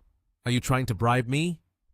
Shui Shanshan, with a bright smile, held up a peach and introduced, "Excuse me, this fruit is different from the ones you've had before." Liu Zhiting, the master's degree supervisor at the College of Medicine, was sitting in a chair comfortably applying a face mask. She questioned back, "What's different? It looks quite delicious on the outside, but how does it taste?" Yue Wenjing, with a hint of disdain, pointed at the bag of peaches and said, 3,000 yuan per kilogram. How could it not be delicious?" Upon hearing this price, Liu Zhiting was truly surprised. She sat up straight and exclaimed loudly, "What? 3,000 yuan per kilogram? What's wrong with you guys? Buying fruit at such an expensive price? Just having money doesn't mean you can waste it like this." As Liu Zhiting spoke, she took off her mask. Yue Wenjing approached the table, picked up a peach, and said, The fruit seller told us that the nutritional content in this fruit is 20 to 50 times that of regular fruits. We bought 1 kilogram to expose his trick and planned to take it to the lab for testing. Liu Jiting was troubled by these foolish students. She took off her glasses and said, "You should not waste your time anymore. You would be better off using this time to revise your papers. You've said that you've been revising them countless times already." Liu Jiting shouted. Seeing the instructor get angry like that, Shui Shanshan felt a little flustered. She immediately grabbed the bag of peaches on the table and stammered, "Please don't be angry, I'll go wash the fruits for you right away." After washing, several plump peaches were neatly arranged on a plate, looking very appealing. Liu Jiting picked up a peach and bit into it while intensely writing something. The piece of peach had barely entered the master's mouth, but she could instantly taste its deliciousness. She couldn't help but exclaim, "Huh? This peach is too sweet." Shui Shanshan added, "Indeed, it's much tastier than the peaches we used to eat." Liu Jiting still wasn't quite convinced, saying, "This peach is not quite right. It's so sweet, it's abnormal. It must have had sweeteners added. Otherwise, how could it be so sweet? Moreover, this peach is also so big. It might have been injected with growth enhancers. It doesn't seem safe for health at all." Even though she heard about the growth enhancers, Yue Wenjing continued to bite into the peach. She said, "This guy is really wicked. They put so many chemical products in it, it's just too much. But it really is delicious. Never mind. Let's not overthink it." Liu Ziting only took a bite before putting it down again. She continued to look at the two girls and said, "When growing these agricultural plants, adding a little wouldn't be a problem. But for the peaches he's selling, clearly there are excessive chemical components. Otherwise, how could it be so sweet?" Liu Ziting was somewhat angry. Yue Wenjing also stopped eating, picked up a peach, walked over to Liu Ziting's table and asked, "Excuse me, do you mean the fruits he's selling have exceeded the standard for additives?" "Of course. Otherwise, how could they be so sweet and big?" Liu Ziting affirmed with certainty. Upon hearing this, Wenjing was furious. She threw the peach straight into the nearby trash can and exclaimed loudly, "Unscrupulous merchant, he has deceived people too much. When selling, he even told us it was organic. I didn't expect that they all injected chemicals into it. I have to report him. He cost me 3,000 yuan, and yet I ended up buying trash." "Reporting is useless. We need evidence first," Liu Ziting calmly said. She put the bitten peach into a small bag and continued, "Let's take this sample to the biology lab. Have the on-duty teacher help test it to see what the components are. It's already past 4 o'clock. We need to hurry. We need the test results before 6 o'clock to strengthen the credibility of the complaint." Liu Ziting handed the bag to Shui Shanshan. She accepted it and said, "I will take it right away." Having said that, both turned and walked away. About 3 hours later, the door of Liu Ziting's office was pushed open forcefully. Shui Shanshan rushed in to report, "Ms. Liu, the results are in." Liu Ziting immediately asked, "By how much did it exceed?" Shui Shanshan, out of breath, replied, "All the chemical indices meet the standards. Not only are there no violations in the reagents, they even meet the specifications and contain nutritional elements." Yue Wenjing had not finished speaking when Shanshan interrupted, Hey, this is not the main point. Everything is far above the standard by several times. He didn't lie to us," she said in a panic while looking at the paper. Hearing this, Liu Ziting was indeed very surprised. She couldn't believe her ears, and after a moment of touching her face, she stuttered, "This fruit is too miraculous. Is it really grown naturally?" Shanshan, standing aside, gently called out, "Ms. Liu! The dark circles under your eyes are gone." Shui Shanshan suddenly noticed something unusual and pointed at the lecturer's eyes. Liu Ziting immediately took out a mirror to check, and she exclaimed in astonishment, "No way! You just put on a mask. How can the dark circles disappear?" Yue Wenjing hesitantly said, "It seems that it really is like that. It's become very faint. If you don't look closely, you can't see it." In Liu Ziting's heart, there was some confusion. She asked, "What is going on? Can a face mask really reduce dark circles?" Shui Shanshan recalled Lin Yi's earlier words and said, "When we bought the fruit earlier, didn't that handsome guy say his fruit has beautifying effects?" She continued, "Could it be that it actually has an effect? Liu, can I borrow your mirror for a moment?" Yue Wenjing reached out to take the mirror. Liu Zhiting also said, "Here." As soon as Wenjing looked into the mirror, she exclaimed, "Oh my gosh! The hidden acne on my face has faded!" She couldn't believe it and touched her face. After that, Yue Wenjing handed the mirror over to Shui Shanshan and said, "Shanshan, you should check to see if there are any changes." She took it and also opened it to take a look. But on her face, it still looked normal, so she said, "My face hasn't changed, but in other areas, it seems like there are clear changes."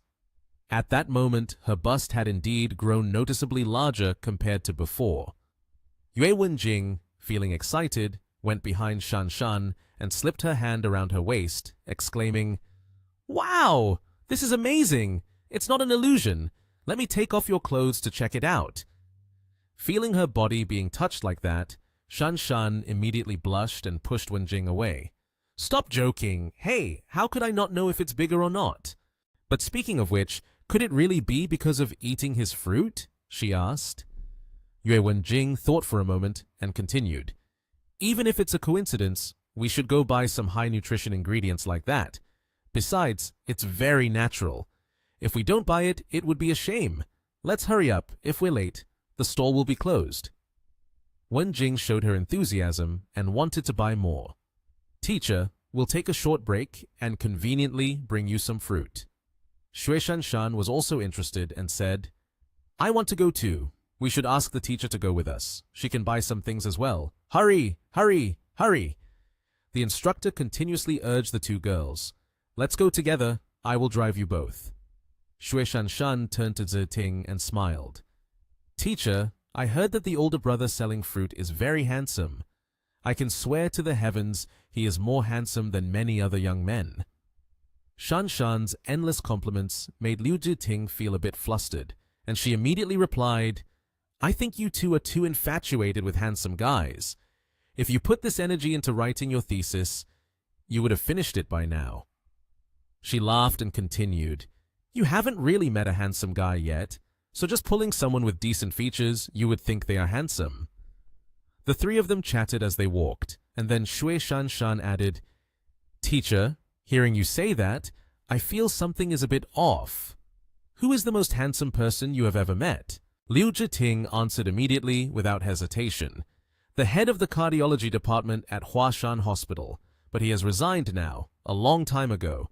The person you all met at Yanjing Medical University, he was really handsome." Wenjing immediately rebutted, "Our tastes in aesthetics are different. The people you all like are middle-aged men. They simply can't be compared." "How can you call them middle-aged?" Liu Ziting turned around, frowning. Liu said, "The person is only in their 20s, the same age as us." Her words left both girls surprised, stunned for a moment. "Ah, the head of the cardiology department at Huashan Hospital is the same age as us." Shanshan and Wenjing turned to look at each other in unison. After a while, when the three of them had gotten into the car, Shui Shanshan couldn't help but be amazed. The head of the cardiology department at Huashan Hospital is only in their 20s? Liu Ziting was driving while continuing to talk about that talented person. "There are many geniuses in this world. We just know too little. I've heard that he has left the hospital to start his own business, and he's already quite wealthy. Yue, we will reach your neighborhood ahead, right?" "Yes, just turn right to get there," Shanshan replied. As they continued to chat, they finally approached their destination. A woman approached and asked, "This fruit of yours is 3,000 per kilo. Are there any special gifts included?" Lin Yi shook his head. "No gifts. That's the price. The nutritional content is 20 to 50 times greater than regular fruit." The woman continued to question him. "Is there a measurement report? Do you think I am an ordinary person of a lowly class? I am not easy to deceive." Suddenly, someone came up and called out, "Brother!" Lin Yi and the woman both turned to see Professor Liu and his students coming over. One of Professor Liu's students said, "Miss, don't you think he's very handsome? Surely he's more handsome than the one you mentioned, right?" Professor Liu was surprised to see Lin Yi. "Director Lin?" Lin Yi asked, "You know me?" Professor Liu and Lin Yi shook hands. "Hello, Director Lin. I am the advisor for the master's student here. We had the chance to meet once before at a research and discussion conference." Lin Yi replied, "Hello, hello." Professor Liu's student wondered, "Miss, do you two know each other?" Professor Liu answered, "Earlier on the way here, didn't you mention a genius doctor?" Professor Liu pointed his hand towards Lin Yi. "This is Director Lin here." Professor Liu's students were quite surprised by this information, whispering, "But hasn't he already started a business? Why is he out selling fruit?" Lin Yi responded with a bright smile, "I'm just free with nothing to do, so I'm out here experiencing life." One of Professor Liu's students pointed to the fruit. "Hey, I'll take 10 kilograms. Just weigh it for me." Lin Yi nodded. "Sure." Professor Liu raised 5 fingers. "Just get me 5 kilograms, Director Lin. You can weigh it casually." Another student chimed in, "Me too." Lin Yi handed out the fruit bags to everyone. "Since you're here to support, I'll give everyone a discount, 2,500 per kilogram." Professor Liu replied, "Thank you, Director Lin." At that moment, the woman from before continued walking over. "Let me tell you, even though we know each other, don't let him fool you. What kind of fruit can be sold for such a high price? The fruit he's talking about is all a scam."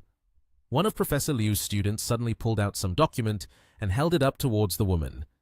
"Excuse me, if you don't know anything, don't speak nonsense. We have the inspection report. Do you really think it could be wrong?" A woman was intently looking at the report. "So there actually is a test report?" A student of Professor Liu crossed her arms.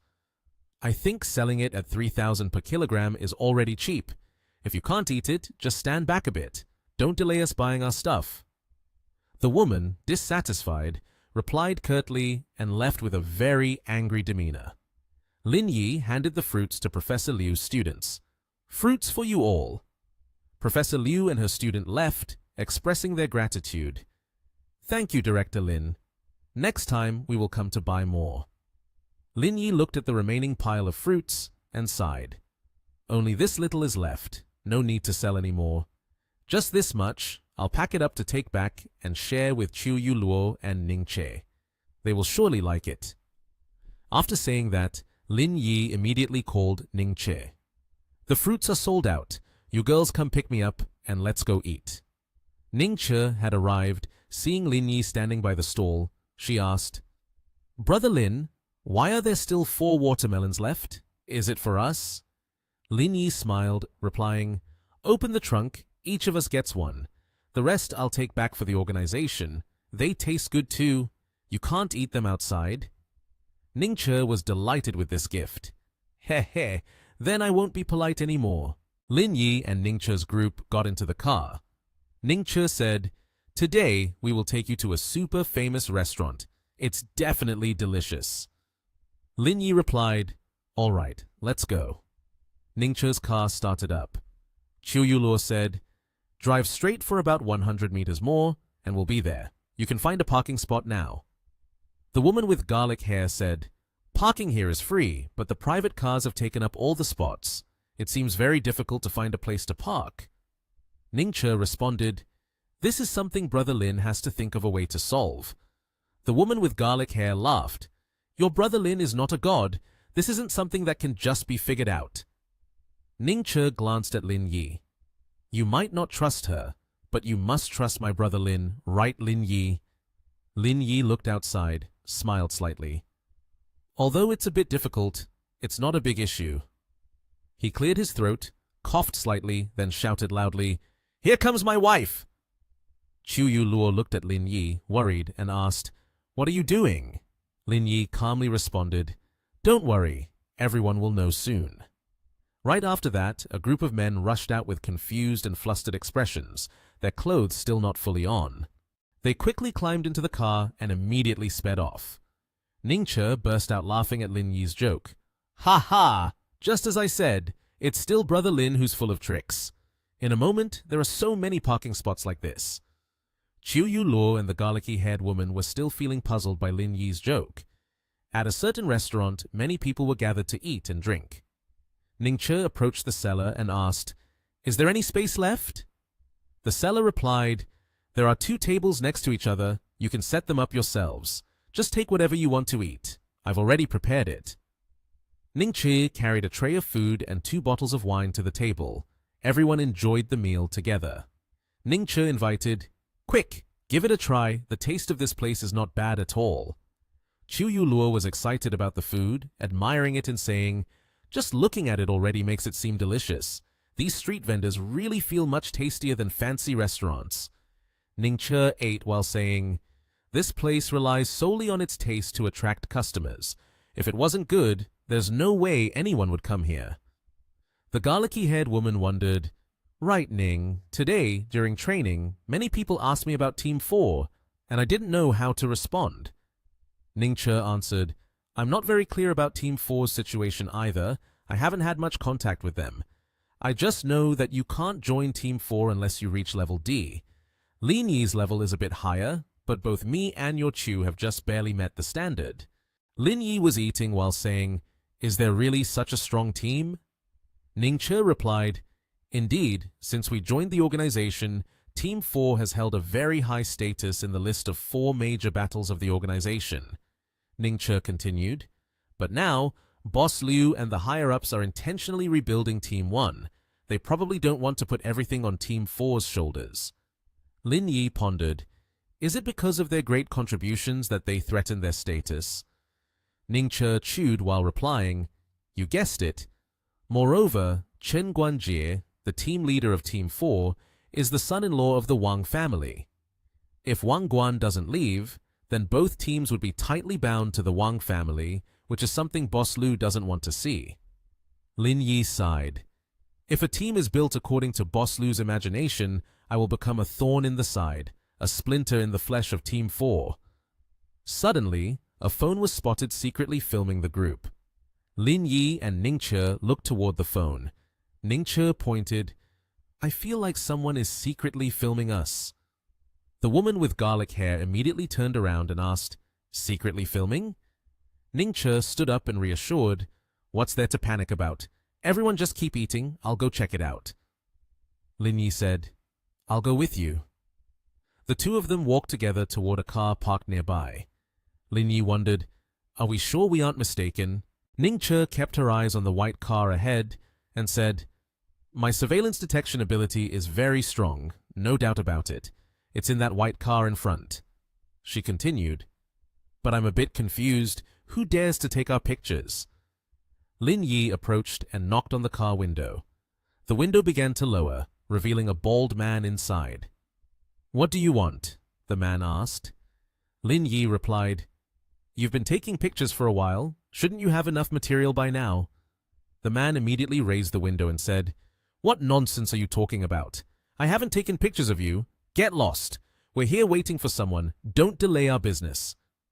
Ning Che spoke up. "We've already arrived. Do you think it makes any sense to keep pretending?" The car door opened and the man stepped out, walking over and pointing at Lin Yi. "Don't you 2 understand human language? If you don't leave, I'll take action." Lin Yi immediately threw a punch straight into the man's stomach. The man collapsed, crying out in pain. "Ah!" Lin Yi stood in front of the man who had been caught red-handed and calmly said, "Brother, you've been caught by us. Shouldn't you hand over the goods?" The man, still in denial after being caught, said, I didn't take pictures of you." As he spoke, he slowly tried to hide his phone behind his back. Seeing the sneaky move, Lin Yi quickly grabbed the phone. He raised his phone with one hand to check, while with the other hand, he pressed down on the head of the photographer to prevent him from escaping. Lin Yi frowned and said, "If you don't speak, I won't waste my breath anymore." After finishing the check, Lin Yi handed the phone to Ning Che. She received the phone from him and focused on looking at the candid photos. Not only did she not get angry, but she even joked, "These are all photos of us. You captured me quite beautifully, especially this side profile." Lin Yi pressed the photographer's head firmly against the ground and seriously interrogated. Talk. What is going on here? The photographer, unable to move under Lin Yi's control, had no choice but to confess everything. Because my colleague caught you and Zhao Shiqi together and thought this was big news, he asked me to follow you, hoping to capture something useful. Hearing a name that was not hers, Ning Che curiously asked, Who is Zhao Shiqi? The photographer, in a restrained position, quickly replied, Yes, that's her. Upon hearing this, Ning Che found it interesting and covered her mouth with her hand, laughing with a hint of intrigue. How interesting? Lin Yi immediately retorted, I didn't do anything at all. After receiving the information from the photographer, Ning Che forcefully broke the phone in half. She also threw him a wad of money, saying, Here is 10,000, go buy a new phone. The paparazzi, with one side of his face bruised, took the wad of money in confusion. Ning Che crossed her arms and warned, But if there's a next time, don't be surprised if you receive a lawsuit. The paparazzi rubbed his head, bowing in gratitude. Thank you. After saying that, he quickly started his motorcycle and sped away. After resolving everything smoothly, the two returned to the party. Seeing them back, Chu Yuluo immediately asked, Brother Lin, what happened? Ning Che made a teasing face, pointed at Lin Yi and said, He was flirting with a female celebrity, which attracted the paparazzi. Lin Yi knew he was being teased, so he sulked. Ning Che's younger sister covered her mouth in surprise. Brother Lin, you're playing too wild. You even flirted with a female celebrity. He sat down and calmly explained to the two, Don't listen to what Sister Ning says nonsense. That person named Zhao Shiqi came to buy fruit from me. Then she was surrounded by fans and I helped her, which got me caught by those paparazzi. Lin Yi took a glass of juice, sipped it, and continued. But these people truly seize every opportunity, and they managed to follow here and catch me off guard. After Lin Yi finished explaining, Ning Che raised her glass and urged everyone, All right, enough of that, let's continue drinking.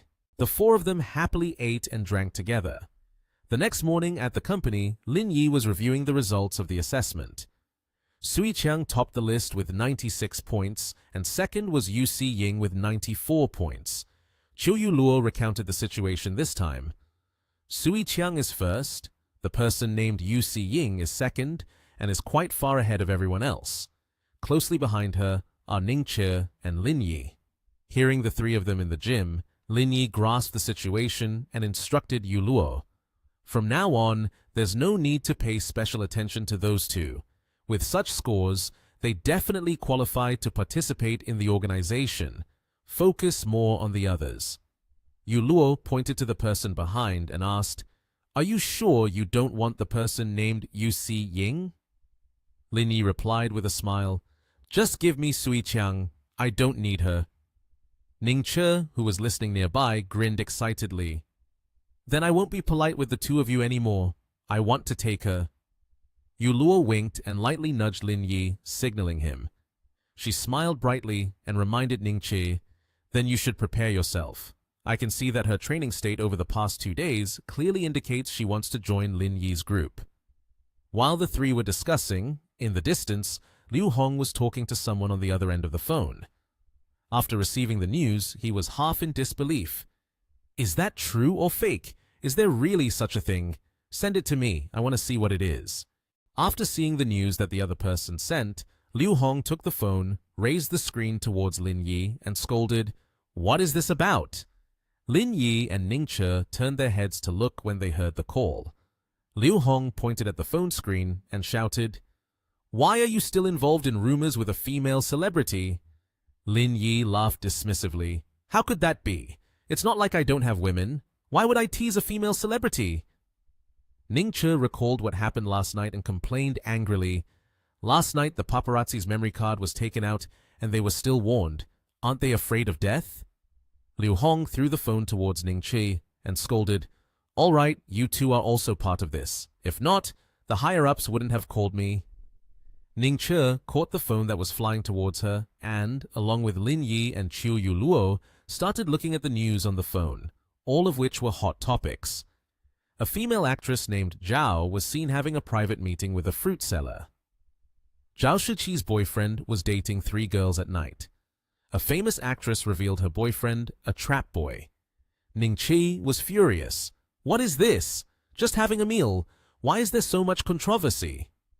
Lin Yi analyzed from the perspective of the photo. The person who secretly took our picture doesn't seem to be the same one from yesterday. Ning Che said this is a media company, so there is an address here. She was furious, her face turning purple. Are you secretly taking pictures of me? If I don't break his teeth today, it won't do. Yu Luo cheered.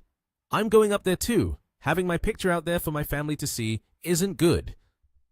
At Hai Yu Limited Media Company, Miao Cheng is the general manager of Tiandu Media, and Ma Li Bin is the manager of Zhao Shiqi.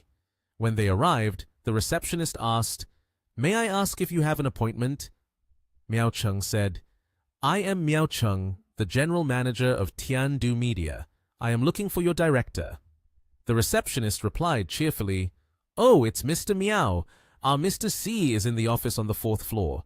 You can find him there." As the two went upstairs, they ran into Xie Donglai, the director of Hai Yu Media Company. He said, "Mr. Miao, I've been waiting for you for a long time. Please come into the office."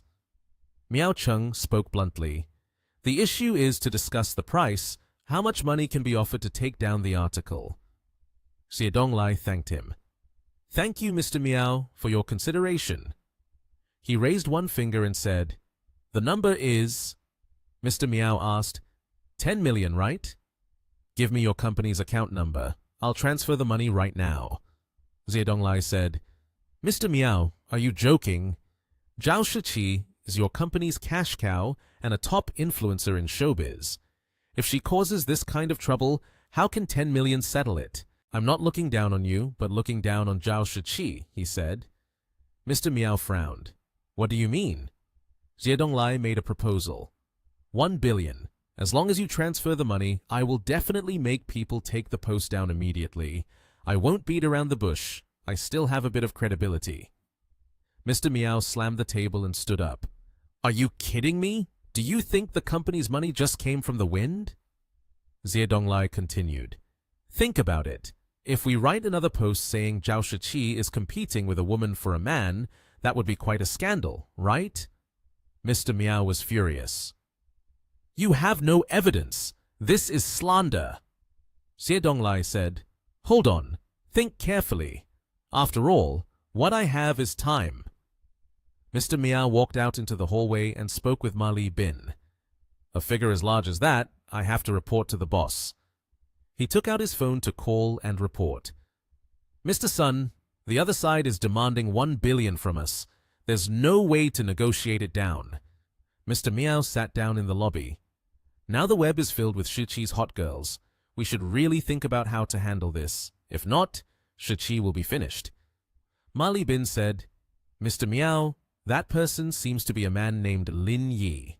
Mr. Miao expressed his doubt. "Is it real or fake? I can't be mistaken." Li Bin asserted, "It's definitely him. There are also 2 women by his side. They look like the ones in the photo." Lin Yi, along with Ning Che and Chiu Yu Luo, stepped inside. Ma Li Bin said to Mr. Miao, "What should we do now? They must be here to deal with this matter as well." Mr. Miao replied, "Let's follow them for now. No matter what, we are the middle ground." The door was kicked open. Lin Yi and the others walked in. Xie Donglai was taken aback. "Mr. Miao, what's the meaning of this? If the deal falls through, there's still some decency. Are you here to cause trouble?" Mr. Miao immediately denied. "You misunderstood. We are not on the same side. You can see clearly, they are the 3 people in the photo." Xie Donglai looked back at the photo and indeed confirmed it. He was slightly frightened. "It really is them." Lin Yi said, "I don't have time to talk much with you. If you don't want to bring disaster upon yourself, take down all those posts. Otherwise, you'll bear the consequences." Xie Donglai laughed heartily. "Ha ha." Then he lit a cigarette. He said, "What storms haven't I faced? My brother, it's the 22nd century now. We don't rely on fists to solve problems anymore, but on money. Understand? Yuluo introduced herself. I am the CEO of Xiejong Corporation, Chiu Yuluo. She continued to introduce. The other two are Ning Che, the CEO of Hualong Group, and Lin Yi, the chairman of Ling Yun Group. If you have any knowledge at all, you should know the weight of these three companies. Based on the damage you have caused to our reputation, the legal departments of the three companies will be in touch with you shortly. Prepare to compensate. Ning Che added directly to her words. The introduction is not enough. Although we are all CEOs, we are not employees. These two companies belong to our families. Mr. Miao and Ma Li Bin were astonished. Xiejong Group, Hualong Group, Ling Yun Group. Xie Donglai was so shocked that he fell from his chair. Everyone, please calm down. He explained, I know how powerful you are, but in business, you can't just rely on your status to bully others. We earn a living this way. This is not something lacking humanity. You cannot be too excessive. Yuluo said, I already said earlier, do you still want to struggle? I hope you resolve this matter quickly. If I see any news about this online tomorrow, you will know what the consequences are. Xie Donglai, feeling intimidated, replied, Yes, yes, yes. What should I do then? The three members of Lin Yi's group left. Ning Che remarked, Wow, our sister Chu really slayed it, directly subdued him just like that. Yuluo confidently said, People like this lack professional discipline. Doing these sneaky things is already annoying to see. Ning Che patted Yuluo on the shoulder, saying, All right, calm down. The matter has been resolved. Let's head back to the headquarters. Suddenly, someone called out from behind. Mr. Lin! It was Mr. Miao with Miao Buadi. Lin Yi asked, What do you need from me? Mr. Miao replied, Mr. Lin, we are the CEO and manager of Zhao Shiqi Company. We didn't manage to resolve this matter in time. Today, I'd like to treat everyone to a meal, hoping that the three of you can accept the invitation. Lin Yi turned away, saying, We have other matters to attend to, so we'll skip the meal. You guys can handle your entertainment industry issues yourselves. He got into the car and left with the others. Mr. Miao said, The boss is truly different. Lin Yi, Yuluo, and Ning Che returned to the organization. Mr. Liu Hong asked, Has the negative news all been dealt with? Lin Yi replied, Leader Chu took direct action and scared that person so much they nearly wet themselves. Mr. Liu was satisfied. It's good to have it sorted. This is today's achievement. Everyone take a look. When I have time, I will have someone send an electronic copy to everyone's email. Lin Yi looked and said, I find the evaluation of logical thinking very interesting. It can be delved into more deeply in this aspect. Lin Yi said to Mr. Liu Hong, In the future, we should add simulation tests to assess their performance capabilities. Mr. Liu agreed. I will remember this suggestion. Let's make the arrangements as soon as possible.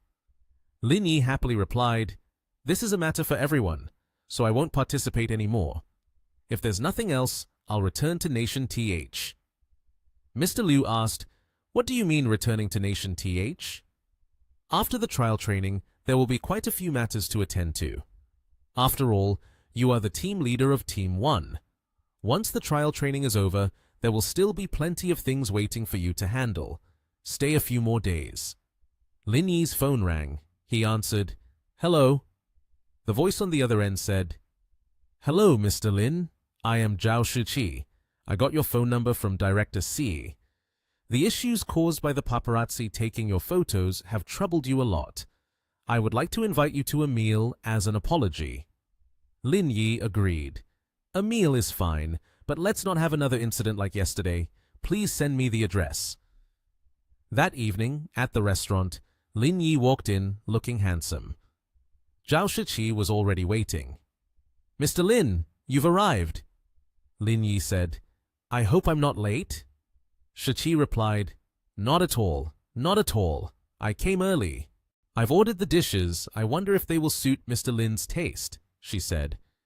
Lin Yi replied, They don't look bad. Shiqi thanked Lin Yi. Mr. Lin, thank you for this. If it weren't for you, I wouldn't know how to calm this situation down. The two clinked their glasses. Shiqi asked, I'm very curious. You are the chairman of Lingyun Group. Why did you come to live in Huaxi villages? Lin Yi replied, I said it's for psychological cultivation. Do you understand? Shiqi laughed cheerfully. Besides the Haiyu media, our image is also being exploited by those with ulterior motives. Our company is trying to handle it. Lin Yi curiously asked, Do you know who it is? Shiqi answered, Still haven't figured it out, but we have a suspicious target. Next month, the new movie by the renowned director Li Yuan is about to start filming, but the lead female role is still undecided. I'm a major competitor for her. Lin Yi took out his phone. Now I understand. At Novel Entertainment, Mr. Mengwei was watching the news about those paparazzi. What's going on? Why did they take down all the articles? Lin Ziyi said, It must be Zhao Shiqi who handled it. Otherwise, they wouldn't be able to buy the hot search down. But this isn't important, Director Li just called. They picked you for the lead female role. Immediately, Director Li called her. Ziyi was excited. Hey, Director Li is calling me. He must be discussing the movie. On the other end of the line, Director Li said, I have decided not to use you for my new film. I'm sorry. Luckily, I haven't sent the contract over yet. Ziyi was furious. What? You're not collaborating with me anymore? She lowered her voice.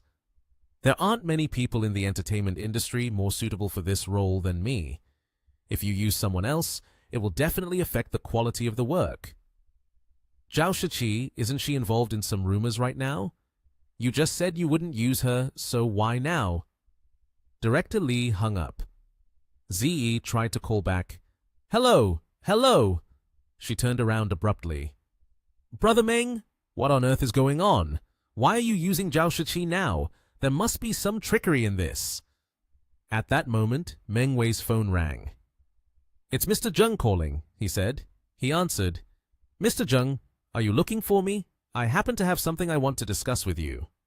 Then Meng Wei said to Ziyi, Mr. Zheng is calling me right now. It must be about this. You should come with me. Outside the office of Chairman Zheng Xingi, two people walked in. It was a chubby man and a girl with brown hair. The chubby man asked, Mr. Zheng, you called me for something? As soon as the question ended, the overweight man was suddenly hit on the head with a stack of documents by the man and was shouted at. Do you still dare to ask? The person accompanying the overweight man looked extremely frightened. The man was Zheng Xingi, the chairman of the Novel Entertainment. He pointed directly at the overweight man's face and scolded, Is it you who has plotted to harm Zhao Shiqi, taking advantage of the scandal that was exposed today? The overweight man immediately defended himself. We are originally rival companies. Now that the other side is causing a commotion and making a scene, it's normal for me to take advantage of the situation to harm them. Zheng CEO asked again, Do you know what kind of person that man is? Zheng Xingi's face became serious. He is the CEO of Lingyun Group, from a rich and noble background. You dare to provoke him? Are you looking for death?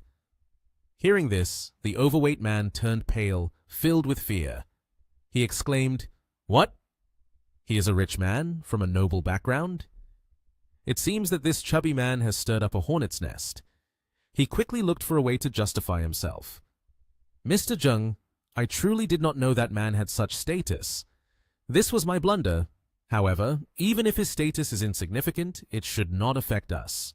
Hearing such unreasonable words, Mr. Zheng couldn't help but shout, Do you think he only has money? Just now, the investors contacted me saying they want to withdraw their investment. This is all because of the mess you've caused.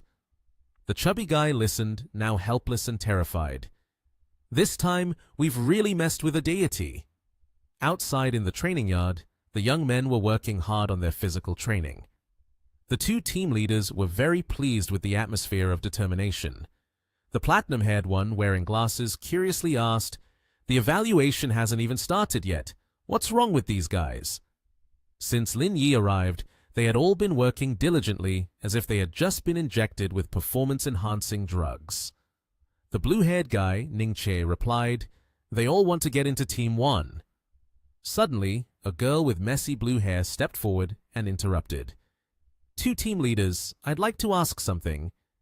Given my current ability, surely it shouldn't be a problem for me to get into Team 1, right? The bespectacled team leader replied kindly, based on the level you are showing, getting into Team 1 shouldn't be a problem, but it's not guaranteed that you will actually get in. The answer left the girl stunned. Team leader Ning, could you tell me what the reason is? My level shouldn't be bad. Team leader Ning explained, it's actually not bad, but leader Lin doesn't want to take you. If not for that, you would likely be assigned to our team. Then the girl's younger brother came over and asked, Sister, what's going on? They really won't accept you? He thought, could leader Lin be holding a grudge? The girl was very stubborn. I've reached this level. If I can't get into Team 1, it will become a laughingstock to others. I must get into the best place. I won't join any other teams. Seeing his sister so determined, the younger brother was worried. But leader Lin has already said that they won't accept you. The girl seemed to have thought of a plan and comforted her little brother. It's okay, I have a way. After saying that, she immediately went to meet someone. The man invited the girl into the room and asked, what's the matter? The green-haired girl reported, I want to withdraw from the training. The man sitting in the chair calmly asked, what's the reason? Is it that you can't keep up physically? That's not true, right? Your test rankings have always been very good. You seem capable of reaching Class B level. It seemed that the girl was very skilled and physically fit. She responded, that's not it. Then she pointed directly at the boy who was sitting there playing games and said, it's because of Lin Yi. This surprised Lin Yi a lot. Hearing this, the silver-haired man curiously asked, what did he do to you that makes you want to withdraw? The girl responded very frankly, he holds a grudge and won't let me join Team 1. So that's how it was. The understanding man immediately explained to the blue-haired girl, you meet the requirements to join Team 1, but leader Lin has considered the balance of the team and the relationships with his teammates to ensure the combat effectiveness of each team. That's why you were assigned to Team B. Do you understand? It would be a pity for you to withdraw after achieving such good results. The girl shook her head in denial. But I heard that the organization wants to transform Team 1 into a pioneering team. If the members are allocated evenly, it won't achieve that effectiveness. After a moment of silence listening, Lin Yi also spoke up. So you think executing a mission is just about your own abilities? The girl immediately replied, that's right. Strength can solve everything. If it can't be solved, it means the strength is insufficient and there's no other way. Lin Yi had to think of a way and agreed to give the girl an opportunity to test her skills. All right, I'll give you a chance. In tomorrow's test, if you can secure one of the top 2 positions, Team 1 will accept you. Hearing this, the blue-haired girl instantly beamed with happiness. After getting the chance, she happily turned to leave with a reminder, this is you saying it. Keep your word. The old man then reminded the male protagonist Lin Yi, I see you shouldn't worry about other matters anymore. She's so young and has already reached level B. You should keep her. Letting someone like her go would be a loss for the organization. Lin Yi also cautiously replied, let's assess the situation and decide later. A car stopped in front of a 7-star hotel. Everyone got out of the car and looked at the hotel. Sun Fuyu spoke up. This hotel really isn't bad. It seems to be the highest standard in Yanjing, right? Shen Tianzhuo responded, it's about that level. A hotel recommended by the group must be good. Let's go. Head to our rooms first, then find somewhere to eat. Hearing this, Sun Fuyu replied, all right, the 3 of us will head into the hotel. Suddenly, a voice shouted, Boss Shen! Tianzhuo heard the shout and looked at the person in front, asking, who are you? In response, the person said, let me introduce myself. I am the assistant of Hua Feng, here to participate in the International Semiconductor Exchange Conference. This time, I have been ordered by Hua Feng to invite you for tea and to reminisce about old times. Hearing this, Tianzhuo replied, reminisce about old times? I don't even know Hua Feng. What old times are there to reminisce about? A hand stopped Tianzhuo and said, wait, Hua Feng said that you must go over there for 10 days this time. There are matters to discuss in detail. The assistant continued to block Tian Zhuo from leaving. Tian Zhuo pushed his hand aside and replied, I'm not going. I hope you all won't come looking for me again in the future. I will not accept any invitations from you. Wait a minute, said an assistant while grabbing Tian Zhuo's hand. The assistant holding Tian Zhuo's hand said, We are also here on orders. We hope Boss Shen can understand and cooperate. Suddenly, a voice came over. Brother, cooperate with what? Seeing Lin Yi walking over, Tian Zhuo exclaimed, Mr. Lin! Lin Yi walked over and said, Boss Shen has already rejected you, so don't cling to him like a sticky plaster on a dog's skin. Hearing this, the assistant retorted, This is our business, it doesn't concern you. We hope you can leave quickly. Upon hearing him, Lin Yi responded, Are you threatening me? A hand grabbed the assistant's hair. Lin Yi lifted the assistant by his hair and said, You can go call Vedana and find out who I am. After saying that, he threw the assistant to the ground and pointed to the door. The assistant scrambled to run out. At this moment, Tian Zhuo spoke up. Mr. Lin, I didn't expect you to come. Are you here for the meeting? Lin Yi looked at everyone and said, Everyone, go get your room cards. We're going to my room upstairs. This is not a place to discuss things. Upon hearing this, Tian Zhuo replied, Okay, let's go upstairs to talk. In a room, everyone was seated inside. At this moment, Lin Yi spoke up. I heard that Yanjing has a world-class semiconductor conference. Are you all here to participate in the conference?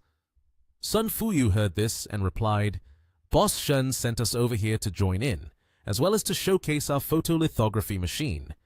We have completed our research and development, but the procedural issues require us to come here to file paperwork. Hearing Sun Fuyu's words, Lin Yi questioned, Is it really done that quickly? At this point, Tian Zhuo, holding a cup of tea, spoke up. Right now, we can achieve a 5-nanometer mass production yield. There is still a bit of a shortfall in the good product rate, but currently, the 5-nanometer technology in the world has all shown signs of decline, performing not very well.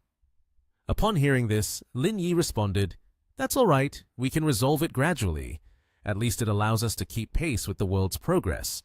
Was the person we met earlier sent by Vedana? When Lin Yi asked, Tian Zhuo shook his head and replied, It's not her, but a person named Hua Feng. Hearing Tian Zhuo's answer, Lin Yi immediately said, Mr. Sun, find a way to investigate this person named Hua Feng. I want to know his mode of communication. Sun Fuyu responded, Understood, Mr. Lin. I will look into it. Ring, ring, ring. Tian Zhuo took the phone out of his pocket. Answering it, a voice came through the line. Hello, Boss Shen. I am Hua Feng from the Va family. The phone was placed down on the table. The voice continued. Surely you know who I am. Tian Zhuo looked at the phone and said, I know who you are, but there's nothing for us to discuss. Conveniently, my boss is right here. You can talk to him. Lin Yi then spoke up. Are you guys trying to create obstacles? You're reaching out to Lin Yi now. Truly deserving of being a global financial conglomerate, you really have some capability. The voice replied, Mr. Lin, if you don't want us to disturb Shen Tian Zhuo any longer, it's fine. Otherwise, you can cooperate with the VR family. We could consider switching to Boss Shen. Mr. Lin can take his time to think about it. Upon hearing this, Lin Yi chuckled mockingly and said, Don't you find yourself quite humorous? You want to pull a white wolf with empty hands, yet you threaten me this way. The voice replied, In a moment, I will send an email to Boss Shen's phone. After he reviews the contents of the email, Mr. Lin can then decide whether to cooperate with us or not. Lin Yi simply responded, All right. Hearing these words, Sun Fuyu angrily slammed the table and said, What is this guy doing? I really want to give him a slap. Lu Ying saw Sun Fuyu's anger and patted his shoulder, saying, Director, please calm down a bit. You have an unread email. Tian Zhuo then picked up his phone and opened it, looking at the screen with a look of shock. He trembled as he read the lines sent to him. Lin Yi observed and asked, "What's wrong?" At this moment, Tian Zhuo replied, "The results of our research have been plagiarized by them." Upon hearing this, Lu Ying stood up and said, "How is that possible? The experimental data of the photolithography machine is all confidential, and we have signed confidentiality agreements that cannot be leaked outside."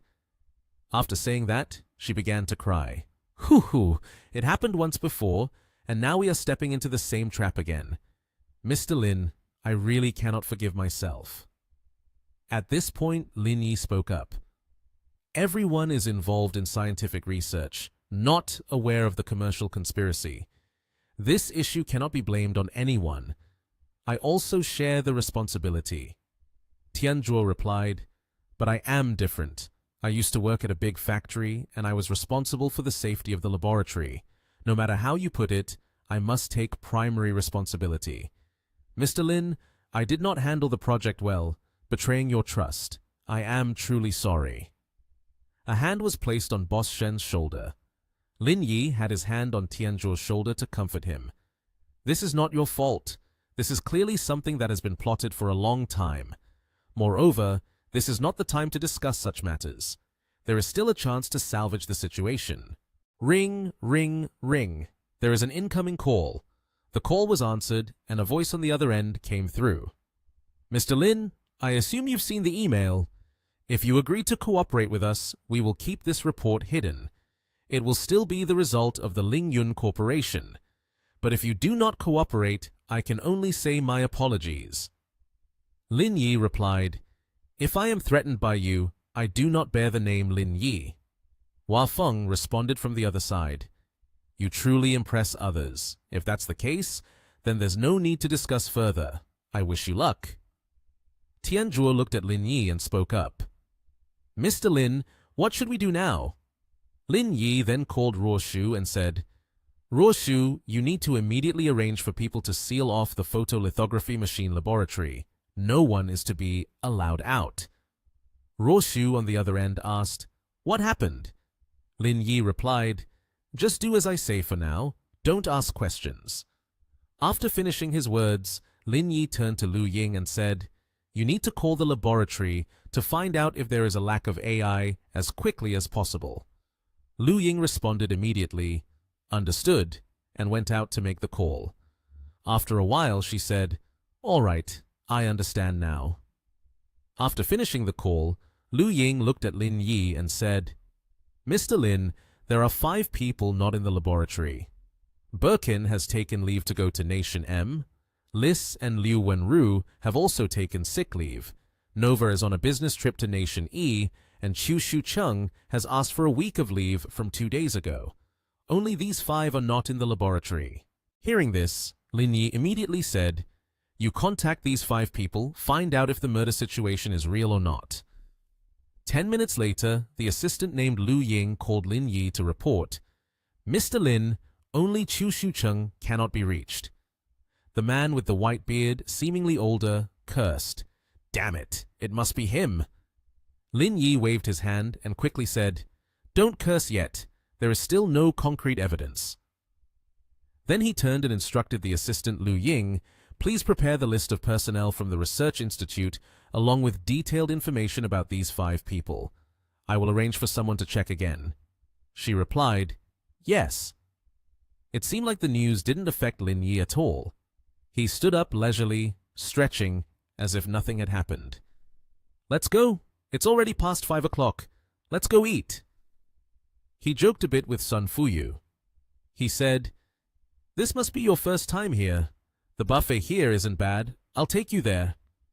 He was grumpy, took another drag from the cigarette in his mouth, and replied, "You guys go ahead. I'm not going anywhere." But the ashes on the ground beneath Lin Yi were piling up. Looking at it, he suddenly thought of something.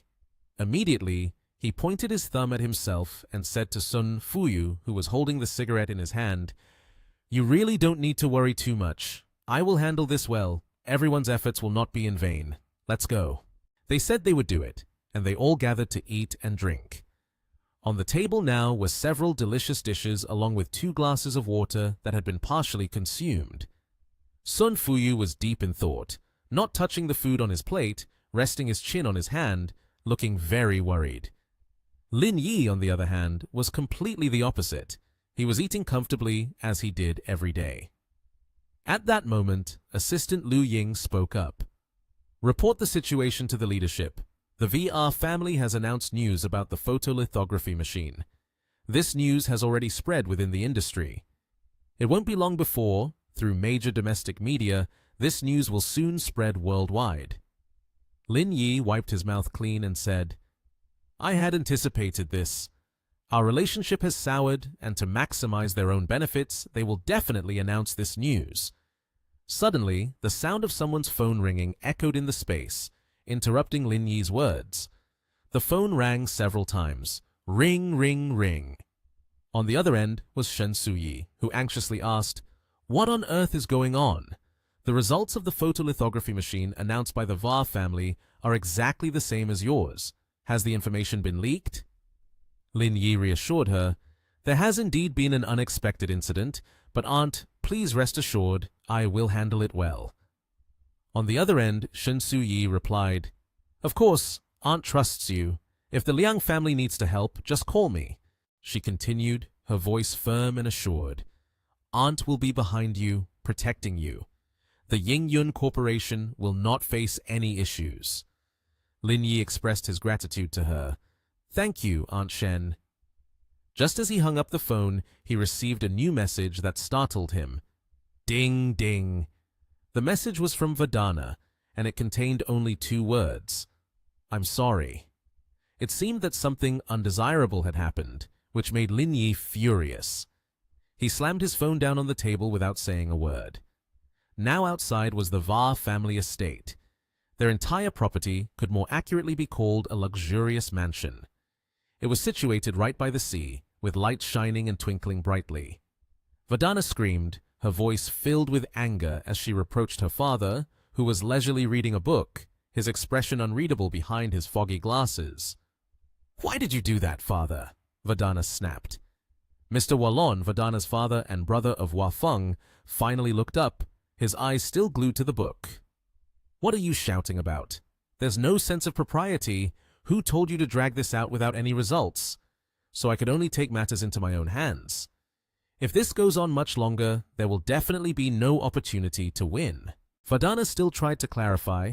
Father doesn't understand Lin Yi at all. His abilities and tactics are even more formidable than what father thinks. Mr. Wallen perceived that warning as just passing wind. Of course father knows. I have never seen a young man with such strong courage. But after all, he is still too young. This time, father will teach him a lesson he will never forget. Vadana, the daughter he regarded as a treasure, persistently advised, Father should resolve this matter as soon as possible. From what I know about Lin Yi, he won't let it go. Suffering such a significant loss, he will retaliate doubly. Wallon ignored his daughter's discomfort. He grew impatient, having not looked at Vadana even once. Then we shall wait and see, he replied, still refusing to heed the warning she had given. Vadana turned away and left. I've said all I need to say. If the final result is bad, then father shall bear the consequences himself. As Lin Yi had mentioned, Yanjing has always been known for its many modern skyscrapers, and one of those towering buildings is the Yanjing International Conference Center. Inside, there are currently many faces holding supreme power. They are chatting animatedly with each other. Lin Yi approached and commented, It's indeed lively here.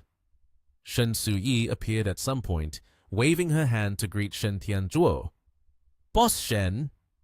Shen Tianzhuo, upon being called, quickly came to her side and replied, Shen CEO, it's been a while. Shen Suyi shook hands casually, smiling. If I remember correctly, it's been about 3 years, right? You still carry yourself as you did back then. Lin Yi said to Boss Shen, Boss Shen, you all go in first. I'll come in later. He did not make it difficult for Lin Yi. You can talk to Shen CEO. Shen Suyi gestured for Lin Yi. Let's go find another place to talk. 2 steaming cups of coffee were served. Shen CEO initiated the conversation. What is it? Seeing that Boss Shen seemed less than enthusiastic, Lin Yi felt a headache with such words. He sighed. Don't bring it up again. Yesterday was a huge blow to him. He kept it on his mind. I couldn't sleep all night worrying about him suddenly having a heart attack.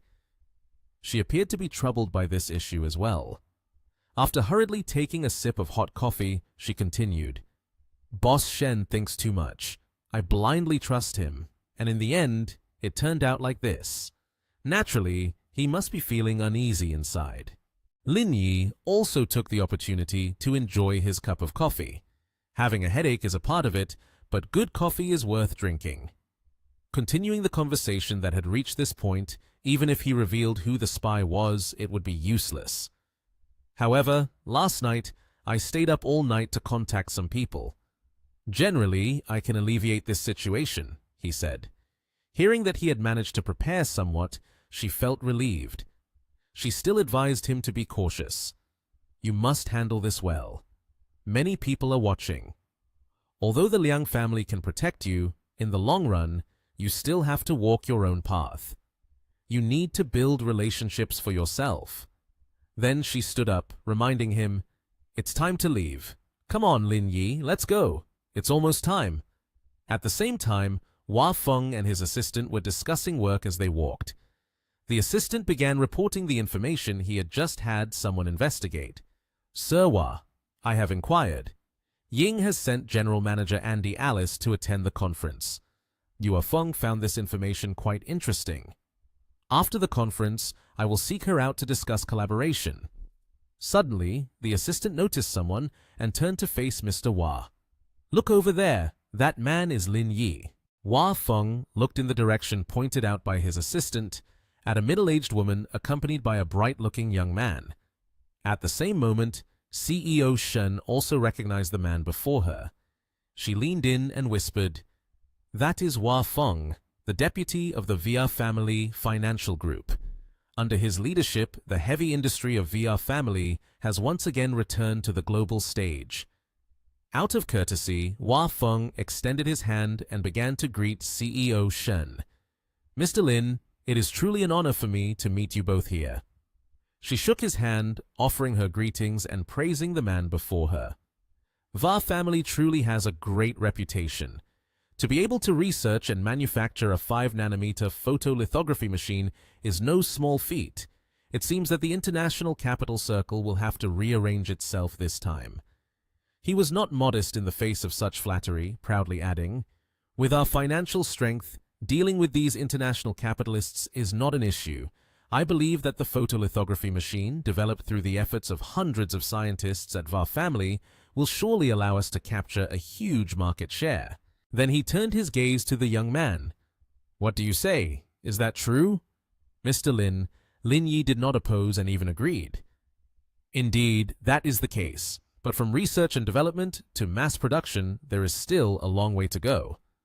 At this point, he placed a hand on the man's shoulder, patting him as if to hint at something. You just started, so you should take it slow. Otherwise, it's easy to trip. Wasn't he subtly mocking Hua Feng here? He only chuckled at the young man's attitude. Mr. Lin, you are still young. Are you so disheartened by a little setback? But in the business world, no one will empathize with the weak. Saying this, he and his assistant walked away. As he left, he turned back and provocatively added, Let's take our time. I hope for potential cooperation in the future. Lin Yi felt as if those words struck a nerve, and he must have been quite upset. His hand clenched into a fist. If it weren't for appearances, I would have punched that old, rude man. CEO Shen approached and patted the young man's shoulder. Calm down now. There's no need to get angry with the likes of him. Come on, let me take you to meet someone else. Lin Yi swallowed his anger, replied affirmatively, and followed her. When Hua Feng attended the conference, he was surrounded by everyone like a celebrity. It seemed that everyone admired the remarkable technological achievements of VAR Group. There was a Western entrepreneur who lavished praise on him, saying, Mr. Hua, the development of the 5-nanometer photolithography machine is truly astonishing. Then there was another female entrepreneur who also fawned over him. I believe that the photolithography machine developed from the strength of Hua Financial Group has the potential to dominate this field. There was also a young man who seemed eager to propose some form of collaboration, proactively inviting, "If possible, after this conference wraps up, I would like to invite you to dinner. I hope Mr. Hua can do me the honor." Hua Feng, hearing these compliments, felt genuinely happy and proud. "Thank you for everyone's support and trust." He continued, "By the way, I also want to mention that we are not just developing the 5-nanometer photolithography machine, but the 3-nanometer technology in our laboratory will also soon meet everyone in the next 2 years. His assistant suddenly noticed something interesting, leaned over to him, and pointed towards the right side of Mr. Hua. "Boss Shen, they are in front. Are we going to go say hello?" He saw the opportunity to tease his rival had arrived, so why not? "After all, we still have 20 minutes before it starts. Let's just go over and take a look." So the two of them walked to where Boss Shen and the employees were sitting and talking. As soon as they called out Boss Shen's name, all three of them jumped in surprise. Hua Feng waved his hand as a greeting. "We meet again." In contrast to Hua Feng's cheerful and relaxed spirit, Boss Shen appeared tense and unwelcoming. He spoke up. "What are you doing here?" Hua Feng chuckled lightly. "You must be quite pleased to see your rival cornered like this, huh, Boss Shen? You don't need to be angry. I'm just here to say hello. By the way, I wonder if you've changed your mind yet. I can offer you the best treatment in the world." Boss Shen remained resolute in his initial decision. Before he could even finish listening, he rejected. "Ha! Dream on." The more he pressed, the more he struck at the weak psyche of the doctor. "Don't be so quick to refuse like that." He began to present enticing benefits. "After all, the technology in our hands is the result of your research. This is a super opportunity for you to gain fame worldwide. Don't you think it would be a pity? You've made such a significant contribution to our company, and I haven't even had the chance to pay you yet." Hearing this, everyone was taken aback. Boss Shen officially lost his temper. He was old and weak, but still had enough strength to bang his hand on the table. "Get out of here! Do you think I won't hit you?" Hua Feng shrugged, his tone somewhat condescending. "Perhaps you don't need that little benefit from Va Group's financial conglomerate." Hua Feng turned to leave, but not without adding, "If you are so stubborn, then I will take my leave first. We will have opportunities in the future. Goodbye." Hua Feng asked his assistant, "Where is Alice?" The assistant immediately replied, "She's up ahead. I'll take you there." Alice was sitting happily chatting with a girl. The girl had hair matching the color of her irises, which was a smoky gray, named Claire. She was in charge of Sim Company. Hua Feng, unabashed, approached to start a conversation. "Miss Alice, Miss Claire, may I sit here?" Alice seemed a bit uncomfortable, but still reluctantly agreed. "Please." Hua Feng naturally pulled out a chair and sat down. Before he could even get comfortable, he went straight to the main issue. "Miss Alice, Miss Claire, there are some things I want to discuss with both of you. Now, we have researched and developed a 5-nanometer lithography machine. Regarding the light source and lenses, I hope we can expand our cooperation." Alice was a bit confused, so she asked again, "Are you guys researching the development of a 5-nanometer photolithography machine?" Hua Feng immediately proudly admitted, "Of course, we have hundreds of proprietary technical projects. If you have time, I can take you on a tour." But the truth was that Alice hadn't been paying attention to this at all. She retorted disdainfully, "I've seen your publications already, but without our light source and lenses, how could you create a 5-nanometer photolithography machine?" Hua Feng tried to sweet-talk her. "Surely you both don't want to miss the opportunity to cooperate with us. If we collaborate, it would be a win-win situation for both sides." Alice strongly rebutted, "Is it true that apart from you, we have no other potential partners?" Claire added, "I've heard that Country H has already been researching the production of photolithography machines. Therefore, your claims are fundamentally unfounded." Claire's words left Hua Feng speechless.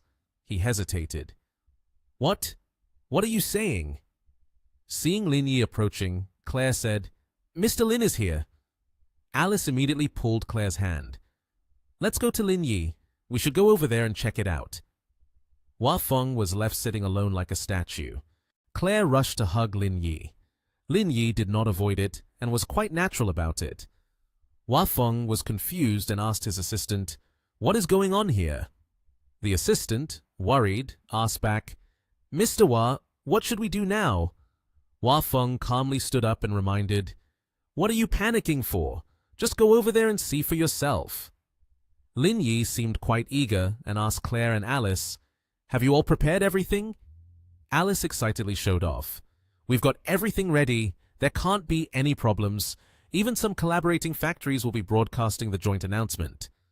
Alice added, "But if we could wait a few more days, we would be able to contact someone who has a better impact." Lin Yi calmly shoved his hands into his pockets and said, "It's okay. Aside from you two, those capitalists are the type who won't act unless they see their prey. They won't participate unless they see actual benefits." He carefully instructed, "After the conference begins, you two should call people to expand on this." Claire and Alice confidently replied, "We got it." Hua Feng coldly stepped in, interrupting their conversation. "Lin Yi, I didn't expect you to tell them not to sell the light source and lenses to us." However, Hua Feng remained high and mighty, mocking Lin Yi. "But it's okay. I will use the identity of Hua Financial Group to seek cooperation with other enterprises. Your plans might be falling apart soon." Lin Yi felt a bit puzzled and asked, "Did you just say you would use the VR family's identity to discuss the senior management of these two enterprises? I must have heard you wrong, right?" Hua Feng arrogantly pointed upwards, speaking in a condescending tone. "Of course, we have the strength and reputation to do so, but you all do not. Your Lingyun group is far inferior to us." Lin Yi snapped his fingers and smiled. "Well then, rather than waiting for another day, why don't the two of us discuss it today?" Hua Feng was taken aback. "What are you talking about? What do I have to discuss with you?" Lin Yi smiled, came closer and replied, "Right, there's something I forgot to tell you." He leaned towards Hua Feng, his voice just loud enough to be heard. "I hold 12% of Ying's shares and 12% of AI's shares. So, do you think you can still buy the light sources and lenses from them?" Upon hearing this, Hua Feng was stunned, gasping, "How could this be?" Lin Yi remained nonchalant, shrugging. "Don't be so surprised, it's not a big deal." Lin Yi lifted his chin to the sky and sneered, "It's just a bit of shares, not worth much money." Watching the backs of the three of them leave, Hua Feng suddenly realized the seriousness of the situation. "Oh no!" Hua Feng became flustered and quickly pressed his phone. "I need to call and inform my brother immediately." His assistant, pale-faced, rushed over and shouted, "Mr. Hua, not good!" The assistant began rattling off urgent information. Just now, several top companies in Ying simultaneously announced that they would not engage in any cooperation with the Hua family. They are clearly targeting us. Hua Feng hurriedly grabbed the tablet displaying the news, anxiously asking, "Where's the news? Let me see." A series of news articles appeared. Hua Feng was filled with fear and anger, cursing, "Those damn bastards!" Having cursed a bit too loudly, everyone in the room turned their eyes towards him. His assistant quickly reassured him, "Mr. Hua, please stay calm. We need to find a way to resolve this. If this escalates, it will have a huge impact on us." Hua Feng still retained some rationality and retorted, "Did you even need to tell me that?" Reporters received information as quickly as the vegetable sellers at the market, or like gossiping about others. They rushed in droves. The reporters surged in, competing to ask questions and aiming microphones at Hua Feng. "Hua Feng, 3 companies have issued statements saying they have never granted any rights to your goods. So where did your photolithography machine come from? Are these actions meant to hide the risks behind the Hua Financial Group?" Hua Feng's face changed color.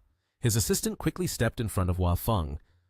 All right, Mr. Hua is not available for any interviews at this time. Please do not surround him here."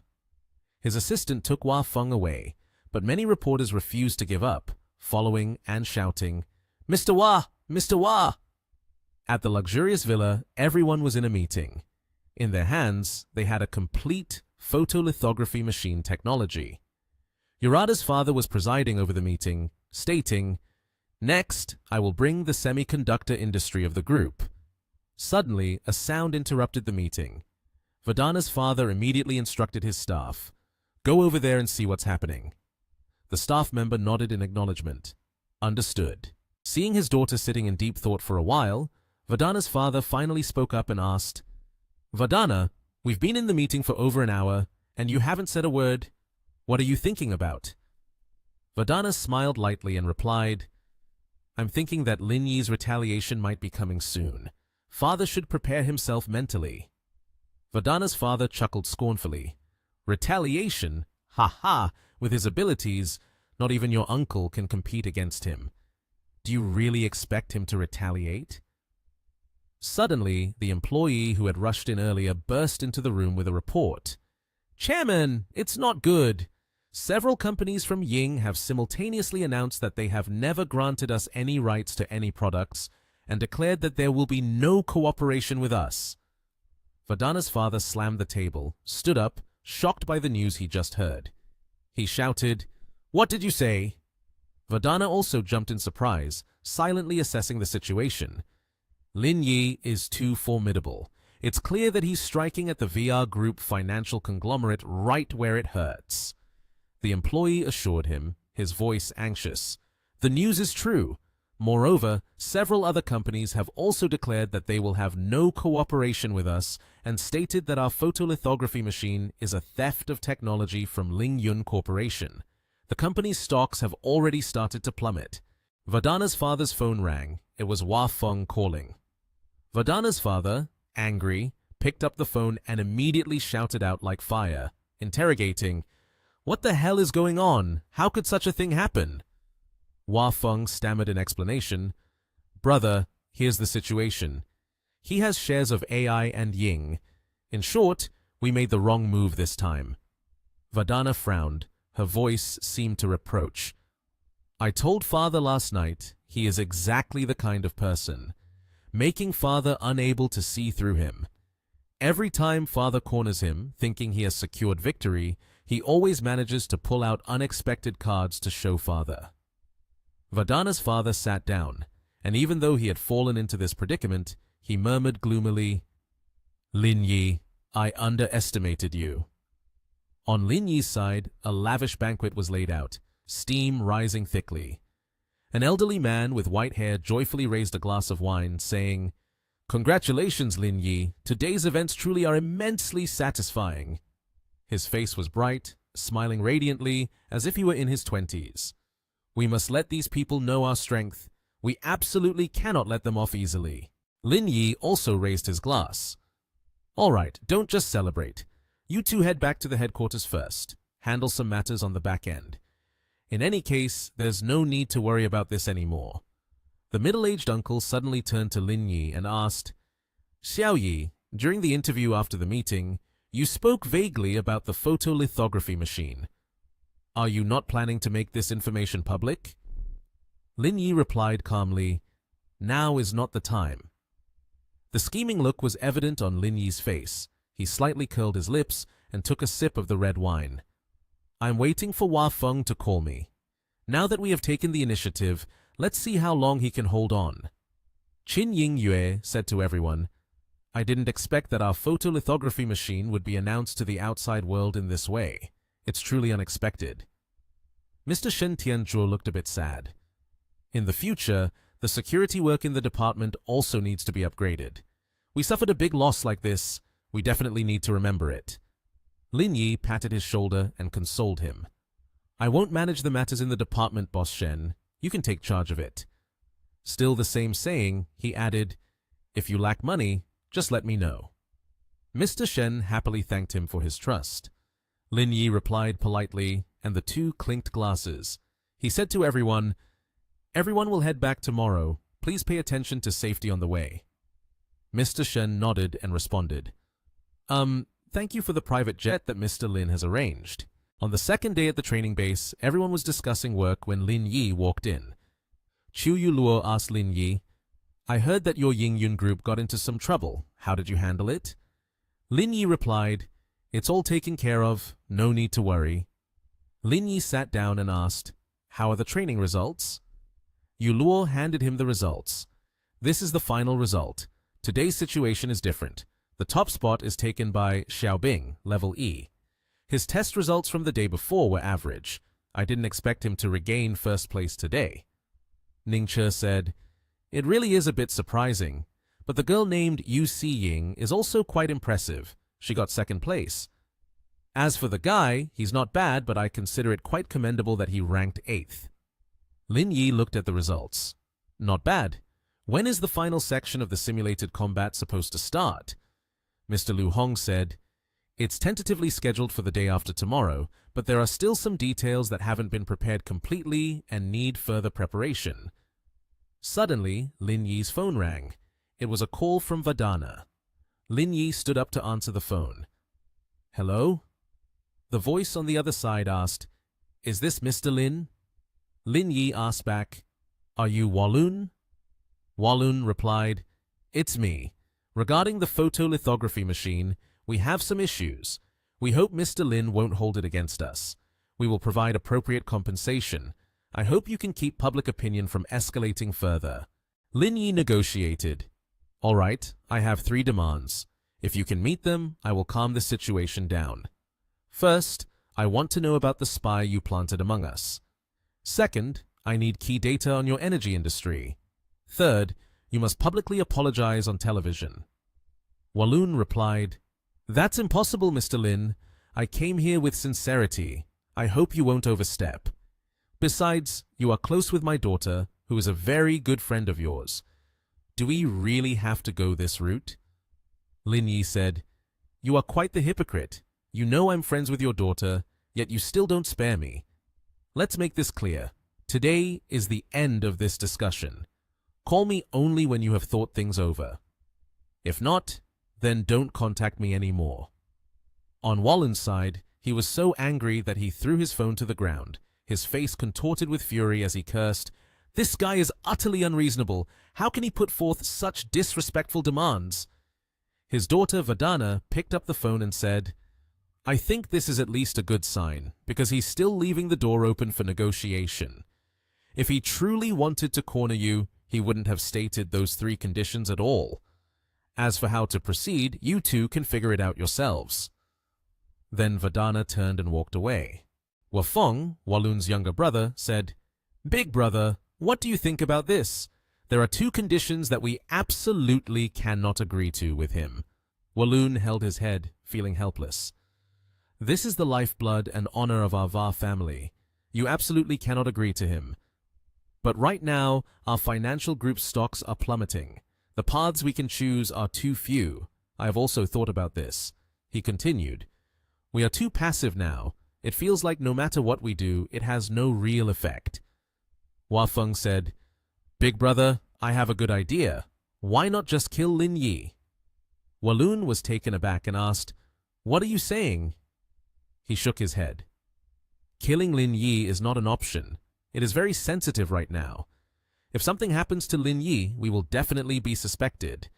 Wafeng said, You remember Elisa from Black Gold Corporation, right? We can use her death to undermine Lin Yi. That way, Jeffrey will take action on our behalf. We can hinder Lin Yi. Walun agreed. This method is not bad. We can avoid all suspicion. Of course, we can use Long Sin's spies as bait to lure Lin Yi to the island. By the way, don't let Vadana know about this. Their relationship with Lin Yi is very good. Wafeng added, I feel that this matter should be done thoroughly. It would be better since only Lin Yi is in contact with Vadana.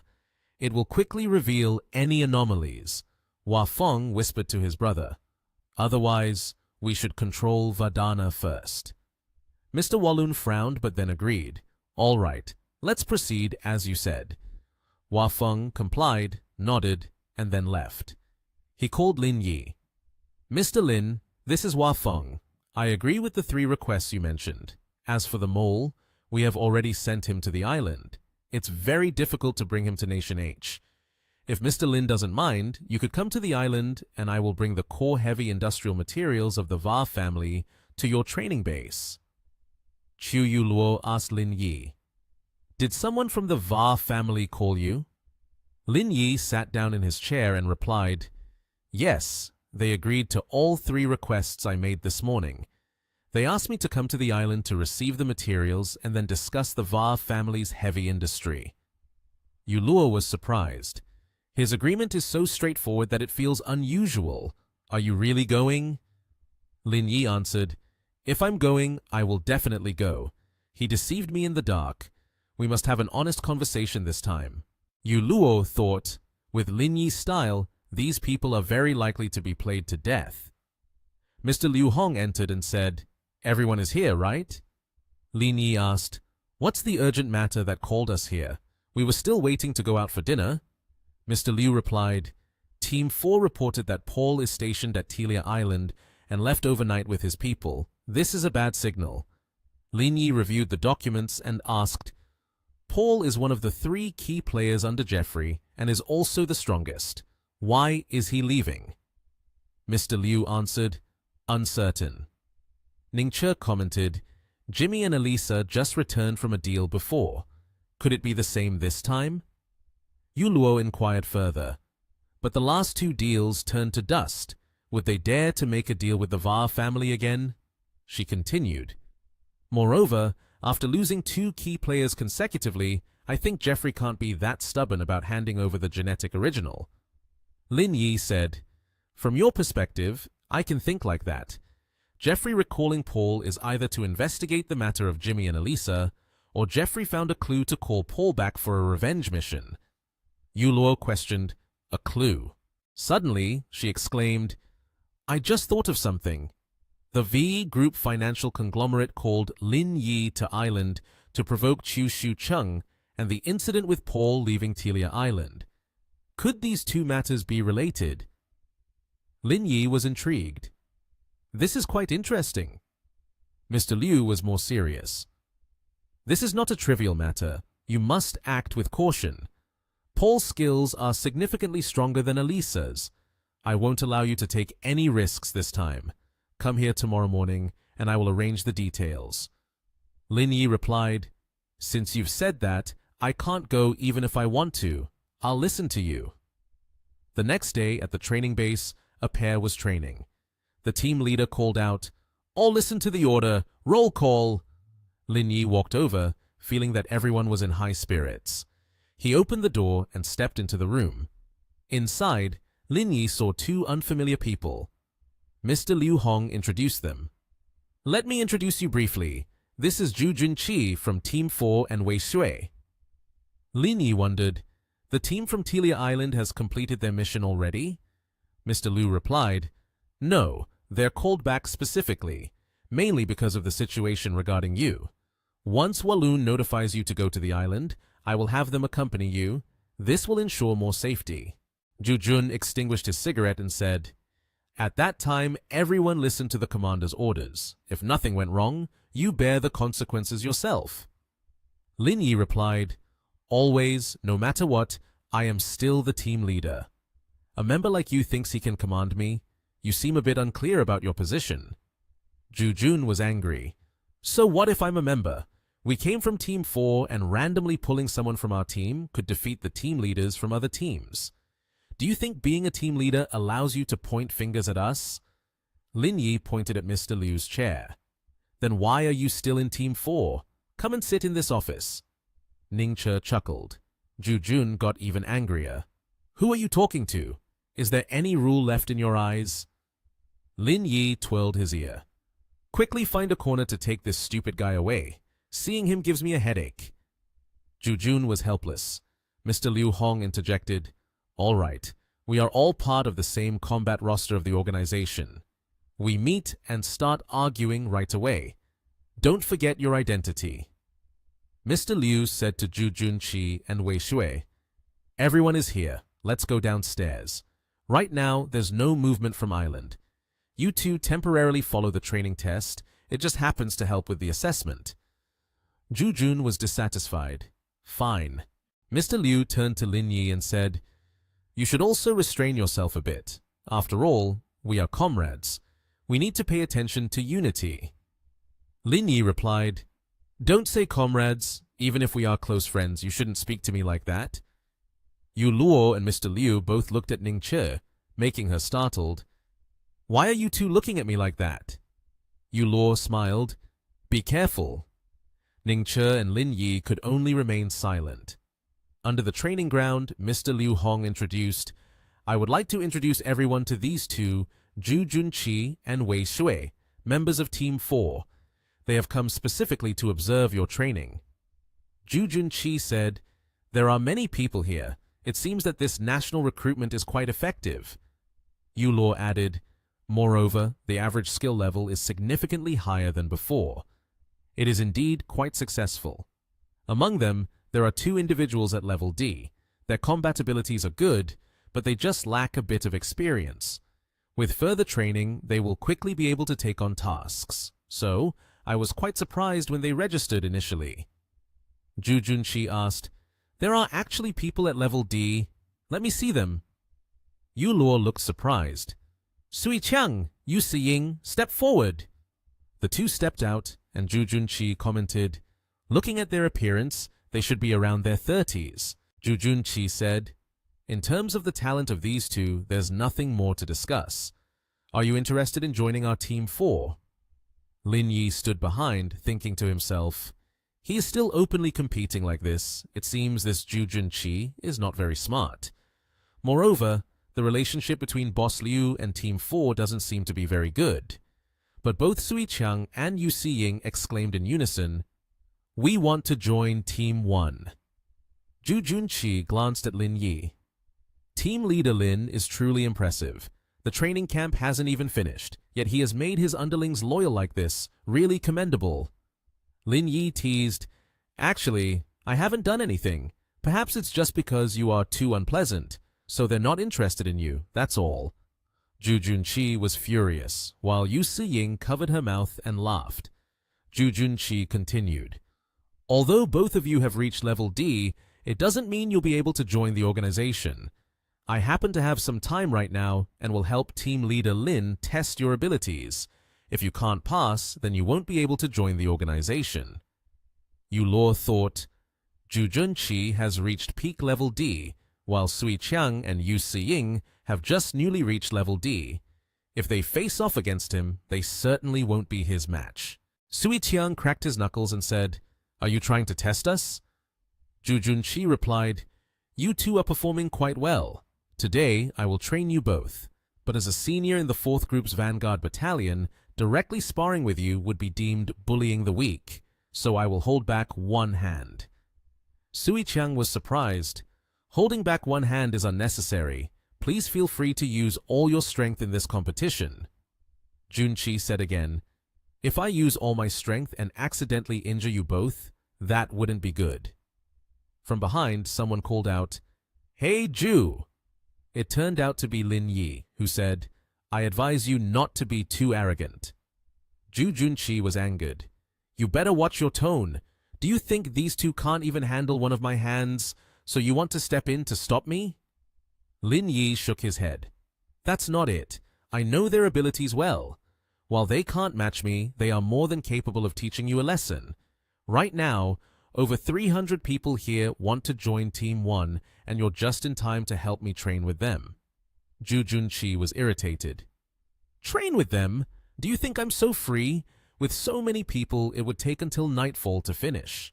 Lin Yi said, I know your time is precious, so of course, I can't have you train each person individually. He shouted for all the trainees to hear, On the battlefield, if someone harms your comrades, what will you do? Everyone shouted in unison, Blood for blood! Lin Yi pointed at Zhu Junqi. Not bad. Now, this guy Zhu wants to train your comrades. Don't waste any more bad guy. Time, come on. I will select the one with the best performance for a special admission into Team 1. Get moving. Ning Che was surprised, while Yu Luo thought to herself, What a never-ending trick. All the trainees prepared to attack. Junqi was a bit worried. Lin Yi, what do you want to do? Lin Yi replied, I want to thank you for helping to train these people. After you finish your training, I'll arrange for another match." He shouted to everyone, "What are you standing there for? Don't you want to seize this great opportunity? Does no one want to join Team 1? After hearing this, all the trainees rushed forward, and Zhu Junqi ran away, shouting loudly, "Lin Yi, you bastard!" Lin Yi laughed and said, "Ha ha, people from Team 4 are indeed different. They run really fast." Zhu Junqi was running while shouting loudly, "Lin Yi, what kind of ability is this? Hurry up and tell them to stop." Lin Yi laughed joyfully. "Stop what? After all, he's from Team 4, so teach them properly. Let them see your excellent skills."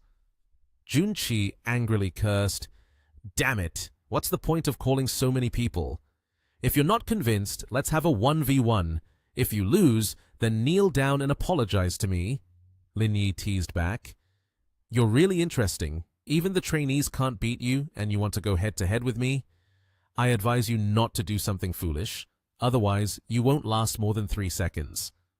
Wei Sui stepped forward to defend. "Team leader Lin, what you're doing is really boring.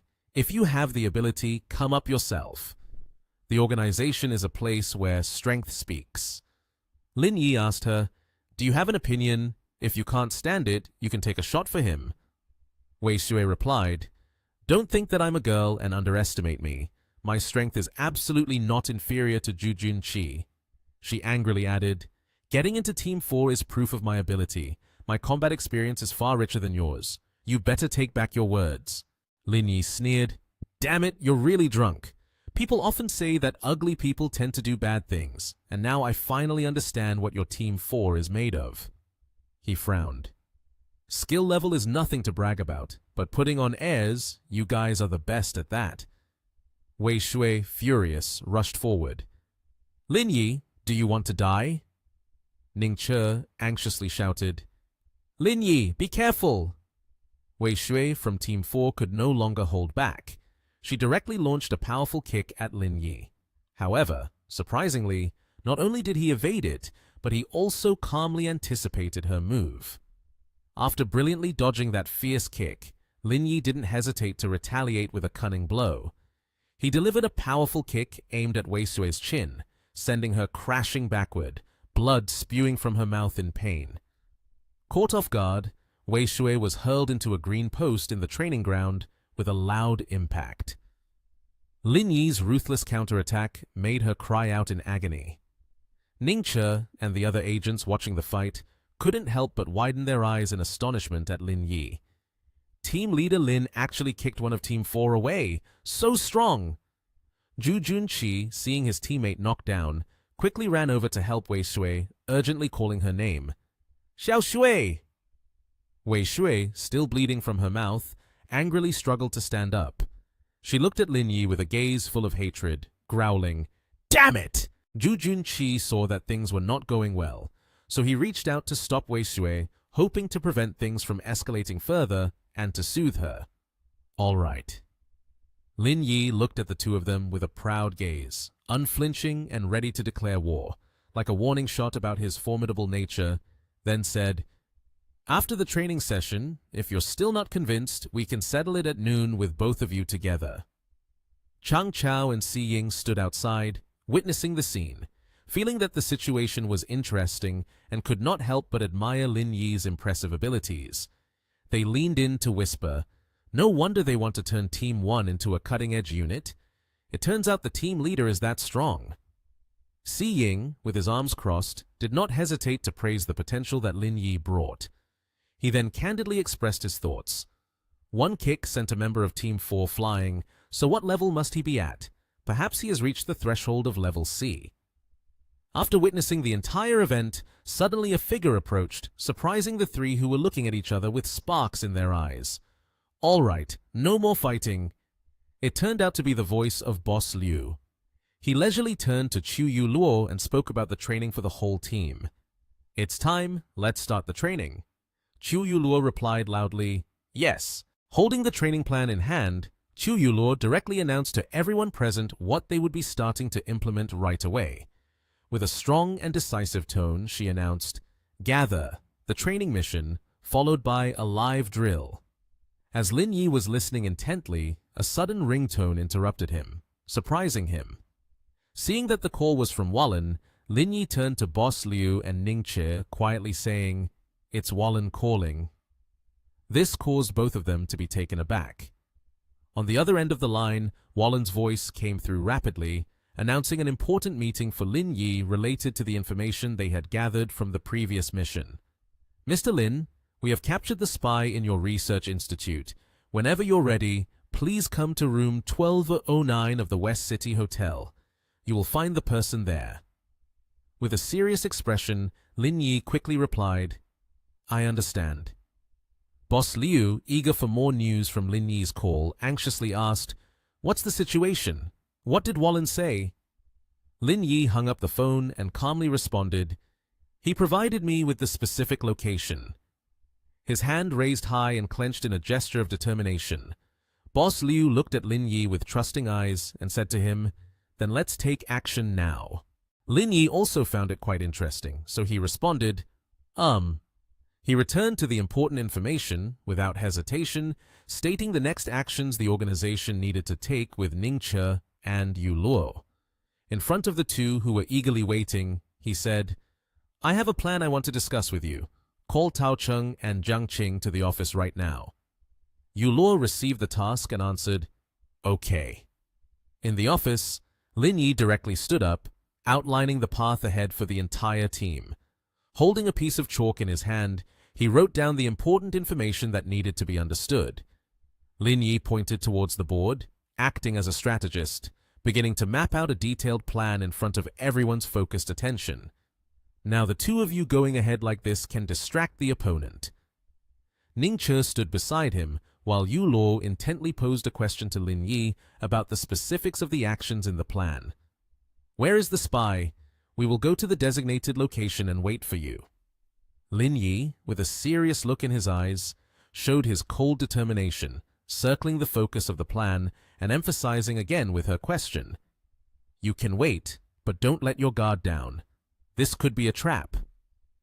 He turned around and assigned specific tasks to each person and their teams, clearly requiring from Tao Cheng and Jiang Qing's team, "Later, the two of you will take a private jet to XJP. After that, you will change planes to go there." Tao Cheng, faced with his plan, raised a question. "Lin, what do you mean by arranging it like this?" Lin Yi calmly explained in detail the move this time to everyone once again. Holding a chalk, he emphasized the core of the issue. "The two of you will pretend to be a couple. If the person from XJP travels, then please rent a car. The subsequent actions will wait for my notice." Yu Luo pointed at the outlined plan, directly voicing the confusion to Lin Yi. "Wait, so what are their roles?" Lin Yi seriously delved into the next steps of the action. Holding the pen up, he focused on this strategy. "If this is a deception, then let them cause a traffic accident on the way." He continued to elaborate. "This way, it will buy more time for the two to reach the new mission location." Wei Shui stood to the side, listening to Lin Yi's meticulous plan. Although she frowned on the outside, she still appreciated it in her heart. Lin Yi's plan is indeed flawless. He could become the team leader of Team 1, and his ability is not by chance. Boss Liu looked towards the team, Zhu Junqi and Wei Shui, and asked Lin Yi about their task. "What about these two?" Lin Yi, with a focused expression, held his pen and pointed to the next move, assigning the two to the next position.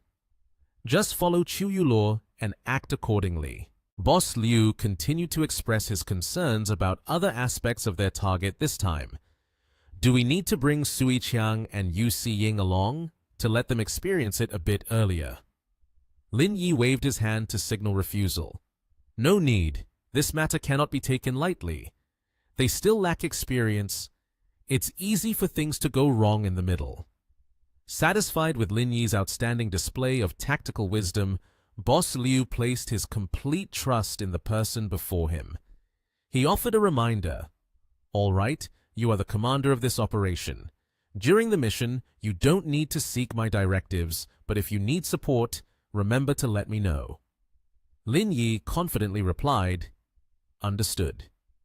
To inspire his teammates' determination to win, Lin Yi forcefully waved his hand once more, raising his voice to issue the command. Now, everyone begin the operation. After everyone has set off, I will take action.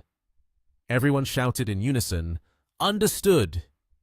The plane carrying Lin Yi had begun its ascent on the course of their mission, following the plan precisely, heading toward the rendezvous point that Wallen had previously reported. The aircraft flew over the sea, the shimmering waters of the endless blue ocean, revealing the scene before his eyes, racing past a magnificent island. After landing at the airport, Lin Yi leisurely walked out from the door. His face displayed the expression of a victor, carrying his suitcase straight towards West City Hotel. In front was the image of a grand and luxurious hotel, right in the city center, as noted in Wallen's message. The image of a glass of deep red wine held in someone's hand accompanied by a phrase, "Boss, we have tightly locked down Lin Yi's whereabouts." That was Wallen's words, who had arranged to meet. Lin Yi was reporting information to someone who seemed to be his superior, leisurely beside the wineglass as he continued. Since the moment we left the airport, our people have been following her.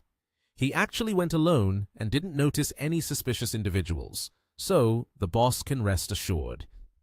On the other end of the line, a mysterious voice was satisfied with Wallen's report, calmly reminding him to hand over the task. Having suffered once before, we cannot afford to be careless this time. The next steps should continue to monitor, no mistakes allowed. Wallen gazed out at the cityscape. Beside him was a gentle aide responding. Suddenly, a bodyguard entered with shocking news for Wallen, causing him to be momentarily stunned. "Mr. Wallen, there's been a bit of trouble on Lin Yi's side." Wallen was puzzled, turned around to press for further information. What happened? His attendant recounted the recent incident. On the way to the hotel, Lin Yi had an accident. The car owner was a couple from XJP. In the end, Lin Yi compensated them, and the matter was resolved satisfactorily. Wallen rested his chin on his hand, feeling skeptical and incredulous at this sudden information. He frowned in thought. A traffic accident. Then, reshaping the whole situation, Wallen considered it merely a coincidence and quickly regained his composure. He turned to emphasize the mission to the attendant. "I understand now. It's not a big issue, just a coincidence. You all need to be a bit more careful. Just ensure he arrives at the hotel smoothly, and our plan will succeed." The attendant immediately nodded, complying. "Yes, sir." 40 minutes later, Lin Yi's car arrived in front of the West City Hotel.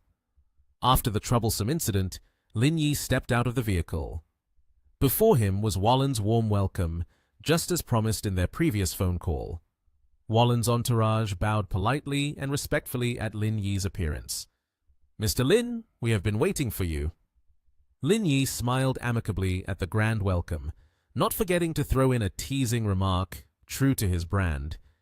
"It must have been a bit tough for you earlier. If you hadn't been so pretentious, there wouldn't have been so many issues like this." Wallen pointed at the hotel, signaling for Lin Yi to follow him to the meeting point to exchange information. "Everything that happened before was a misunderstanding, what I really wanted to tell you. This time, I won't be probing you anymore. That person is waiting for you in room 2404. You can go there, and you'll be able to meet him." After grasping the information, Lin Yi pulled his suitcase and headed towards the rendezvous point, under the watchful eye of the cunning old fox Wallen. The moment Lin Yi's back disappeared, Wallen ordered his team to execute the plan that had been arranged. "Right now, start sealing off all exits of the hotel. No one is allowed to enter." The group of people shouted in unison, "Yes!" Wallen revealed the expression of a schemer, secretly implementing a plan to trap Lin Yi and feeling fully confident. Now, even if he has helpers, they won't be able to get in. This time, let's see how he can escape. Lin Yi arrived in front of the room, decisively turning the door handle without any hesitation. In front of him were the bodyguards arranged to watch over the mole that Lin Yi wanted to meet. He grasped the doorknob, pausing to assess everything around. One of the bodyguards noticed this and signaled to reassure Lin Yi. Mr. Lin, don't worry. I sincerely want to make a deal. There are no ambushes set up in the room. Lin Yi pretended to lower his guard, wearing a relaxed expression as he responded, "Then that's good." He approached the spy, removed the blindfold, and peeled off the adhesive tape binding him. The man's face was fully revealed, but the bruises from brutal torture made him breathe weakly. Lin Yi wasted no words and directly interrogated the spy before him. "Who would have thought we would meet here? When were you bought off by the Va family?" The spy didn't resist and was very cooperative, immediately raising his head and answering Lin Yi's question. "Before, the Va family wanted to recruit you, so they sent me to infiltrate the research institute. You didn't expect to get into the research room of the photolithography machine?" He wasn't fearful and continued speaking. "Ha ha! You probably know what happened afterward." Lin Yi found these men absurd. He cut to the chase of this meeting and delivered his conclusion. "At this point, talking too much is useless. To be honest, whether you live or die doesn't concern me. You probably know what crimes you have committed. Come with me, and you won't have to worry about food for the rest of your life. Prison meals will be enough." The spy, still unaware of the gravity of his situation, instead taunted Lin Yi. "Going with you wouldn't be a problem, as long as you take me with you." Lin Yi did not understand what the man was rambling about. He raised his voice to reprimand him. "What? Do you want to resist?" The undercover agent calmly replied to Lin Yi's statement without showing any signs of resistance or fear. He spoke with delight. "I'm an ordinary person. I don't have the ability to resist like others do." Suddenly, the door swung open forcefully, revealing a group of bodyguards wearing sunglasses. They spread out, surrounding the room with a focus on Lin Yi to restrain his movements. Out of the blue, a man with blonde hair appeared behind the undercover agent, his body covered in tattoos. He looked at Lin Yi with a smug expression. "Ha ha! Lin Yi, you definitely didn't expect the Va family to send someone else here." Lin Yi recognized the identity of the person before him, silently considering. "Paul from Black Gold Corporation." He smiled and said, "No wonder you can calmly talk to me. It turns out you have someone to rely on." Saying that, he shrugged. "You all put in a lot of effort to come from afar just to kill me." Paul then asked, "Did you kill Jimmy and Elisa?" Lin Yi put his hands in his pockets and replied nonchalantly, "Jimmy is being held by me. As for Elisa, I killed her. The stuff in her hands was taken by me as well." Paul grinned smugly. "Your honesty surprises me. Therefore, I cannot let you go today." Lin Yi smiled, his face calm and unafraid. He replied, "To be honest, even if your people are numerous, I don't care.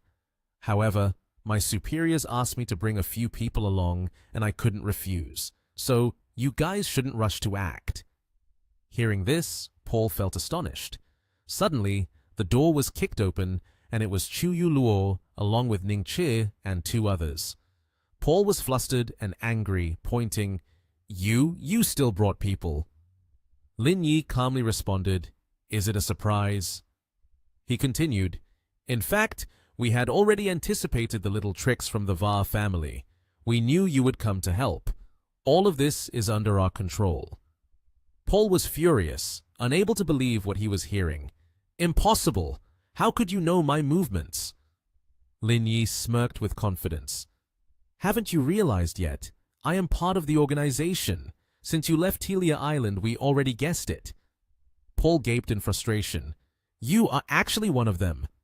Lin Yi replied, "Of course, otherwise, why would I confront you? There are 5 of us and 6 of you. I don't know your abilities, but everyone on my side is at level D. Do you think you can still resist?" Paul spoke up. "Your status is indeed beyond my expectations, but the one who is dead is still you." Saying that, his accomplices all raised their guns.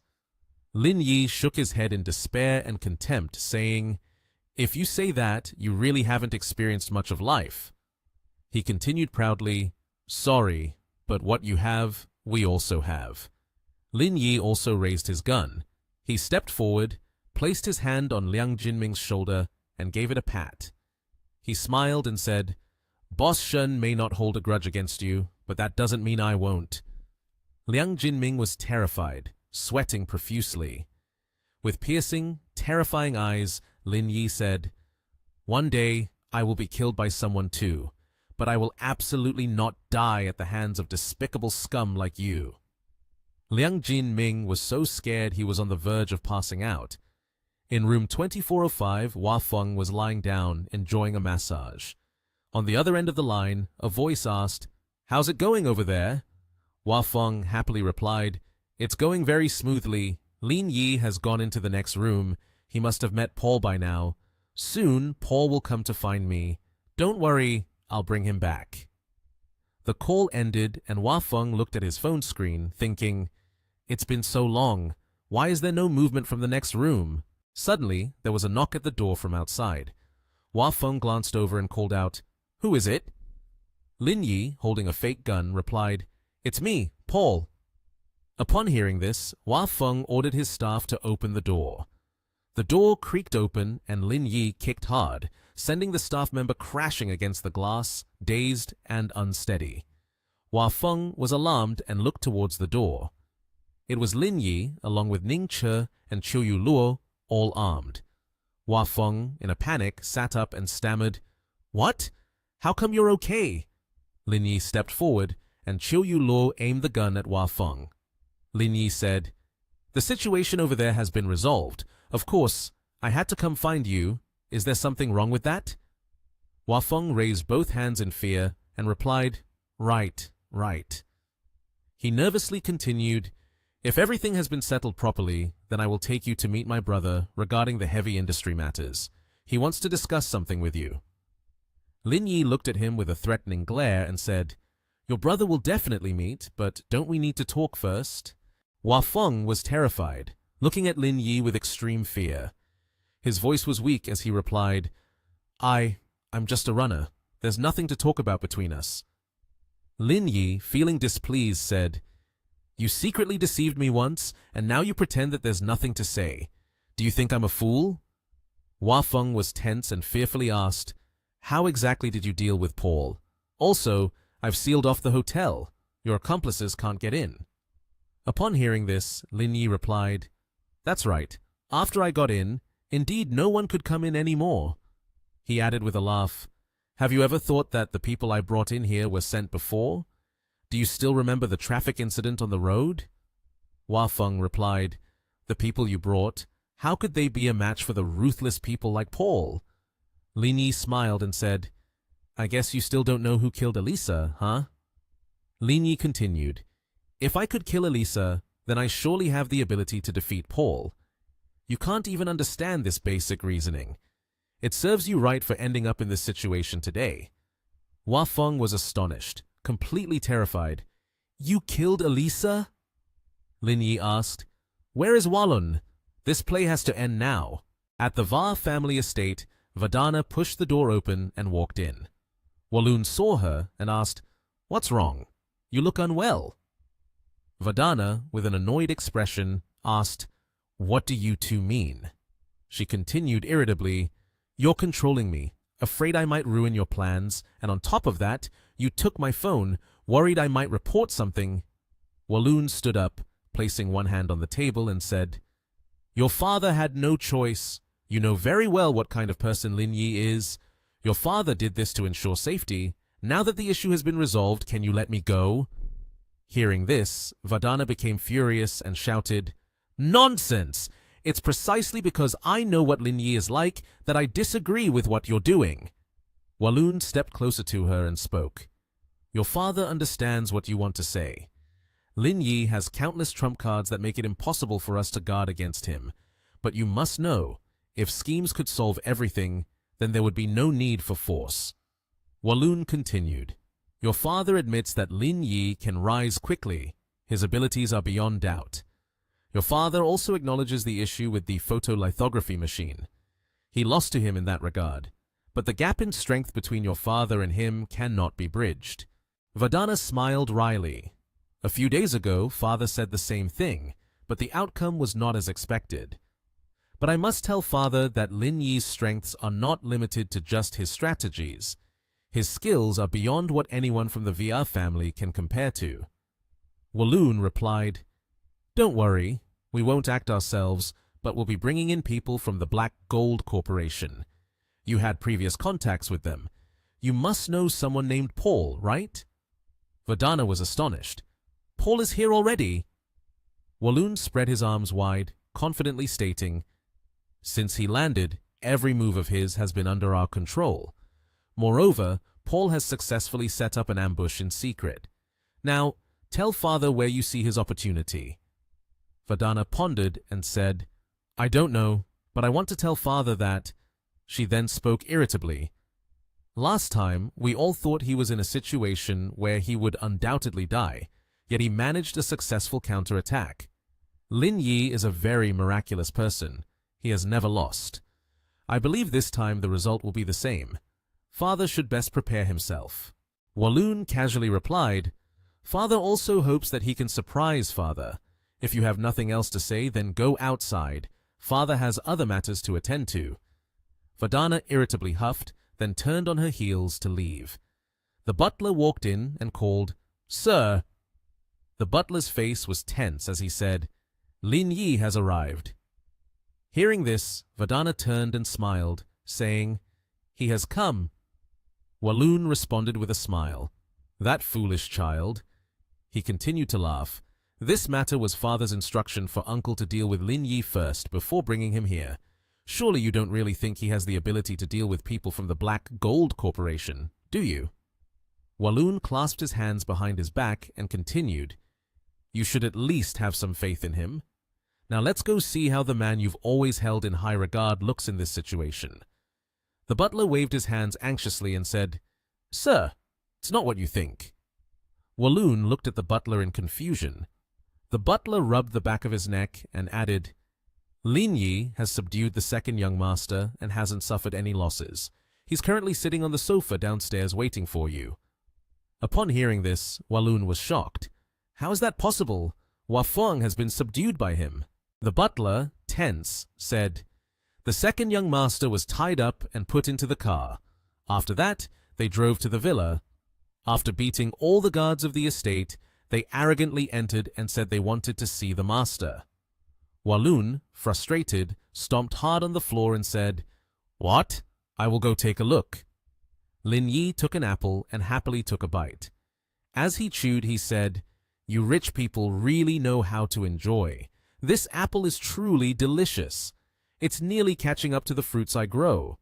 Walloon pointed at him, angrily saying, "No way! How can you be a match for Paul?" Lin Yi looked at him and smiled, saying, "This question is very simple. Just like you are not just a wealthy clan. I, Lin Yi, of course, am not just a small owner of a company. You overestimate yourself. If you could listen to your daughter's advice, you wouldn't be in this situation now."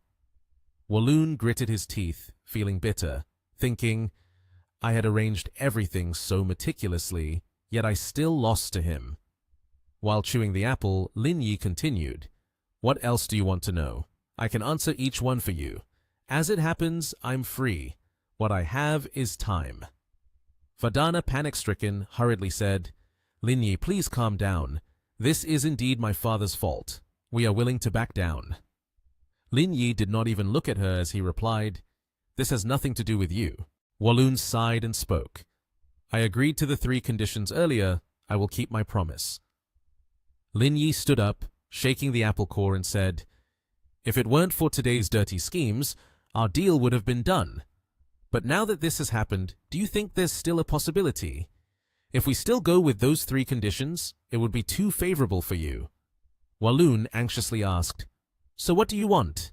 Lin Yi smiled smugly. "Don't rush. Let's take our time to discuss."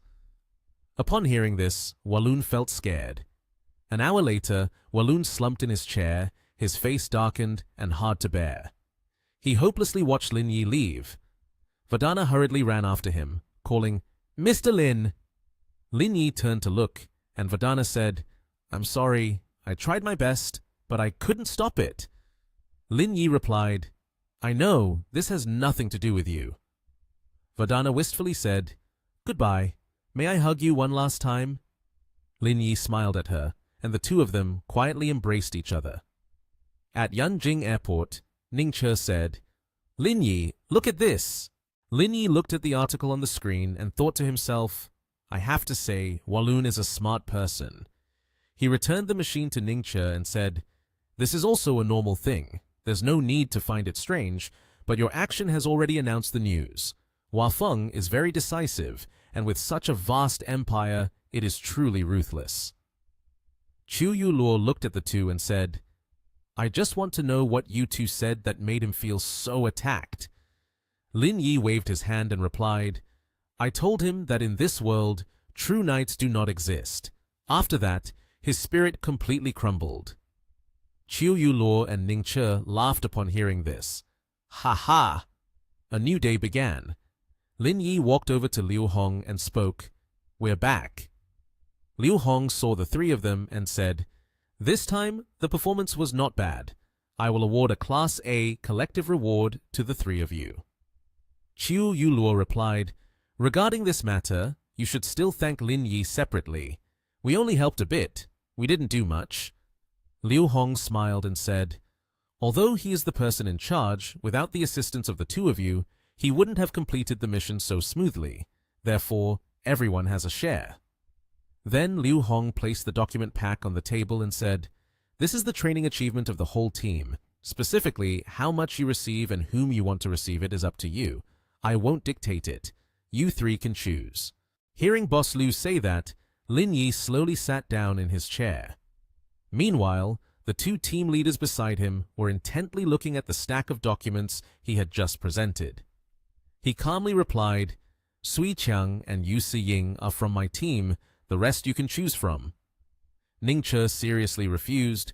"That won't do. Business is business." She persuaded, "Your Team 1 is undertaking a special task, so you must choose the most promising people first. This is not the time for modesty. Hurry up and choose." Hearing this, he just smiled and encouraged her. "This is a small matter. You two don't need to worry. Go ahead and choose."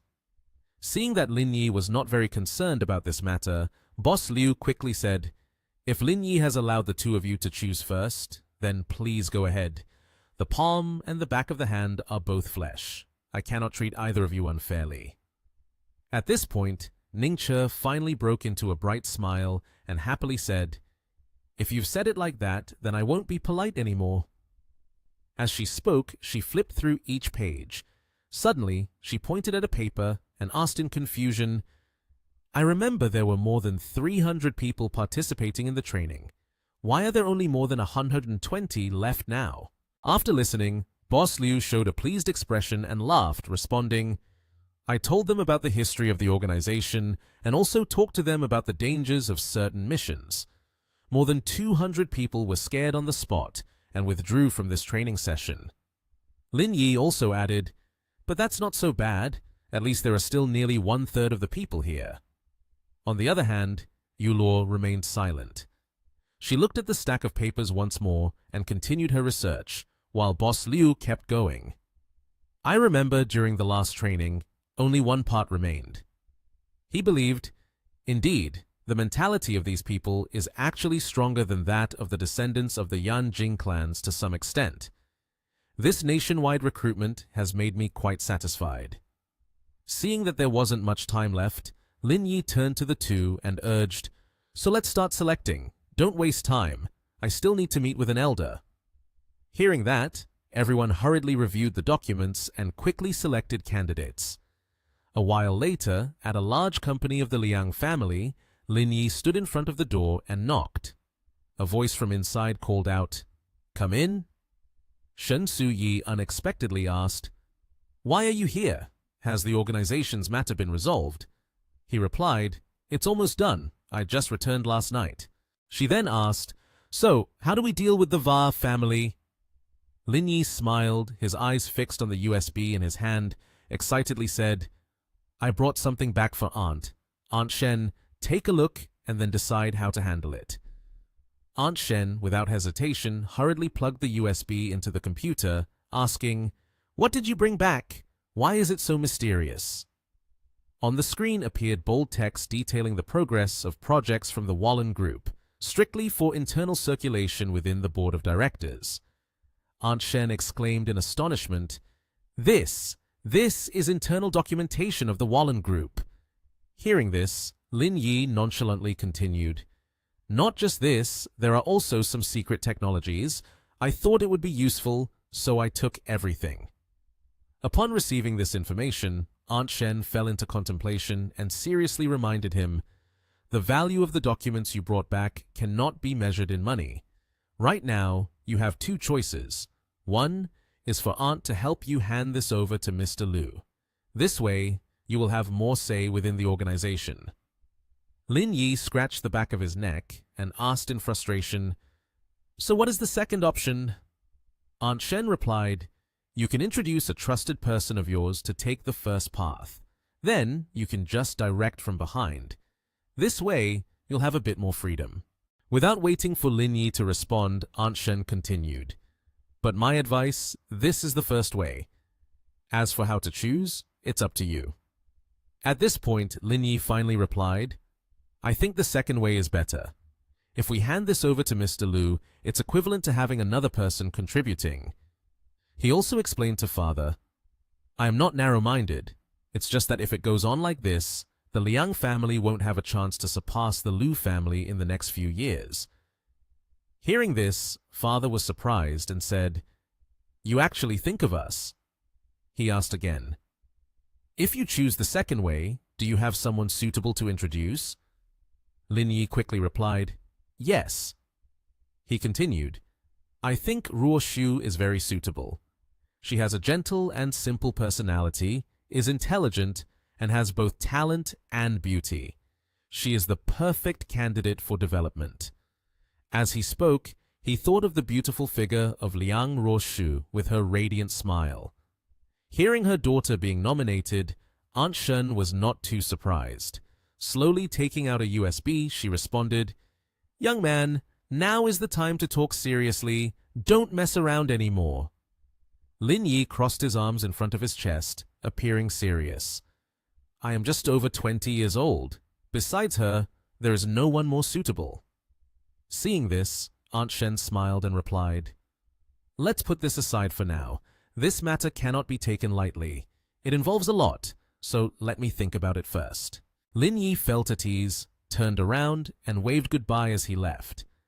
Before going out, he said, "Then I'll take my leave. I still have an appointment with the team members for a get-together today, so I won't disturb Aunt Shen any longer."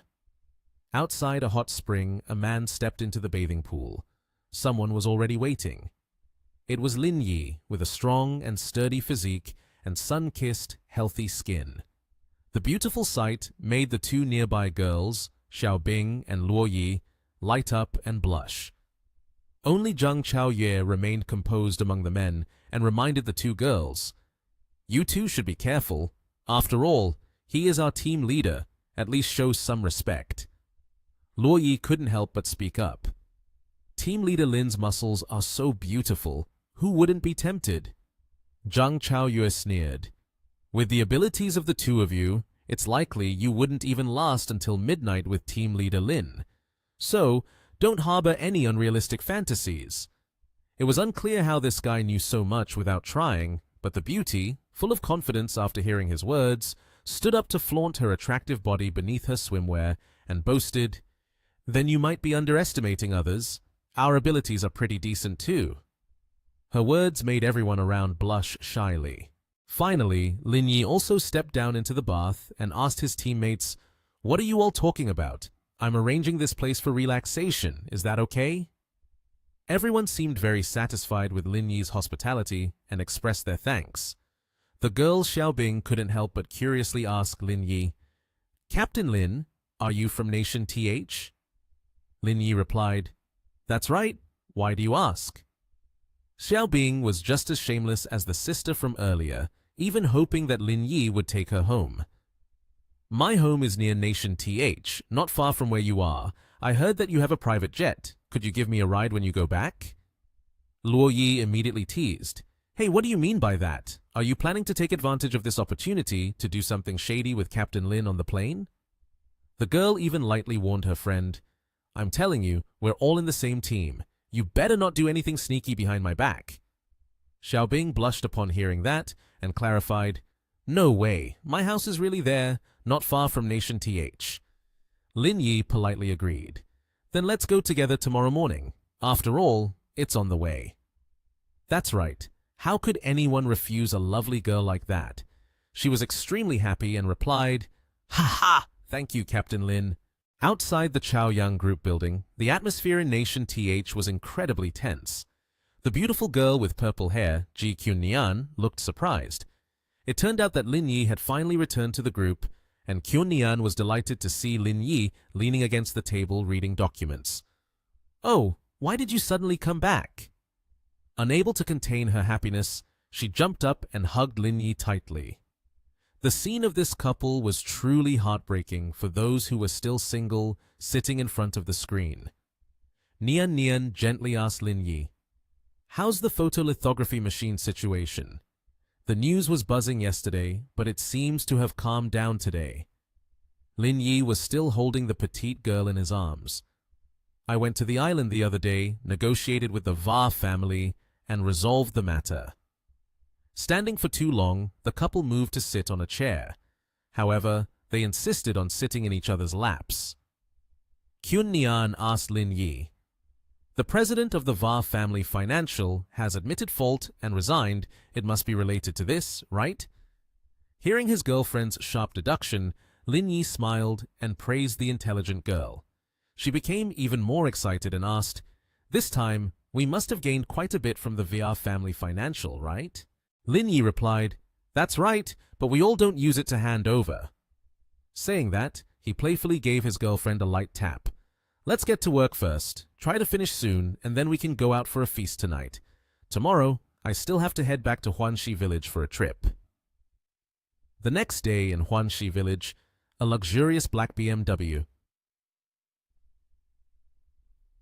pulled up, and Lin Yi stepped out of the car, observing the scene ahead. There was a crowd gathering, taking pictures and looking on with apparent satisfaction at Lin Yi. It seems like things are progressing quite well. He lifted the curtain and walked inside the house. It was a greenhouse with a long row of plants, but there was no sign of people around. Lin Yi pondered, "Indeed, if not cared for a while, it becomes neglected right away." Then he sat down, watching the clumps of mushrooms on the ground. This one is not too bad. Suddenly, a system interface appeared. Lin Yi was somewhat surprised when a new system mission emerged. Help the impoverished county escape poverty. The reward is 200,000 proficiency points. Lin Yi calmly stepped out of his car, listening to the phone while walking, and upon hearing about the mission to escape poverty, he felt confused. Just as he hung up, his eyes caught sight of an envelope hidden under the car, as if deliberately placed there for him to see. Opening the envelope, Lin Yi took out the mission paper. Indeed, this mission was about poverty alleviation, as the system had reported over the phone just earlier. The paper stated that the mission's location was in Dong country, with the requirement being to use one's own abilities to help Dong country escape from poverty. After reading the mission, Lin Yi was stunned. What kind of mission is this? If I just invest a little money there, I could help them escape from poverty. His fleeting thought was immediately challenged by the system that appeared. Giving them money is not as effective as teaching them how to earn money. You must truly implement poverty alleviation to be considered as completing the mission. Otherwise, it will not count towards the mission in the system. He quickly opened his phone and searched for some information. Let's see the situation in Dong country. After glancing at a few pictures and reading some articles, Lin Yi found himself in a state of panic, unable to close his mouth. He exclaimed upon seeing the economic conditions in Dong country, "This is way too poor. Right, my roommate Elder Wu seems to be there." The situation was indeed dire. Being an economic expert clearly wouldn't be easy at all in a region as extremely impoverished as this, making the task even more challenging. Lin Yi quickly composed himself, put the letter back into the envelope, and told himself, "Looks like I'll be reducing the number of trips back to Huanxi village." After returning to the TH Nation, I need to find a nice box to store things. Then he opened the car door and put the envelope inside. Meanwhile, on the other side, things seemed to be a bit tense. Ren-si was desperately pleading with some purple-haired starlet. "Miss Bai, the whole crew is waiting for you right now. How can you say you won't film anymore and just walk away?" While the entire crew was sweating under the scorching sun, catering to her needs, she was relaxing under a shade with a fan and cold drinks. It felt more like a vacation than work for her. To make matters worse, she had an imposing attitude. "I'm not saying I'm not filming anymore, but it's just too hot right now. Look, I've already gotten sunburnt. Let's wait until the weather cools down a bit, and then we can shoot." Lin Yi, witnessing this distasteful scene, couldn't help but think, in this program, Zhao Shiqi has already become famous. Could it be that this person is even more impressive than her? The staff could not accept Miss Bai's excuses. They tried their best to persuade her to finish filming. "This month, the weather only cools off at night. We can't leave the daytime segments unfinished like this." However, the star syndrome of this young lady did not allow any compromise. She retorted, "Why are you being so proactive? I think this is enough. You can ask the editors to cut more if needed. It's just too hot. I really can't stand it." Then she posed like a princess, raising her fair skin and threatening, "If this continues, if my skin turns dark and I can't film the next installment, what will happen?" Ren-si couldn't bear this diva anymore. So he turned to her manager and said, "Alan, you're her manager. Please advise her. Can't she at least uphold the most basic professional ethics?" Indeed, like attracts like. What kind of people can work together? This spoiled starlet, along with her condescending manager, disregarded the film crew, so he defended her. Shrugging, "I don't see any problem. It's not that we can't film, but it's just too sunny. How can you expect someone to film in this heat?" Everyone had been waiting too long and was starting to lose patience with her. They moved closer to see the argument between the staff and the diva. She cleared her throat and criticized, "But everyone else is filming. She can't be different. Mr. Li, Mr. Zhang, they're over 50 and still persevering in this heat to finish their segment. Why can't you?" Hearing this, Bai began to reveal her rotten character, arrogantly taking off her glasses and sneering, "Are they the same?" She stood up abruptly, pointing directly at the older predecessors with an extremely rude and disrespectful attitude. "Now is the era of traffic. They are already outdated. But for the sake of the family's livelihood, of course, I have to work hard to film the program. How can I be like them?" She was extremely furious upon hearing those words, and was about to scold, but just as she opened her mouth, her manager interrupted because he saw a familiar face. "Brother Lin, you're here." Lin Yi walked over step by step, mocking, "Aren't you two supposed to be here to support the program? Why are you serving people instead?" Then he unabashedly pointed at Bai Shuang. "Who is this person? Did you bring her to film, acting all big boss like this?" Bai was hit right at her sore spot, so she immediately kicked up a fuss. "Who are you talking about?" She smoothed over his anger, pulling him aside so she could handle it. "You wait over there for me. I'll take care of this and then come find you." Lin Yi retorted, "I just got to the village and already heard the noise over here. It's been a long time and you still haven't sorted it out?" She could only helplessly sigh. "There have indeed been some issues. I'm dealing with it." She began to explain. Her name is Bai Shuang. She is a guest for this season, but she complained about the hot weather and wants to wait until evening to film. Lin Yi shouted sarcastically, "If you dislike the heat so much, why come here to show off? You should take a look at your own virtues." Bai and the manager felt hit right in the chest, immediately looking back with glaring stares. The manager rudely pointed at him and shouted, "Who are you talking about?" Lin Yi narrowed his eyes, crossed his arms in a dangerous posture, and threatened, "If you keep pointing at me, I will break your fingers." The manager instantly felt scared, not expecting someone who looked so arrogant like Lin Yi could be so ruthless. Lin Yi pointed at Bai Shuang's face, loudly demanding, "Tell them to get lost. They're just creating obstacles here." Ren-si, with a dejected expression, explained, "I initially didn't want to find her at all, but the investors called me, wanting me to arrange for her to come. I had no choice. Upon hearing this, Bai Shuang acted haughtily and replied, "Honestly, I wouldn't even bother coming to your program." Lin Yi began to show signs of irritation. Bai Shuang then covered her mouth with her hand, expressing disdain and looking around at the dust, saying, "Look at this! It's so dusty around here. This is definitely not a place for humans. I've only been in the yard for a bit, and I already smell like a pig. If my uncles hadn't told me to come here, I wouldn't have participated in this program at all." Alan stood behind, witnessing everything, holding a fan and wearing a smug smile. Suddenly, Lin Yi also smiled, picked up his phone, and turned to ask Ren Si. These rich people are quite creative. When sugar daddies go out of style, they switch to calling them uncles? Who is this idiot that arranged this? Ren Si replied, "Mr. Wang from Coal Group." Lin Yi's expression became serious. He questioned, "The bald guy in his 40s? Then Lin Yi picked up the phone and called Mr. Wang from Coal Group. He angrily asked, "Mr. Wang, is there a woman named Bai Shuang that you arranged to join the group? But this person is a bit arrogant and uncooperative during filming. What are you going to do about this?" Bai Shuang was still standing to the side, arms crossed, frowning as she watched Lin Yi on the phone. She still had no idea what was going to happen to her next. Lin Yi dropped the phone in front of her and said, "Listen carefully." From the phone came a voice yelling, "Are you crazy? I worked hard to get you this opportunity with Director Ren. You don't appreciate it, you don't do your job well, and you're still arrogant? If I hadn't supported you, you'd still be serving at a mall."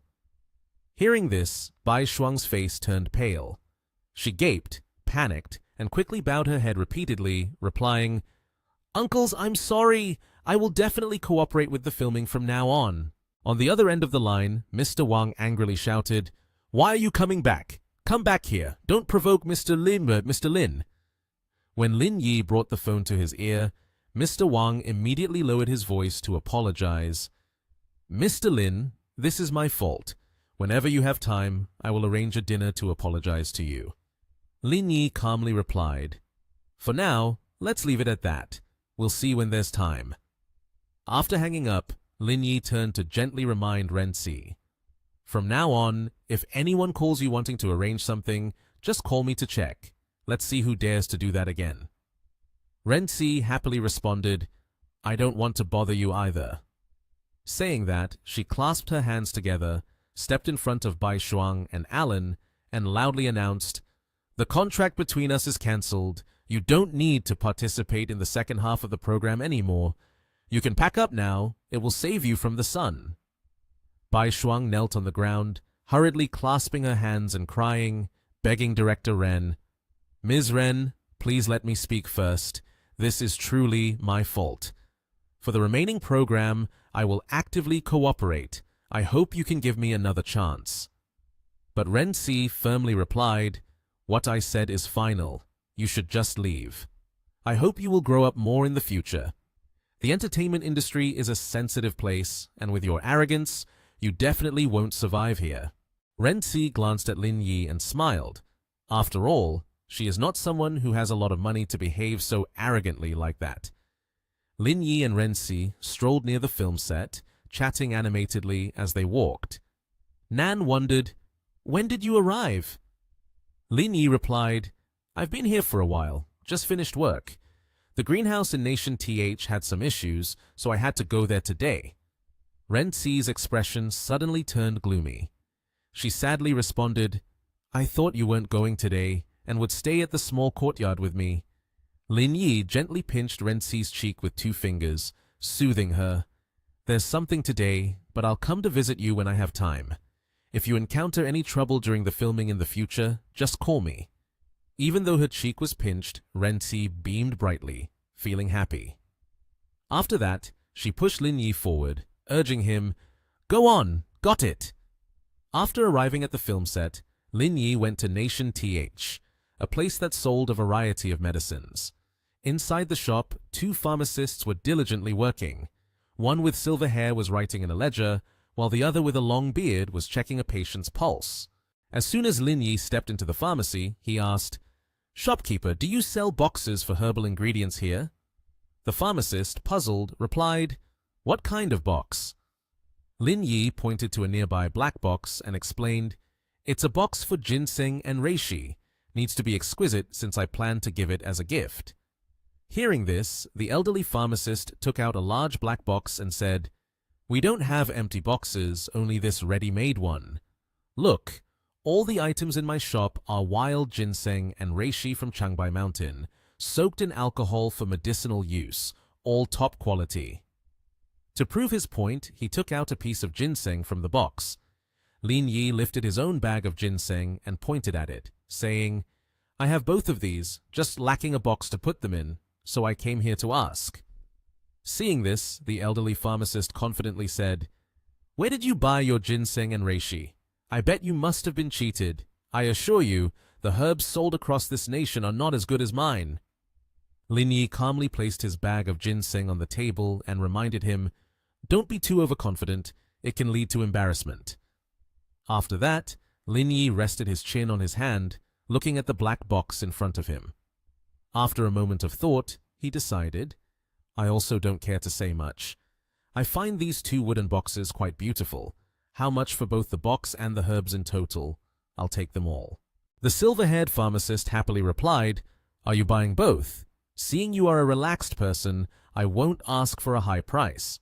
For these two items, just give me 3,800 and it's done." Lin Yi readily agreed. "All right." After transferring the money via his phone, a notification chimed on his device. "Payment successful." Lin Yi took out a large ginseng root from his plastic bag. As soon as the pharmacist saw the ginseng, he couldn't believe his eyes, surprised to point at it and ask, "Is this ginseng yours?" The pharmacist carefully examined the large ginseng in Lin Yi's hand. Suddenly, he broke into a sly smile, thinking to himself, "Just by looking at the quality, it's clearly top-notch wild specimens." He placed his hand on his chin and tilted his head up to ask Lin Yi, "Young friend, aren't you picking sesame seeds while losing a watermelon?" Lin Yi was puzzled. "What do you mean?" The silver-haired pharmacist shook his head vigorously, pretending to explain, "Clearly you've been deceived, yet you still have to buy a special box for it." Lin Yi pointed at the ginseng in his hand and asked, "Are you saying that my ginseng and reishi mushroom are both fake?" The silver-haired pharmacist replied, "Not exactly fake, but just from looking at the quality, it's clear they were produced using sulfur fumigation, and the roots, just by looking at them, can tell they are cultivated. I assure you, the two of these combined are worth at most 1,000 yuan, which is less than what I sell." Lin Yi then said, "Mine are wild specimens." The silver-haired pharmacist smiled slightly, showing his understanding, and said, "I knew you would say that." He confidently asserted, "Nowadays, many fraudulent stores use artificially cultivated ginseng, claiming it is wild mountain ginseng, then sell it at high prices. You've taken a huge loss." Although he had clearly understood the old man's intention, Lin Yi still pretended to be naive and retorted, "According to what you say, I've lost then." The silver-haired pharmacist expressed sympathy, using sweet-talking to lure him. "Poor young man, I see from your outfit that you aren't rich. Being tricked like this, I feel for you." He smiled and proposed, "How about this? Whatever amount you spent on it, I will buy it back at the original price. That way, you can avoid suffering a loss." Lin Yi smugly asked back, "Are you sure?" He responded firmly, "Consider it a charitable act." As he spoke, he adjusted the water bottle in his hand and explained, "Because my family follows Buddhism." After that, he drank from the bottle in his hand. Lin Yi pretended to agree. "All right then, the two items cost a total of 10 million. Write me a check." After hearing the price, the silver-haired pharmacist spat all the water he had in his mouth out. He exclaimed in shock, "What are you saying? 10 million? Lin Yi chuckled lightly and asked, "Do you still think my products are counterfeit now?" He closed the wooden box on the table, picked it up, and started to leave. Lin Yi didn't forget to turn back and remind him, "Your trick to deceive people really isn't that impressive. Better go home and practice more. The silver-haired pharmacist could only stand in silence, watching him leave. After finishing his business, Lin Yi drove to Liang Ruoshu's house. As soon as she saw him, she grabbed her bag, walked out happily, and said, "You really should have just told me you were coming over. No need to come here by yourself." Lin Yi pointed at himself and replied with a smile, "I'm planting some medicinal herbs and want to give them to my future father-in-law. Can you help me deliver them to your dad?" Hearing this, Liang Ruoshu burst out laughing, praising, "You have such a sweet mouth. Is there anything you want to eat? I'll take you out for a meal. I'll take care of this one." Liang Ruoshu continued, "Yesterday, my mom called me and said you contributed a lot by obtaining important information about the Va family and pushed everything onto me. So, I absolutely have to arrange a meal. I can't let your efforts go to waste." Lin Yi secretly thought to himself, "Ha ha, this means she agrees." Thinking that, he replied, "Hey, it's not a big deal. It's just what I should do." After that, the two of them went to a restaurant on the street. As soon as they sat down at the table, Lin Yi focused on the menu. Liang Ruoshu asked, "By the way, I heard your company is preparing to help the poor?" Lin Yi was surprised and replied, "How did you hear the news so quickly?"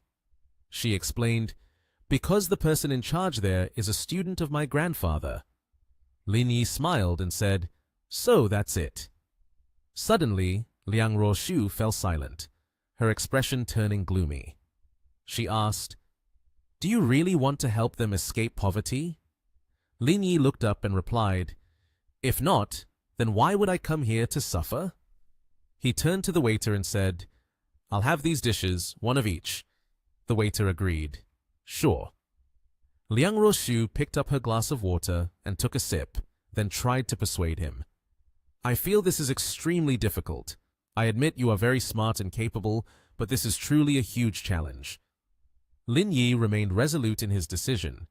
He gently said, "Giving money to others to overcome difficulties is not as good as teaching them how to overcome difficulties. No matter how hard it is, I will do it. We must take off their poverty hat." Liang Ruoshu suddenly kicked Lin Yi's leg, causing him to exclaim, "Ah!" She showed a jealous demeanor and questioned, "If you work with such determination, why don't you stay in TH Nation and run elsewhere? Is it because there's a girl there that you like?" Lin Yi leaned his hands on the table and calmly explained, "Quickly withdraw that unhealthy thought from your mind. It's merely because that place is very poor. That's why I'm planning to go there. If I can really use my abilities to help them escape poverty, that is something worth boasting about." Upon hearing this, Liang Ruoshu no longer had doubts. She rested her hands on her cheeks, her eyes filled with pride as she looked at Lin Yi. She asked, "Is it typically like that? Since there's no challenge for you anymore, are you deciding to go help the poor instead?" The dishes had been served by the waiter and placed on the table. Lin Yi picked up a piece of meat and replied, "You could understand it that way." Liang Ruoshu cheerfully said, "Then I won't be joining you anymore. You can handle it yourself." Liang Ruoshu laughed and said, "Just don't bring trouble to me. If you do, I'll have to deal with the consequences for you."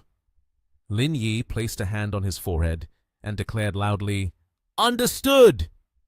This made Liang Ruoshu burst into laughter. After enjoying the meal with Liang Ruoshu, Lin Yi returned to Chaoyang Group. He gently pushed the door open and stepped into the room. The moment Ji Nian saw him, she stood up, joyfully asking, "Aren't you supposed to go to Huanxi village? Why are you back so soon? Are you finished already?" Lin Yi replied, "The greenhouse work is done. Once you finish your business, you have to come back to find me, right?" Ji Nian ran over and hugged Lin Yi, kissing him affectionately on the cheek. She smiled and said, "Thank you, Mr. Lin." Lin Yi also glanced at her with tenderness, as Ji Nian linked arms with him romantically, moving closer to the sofa. She turned to ask, "Now that there's nothing left to do at Huanxi village, what do you have planned next?" Lin Yi sat down on the sofa, draped his arm over her shoulder, and replied, "I came here to tell you that I'm preparing to go to Dong country to help the underprivileged." Ji Nian surprisingly asked, "You want to go help the underprivileged?" Lin Yi chuckled softly. Is it that surprising? It's not a big deal. Ji Kyun anxiously explained. It's just that the nature of this work is very specific. Moreover, it requires a lot of willpower and great empathy. Plus, the work won't be easy at all. I'm really afraid you won't be able to handle it. Lin Yi raised his arm high, showing his strength. He encouraged her. Don't worry, you know how physically fit I am, right? I'm the kind of guy who can carry you and do 200 push-ups. So how could I be scared of this? Will you support me? Although a little worried, Ji Kyun still replied, Of course I support you. If you marry a chicken, you follow the chicken. If you marry a dog, you follow the dog. As long as it's not illegal, I will support you. After all, I have saved some money. No matter how the second half of my life goes, I won't starve to death. Lin Yi said, I like this saying. She asked, So when do you plan to go? Lin Yi replied, I will go tomorrow. In the afternoon, I will take you for a walk, and then I will leave. Ji Kyun stood up. Before leaving, she did not forget to remind him, It seems you still have a bit of conscience. While I'm working during this time, you'll be outside every day. Finally, you can spend some time with me. Lin Yi happily replied, Sure, I also happen to contact my college roommate in a bit. As soon as Ji Kyun left, Lin Yi took out his phone from his jacket pocket. Inside the phone, the friend sent a message. Mr. Wu, how are you living on the southern side? Lin Yi replied, Mr. Wu is really impressive now. I heard you started a business with someone else, so we should now call you President's son. As for me, I'm in the technical investment sector. A friend of mine is quite wealthy. His father gave him some startup capital, so I'm following him. I can't compare to the boss. The friend suggested, This makes sense. The boss is doing very well right now. You should try to win him over a bit. Who knows, he might invest some money in you. Lin Yi hurriedly dismissed his friend's thoughts. No, we've been living together for 4 years. Let's not get involved with money. Otherwise, the relationship won't be stable. But to be honest, after graduating, I've been traveling all over. I just settled down here recently. Whenever you have time, let's gather together. He invited, I'll come around noon. Let's go have lunch. The friend immediately agreed. All right, come to Yuhang. I'll make arrangements for you. At this moment, at Yuhang Yulin Technology Company Limited, the man with red hair is named Li Qingyuan, the major shareholder of the company. He smiled and teased. Mr. Sun, I've seen you restless all morning. Have you been dumped? Is your mood not good? The man smoking was Sun Jian, Lin Yi's roommate. He replied seriously, I don't even have a girlfriend. What emotions could I have? It's our boss who's coming to our place today. It's been years since we graduated and haven't seen each other, so we're preparing to go eat together. The man wearing glasses is Liu Guangming, the Deputy Director of Technology. He questioned, You can't be that down, can you? Seeing him so excited, I thought it was his girlfriend coming. Acting all flashy for the whole night, turns out it's just his roommate. Li Qingyuan laughed heartily.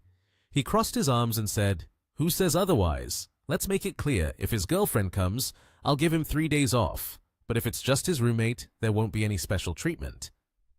Sun Jian, irritated, responded, You two stop pretending. Once my boss arrives, he'll surely scare the two of you.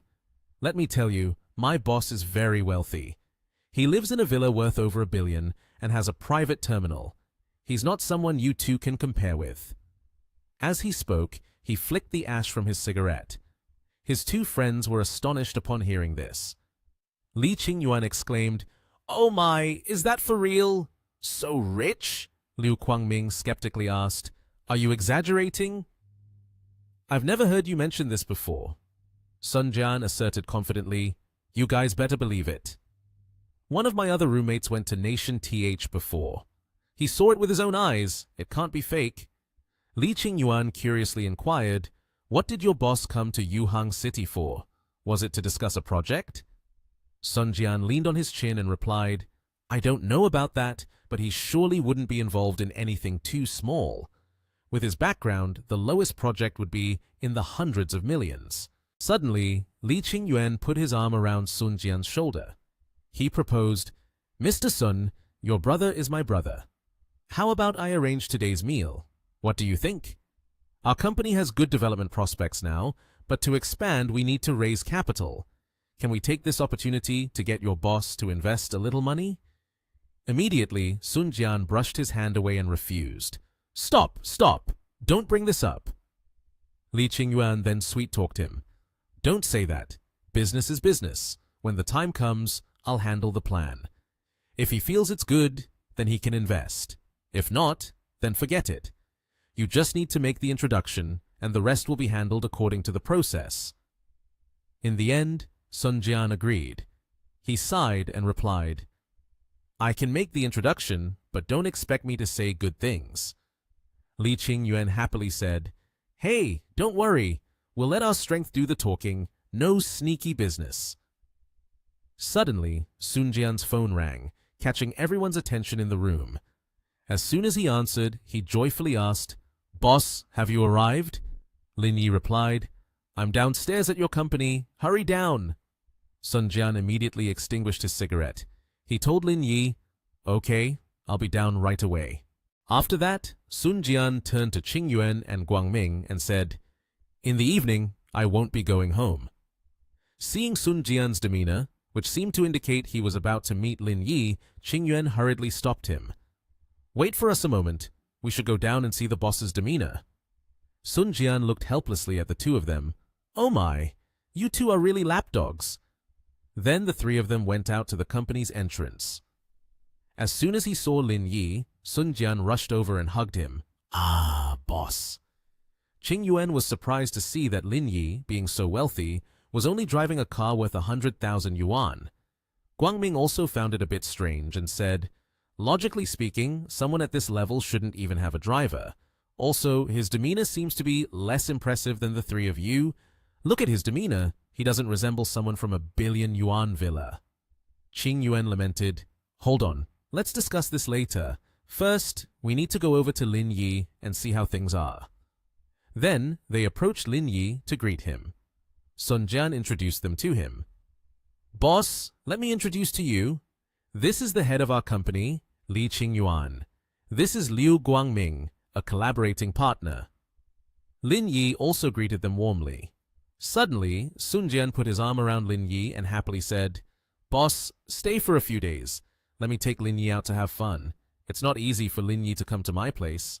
Lin Yi immediately told him, This time I will really be stationed here. It's likely that I won't be able to go back for a while. After that, he declared, I came to eliminate poverty. The three of them were astonished upon hearing this. But just a moment later, Sun Jian chuckled and praised Lin Yi. Impressive. After doing business, you're going to eliminate poverty. I've never admired anyone in my life, only you. Lin Yi replied, I have nothing to do, so I'm just doing it for fun. Then, he realized that Sun Jian had been a partner of his company for a long time, so he proposed, I'll invest a little in you. Upon hearing this, Sun Jian was very happy. But he still calmly said, I feel embarrassed. Doing that would be like me asking you for money. However, the future development of our company is indeed looking quite good. When the time comes, I will write a business plan for you to take a look. If you find it reasonable, then invest. As soon as Sun Jian finished speaking, Qingyuan rushed over to interrupt. Oh wait, hold on. Then Qingyuan and Guangming pulled Sun Jian aside to talk. Qingyuan advised him, Mr. Sun, how about we not mention the investment? He told Lin Yi, Your boss has a luxury car, but this time he didn't drive it out. Perhaps there's been an issue with the company's activities, so he sold the car to pay off debts. Thus, it is not good if they continue to attract investments, Guangming said. Sun Jian was quite surprised to hear this. Guangming added, Look, he is now helping the poor. This shows he is looking for some agricultural projects. He probably wants stability and does not want to take risks anymore. If the company does not develop in the future, he would not want his money to be wasted, right? No matter how good their relationship is, I would find it hard to accept such an investment. Hearing Guangming say this, Sun Jian felt even more confused. After thinking for a while, he realized, They make a valid point. He then ran to tell Lin Yi, no need to invest anymore. Then he invited Lin Yi. Let's go eat at the new barbecue place. It's delicious. Lin Yi was very surprised when Sun Jian declined the investment. He said, your company's current scale really needs investment. But Sun Jian just awkwardly smiled and firmly refused. He then worriedly said, aren't you having issues with your business? It's very difficult now. It's better to keep the project stable. Lin Yi was taken aback when he heard Sun Jian say he was having problems with his business. He got annoyed and hit Sun Jian, saying, who said I have issues with my business? Then Lin Yi passionately said, I'm helping the poor because I have free time and nothing to do. It has nothing to do with my business. Can't you think more positively? Sun Jian then explained, it's mainly because you're already so rich. Why be so down? I heard from Zhang Song that you even have a sports car. Why don't you drive it out? Lin Yi panicked and said, I want to go to the county town. Who knows? Maybe I'll have to go down to the countryside later. If I drive that kind of car there, the chassis will get scratched. The three of them thought what he said made sense. Sun Jian awkwardly said, we thought you were going bankrupt earlier. Then Qing Yuan asked, what's the name of Lin Yi's company? He boldly replied, Ling Yun Group. The three of them were surprised to hear that. They all gaped in shock. That's the largest and most renowned company in the world. Qing Yuan even heard others say, if it goes public, it would be worth at least 2 trillion yuan. Lin Yi just smiled, then told Sun Jian, let's hurry up and eat. I'm close to starving. Qing Yuan and Guangming said goodbye to Lin Yi and Sun Jian. After the two of them drove off, Qing Yuan embarrassingly covered her face and said, I feel like we did something really stupid earlier, and I want to bang my head against a wall.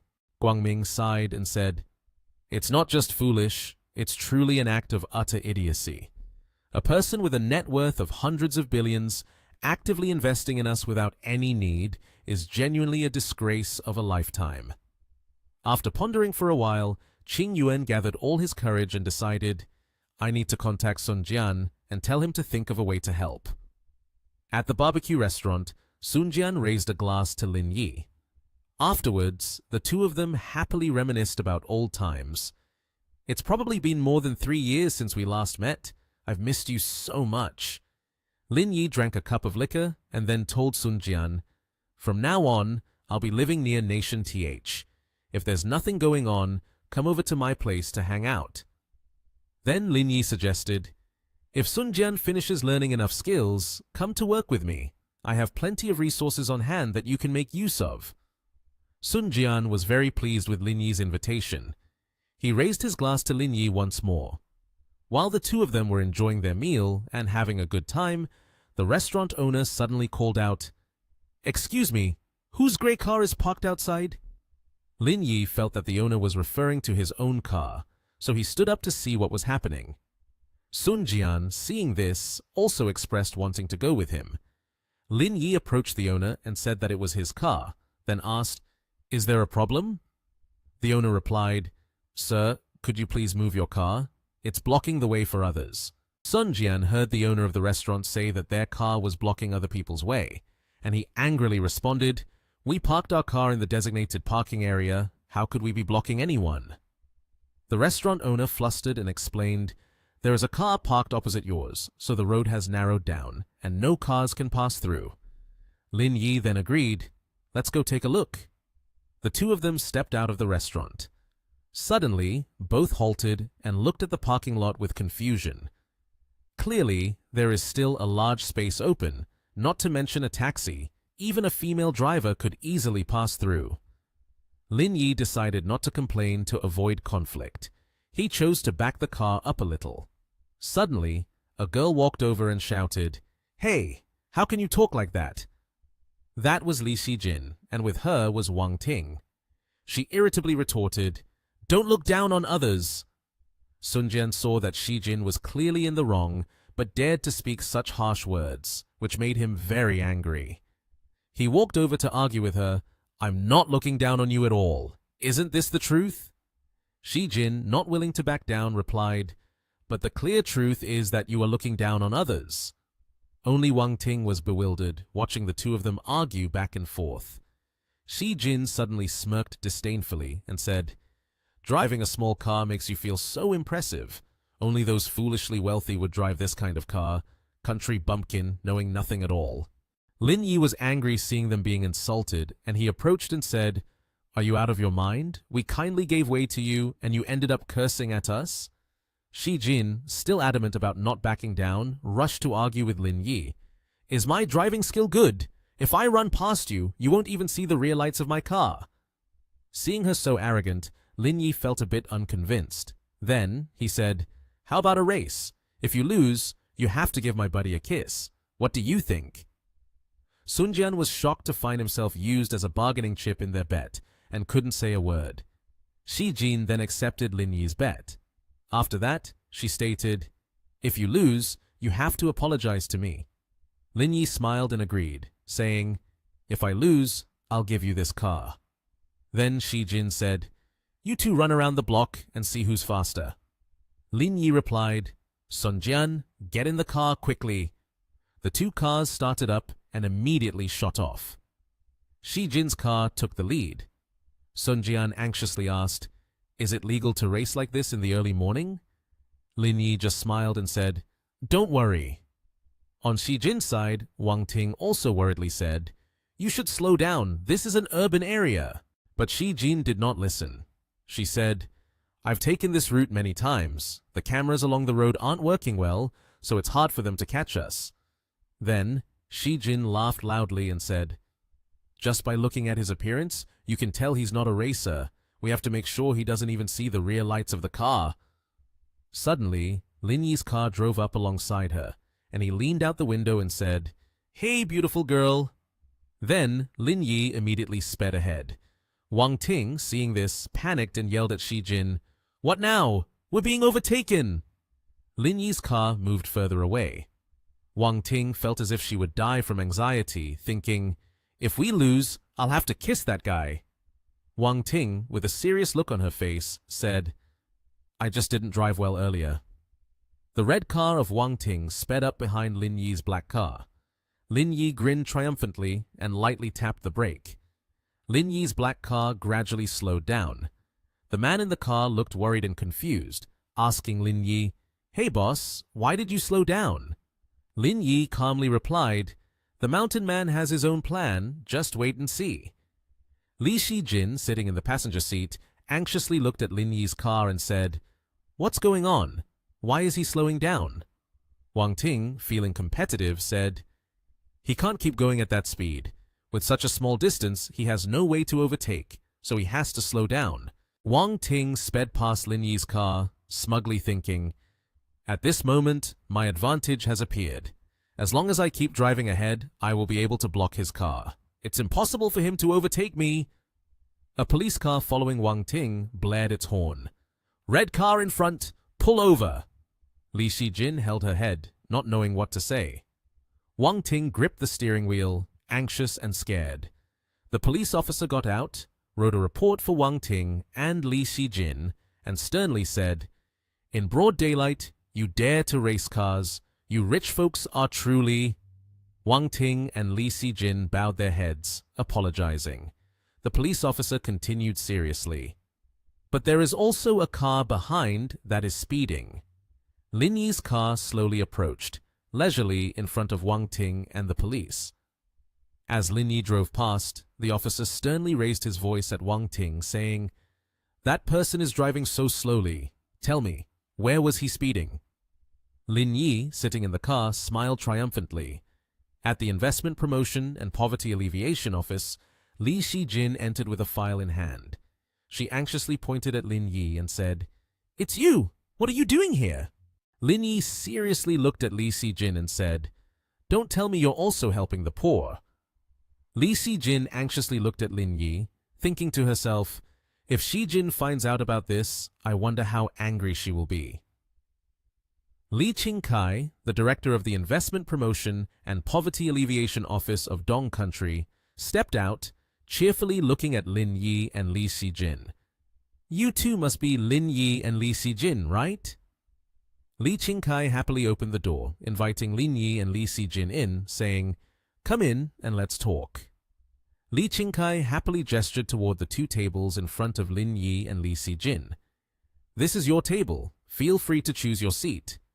Lin Yi decided to choose the seat at the very back, near the window, saying, "Then I'll sit here." Li Sijin sat at the table in front of Lin Yi. Li Qingkai looked at the two of them and joyfully introduced himself. "I am Li Qingkai. If it's not too much trouble, just call me Brother Li. From now on, we must work hard for Dong Country and strive to complete our tasks as soon as possible." Li Shijin looked at Li Qingkai happily and said, "We are still very young, and there are many things we do not understand. We will need your guidance." Li Qingkai handed each of them a file of documents, cheerfully advising, "Saying it's a bit much. We're combining the new and the old, and by exchanging ideas, we can do a good job. I have some information about the county. Let's take a look at it first to understand the situation." Li Qingkai looked at Li Shijin happily. "Oh, right, Xiao Li. I reviewed your file. It says you live in Ankou Town, right? That's good. You can be considered a local." Xiaolin is from Nation TH, so he is not familiar with the situation here. I hope you two can communicate more and quickly get into the work. Lin Yi happily watched Li Sijin from behind. He seriously leaned on his hands, flipping through the documents, thinking, "This place is deep inland with no rivers, so we can't rely on water transport. This system task is really difficult." Li Qingkai looked at the two and asked, "What do you think? Do you have any feelings about it?" Li Sijin looked seriously at Li Qingkai. "I feel we need to find the industrial advantages of Dong County. From there, we can open up opportunities. Only then will we have hope." Li Qingkai sighed as he looked at Li Sijin. "You are the local. You surely know how Dong County is doing. What advantages can we find here?" Li Sijin looked at Li Qingkai, unsure of what to say. Li Qingkai happily looked at Lin Yi. "And you, Xiaolin, do you have any opinions?" Lin Yi stretched and said, "None. I feel that under these circumstances, for Dong County to still maintain a level of development like this is already very good. Instead, let's dream a dream that includes everything." Li Qingkai seriously looked at Lin Yi. "Don't talk nonsense. It's not good for others to hear. But what you said makes sense. Indeed, it's quite difficult in the county. In the afternoon, if you two have time, it would be better to go see the actual situation rather than just looking at documents." Lin Yi stood up, looking seriously at Li Qingkai. "I think so too. Let's do a field survey." Li Sijin stood up, happily looking at Li Qingkai. "Then, please help me go eat first." Lin Yi replied cheerfully, "There's a restaurant across the street that looks quite good. Let's try eating there." Li Sijin, feeling uncomfortable, turned around and said, "I'm not going." Lin Yi looked at Li Sijin with concern. "I didn't make you angry, did I? Why do you keep making that face at me?" Li Sijin, angrily turning back, yelled at Lin Yi, "You are the one who deliberately set us up, causing us to get punished." Lin Yi, confused, scratched his head. "You're already grown up, yet you still don't take responsibility for mistakes. Whether you go or not is up to you." Lin Yi walked towards the restaurant. Ji Qunnian happily called Lin Yi. "How was the first day of work today?" Lin Yi, eating noodles, happily looked at Ji Qunnian through the phone. "Don't even mention it. I feel like the LDP of this county in a year isn't even half of Lingyun Group's income in 6 months. Here, the industries have no advantages. That's the real issue." Ji Qunnian said happily over the phone, "This morning I had some free time and looked at the map. I discovered that Dong County is located at the junction of 3 cities. Theoretically, the road system should be very developed. Why is it like this?" Lin Yi cheerfully looked at the phone. "That's right, you are correct. There's a saying that if you want to get rich, you must first open the road. Your idea is very good." Lin Yi seriously looked at the phone screen. "Our Miss G is indeed very smart. I'll hang up now. I need to find my colleagues to discuss this a bit." Ji Qunnian hung up. Li Sijin, happily eating noodles, picked up the phone and answered. "What is it?" "Okay, then you wait for me outside," she said. Lin Yi asked, "So you are having a meal here? I have an idea I want to discuss with you later. Have you finished eating?" Li Sijin quickly stood up to look at Lin Yi. "I'm done eating. Let's go right now." Li Sijin shouted, "Ting Ting!" Wang Ting, standing by the car, was startled to see Li Sijin. Li Sijin walked beside Lin Yi, surprised as she looked at Wang Ting. "Why are you here?" Wang Ting looked at Li Sijin and said, "You didn't tell me this morning, so it turns out this person is working with you?" Wang Ting propped her hands on her hips, seriously looking at Li Sijin. "The more I think about it, the more annoyed I get, so I came here." Li Sijin seriously looked at Wang Ting. "I just wanted to let you know, there's nothing else behind it." Wang Ting looked at Lin Yi seriously. "It really is fated rivals working together with our Sijin." Li Sijin raised his hand, trying to calm Wang Ting down.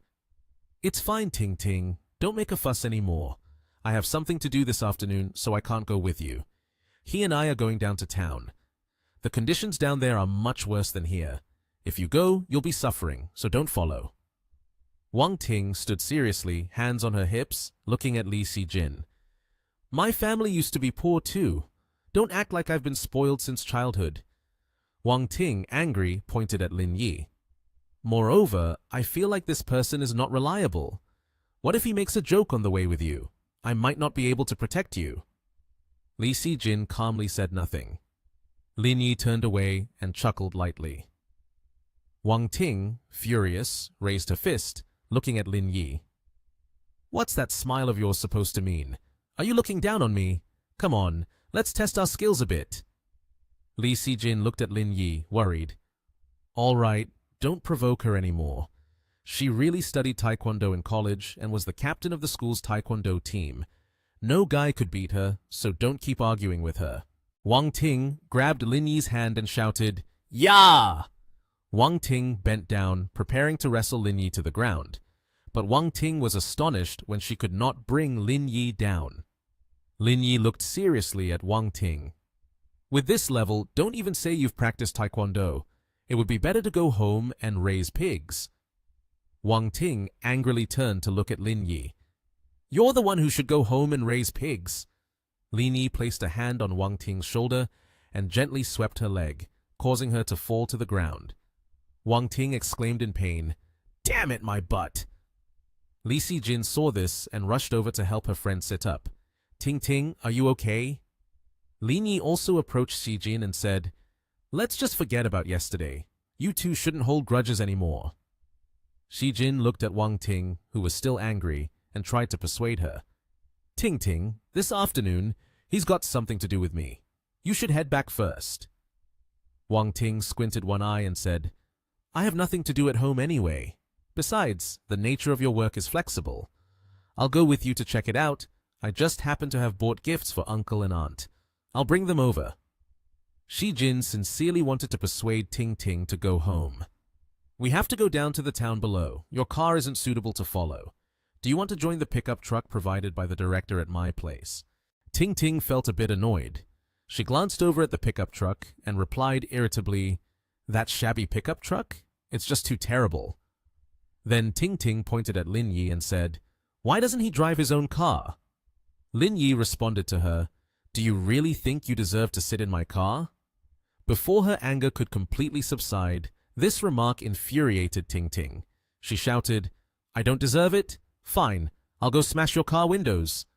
Seeing his friend furious, Sijin was worried that she might go after Lin Yi, so he hugged her and intervened. "Stop arguing." Once Ting Ting had calmed down a little, Li Sijin began discussing with Lin Yi. "Let's go. It's already past 1 o'clock. We need to get to important work. Let's go to Qingjeng. It's the closest county." Lin Yi replied, "Okay." The car started moving towards the town.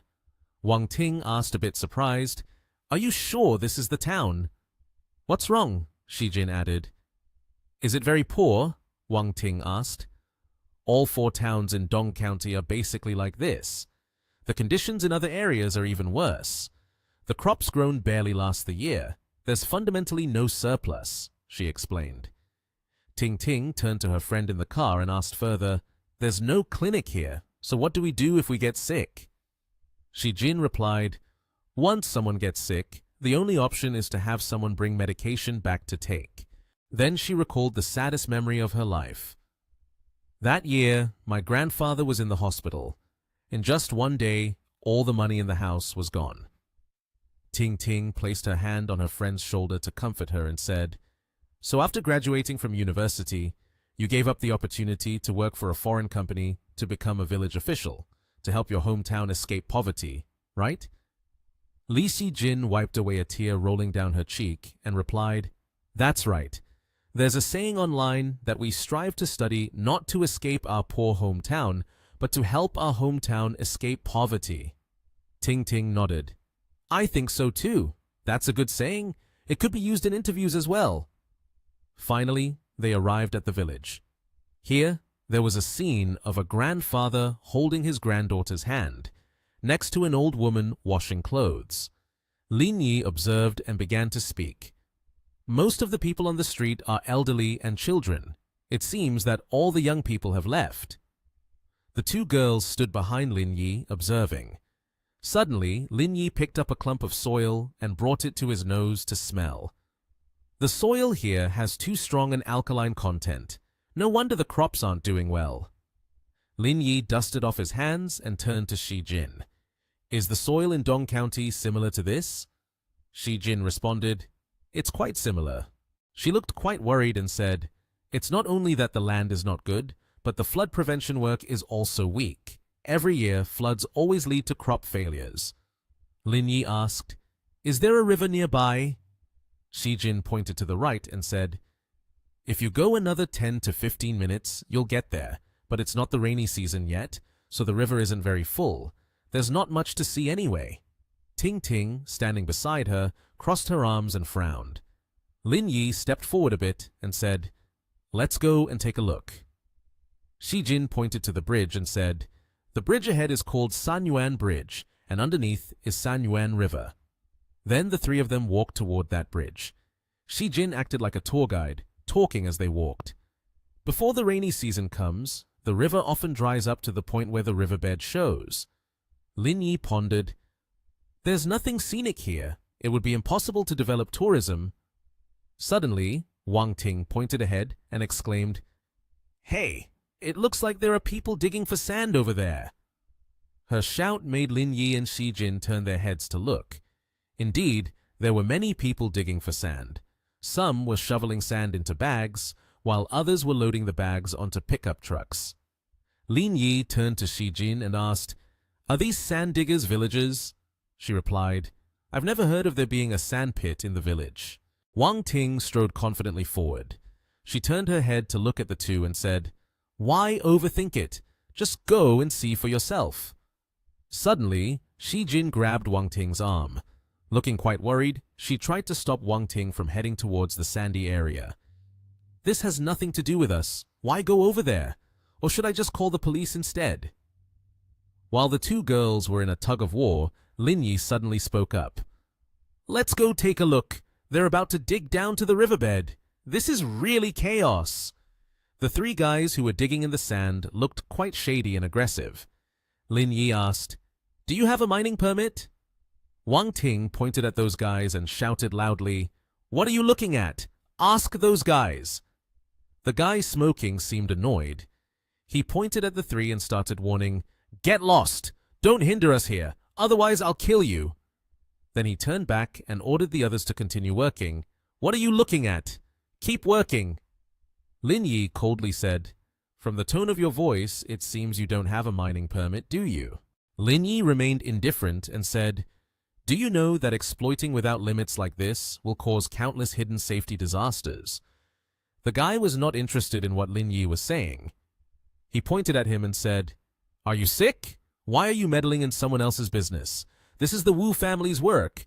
If you don't want to die, get out of here quickly. Lin Yi looked at Shijin. Call the police. Anyway, I don't want to waste my breath with them anymore. Shijin immediately obeyed. The guy was really furious now. He was smoking while pointing threateningly, if you dare to call the police, I'll kill you today. Lin Yi grabbed his hand tightly.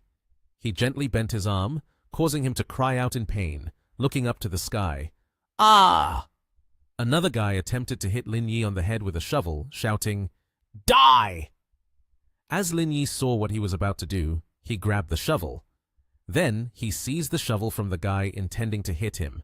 It was too fast, too dangerous. Lin Yi jumped up and struck back at the guy with the shovel. Then he coolly pointed at the bags of sand piled onto the pickup truck and said, You all better take these piles of sand back to where you got them. Otherwise, I will make you lie down here too.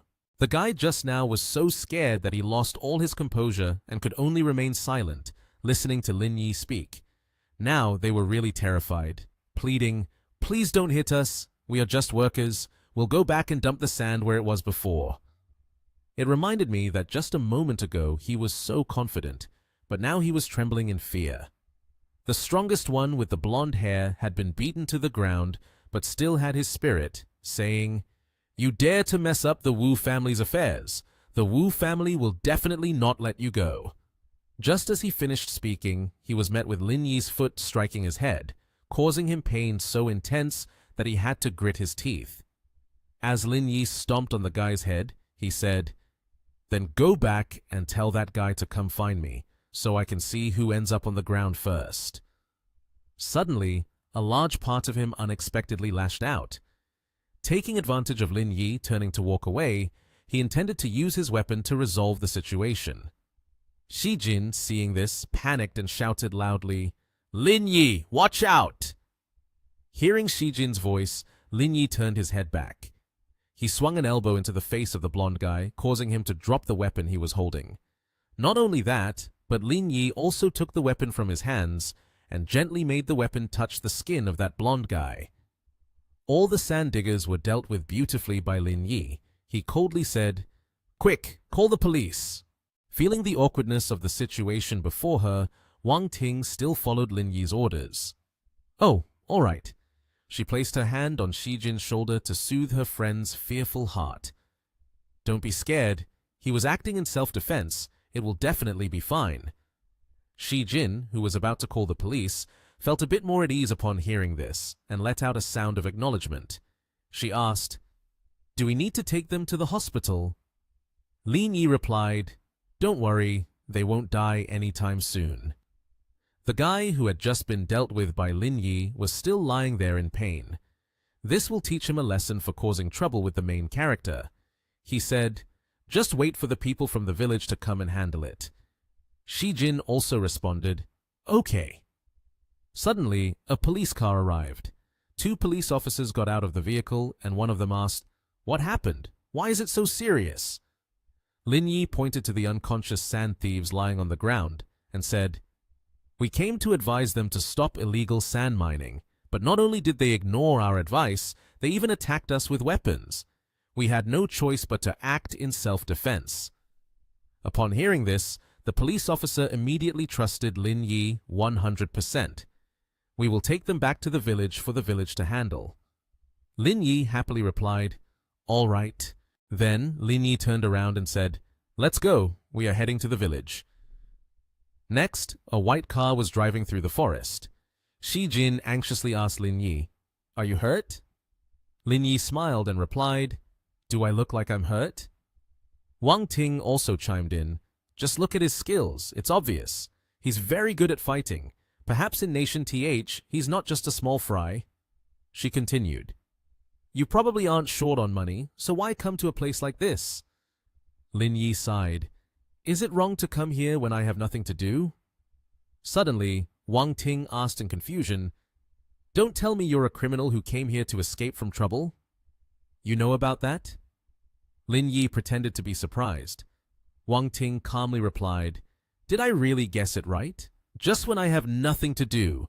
What crime did you commit that made you run to Dong County, a place where even birds don't shit, to avoid trouble?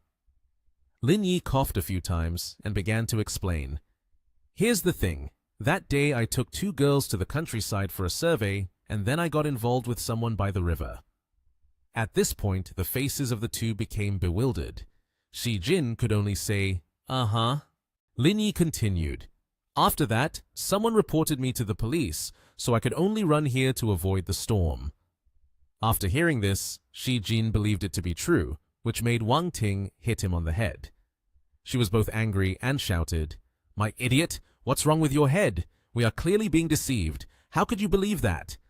At this moment, Shi Jin, holding his head that had been hit, still fearfully asked, "How do you know we are being deceived?" Wang Ting, feeling frustrated and at a loss for words, observed Lin Yi and continued, "No matter what, although he is a bit of a jerk, his appearance and figure are impeccable. This trip is a win for both of us." Lin Yi had been silently listening to the two of them, and now he finally spoke up. "You think too much. I won't touch you. Don't daydream in broad daylight. Wake up." After hearing what he said, her face turned angry. She shouted, "Get out of here! I was complimenting you to give you face." At this moment, seeing Wang Ting getting angry, Shi Jin hurriedly intervened. "Ting Ting, don't strangle him anymore. He's driving. Our lives are all in his hands." After hearing this, Wang Ting sat down and said, "Today, I'll spare your life." Shi Jin breathed a sigh of relief. At this moment, the two continued to talk. "I've reviewed the situation here. Later, when we pass through Quan He villages, I will send the things on the vehicle to your parents, and then I will leave." Shi Jin smiled faintly. "My parents have moved to town. Later, we will pass through Quan He villages and then return to town." Wang Ting nodded. "All right, it won't take much time." In Quan He villages, an old man saw Shi Jin and spoke up. "Oh, Shi Jin is back." She waved at everyone and replied, "I am here now for work that requires me to return to assess the situation." The old man smiled and said, "This girl has a bright future. She's already working at the county level." A man passing by heard this and interjected, "Everyone can see that I am right, can't they? Shi Jin has been polite and studious since she was young. Now she's working at the county." The old man continued, "That's right. Our village only produces one college student every 3 years." Shi Jin spoke up. "I came back today to understand the specific situation and then come up with concrete plans to eliminate poverty and reduce hardship. We cannot remain in poverty forever." The old man smiled and praised, "This is a good thing. So, are you worried about digging the well?"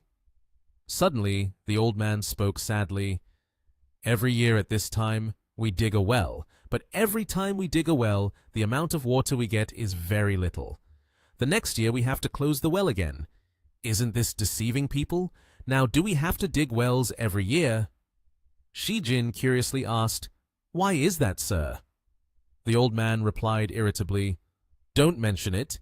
Every year they come to collect money to dig the well, but the water is not much. As a result, the plants die. This year, I don't intend to pay any more." Shi Jin then proposed a new plan. "Uncle Wang, if you have time, you can cooperate with me to investigate, right?" The old man replied, "If you say so, there must be no problem. You just tell me what to do." Shi Jin took out a few sample forms and said, "I have a few sample forms here. Just fill in the truth." The old man shyly responded, "Okay, but I don't know how to read. Can you fill it out for me?" Shi Jin happily agreed, "That's fine too." At that moment, a car drove up. A man in a white suit got out of the car and said, "Oh, everyone is here, right?" The old man asked suspiciously, "Who are you?" The man approached and introduced himself. "Let me introduce myself. I am Liu Xilu from the county water plant. This year's well digging is being handled by me." After speaking, the man opened the notebook and continued, "This year we are switching to new equipment, all of which is imported. In the villages, the land is all the same, so I will not charge based on area." He looked up at everyone, then announced a figure. "Each household 480 yuan. Everyone hurry up and make the payment." Shi Jin could only smile faintly, saying nothing. Perhaps she was thinking about something. Suddenly, seeing that they were not paying attention, she secretly took out her phone to record. At this moment, the old man angrily stepped forward to argue with the man. "Last year when you drilled wells, you said the same thing, but in the end, the water was insufficient." Xilu calmly replied, I have heard about last year's situation. Those people were really disappointing, taking money but not doing the work. This year we have changed to another crew. Everyone can rest assured. I will definitely handle this matter well and ensure that there is enough water in the fields." The villagers then retorted, "No way! That person last year spoke even better than you. Don't think you can deceive us again. If you have nothing else to do, just leave. This year we will not let you drill wells anymore." Shilu snapped the notebook shut. Her expression turned ferocious as she threatened, "I tell you, the water plant is contracted by the Wu family. This payment is something you must make." Lin Yi stood in the crowd, silently observing and thinking, "Again, it's the Wu family. The thieves just now also claim to be from the Wu family." A villager approached Shilu, speaking loudly. "I don't care if you're from 5 families or 6 families. Anyway, this year we have no intention of letting you dig wells, so go back." Suddenly, Shilu slapped the man hard. The slap was very loud. An old man nearby got furious and pointed at the Wu family members. "What do you want to do? Aren't you here to dig wells? Why are you hitting people? Isn't there law anymore?" Ignoring the old man, Shilu blew on his hand, showing indifference. Then he pointed at everyone and coldly said, "Let me tell you, in Dong County, the Wu family is the law. Charging 480 yuan this year is already cheap for you. Even if the water we drill is urine, you will have to grit your teeth and endure it." At this moment, the villagers were extremely furious, and many took up weapons and rushed forward. In the crowd, someone shouted, "You are really too much, bullying the villagers of Quanhei. Do you think we have no one? Everyone, charge! We absolutely cannot let them bully us." Liu Si Lu, with an ice-cold expression, sneered. "These stinking farmers really dare to lay hands on me. Do you think I'm a vegetarian?" At that moment, he shouted, "Get your weapons!" A horn sounded. At this moment, 3 young men accompanying him each held a metal baseball bat. He continued to threaten, "Let me tell you, this morning those people at Hojia villages refused to pay, but after we beat them, they all obediently handed over the money." Shi Jin shouted loudly, "You guys better not go too far." She was still holding her phone, standing next to Wang Ting. He looked over and asked, "Are you from Quanhei village? If so, hand over the money. If not, step aside." Shi Jin firmly replied, "I am not from Quanhei village, but your actions just now have violated the law. I recorded this incident. You all better be ready for the consequences." One of the 3 young men threatened, "You still dare to record? Hand over the phone, or do you want to see if I can beat you to death?" At that moment, Mr. Ding had approached the young man quietly. After getting close, he gave the guy a hard slap and said, "Who do you think you are to say such things?" The young man, furious, muttered, "Holy shit, you want to die?" He swung the bat at Wang Ting. Unable to take it any longer, Lin Yi rushed forward and slapped him hard in the face. After the fight, Lin Yi slowly asked, "Why hit a woman?" The slap seemed very hard, causing the young man to fall to the ground. Shilu saw this and immediately asked, "Looking at your appearance, you must have trained in martial arts, right?" Lin Yi smiled and replied, "That's right." He pointed at Lin Yi and exclaimed, "I'm telling you, it's best not to interfere in the matters of the Wu family. Otherwise, you won't be able to handle it." Lin Yi approached, kicked him, and mocked, "The group of sand miners just said the same thing, and in the end, I dealt with them all. Don't bring up the Wu family nonsense in front of me. It's useless." At that moment, the man, in pain, stood up and said, "You?" Then, unwillingly, he left. Before completely walking away, he turned back and glared at Lin Yi. "We're leaving," he ordered. The farmers behind him stepped forward, clasping their hands in thanks to Lin Yi. "Thank you. If you hadn't stepped in, we old folks would have been in big trouble today." Hearing that, Lin Yi turned back, smiled, and replied, "It's nothing. If I can help, I will." After that, he held a few forms in his hand and said to them, "However, we would still like everyone to cooperate and fill out these forms. We will compile the statistics when we get back." The farmers, upon hearing this, did not think it was a big deal and readily agreed, all right, We will definitely cooperate. At the Dong County Poverty Alleviation Office, Lin Yi had just gotten out of the car and closed the door when Shi Jin spoke up. Thank you. Today, it was lucky to have you. The villagers cooperated very well, and we can head back before dark. He politely replied, It's just teaching a few thugs a lesson. It's nothing at all. After saying that, he looked at the building in front and said, But initially, I thought this county was already poor enough. After visiting the villages, I feel that Dong County is actually quite prosperous. Hearing him say that, she responded, When you return to Nation TH, you will feel that place is truly a paradise. Suddenly, a pair of legs appeared along with a voice. Right now, I already have that feeling. It turned out the person approaching was Wang Ting. She shyly blinked and said, Originally, I had some free time and nothing to do. I thought I would come here to kill time, but unexpectedly, this trip has really broadened my horizons. I also need to think about doing something useful. After saying that, she walked over to her red car, preparing to open the door. Before getting in, she turned and waved. I'm leaving now. If there's anything, contact me via WeChat. Shi Jin waved and advised her, Well, be careful on the road. A little later, on her way to the office, Lin Yi walked while gazing at Shi Jin. She was passionately talking, oblivious to his gaze. Relying on local agencies to escape poverty is impossible. If it were possible, we wouldn't be in this situation now.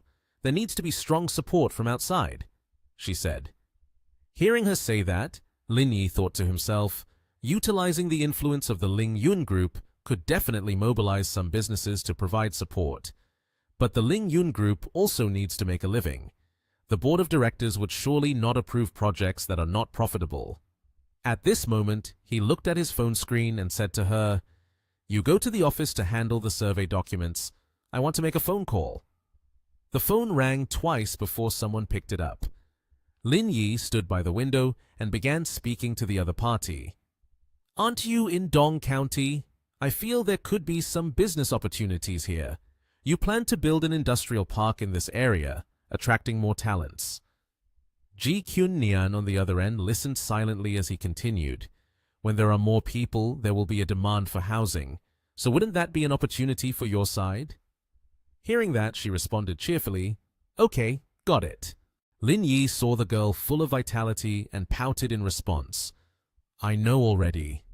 After finishing the phone call with her, he looked into the distance, thinking to himself, This time, I have to do something big.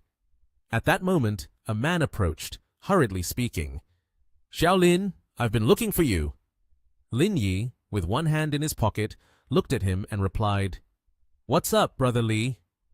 The man named Li looked extremely worried and asked, I want to ask you something. During the survey today, did you get into a conflict with someone?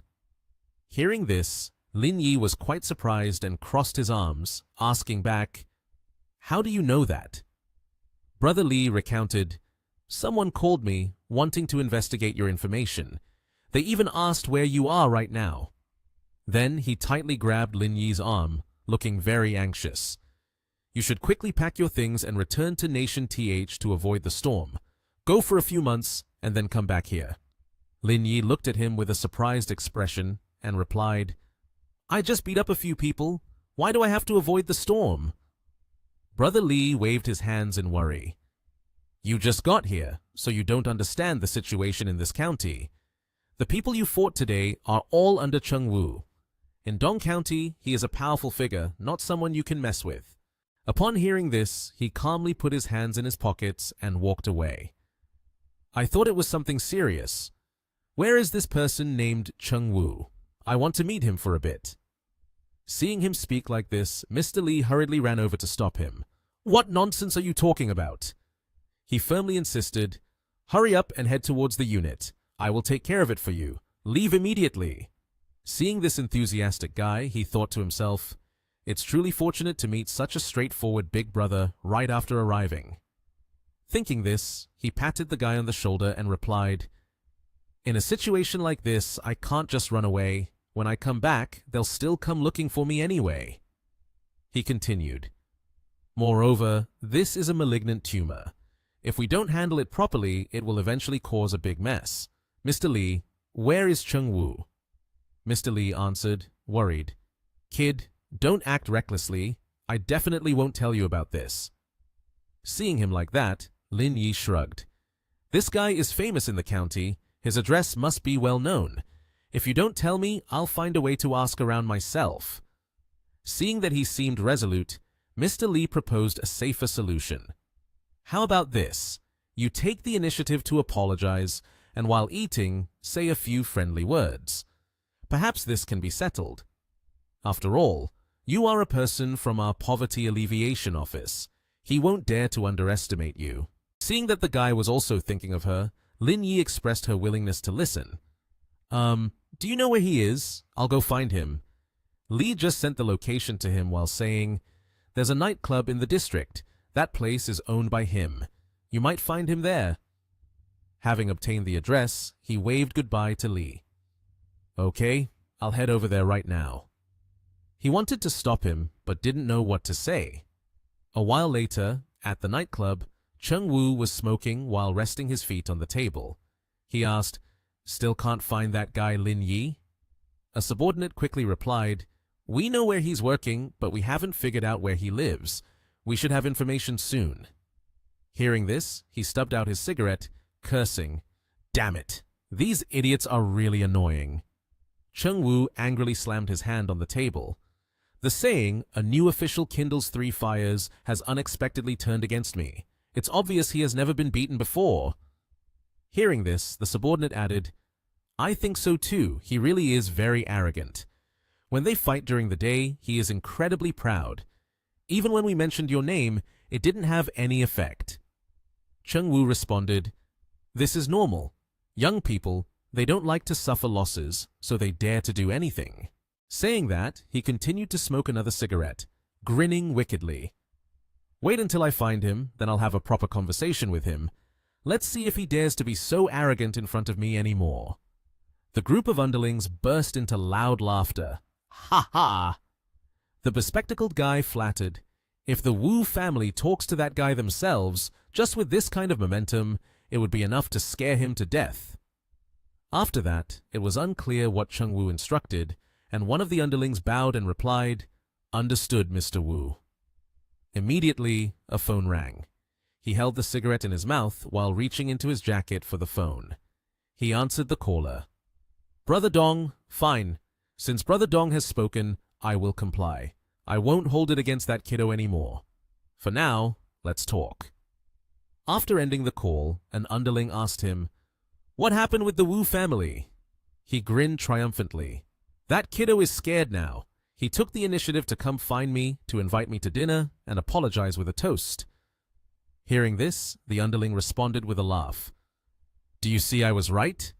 That kiddo knows how formidable the Wu family is, so he got scared and came to apologize. At that moment, there was a knock on the door. Cheng-woo called out, come in! One of the underlings opened the door and announced, the guy named Lin Yi is here. He then told the underling, show him in.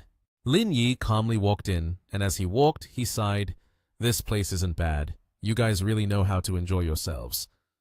Cheng-woo saw him entering empty-handed and mocked. You're coming to apologize but didn't bring anything. You're quite interesting. Hearing this, Lin Yi sneered, apologize? Who said I came here to apologize? He then asked, so what are you here for? Lin Yi replied lightly, of course, I'm here to deal with you. Do I need to ask further? Several of the underlings heard this and picked up their weapons.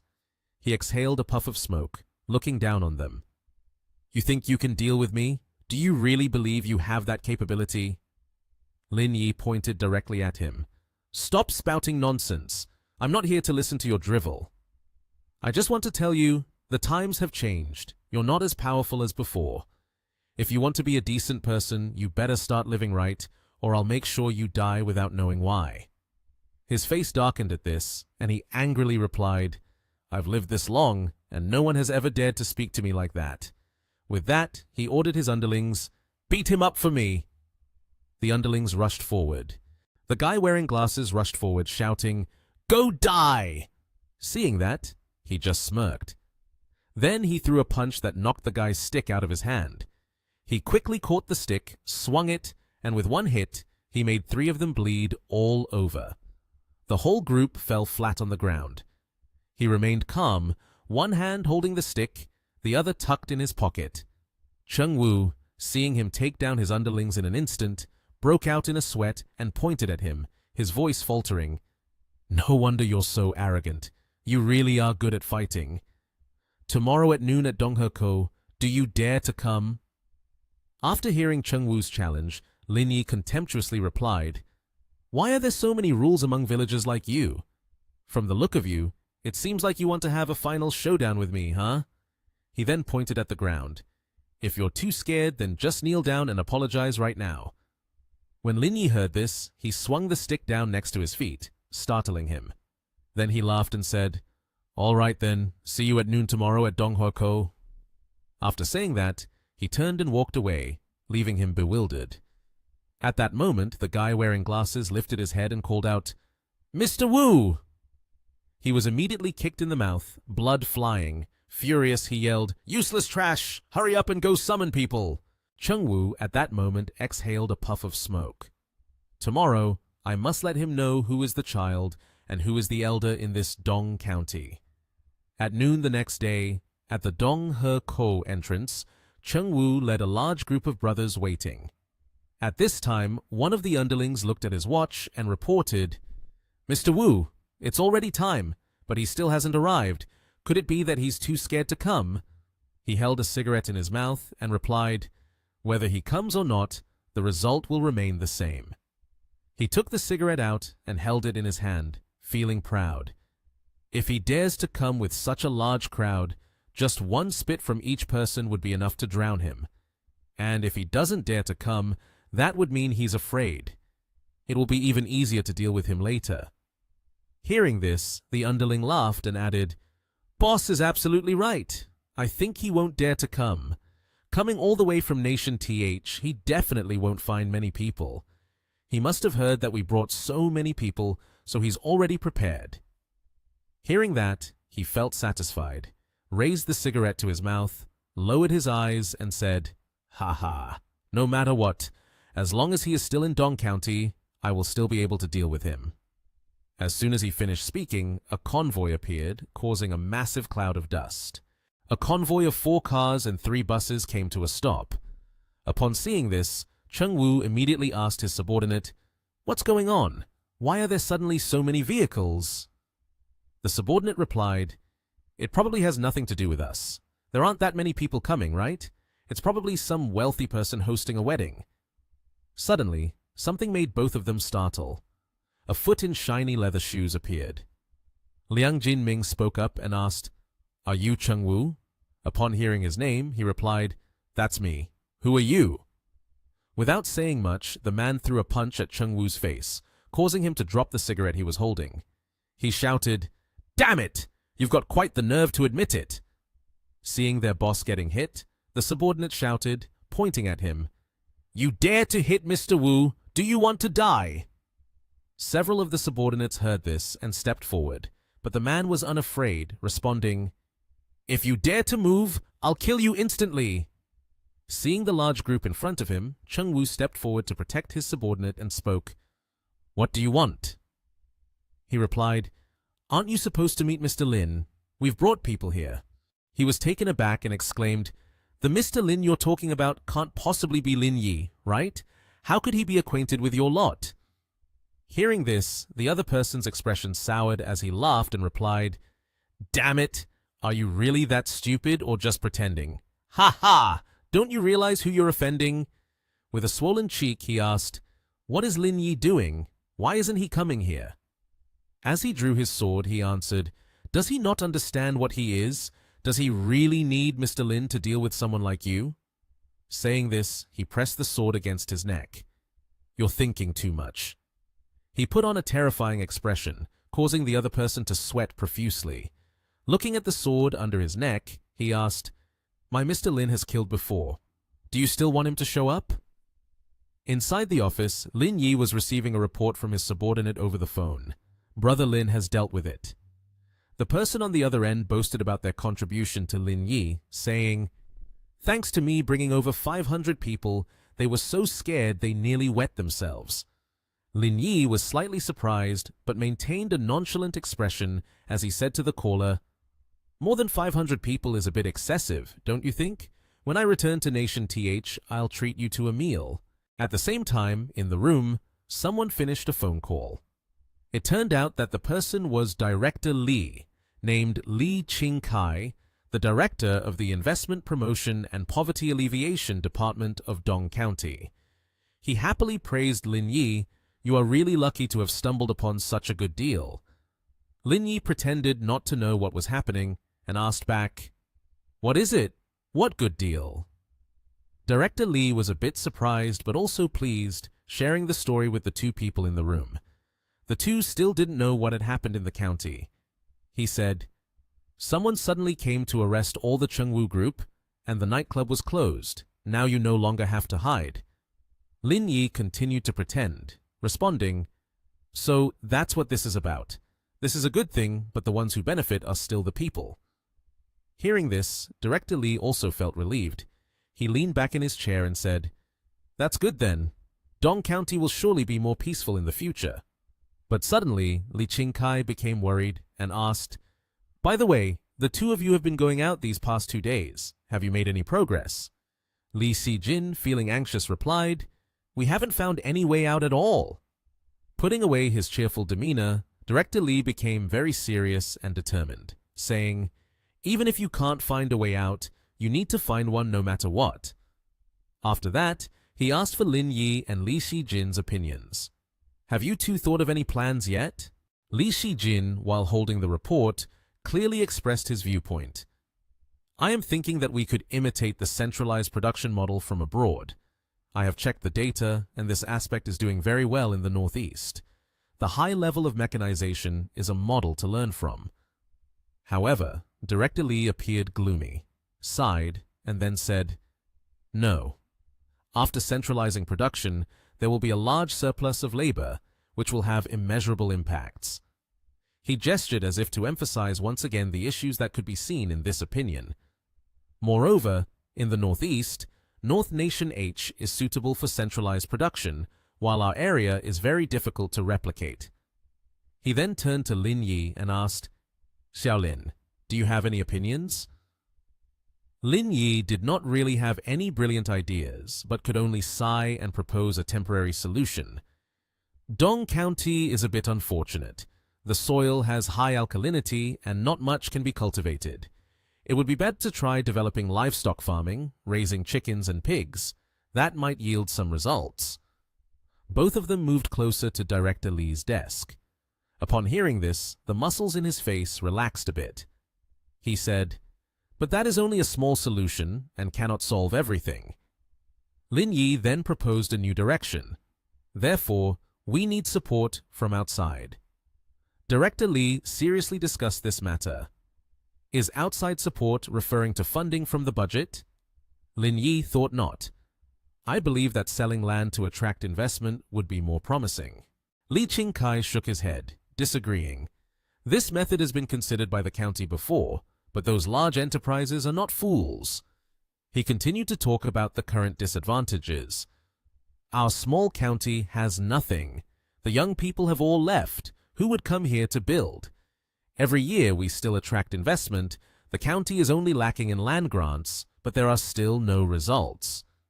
In contrast to Director Li's concerns, Lin Yi remained confident in his opinion. "But I still want to give it a try." Seeing the confidence in Lin Yi's eyes, he reconsidered. The car that Lin Yi drives to work is not bad. Perhaps he has connections in this field. If he tries to help, who knows? It might be effective. He then stood up and made a decision. "Let's do this. I will introduce you to the person in charge of attracting investment. You two can discuss this issue and try to achieve some results." At that moment, someone opened the door and walked into the room. It turned out to be Director Li, bringing Lin Yi to meet the person in charge. As mentioned, inside the room, upon seeing him, someone greeted, "Director Li has arrived." Li Qingkai also cheerfully conversed, Director Wang, let me introduce you a bit. This is Lin Yi, the new member of my office. Director Wang shook hands with Lin Yi. At the same time, he introduced Lin Yi. This is Wang Lijun from the Investment Attraction Department, and the other person is Guo Lu. Director Wang asked Lin Yi, "You brought someone to see me. I assume there is something to discuss?" Director Li explained, "We just learned about attracting investment. I want to do a few things in this area.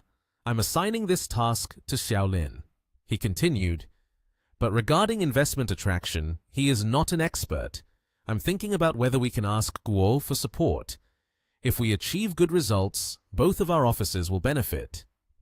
Guo Lu looked at Lin Yi and thought to herself, "He looks handsome, but why is he not seeing the situation here clearly? Dong County is clearly not a place to have high efficiency. What's the point of trying?" Director Wang smiled and replied, "This is a good thing. They are both young. Just let Xiaoguo follow the previous projects. It's a way to train her abilities." But Xiaoguo said, "Director Wang, you know the situation in the county. Every year we fail to attract investment." Mr. Wang's face turned serious. "You've been here for more than half a year. Just sitting in the office all day won't solve anything." He pointed directly at Guo Lu and said, "Go outside. Getting more exposure is good for you." She had no choice but to comply. "Understood, Director." She followed Lin Yi, leading him to previous projects, but suddenly she was taken aback by something. When she saw Lin Yi about to get into his car, she pointed at his work car and shouted, "Do you drive this car?" Lin Yi was also tired and replied to the person, "If not, then what?" On the way to the project earlier, she acted like she was ahead, nagging Lin Yi continuously. "I know you just arrived and want to show off, but you must understand the situation in Dong County." She continued to speak condescendingly. "Every year we are invited, but it has no effect at all. So, do you still want to give it a try?" Lin Yi was also annoyed and retorted to the lazy woman, "If not, then what? Just sit in the office watching movies, drinking tea and snacking?" Hearing that, she shamelessly turned and shouted defensively, "What else should we do? There's nothing else to do." Hearing Guo Lu say that, Lin Yi looked at her with half an eye, filled with disdain. She continued, "If there's something like this next time, you can go by yourself. Don't drag me along." Lin Yi no longer showed any courtesy towards this woman. He angrily said, "If you don't want to, you can get out of the car. I'm not asking you to come along." It was Guo Lu who started the trouble, but then blamed Lin Yi. "Why do you speak so rudely? The director told me to go out. How can I just return?" Lin Yi, feeling uncomfortable, responded to the unreasonable person, "You should talk less." The two of them arrived at the location over half an hour later. Lin Yi looked ahead and asked Guo Lu, "Is this the place?" Lin Yi pointed at the unfinished construction in front and asked, "How is this project? The framework is done. Why has it stopped?" Guo Lu said, "This is the result of attracting investment. At that time, we had negotiated with a food factory that was going to be built here. They were given a subsidy of 2 million. As a result, the factory managed to build halfway and then declared bankruptcy, subsequently mortgaging this building, leaving the project unfinished." Upon hearing this, Lin Yi evaluated the location of the construction. "I think this place is not bad. We could give it a try." Contrary to Lin Yi's enthusiasm, Guo Lu finished speaking and turned her back, hurriedly saying, "Let's go. We should head back." Lin Yi, puzzled, asked her, "Why go back so soon after just arriving?" Guo Lu was not interested in the slightest, turning back and pretentiously showing that she understood this place very well. "Do you even know where this is? Don't think this is a simple matter. If it really could attract people, someone would have done it already. It wouldn't be up to you." Lin Yi frowned and said, "To put it bluntly, I'm just hindering your movie watching, right?" Hearing this, she retorted to Lin Yi, "I'm just stating the truth. To clarify for you, your actions seem truly foolish in my eyes." Guo Lu didn't care at all. She left Lin Yi behind and haughtily said, "You can take care of the remaining projects yourself. I'm going home now." Lin Yi could no longer tolerate her. He disdainfully responded, "Then you should just stay here as a facade and let your family arrange a job for you to continue. Just go to work from 9 a.m. to 5 p.m. and wait for death." These words pierced straight through the facade of this person, causing her to pause for a moment. Lin Yi pressed on. "Living like this, don't you feel completely useless?" She, in a fit of embarrassment and anger, turned to criticize Lin Yi. "That is my family's inheritance, accumulated through hard work, starting from a higher starting point." He laughed upon hearing this. "Ha ha! The building that is still under construction in the sun looks really pitiful. If it were completed, it might be no less magnificent than the projects in other cities." While looking at the unfinished project, Lin Yi continued to talk on the phone. "How's the corporation? Is it busy?" On the other end of the line, Li Haoyang replied, "The photolithography machine has been placed on the special list. Right now, many people are looking for investment funding." This person continued, "The 3-nanometer photolithography machine by Dr. Shen has been approved, so it's indeed a bit busy." Lin Yi felt relieved upon hearing this. He said, "Well, I have something to tell you. Please put aside your work for now. Tomorrow, come with Boss Shen and Yuan to Dong County." The person on the other end of the line did not hesitate to reply, "Got it, Mr. Lin." The next day, at a luxurious building, which seemed to be reserved only for the wealthy, Lin Yi was still deep in sleep when someone knocked on the door, waking him up. He hurriedly put on a shirt, still groggy, rubbed his eyes, and shouted loudly, "Hey, Yuan, damn it! Can you knock a little softer?" Yuan, standing outside the door, was taken aback.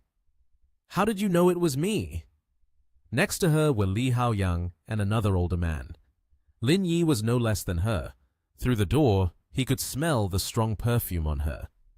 This made Yuan furious, yelling, "Get lost! Get lost! Get lost! It was senior sister who bought it for me." Yuan then regained her composure and said, "I heard senior sister say that you came here to help the poor. Are you looking to attract investment for this place?" Lin Yi praised her intelligence, giving her a thumbs up. He didn't keep everyone waiting long. "I'll take you all to see a place, to see if it's suitable." The oldest man chimed in, "Then let's go." Guided by Lin Yi, the gray luxury car finally brought the 4 of them to a construction site that was under development. Lin Yi leisurely led the way ahead.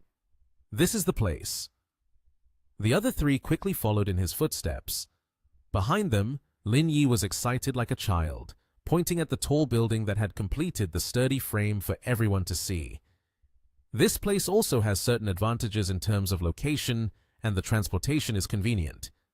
Yuan crossed her arms and examined the ongoing construction site carefully, inquiring Lin Yi, "Are you planning to build an industrial zone here?" Lin Yi enthusiastically replied, "That's right, that's the idea." The other 2 were still attentively observing the surroundings of the construction site. Lin Yi, at this moment, also explained further. "The photolithography machine project has been completed, and we can process here. The production line can also be moved here. After all, labor costs in Nation TH are much higher than here. What do you all think?" Lin Yi looked expectantly at everyone. The guy with glasses standing next to Yuan hesitated for a moment, but ultimately decided to speak up. "I feel it's not quite right." Seeing the other person seemed worried, Lin Yi cheerfully encouraged, "It's okay, just speak your mind." He dispelled the unnecessary tense atmosphere. Lin Yi expressed his opinion without hesitation. Everyone knows that the production of photolithography machines is an important industry for the Ling Yun Group. If we suddenly move it elsewhere, it will have a negative impact. Shen Tianzhuo, seeing someone share his viewpoint, spoke directly to Lin Yi about the photolithography machines. "I also disagree. The testing and installation of photolithography machines is not something an ordinary person can do. At the very least, it requires a PhD from a 985 university to handle it." Hearing 2 opposing opinions, Lin Yi felt uneasy about his plans. He awkwardly smiled and said, "This makes me feel quite embarrassed." Lin Yi turned away dejectedly to a corner. However, he sowed a seed of hope in him. "Mr. Lin, don't be discouraged. This issue still has the potential to turn around. If there are supportive policies, building a factory here won't result in losses, just slightly lower profits. It can still be realized." Upon hearing this, Lin Yi felt revitalized and more spirited. Mr. Shen also nodded in agreement. "We can place related low-level supporting industries here." This suggestion from him was indeed not bad. Yuan patted Lin Yi on the shoulder, encouraging him. She cheerfully said to him, "Shen boss and brother Qi have said the same. I'm not going to discourage you anymore. The auxiliary industry for photolithography machines has been predetermined. In terms of changing positions, it's impossible." Yuan eagerly suggested to Lin Yi, "But in the chip manufacturing field, there are still gaps. We need to strengthen our capabilities for development. There is hope to dominate the market." The young man with glasses also agreed with Yuan. "Mr. Lin, I also think this approach is fine." Lin Yi understood the point. After listening to everyone's opinions, he decided to rely on those suggestions to continue completing the project. "All right, everyone quickly finalize the plan and gather urgently to discuss how other directors feel," he said. The three of them responded in unison, "Understood." After that, everyone dispersed. Yuan suddenly remembered something important and turned back to say to him, "Oh right, there's something I want to mention to you. The fund is preparing to carry out the second support for Dong County, with expected assistance between 800,000 to 1 billion. Lin Yi replied happily and calmly, "No problem, just let them do their work. Don't do anything special just because I'm here." Yuan winked at Lin Yi, indicating her understanding. "Okay, I will go back and tell them," she said. Lin Yi waved goodbye, and the two parted ways here. At the company, Lin Yi returned from the construction site, strolling in leisurely. "I'm back," he said. From a distance, the silhouette of a mysterious person was waiting for him. When Director Li saw him return, he happily introduced, "Let me introduce you. This is Zhu Feng from the development office." Lin Yi glanced over. The young man was silent and said nothing. Director Li looked at him with concern. "Xiaolin, I saw Xiaoguo looking a bit down yesterday. Did you two have a fight?" In response to his inquiry, Lin Yi sighed with irritation. "She's just a freeloader, so there's no need to pay any attention to her." Director Li looked at him, chuckled, and patted him on the shoulder a few times to ease his frustration. "All right, calm down. After all, she is a woman. The hardest thing to decipher in this world might just be the thoughts of a woman." Seeing him coming and going so frequently, the old man curiously asked, "Yesterday you were out all day, and today you're going out again for half a day. Is there any progress?" Lin Yi looked at him, excited. "There must be a task. Attracting investment is essential. If not, then don't hope to escape poverty. This is the first step in my plan." Director Li, hearing this, had his eyes sparkling. He asked back, "Are you sure there is hope? You are really talented. Given the situation in Dong County, you still found a way. That's truly impressive." As he expected, Lin Yi had done quite well. Xiaolin said there has been progress in this matter. From now on, the two of you must work hard to achieve results as soon as possible. Shi Jin is also looking forward to working with you more in the future. Suddenly, Zhu Feng, who had been silent all this time, interrupted. "Mr. Li, you might be a bit too early to celebrate. You know the conditions in Dong County. How could we possibly attract merchants?" His words made Lin Yi pause for a few seconds. At that moment, Zhu Feng smugly continued. "However, just now, I received a call from the Lingyun Group in Nation TH. They are preparing a second round of support amounting to 1 billion. Shi Jin was shocked at the mention of 1 billion. Zhu Feng glanced at the beautiful Shi Jin with a rather unfriendly demeanor. "I want Shi Jin to accompany me to welcome this initiative, responsible for the poverty alleviation work this time." Shi Jin was taken aback by the sudden proposal.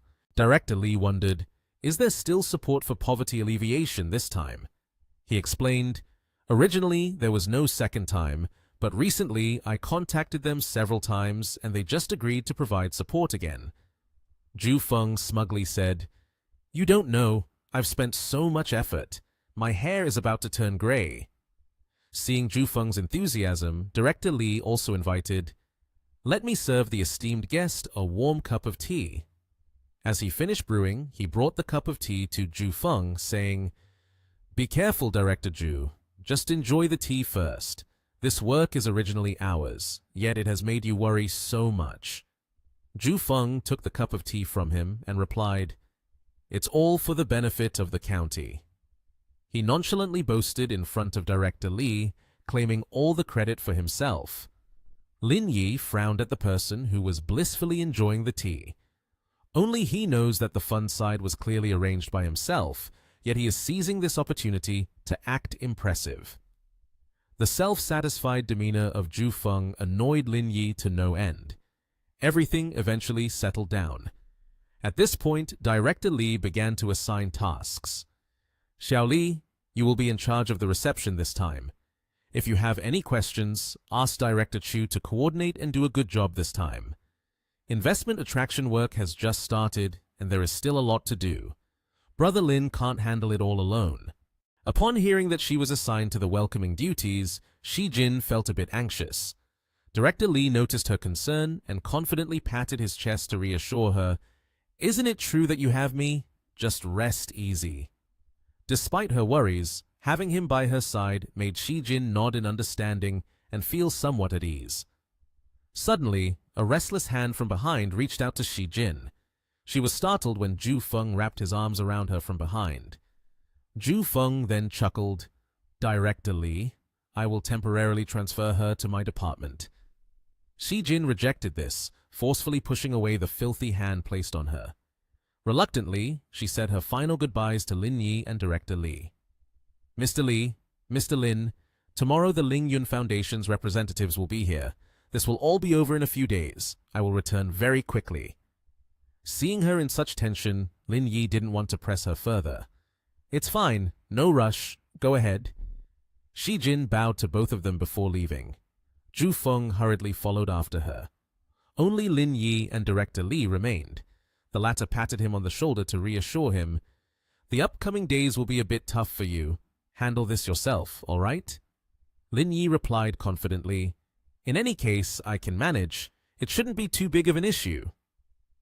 Time waits for no one, swift as a gust of wind, and the day to welcome the special guests had arrived. A group of members from the Ling Yun Fund arrived in Dong County early, led by Zhao Ling.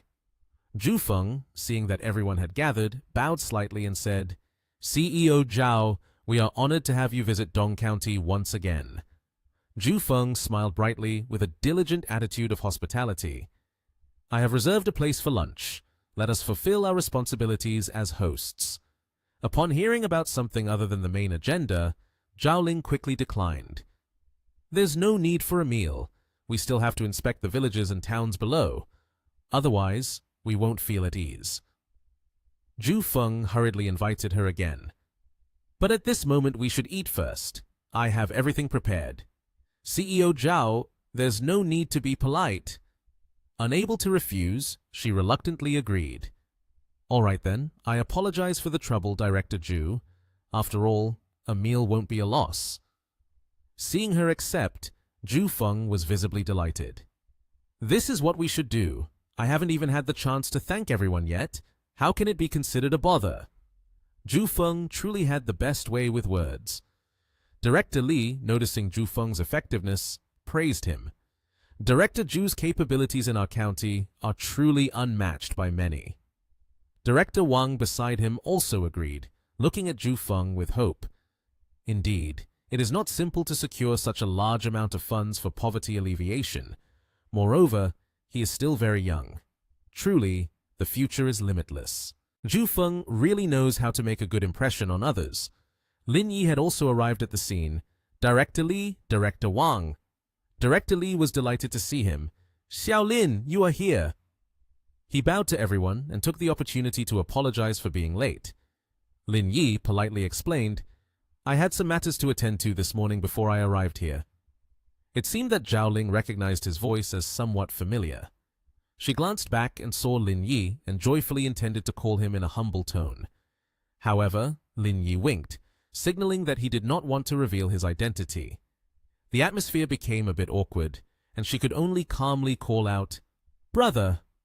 Seeing this, Zhu Feng unexpectedly asked, "CEO Zhao, do you know him?" Hearing this, Zhao Ling put on a businesslike smile and raised her hand towards Lin Yi, clearly introducing, "Of course I know him. It was Lin Yi who informed me about the situation, and that is how we decided to proceed with the second round of support for Dong County. Otherwise, I wouldn't be here." Director Li and Director Wang were quite surprised by Lin Yi and asked again, "Director Lin reached out?" Despite Zhu Feng gritting his teeth and frowning, the unexpected introductions and greetings came to an end just as Zhao Ling spoke up. "It's just in time. We were planning to go for a meal. Would you like to join us?"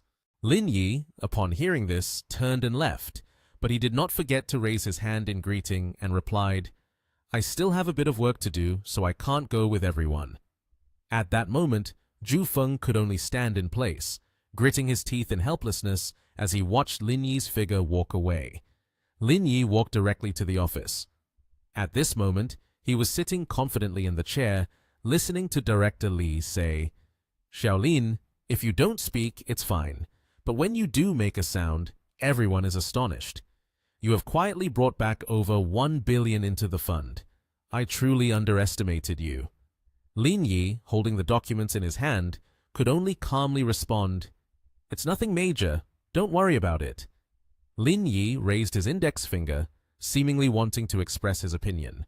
"I want to use that money to drill some wells in rural areas. This will ensure there is water available during droughts. What do you think, Mr. Li?" Director Li, upon hearing this, showed a very approving expression and replied, "This is certainly good. I feel that after this issue is addressed, we will quickly see results." It seemed that this was not the final issue he wanted to address, so he handed the draft in his hand to Director Li and continued. "Furthermore, the soil environment here is generally not good, with high alkalinity. It is very difficult to improve it in a short period." He related to the lush green rice plants in the field and continued with enthusiasm. "I want to contact people at the Agricultural Scientific Institute to improve the seeds, enhancing their alkaline tolerance like this. It could also increase yields." Director Li held the manuscript in his hands, flipping through it with an excited demeanor, and responded, "That's fantastic, but we don't have the capital to fund their research like this." Lin Yi appeared confident, raised his hand to reassure, "No problem, I will find a way." Director Li was taken aback, thrilled by the person named Lin Yi. So delighted that he had to shout loudly, "You are quite impressive too." Lin Yi was just handing the document in his hands to Li when he suddenly remembered. "Right, Mr. Li, there's something coming up. We can organize an investment solicitation meeting starting now to prevent long nights filled with dreams." Mr. Li held the document in his hands, somewhat puzzled.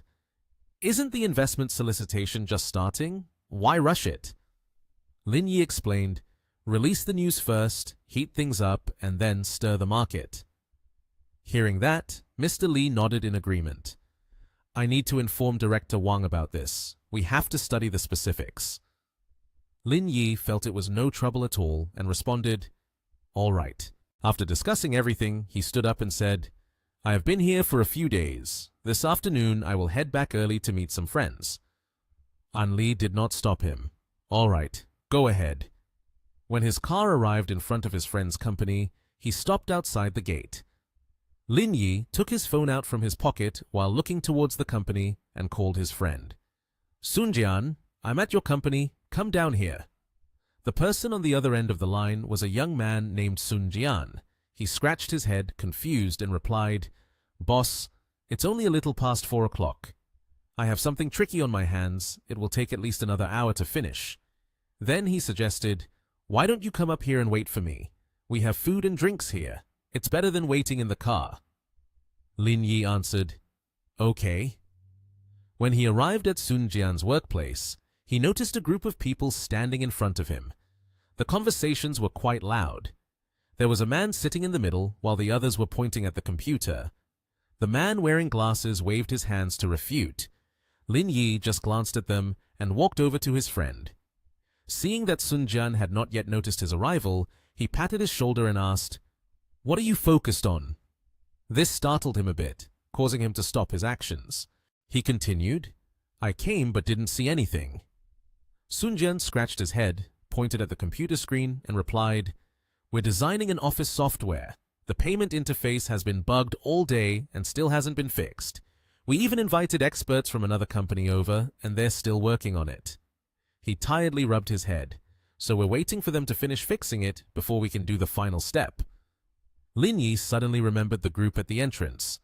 I find it hard to resolve that in a short time.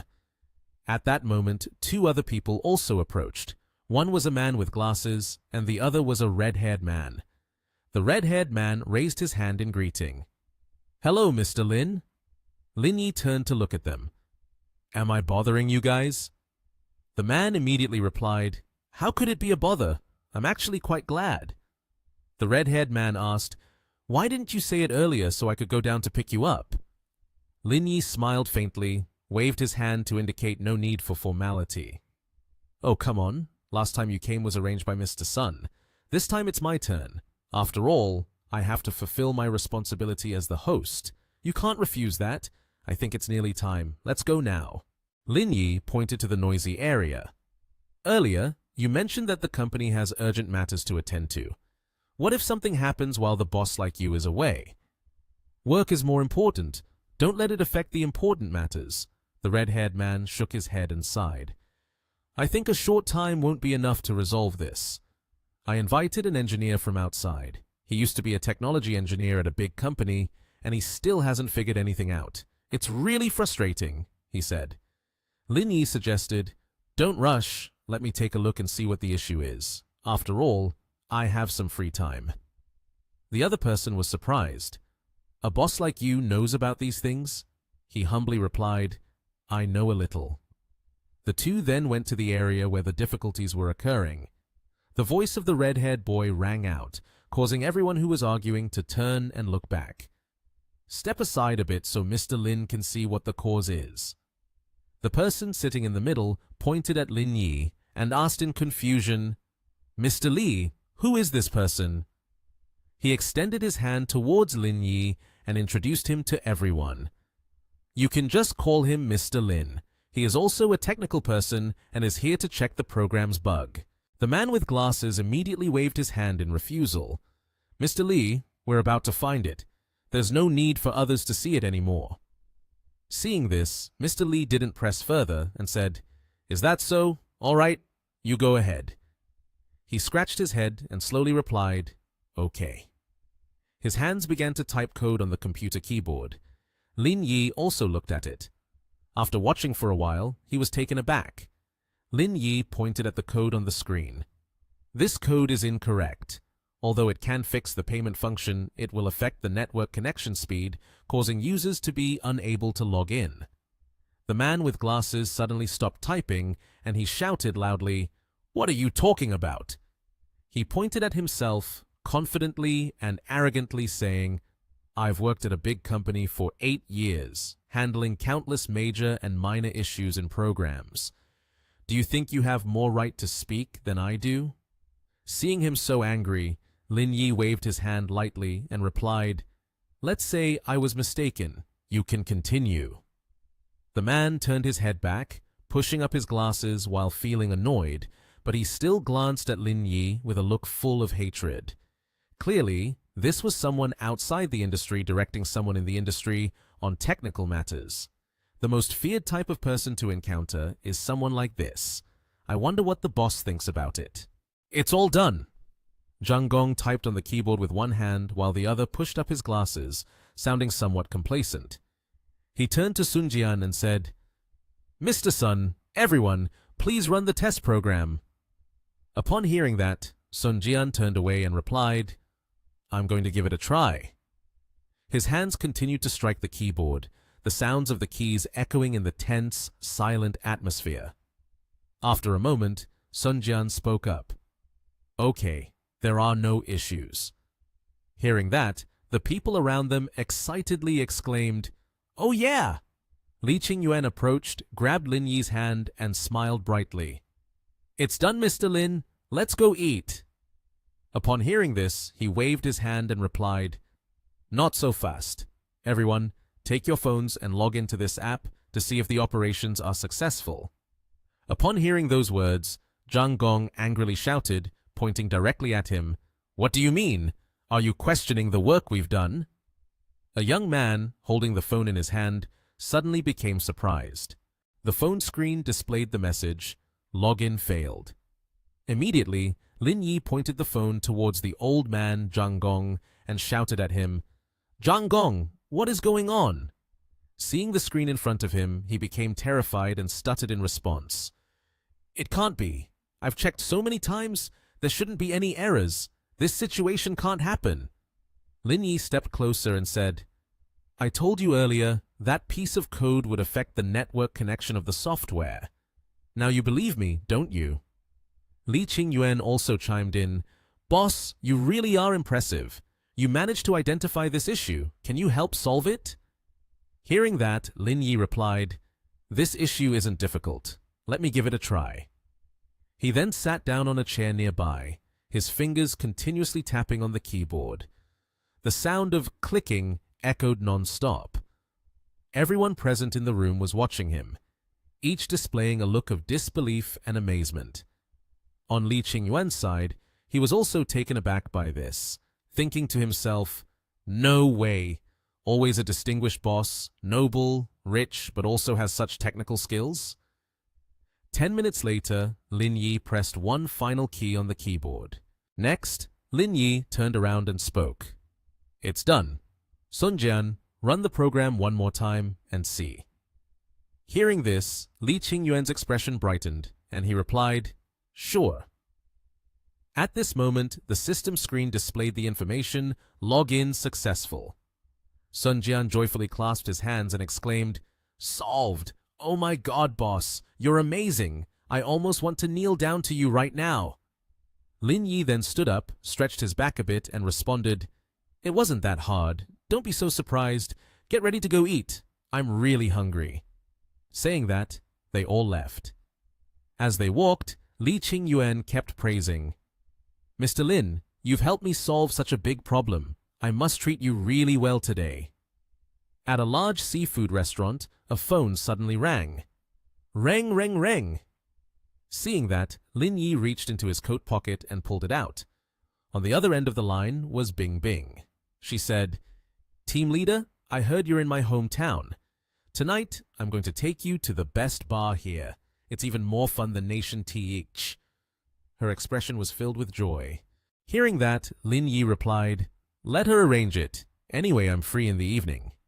Sitting opposite, Sun Jian blushed, pointed at him, and kept teasing, saying, "Boss, who called you? I can hear it's a female voice."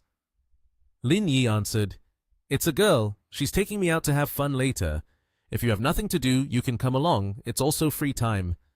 Li Qingyuan, sitting next to him, also chimed in, "Mr. Lin, which girl has caught your eye? She must be quite impressive." "She's not bad at all," Lin Yi replied.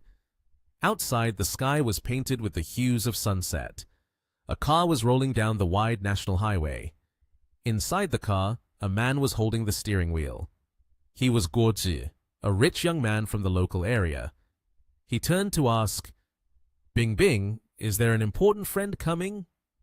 Hearing that, Bing Bing became serious. "It's a very important friend and very capable too, even more capable than Qin Han." Seeing her say that, Guo Zhi replied, "Someone like that should indeed be connected with. People like that usually have very wide networks.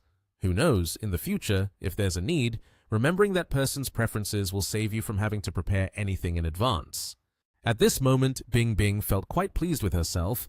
She leaned forward and spoke in a tone full of confidence. "Hobbies, just like me, are good. By the way, I remember you have a younger sister. She's pretty nice looking. Would you like her to come over to hang out?" Not seeing any issue with that, Guo Zhi replied, "Sure, she's off today, so she might come back. I'll call her later." Half an hour later, at a bar, Guo Lu sat inside a car. She was on the phone, her tone somewhat unclear. "Really? That impressive? Got it. I'll stop talking for now. I see a parking spot. I'm about to park and then find you." As she spoke on the phone, her car slowly approached an empty parking space. Suddenly, from outside, a black car rushed in and parked right there. Seeing this, Guolu became annoyed, opened the car door, and stepped out. She shouted, "Hey, do you have any manners? That's the parking spot I was aiming for." Lin Yi stepped out of his car and, seeing this, exclaimed in surprise, "Wow, you're here?" Guolu, noticing him, became furious and pointed directly at him, shouting, "This spot isn't named after you. How did it become your parking spot? Are you out of your mind?" Hearing that, he replied, "Well, this spot isn't named after you either. How did it become your parking spot? Are you out of your mind?" Guolu said, "This is Dong County. Don't pretend with me." Guolu crossed her arms and directed an annoyed gaze towards their group. Seeing the situation unfold, Sun Jian felt awkward. He leaned in close to Lin Yi and said softly, "Boss, if you two know each other, let's just let this go. It's just a parking spot. We can find another place." "Why should we find another spot? I've already parked," Lin Yi replied firmly. Hearing that, Guolu was a bit taken aback. She held her phone in her hand and continued, "Lin Yi, let me tell you, my brother is currently in this bar. If you don't move your car to another place, I will call him." He scoffed disdainfully.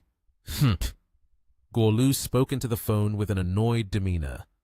"Brother, I'm standing in front of the bar, and there are some people who are looking for a parking spot for me, but they refuse to give it up. You should come out and see."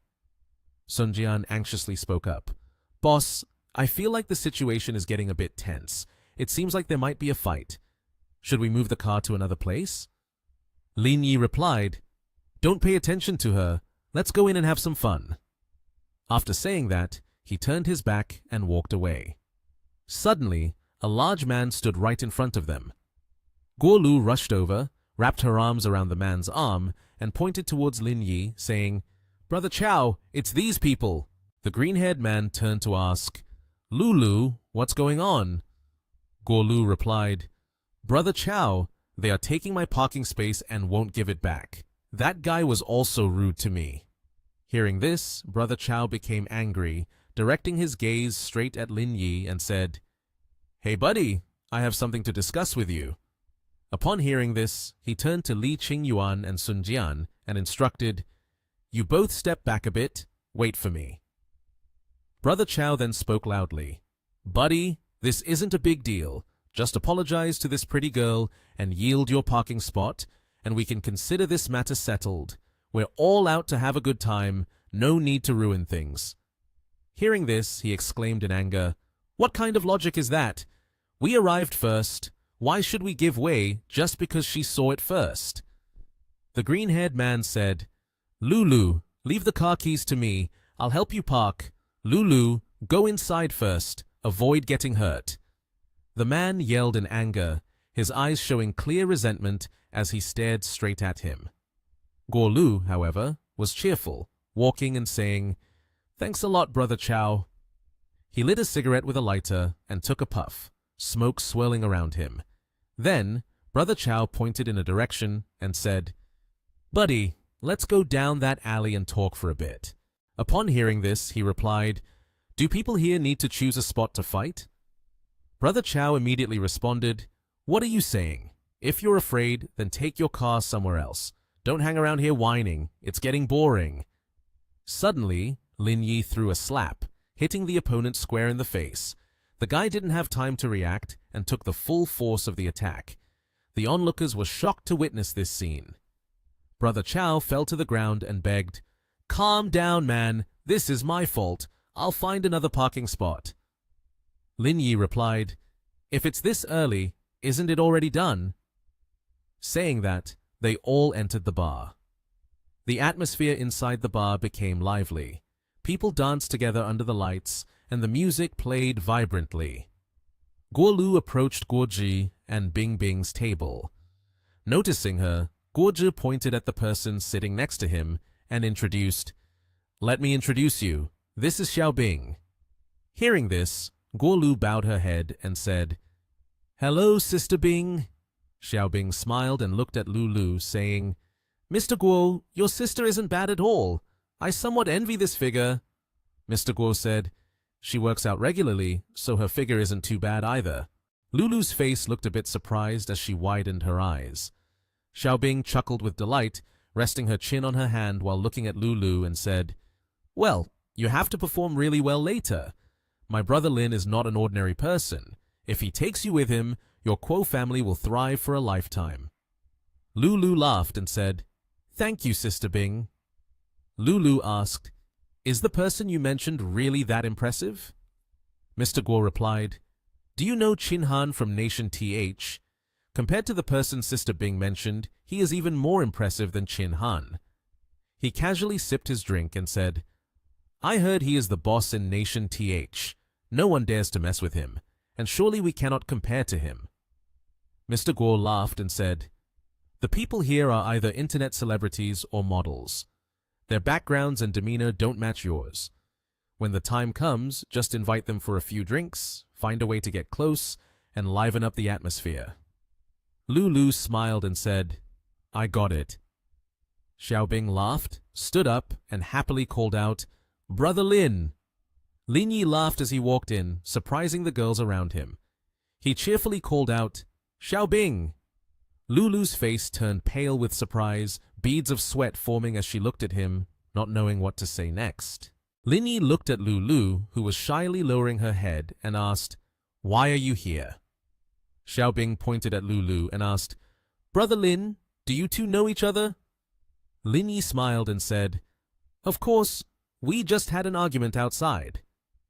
Lulu lightly pointed ahead and said, "Sister Bing, he is the person working on poverty alleviation in Dong County. How could he be?" Xiaobing looked at her and asked, "Poverty alleviation?" Xiaobing walked over to Lin Yi and asked, "Brother Lin, why are you doing that kind of work?" Lin Yi looked at Lulu, seeing her panicking to the point of turning pale. He said, "I had nothing to do, went there to kill time, and accidentally ran into her."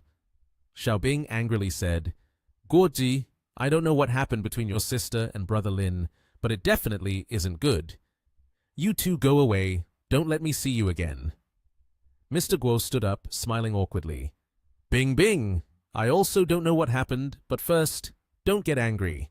I will have my sister apologize to young Master Lin." Mr. Guo turned and said, "What are you still standing there for? Hurry up and apologize to young Master Lin." Lulu lowered her head and said, "Brother Lin, I know I was wrong. Please don't hold it against me." Xiaobing, looking displeased, stood with her arms crossed and said, "Hurry up! My brother Lin doesn't like this kind of thing. Don't anger him or you'll regret it." Both of them were taken aback when they heard her say that, unsure of what to say. Mr. Guo laughed, saying, "Well then, you all just stay here and have fun. We'll take our leave."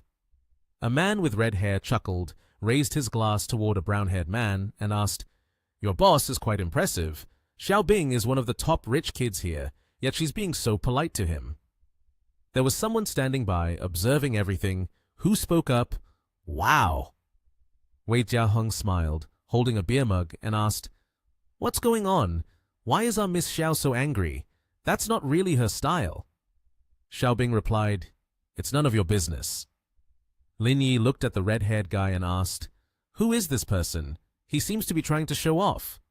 The red-haired guy answered, "He is Wei Jiaheng, the second son of the Wei family. They and the Xiao family are both top clans in Yuhang, but it's said they've never gotten along." Wei Jiaheng smiled, looking at Mr. Guo's two siblings, and asked, "Did you two get kicked out?"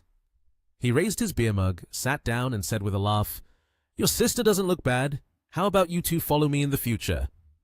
The two siblings lowered their heads and replied with a smile, "Thank you, young Master Wei." Xiaobing, visibly displeased, said to Guozhi, "I'm glad I never thought highly of you. With that kind of personality, you really are pathetic." Mr. Guo smiled and said, "Bing Bing, I have no other choice. You were the one who drove me away, and now I'm standing by young Master Wei. What's wrong with that?" Xiaobing replied with annoyance, Trash." Wei Jiaheng asked, "Sister Bing, it's been a long time since I've seen you here. Where have you been making money?" Xiaobing smiled and said, "I went to Nation TH. The project is almost finalized. I've been busy with that lately." Wei Jiaheng chuckled, leaned slightly and said, "That's good news. I have to treat you to a few bottles of wine to express my sincerity." Xiaobing smiled and said, "The wine here isn't too expensive. I can pay for it myself. No need to trouble you to pay. Your monthly allowance isn't that much. No need to waste it on me. I'm not short of those few bottles of wine from you." Wei Jiaheng, smoking a cigarette, said, "You might not know, but I recently took over the Wei family business." He smiled, exhaled smoke, and continued, "A few days ago, I bought this bar.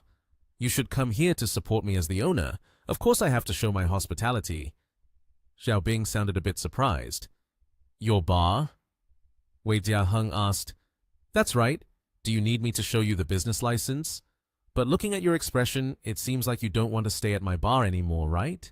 Wei Jiaheng smiled and looked at Xiaobing, saying, "If Sister Bing doesn't want to stay here to play, she can go to another bar. I've recently made friends with the owners nearby. I can get a discount for you." Xiaobing got angry. "You—" Wei Jiaheng laughed. "Ha ha, Sister Bing, you might not even know where the exit is. I'm going to see the guests off." Mr. Guo smiled and looked at Wei Jiaheng, saying, "All right, young Master Wei." Mr. Guo said with a smile, "Bing Bing, let's go. I'll take you all." Xiaobing laughed, stood up, and said to Lin Yi, "Brother Lin, I'm really sorry. I didn't expect this to happen. How about we change to a different place?" But Lin Yi held her hand, smiling as he asked, "Is it necessary to change places just because of a small matter like this?" Wei Jiaheng said, "Oh, my brother, look at your posture. It seems like you want to stand up for her. I've heard that your abilities are quite good. How about it? Do you want to fight?" Lin Yi replied, "It's not necessary to complicate things like that." Lin Yi's phone rang. The caller was Liang Ruoshu. He answered the call and said, "I'm sending the location of this bar. You can send someone to seal it off." Wei Jiaheng laughed, exhaling, and asked, "My brother, are you reporting me?" "Ha ha, this is because you did something wrong. If you can't beat me, you go and report me. How can we play like this?" Lin Yi calmly poured beer and said, "Now is a harmonious society. Fighting will harm the harmony. It is better to be a little civilized."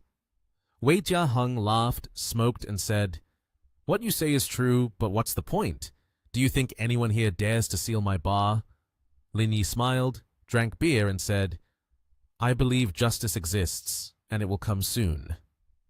Wei Jiaheng pointed at Xiaobing and asked with a smile, "Does your friend have a problem with his mind? He told me to believe in justice."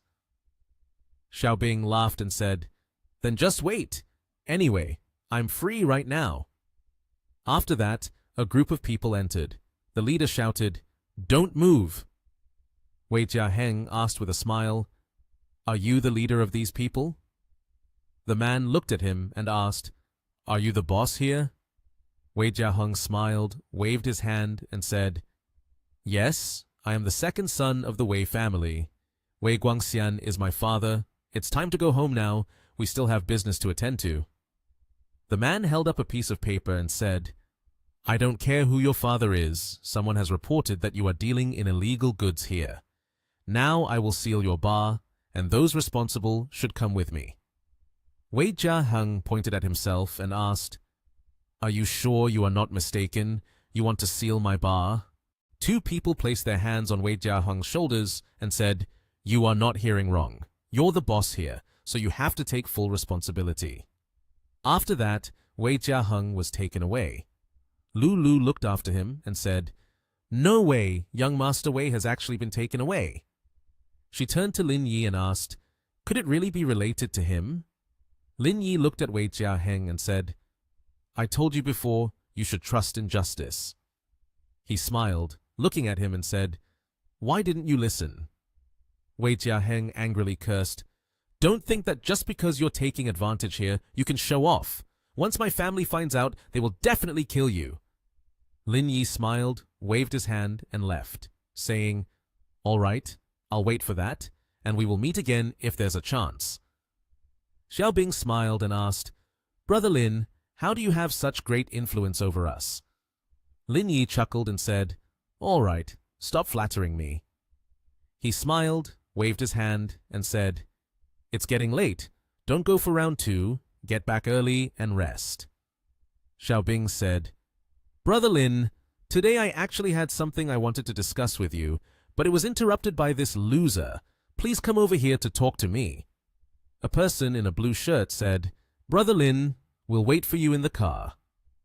At a super large villa somewhere, Xiaobing asked, "Brother Lin, you have extensive knowledge, and there is something I want to ask you for help with. Can you assist me?" Lin Yi stood in front of her and asked, "What's going on?" She replied, "Recently, there is a high-speed train project. My family wants to participate. Can you help?" Lin Yi smiled and said, "Let me take a look. I will help you find out." Suddenly, Xiaobing kissed Lin Yi on the cheek and said, "Thank you, Brother Lin. Tomorrow morning, I will come to the hotel and bring breakfast for you." Lin Yi looked at her happily as she left and exclaimed, "This person—" When Lin Yi was lying in bed, he heard the phone ringing. Then the door to his room opened slightly. Xiaobing, smiling cheerfully, held a bag and said, "Brother Lin, it's already past 8 o'clock. Get up. I brought breakfast for you. Look, it's all local specialties. Hurry and try it." Lin Yi looked at her with a puzzled expression and said, "It's only a little past 8 o'clock. You came too early." Xiaobing replied with a smile, "You came to my place and I am a team member. Of course, I have to serve the leader well. I hope you will promote me more in the future." Then the hot food was opened. While Lin Yi was eating, he looked at her and said, "In an organization like this, there's no need to be promoted too much. As long as you live long enough, your position will naturally rise." Xiaobing was a bit surprised and asked, "Really?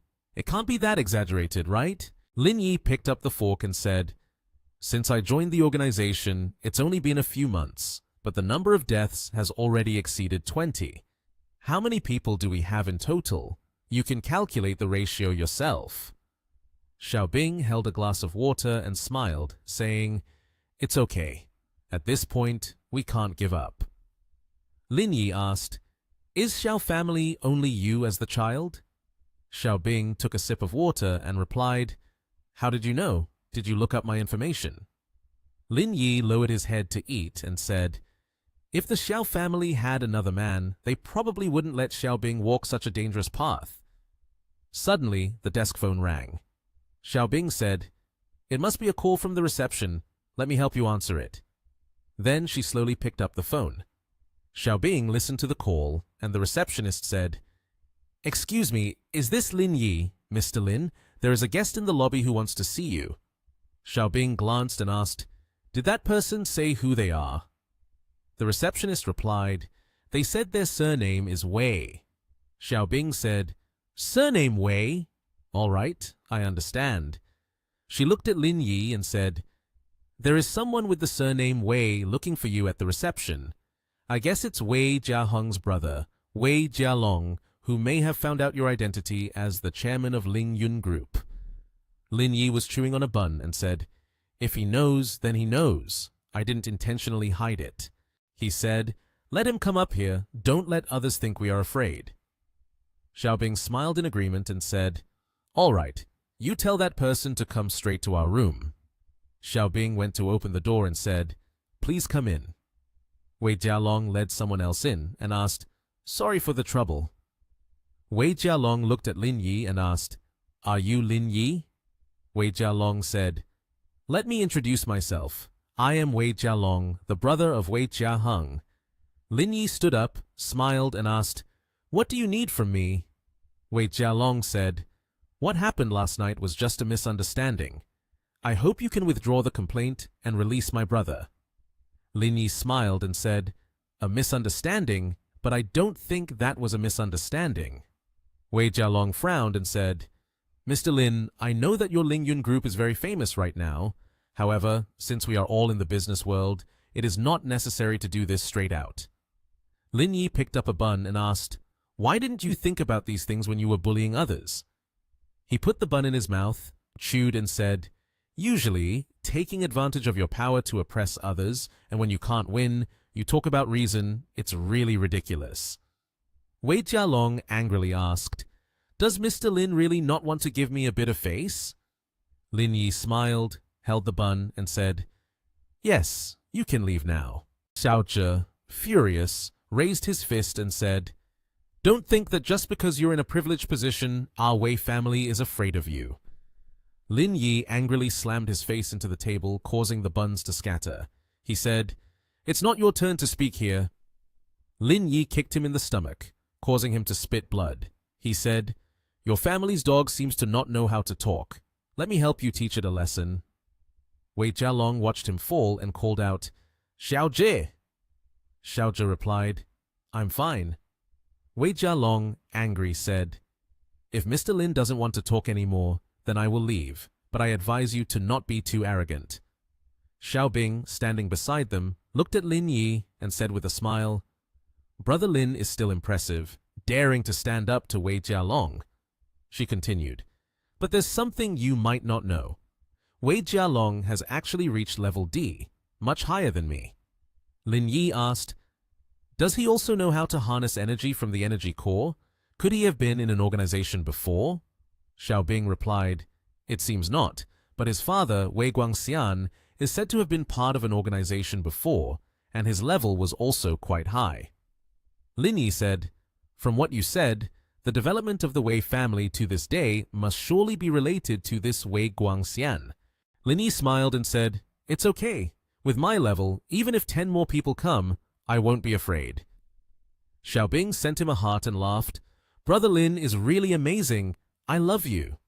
After that, in someone's car going somewhere, Xiao Zhe, with an injured face, asked, Brother Long, what should we do now? Wei Jialong said, Let's go back first and talk to my father about this. Wei Jialong continued, Right now, the high-speed rail project in Nation TH is at a critical moment. If negative news comes out, it won't be good for our family. We need to handle this matter more carefully. Xiao Zhe angrily said, Consider him lucky. If it weren't for the fact that this is a crucial time, I would definitely have someone beat him up. Wei Jialong said, It's not as simple as you think. The car was still moving forward, and there was a voice from someone inside. He said, Just now he struck, and you can see that an ordinary person is not his opponent. Let's go back to the company first. At the Wei family Jinwei group building, Wei Guangxian, Wei Jialong's father, looked at the two as they entered and asked, Back so soon, how is the matter being handled? Wei Jialong said, That young man did not accept the proposal and has no intention of backing down. Wei Guangxian said, He doesn't even give a little face. Although our company is not as good as Lingyun Group, we are still a well-known large enterprise, so there's no need to stubbornly fight to the end. Wei Jialong looked at Xiao Zhe and said, He is someone who refuses to listen to anything. Wei Zhe got beaten by him, and he didn't give him any face at all. Xiao Zhe said, Uncle, you didn't see the situation back then. He was extremely arrogant, completely disregarding us. He angrily said, If it weren't for the fact that this time is a bit sensitive, I would have found someone to beat him up for me. Wei Guangxian asked, How do you plan to handle this? Wei Jialong rubbed his eyes and said, After the negotiations on this project, I will go find him to talk further. If softness doesn't work, we must use toughness. But we have to keep Jia Heng in there for a few more days. Wei Guangxian said, That won't do. This matter has already spread outside. If we don't resolve it soon, the Wei family will be embarrassed. He said, This is indeed a bit tricky to handle. Let me call my friend Yan Jing, Xiao Zhe. You wait outside for him. Xiao Zhe replied, Yes. Liu Hong was calling him. Wei Guangxian answered the phone and said, Director Liu, long time no see. I have something I want to ask you. He asked with a smile, My youngest son has a conflict with someone named Lin Yi. Can you help me get him out? Liu Hong angrily asked, What are you talking about? Your son is in a conflict with Lin Yi. Do you know that Lin Yi is not only the chairman of Lingyun Group now, but also the team leader of Team 1? Liu Hong said, What do you want me to help with? How can I assist with this? Wei Guangxian asked in surprise, What are you saying? He is the team leader of Team 1. Wei Jialong listened to the phone and asked, If he is a member of the organization, then this matter will be easy. I can use the organization's methods to resolve the issue. There won't be any problems, right? Liu Hong frowned and said on the phone, "Do you really want to resolve this privately? We are all on the same side. There's no need to do that. I understand Lin Yi's capabilities very well. Even if someone gets injured, it won't be good." Wei Guangxian laughed on the phone and said, "It's fine. No matter what the outcome is, I will accept it. Then let's proceed like this. Next time you come to Yanjing, I will treat you to a meal." Wei Guangxian pointed at the phone and said, "What your father just said, I believe you heard all of it, right? Lin Yi is a member of the organization, and he is also the team leader of Team 1. Wei Jialong laughed and said, "He indeed has brought you great joy and surprise." He smiled, adjusted his tie, and said, "Being so young, not only does he own a large company, but he is also the team leader of the organization. Putting aside the hostility, I truly admire him." Wei Guangxian pointed at Wei Jialong and said, "You lead the person to find him. Use the organization's problem-solving methods. As a team leader, he won't refuse."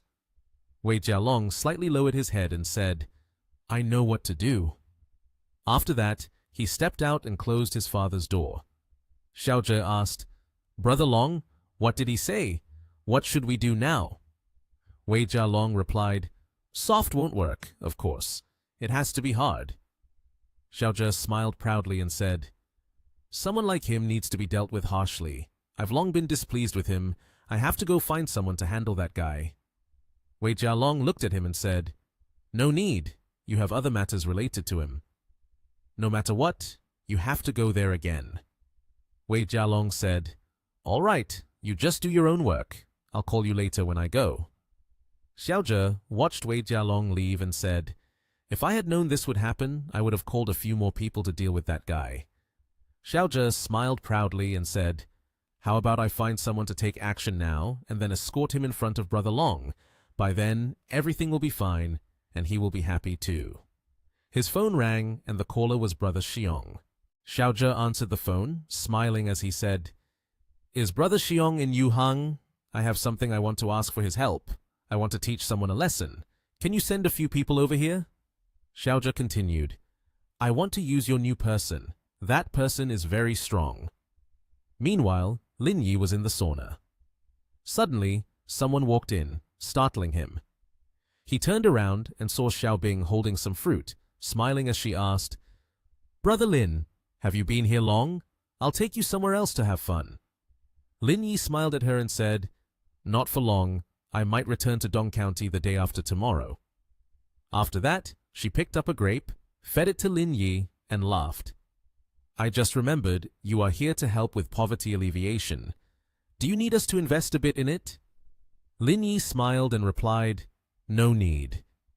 He ate the fruit, then said, "Don't change your decisions because of me. If you feel you can make money, then invest. If not, then don't invest." Soon after, someone knocked on the door. She said, "Miss Xiao, there is someone outside looking for Mr. Lin." Lin Yi stood up and asked, "Is someone looking for me?" A person sitting on the chair said, "Mr. Wei, there are only a dozen or so people here. There shouldn't be any problem, right?" Xiao Zhe said, "Of course, there won't be any problem." He smiled and continued, "I have already asked Brother Xiong. His subordinates are all involved in murder cases. They have trained in the past, and it is said their methods are very ruthless. He is definitely dead." A person with pink hair pointed at Lin Yi and Xiaobing, saying, "There they are." Xiao Zhe stood up and said, "Let's go. It's time to get down to business." He looked at Lin Yi and said, "Mr. Lin, you must still remember who I am, right?" Lin Yi smiled and asked, "Of course. Is it that kick that hasn't made you comfortable yet, so you came here to try again?" Xiao Zhe replied, "That's because I wasn't ready yet." He continued, "If you have enough courage, then follow me outside now, and we can settle this issue." Xiaobing laughed and said, "Ah, that's really scary." Xiao Zhe said, "This is a public place. Let's find somewhere without people to talk." Lin Yi said, "All right." In a narrow alley, Lin Yi followed him, with Xiaobing behind. Lin Yi glanced in a certain direction. Someone wearing a black hood pointed and said, "Is he the one we need to deal with? He doesn't look special at all." Xiao Zhe said, "Brother Jun, in your eyes, he truly seems nothing, but compared to an average person, he's strong. This morning he kicked me. My stomach is still feeling uncomfortable." Xiao Zhe smiled at him, waved his hand and said, "No need to use too much force. There's no need to break his legs or arms. Just control him, and that will be enough." The man in the hat looked to the side and said, "A Biao, it's just him alone. You handle this. Don't let us look like we are bullying someone else." A Biao laughed, cracked his knuckles, agreed, and said, "All right." Xiao Bing happily looked ahead, her knees pressed together, and said, "Oh dear, I'm so scared." Lin Yi glanced at her with an expressionless face, unsure of what to say. Then a Biao stepped forward. Lin Yi cheerfully grabbed his hand, but his face turned pained and bruised. A Biao switched to a fist, but Lin Yi used her hand to block it. A Biao then yelled in pain, "Ah!" Afterward, Lin Yi kicked him, sending him flying backward. The man took off his hat, looked at his underlings, and said, "So it turns out you have such skills. I underestimated you." Then it was his turn, charging quickly at Lin Yi. Before he could clench his fist, his face went pale and purple. Lin Yi also prepared herself, raising her fist. Then the two of them rushed into a fight. He fell down, clutching his hand, and screamed, "My hand!" Someone was approaching. Xiao Zhe said, "Brother Long, you finally arrived." Lin Yi turned her head to look at Wei Jialong and said, "Shut up! Who told you guys to come here?" Wei Jialong pointed ahead and said, "If there are no surprises, you are probably at level D, which means we are at the same level. There is also a distinction between high and low. I am about to reach level C, while you remain at level D. For a long time, there will be a gap between us. You don't need to be stubborn." Lin Yi chuckled and asked, "What if I don't believe in evil?" Wei Jialong prepared to fight and said, "I didn't take action this morning because I didn't want to create negative news. But if you are part of the organization, then we will resolve it in the organization's way. That shouldn't be a problem, right?" Lin Yi laughed and said, "You even investigated my identity? Stop talking nonsense, just make your move." Then Wei Jialong stepped forward. He threw a punch, but Lin Yi leaned aside and dodged his punch. Wei Jialong angrily asked, "Did you become the leader of Team 1 by relying on this ability to stay alive? You are just defending and not attacking?" Lin Yi smiled and said, "I just wanted to see how skilled you are." Then he laughed and said, "But now that's enough." After that, he punched Wei Jialong in the stomach, causing him to turn pale. He fell to the ground, coughed up blood, and let out some gasping sounds. Wei Jialong, with blood trickling from his mouth, asked, "How could your strength be stronger than mine? Teams 1, 2, and 3 in the list only have normal combat power. You are just an exception promoted. You can't be that strong." Lin Yi smiled and asked, "Just because I'm young and got to be the team leader, does that mean I'm an exception to the promotion? Isn't it because I'm too outstanding? My brother, your vision is really limited." Xiaobing laughed, patted Lin Yi on the shoulder, and said, "You're not just outstanding, you're extremely outstanding."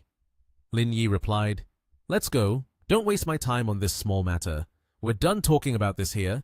If your Wei family doesn't know how to behave, just wait and see yourselves disappear completely." Xiao Zhe was supporting Wei Jialong. The Jin Wei Group is a large and reputable corporation, owning many massive high-rise office buildings built on hundreds of billion-dollar plots of prime real estate. Mr. Wei was being dressed by a beautiful girl, draped in an expensive, luxurious suit. His face was frowning, slightly angry, his eyes looking down at the watch on his wrist, complaining, "It's this late.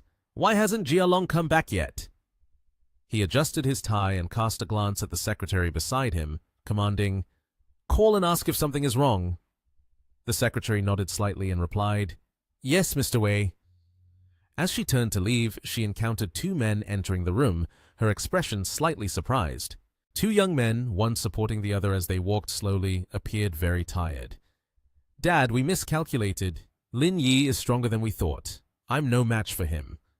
Mr. Wei didn't believe it. He questioned, how can that be? He got promoted because of his connections. His skills can't be better than yours. He explained, we guessed wrong. Lin Yi didn't rely on connections. He earned the position of team leader through his own abilities. Mr. Wei rested his chin on his hand, feeling confused. He frowned and hesitated before saying, so he quickly shifted his focus. With one hand behind his back and the other raising his index finger, he said, all right, let's put this aside for now. Expert Liang is about to arrive. If you're not seriously injured, come with me. Her guidance will have a decisive impact on our project. Jia Long, with determination, replied, I'll rest a bit, then change clothes right away. Mr. Wei, feeling uneasy, gave his son a thorough reminder. When you meet Expert Liang, be polite and cautious. You and Expert Liang are the same age. If you make a good impression, there might be opportunities. He hesitantly asked, is she the same age as you? Mr. Wei turned away slightly, propping his hands behind his back, and said with a smile, she's only a few years younger than you. The head of the Hua Run group is her mother. Just think about it. The Liang family has such great influence. If a relationship could be developed, whether with you or the Wei family, we would stand to benefit greatly. He shrugged lightly and replied awkwardly, this kind of thing can't be forced. If the other party is a bad person, I really can't do anything about it. Mr. Wei's face darkened upon hearing this. He suddenly turned around, slapped Jia Long hard on the face, and shouted loudly, shut up! His face was now filled with anger, looking very terrifying. He pointed directly at his son's face. This is my demand. You must make it happen. Jia Long, cowering, held his reddened and starting to swell face. Yes, I understand. In another tall building covered in glass, the girl with purple hair was helping Lin Yi take off his outer jacket, revealing his expensive designer suit. Brother Lin, are you busy this afternoon? Lin Yi smiled and replied, I have a friend coming to Yuhang. I need to pick her up this afternoon. The girl with purple hair, her face sad and a bit reluctant, said goodbye to him. Then I'll go ahead. Wait until you finish your work and then find me. Lin Yi replied somewhat indifferently, all right, you go do your own work. Don't waste your time on me. He picked up his phone and dialed a number, cheerfully asking, where are you now, Ruoshu? I'll come find you. A gentle woman's voice came through. I've arrived at the city center, but I have a dinner appointment with someone else here. You wait for me at the entrance of Jiangnan Spring Hotel. Jiangnan Spring Hotel is a hotel exclusively for the wealthy and elite, designed with exquisite and ornate details, located in the bustling heart of the big city. Mr. Wei and his son were hosting Specialist Liang. Thank you very much, Mr. Wei, for the dinner invitation today. Mr. Wei smiled back at her. Specialist Liang is being too polite. Jia Long was silently contemplating, staring intently at Specialist Liang, his gaze appraising. With this appearance and figure, it must be said that she is outstanding. Even entertainment stars cannot compare to her. Mr. Wei shook hands with Specialist Liang, and surely the dinner was very pleasant. Specialist Liang, let's put the project on hold for now. In a few days, we will arrange a schedule and take a trip to Nation TH, where we will discuss this matter in more detail. The friendly expert Liang replied, sure.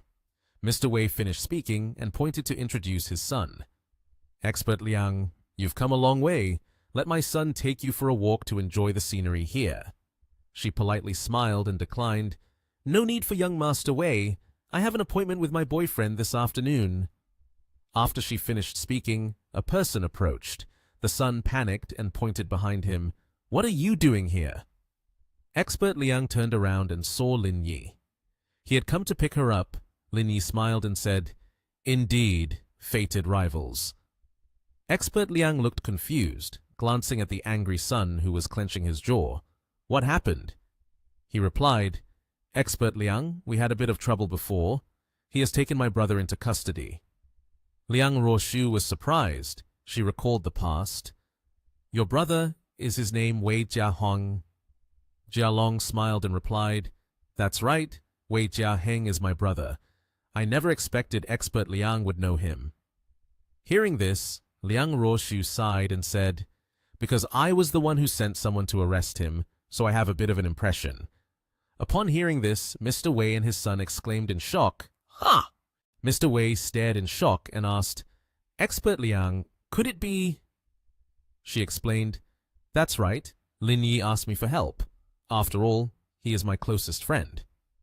She pointed to Lin Yi standing next to her.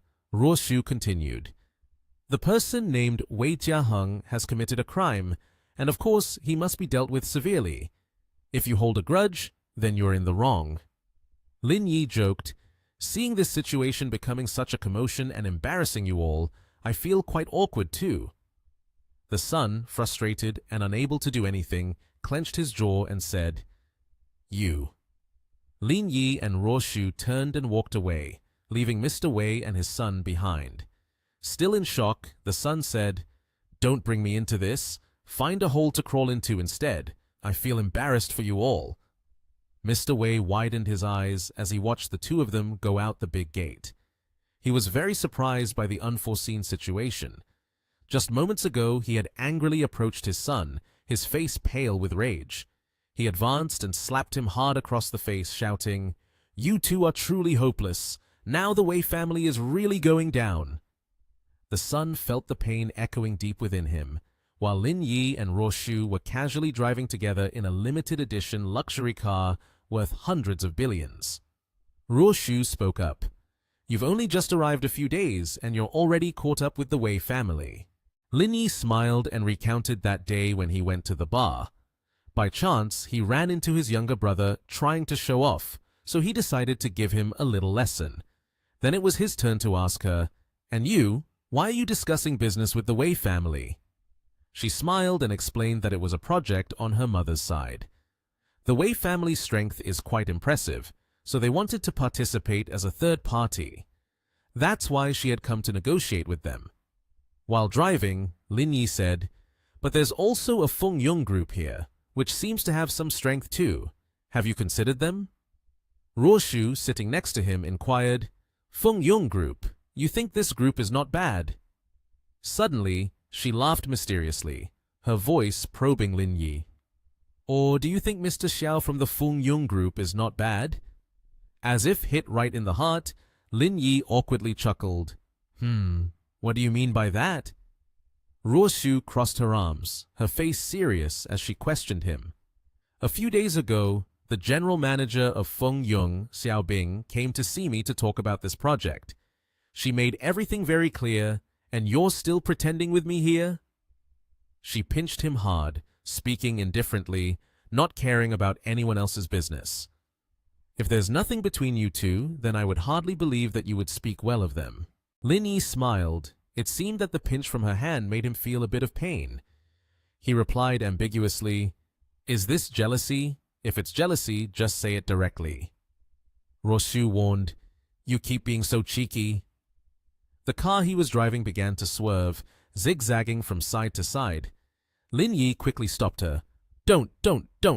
We're driving. Be careful or it might affect things." The night in the city was really beautiful, especially when in a luxurious hotel with the person he loved. Ruoshu had just finished showering, her hands drying her hair. She was wrapped only in a thin bath towel. She stepped out of the bathroom, the soft and alluring fragrance from her body wafted throughout every corner of the room. She asked, "Have you arranged things in Dong County?" Lin Yi, fiddling with his phone, replied, "Right now, the photolithography machine can be put into production. I'm planning to build an industrial zone for chip manufacturing. Therefore, I want to take this opportunity to build a chip production factory in Dong County." Ruoshu sat down beside him, listening attentively. She looked up at her boyfriend and suggested, "If you really plan to build a factory, Dong County is not the best option. Inland would be much better." Tae Ruoshu was about to take the moisturizer, but Lin Yi quickly took the cream from her hand. He explained, "This was discussed in the company's meeting. It's true that building a factory in Dong County will earn much less money, but as long as it doesn't incur losses, it's fine." He gently squeezed the cream from the tube into his palm and evenly applied it on Liang Ruoshu's long and beautiful legs, making her blush all over. Lin Yi continued to focus on the work. First, we need to adjust the structure of the local industry and address the issue of poverty. Only then can we explore ways to make more money. Hearing this, Ruo Shu excitedly replied, "Anyway, you don't lack money right now. Looking from various angles, building a factory in Dong County is also a sensible choice." Lin Yi looked at his girlfriend with dark intentions and gently said, "That's just one side of the issue. Moreover, I've arranged for my future mother-in-law to get involved, so there won't be any major problems in the short term." His hands continued to roam. Upon hearing this, Ruo Shu pretended to sulk and complained, "What's with the future mother-in-law and all? That's my mum. Don't call her randomly." Her leg also slipped away from his hand, but Lin Yi didn't stop. He bluntly pulled her towel, flashed a mischievous smile, and asked, "Does this still need your permission?" Ruo Shu let out a soft gasp in surprise as the scene in the courtyard unfolded. Her cheeks were as red as a ripe gak fruit, and her shy gaze met that of her partner. "You bastard! Don't mess around!" But Lin Yi simply lunged forward, pinning the beautiful girl down onto the bed. She wrapped her arms around his neck, and the two exchanged warm moments together. Their eyes full of affection, Lin Yi gently asked, "It's been a while since we met. Do you miss me?" The beauty honestly confessed, their lips almost touching with intimacy. He didn't hesitate to directly voice his curiosity. "Do you miss me, or just my body?" Liang Ruoshu, immersed in love, didn't shy away from admitting, "I miss you, I miss everything." The next morning, sunlight streamed through the glass window. Lin Yi yawned lazily, then glanced at his girlfriend soundly asleep beside him. His hand couldn't stay still, yearning to take advantage of her. Ruo Shu, disturbed by his touch, woke up and softly warned, "Don't touch." Then she sat up abruptly, rubbing her eyes in irritation as she looked at him, scolding, "You're so annoying. If it weren't for you, I could have slept a little longer."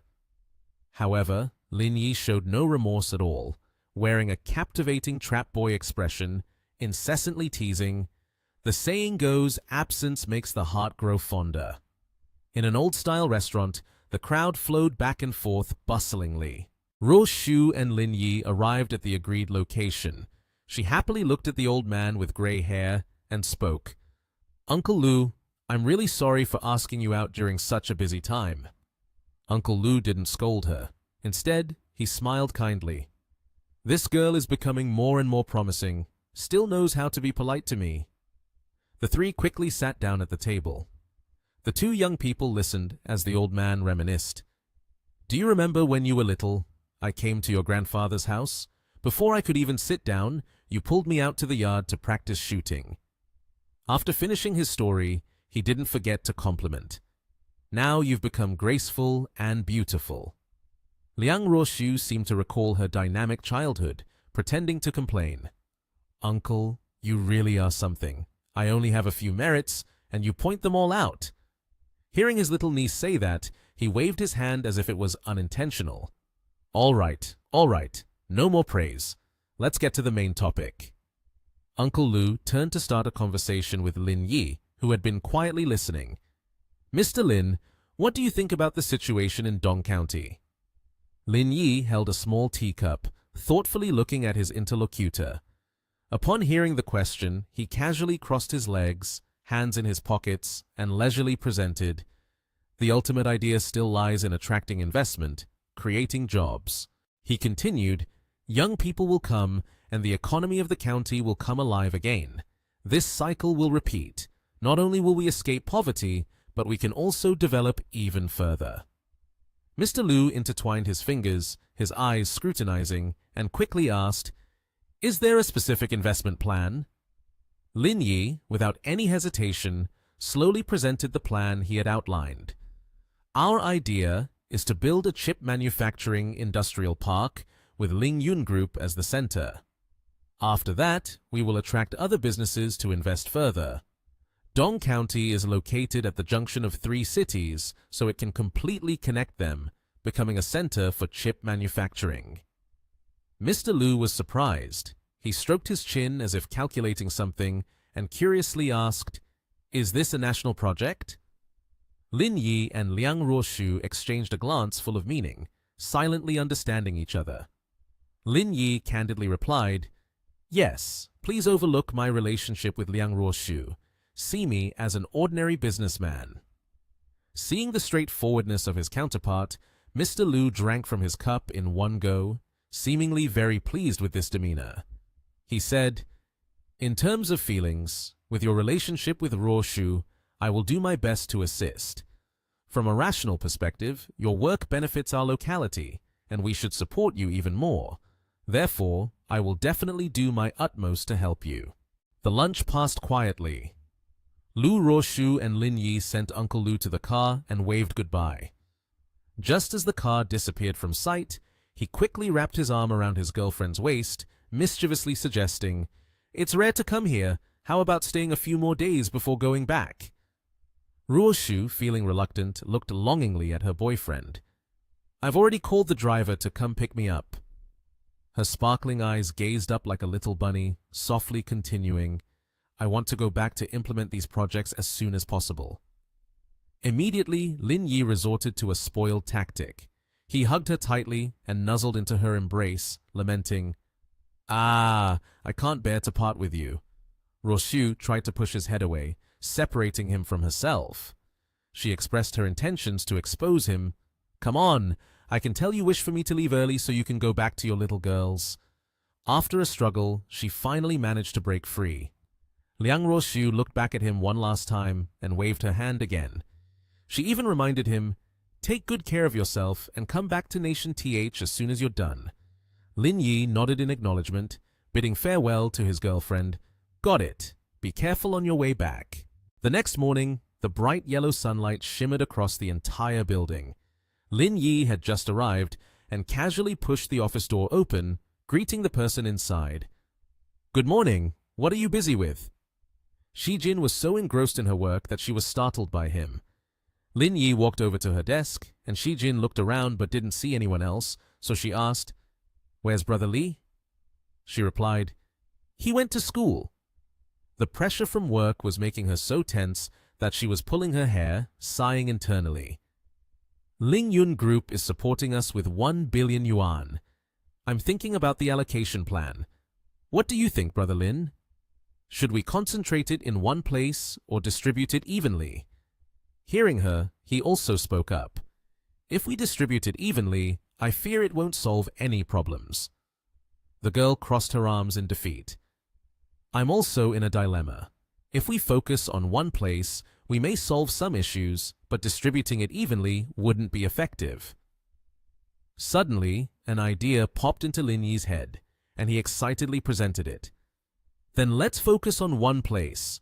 If there are any opinions below, Brother Li can handle them." Shi Jin laughed so hard that her shoulders shook at his words.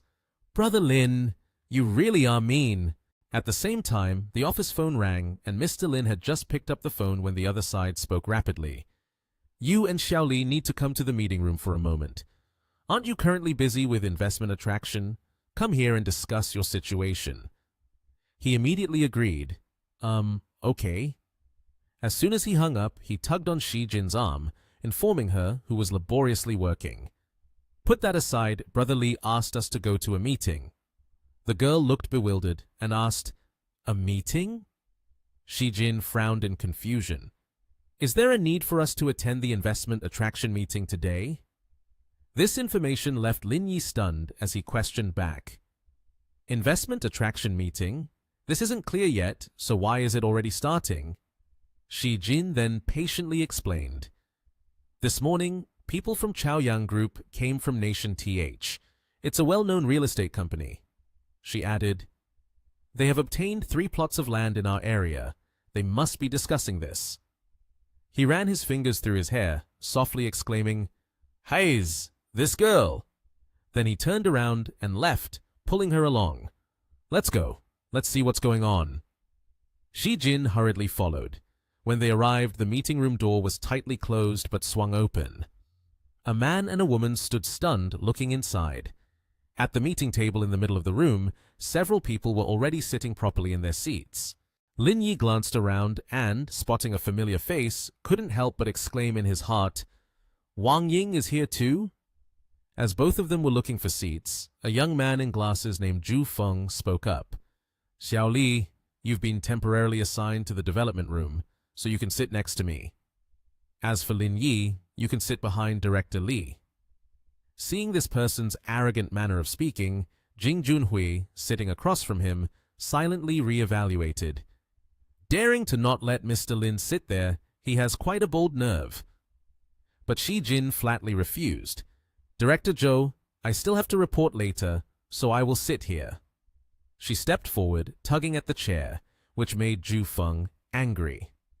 Yu Chaoxi, the person in charge of Dong County, then announced, "All right, let's continue the meeting." Yu Chaoxi looked at the documents and slowly reported the situation to everyone. "Mr. Ging, based on what was just said, the land can be priced at 500,000 yuan per acre. This is the lowest price we can offer." He began to point to the young man in a red vest, who was wearing glasses and looked knowledgeable, sitting close to him, and enthusiastically introduced him to Mr. Geng. "By the way, let me introduce you to this director from the development room. All future work will be handled by him and his team with full authority." Zhu Feng stood up promptly, showing great respect and flattered. "Mr. Geng, your investment in our 3 eastern districts will definitely not go wrong." Jing Junhui, vice president of the Chaoyang Group, seemed displeased. He crossed his arms over his chest and furrowed his brow as he looked at the young man in front of him, expressing, "But given the situation in Dong County, we cannot accept this price." Upon hearing this, Zhu Feng broke into a cold sweat, filled with confusion, rubbing his neck and speaking hesitantly. "This matter?" Lin Yi, sitting behind, couldn't help but chuckle disdainfully. But just then, Director Zhou confidently assured the vice president, "Mr. Geng, you can rest assured. We are actively attracting investment. The business environment will only improve. Investing will definitely not be a loss." However, Jing Junhui had no faith and posed a challenging question. "So is there any information about the county's investment attraction plan currently?" Director Zhou continued to ramble on without stopping. He persisted in painting a bright future vision. "This issue has been put on the agenda and a lot of supportive policy work has been done. We believe this round of investment attraction will receive very positive feedback." Jing Junhui showed a distinct aura. Both his gaze and tone reflected an intention to crush the person in front of him. "So that means the work on attracting new investment has only just begun. This investment of ours is just one of the bets, isn't it?" Being cornered to the point of losing his words, Zhu Feng angrily turned to criticize Lin Yi, who was observing. "Lin Yi, how are you working like this?" He lazily raised his eyes to look at the other person, feeling quite annoyed. "What do you mean?" At this moment, the other party had completely lost his composure, raising his voice and shouting right in Lin Yi's face. "The responsibility of attracting investment is yours. It's been so long already, and there are still no results. That's your irresponsibility." Seeing the situation becoming increasingly tense, Li Qingkai, sitting nearby, subtly glanced towards Zhu Feng. He felt pity in his heart, thinking, "That's a bit too much. Although Lin Yi is the one running around for the investment work, it hasn't even been a week." However, Lin Yi's demeanor seemed completely calm. He replied, "I haven't produced any results yet." Lin Yi took a breath, then unapologetically responded immediately. "If you don't know, then don't talk nonsense, okay? There are outsiders here. Don't you feel embarrassed?" But Zhu Feng was not to be outdone. He immediately challenged, "What have you accomplished? Report it to Mr. Geng then." As he said, Lin Yi held up a stack of important documents in front of everyone and solemnly declared, "The chip project of Lingyun Group Nation TH." His gaze was filled with disdain mixed with pity for the young man. Calmly, he continued, "They want to build a chip industrial center here. The location is at the intersection of 3 cities. The initial investment plan is 20 billion. Is this project enough?" Director Zhou felt uncomfortable, so shocked that he couldn't believe it. He immediately asked, "What did you say? You brought in an investment of 20 billion? Witnessing this clash, Jing Junhui was very pleased, but he did not hesitate to criticize Zhu Feng. Director Lin's project plan has more than all of yours combined. Because of this statement, Director Zhou couldn't continue. Li Qingkai cheerfully started a conversation with the vice president. Mr. Geng, how do you feel now? Jing Junhui's facial expression relaxed significantly compared to earlier. His tone was also cheerful as he said, very satisfied, but we still have to go back to report the situation to the leaders. If nothing unexpected happens, let's decide on this. Upon hearing this, Brother Li was all smiles, grinning widely. All right then, we'll pause here for today. Thank you all for coming to this survey. Everyone gradually stopped and dispersed, and Wang Ying didn't hesitate to flirt with Lin Yi, making him anxious. Before long, the office was left with just the two of them. Zhu Feng, feeling humiliated and unwilling to accept it, leaned against the table, extremely upset, and complained, "Damn it!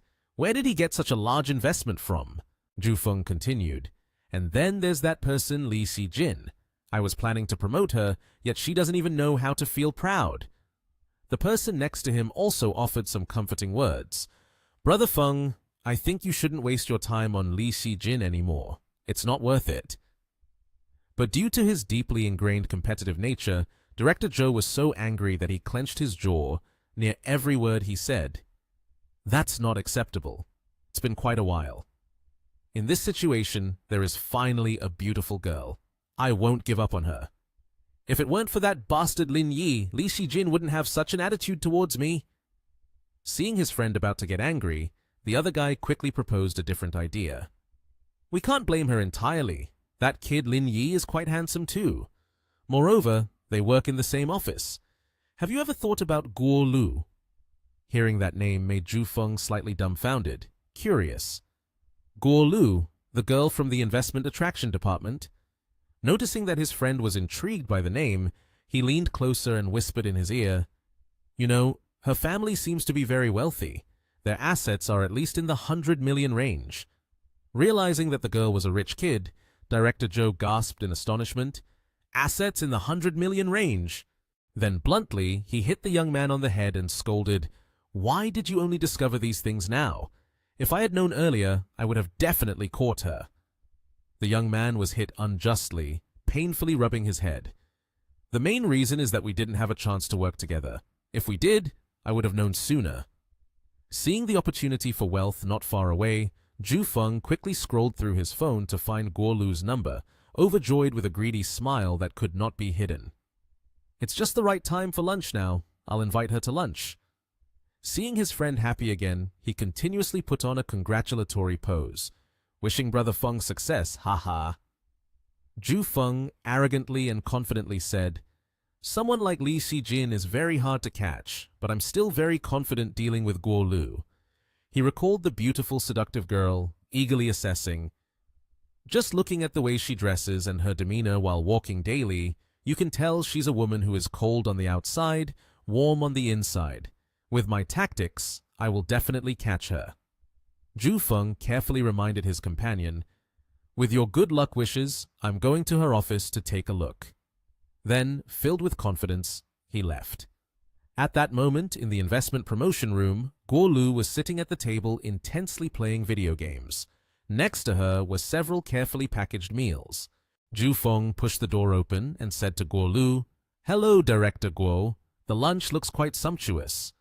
Guo Lu nodded and then stacked the containers together, saying, "It's all right, but it's not for me to eat. It's prepared for others." Seeing that, Zhu Feng subtly raised his glass and smiled with satisfaction.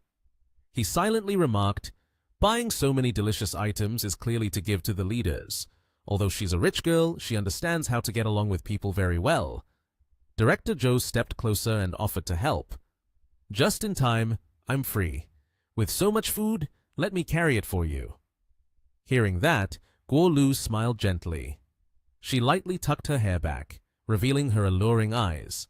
Combined with her light yellow deep-cut top and white bow tie, she became even more captivating and beautiful, stirring the hearts of those around. so the two shared the food bags and walked out of the room together.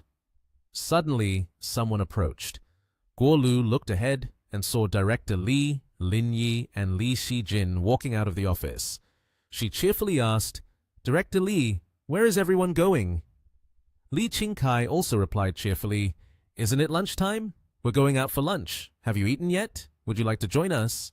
Guo Lu smiled radiantly, picked up the lunchbox in her hand, and replied, "No need to go anywhere. I have ordered for everyone already. There are even some fruits. Everyone, don't go out to eat." Zhu Feng beside her raised his eyebrows and asked Guo Lu, "Director Guo, did you buy these things to give to them?" She nodded and casually replied, "That's right, Director Lin. Because of the investment search, running around every day must be very tiring." Regardless of Zhu Feng's displeasure, Guo Lu excitedly continued, "I bought lunch for him so he doesn't have to go out to eat, saving lunchtime to rest more." Director Li saw this and felt puzzled. He questioned, "Director Guo, didn't you and Lin Yi argue earlier? Why now?" Li Xijin beside him was also surprised, secretly thinking, giving food to Lin Yi, what exactly happened between the two that could make her be so accommodating? Guo Lu then bowed slightly to apologize. "Earlier I didn't understand, but now I realize I was wrong." Lin Yi, hearing this, scratched his neck, wearing a faint smile. He looked at her with confusion, secretly thinking, Guo Lu's actions are somewhat puzzling. Li Qingkai then turned to Li Xijin, mischievously winking at her. "If you came to bring food to Lin Yi, then we won't disturb the two of you while eating." After speaking, Director Li and Li Xijin quickly walked away. Guo Lu glanced in their direction and smiled gratefully. She turned to Zhu Feng, who had been standing silently without saying anything. His hand, holding the food bag, tightened. She instructed, "Just place the food on Director Lin's desk." Hearing that, Zhu Feng, in anger, threw the food box forcefully to the ground. Frustrated, he turned and walked away, leaving Guo Lu with a confused expression and shouted, "I have things to do and no time for this." She picked up the food box and approached Lin Yi, bowing her head to apologize once more. "Brother Lin, I'm really sorry for that day. I hope you won't hold it against us." Lin Yi crossed his arms, a cunning smile on his face, and casually replied, "If I really wanted to settle the score, you wouldn't be here right now. If you don't believe me, you can go find out about the Wei family situation." Hearing that, Guo Lu spoke in a pitiful tone. "Thank you, Brother Lin. I apologize for my previous behavior." Lin Yi leaned against the cabinet and calmly said, "No need to apologize. I'm not a petty person, but if there's a next time, you all can deal with it by yourselves." Guo Lu nodded eagerly, lifting the lunchbox in her hand, and sweetly said, "Yes, yes, yes. There definitely won't be a next time, Brother Lin. I've already prepared lunch. Please eat a bit for my sake." Lin Yi, not wanting to make things difficult for her anymore, readily agreed. "All right, after all, it saves me a trip outside." One by one, the lunch boxes were opened and neatly arranged in front of Lin Yi. There was white rice, green vegetables, and stewed meat still steaming hot. Lin Yi picked up the lunchbox and took a bite, then told Guo Lu, "All right, just put it down and you can go." Hearing this, Guo Lu turned back, waved goodbye to him, her cheeks slightly flushed, and softly responded, "Then you just take your time eating." Lin Yi watched as Guo Lu happily walked out the door. Chewing his food, he thought, although she's not the best person, she does pick delicious dishes. Suddenly, Lin Yi's phone rang with a notification for an incoming call. As soon as he answered, he heard a woman's voice on the other end. "Have you had lunch yet?" Lin Yi replied casually, "I'm eating. How about you?" Wang Ying, on the other end, was sitting on the edge of the bathtub, crossing her legs and relaxing. She was wearing a seductive all-black dress, and while closing her eyes, she said with a smile, "I've eaten well already. I've booked a room at the hotel to prepare for some exercise to digest the food. 4 Seas Hotel, room 409. Lin Yi, upon hearing this, seemed to understand her meaning. He mischievously replied, "Got it." A little while later, at the 4 Seas Hotel, Lin Yi stood in front of room 404, which was slightly ajar. He smiled to himself, walked into the room, and casually closed the door. Lin Yi approached the bathroom door and forcefully pulled it open. At that moment, in the bathroom, Wang Ying was sitting in the bathtub, her body exposed and wrapped only in a towel. Hearing the sound, she turned to look, revealing her cheeks slowly flushing pink. Lin Yi stepped inside, looked at her, and teasingly said, "Taking a bath during the day without closing the door, you're quite brave." Wang Ying had turned fully around by then, revealing her ample curves hidden in the steam. She gave a mesmerizing smile and replied, "If I didn't have that kind of bravery, I wouldn't dare come to find you to engage in some exercise." Lin Yi seemingly could no longer resist, moved closer, and picked up Wang Ying, who was still in the bathtub, causing her to panic. He grinned mischievously and said, "Then that kind of bravery of yours is certainly not small." Seizing the moment, Wang Ying gently kissed Lin Yi on the neck and softly asked, "Did you miss me?" He could no longer resist the attraction and carried Wang Ying to the bed, then dropped her down hard, making her body even more alluring. She winced slightly in pain. Wang Ying leaned back against the pillow behind her, gently bit her lip, and looked at Lin Yi as he took off his outer coat. She flirtatiously said, "You little brat, why are you still so adorable?" After a while, Wang Ying was lying face down on the bed, breathing heavily. Her warm breaths served as evidence of a vigorous session. Lin Yi sat beside her, his bare torso revealing well-defined muscles. He glanced at Wang Ying and asked, "Are you sure you don't want to quickly get up and join Jing Junhui and the others?" At that moment, Wang Ying sat up and calmly replied, "After lunch, I asked Mr. Geng for permission, saying I had to go home early. If I disappear for the whole afternoon, Mr. Geng will definitely look for me, and it wouldn't be good if I got caught." Lin Yi moved closer and softly placed a kiss on Wang Ying's forehead, then advised, "Think carefully on your way back. Remember to be careful." Wang Ying smiled gently and whispered to him, "Yeah, also remember to take good care of yourself here." A moment later, at the Dongsan County Investment Promotion and Poverty Alleviation Office. In the office at that moment, Mr. Li Qingkai walked over to Li Xijin and instructed, "Xiao Li, please revise the photos taken and post them to promote our county well." He said, "I believe that after these factories are built, the economy of the county will become more vibrant." Director Li picked up the thermos, took a sip, and cheerfully continued, "Once these factories are operational, the population of the county will increase. Life will definitely get better and better. It's truly something to look forward to." Suddenly, Li Xijin turned around towards Lin Yi and curiously asked, "Brother Lin, why do you look so gloomy?" Hearing this, Lin Yi was startled and asked back, "Do I really look gloomy?" Li Xijin smiled and said, "It's quite evident on your face. We are getting closer and closer to the goal of escaping poverty. That's something to celebrate." Lin Yi scratched his ear, closed his eyes in thought, and then, feeling troubled, said, "It is indeed a cause for celebration, but if things continue like this, development will become increasingly imbalanced." He clasped his hands together and spoke earnestly, "I am thinking about how we can resolve this issue." Mr. Li Qingkai looked at him, puzzled, and asked, "Imbalanced development? Please go on. I'd like to hear what you have to say."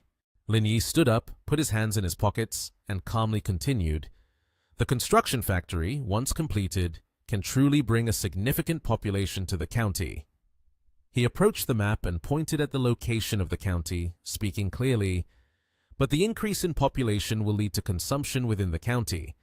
The beneficiaries of this will be the residents of the county town. If this continues, the wealth gap between the county town and the village towns will only widen. I think this is not good." Li Xijin contemplated for a moment before replying, "I have always been closely following the issue of production development in the village towns. Irrigation and flood control have been implemented, so there should no longer be any incidents like in previous years." Director Li beside him also nodded in agreement. "But the people in the village towns possess no other skills. Farming is their only means of livelihood. We can only do our best." Mr. Li Qingkai looked up at the ceiling and sighed. As for how far we can go, it depends on fate. Lin Yi crossed his arms and continued to explain. I believe a solution regarding land is necessary, not only to improve soil conditions to increase productivity, but also to plant new crops, enhancing both yield and quality. Only then can profits rise. This is the effective measure for rural residents to increase their income and improve their living conditions. Director Li nodded in agreement after hearing this. He furrowed his brow slightly and said, You are right, but we have to go to Bingcheng in the northeast. That's where the largest agricultural research institute in our nation is located. Lin Yi replied casually, I was thinking about that too. Suddenly, the desk phone rang. Director Li stepped out to answer it. On the line, a man's voice said, You and Lin Yi come to my office. He responded, Got it, Mr. Wang. As soon as he hung up, Director Li turned to Lin Yi, who was standing behind him, and said, Let's go, Mr. Wang called for us. There must be something important. In the secretary's office, everyone was already seated. At the head of the table sat Mr. Wang. He spoke up. Everyone is here. I will start discussing the main agenda. He gestured towards where Lin Yi and Director Li were seated and cheerfully announced, The current investment attraction work has temporarily concluded. All the results we have achieved so far are thanks to the efforts and dedication of Lin Yi and Mr. Li. On behalf of the county, I would like to thank you both. Li Qingkai, sitting next to Lin Yi, raised his hand and pointed at him, saying, Actually, I didn't do much. I just helped a little. Everything was done by Lin Yi. Upon hearing this, Zhu Feng, sitting across from them, showed clear signs of concern. Secretary Wang opened the lid of the water kettle, steam rising vigorously. He then began to speak. Today, I have called everyone here mainly regarding the issue of poverty alleviation. I believe that in the future, our economy will see significant improvements. However, he also proposed, but the issues of healthcare and education are equally important. Therefore, the focus of our work moving forward will revolve around these two issues. As soon as he finished speaking, Zhu Feng eagerly introduced, My family has very strong resources in both healthcare and education. We will definitely be able to assist with many matters. He adjusted his glasses and suggested to Secretary Wang, You can leave these two matters to me. My father was the deputy director of the 3rd hospital, and my mother used to be a lecturer at the Teachers' University.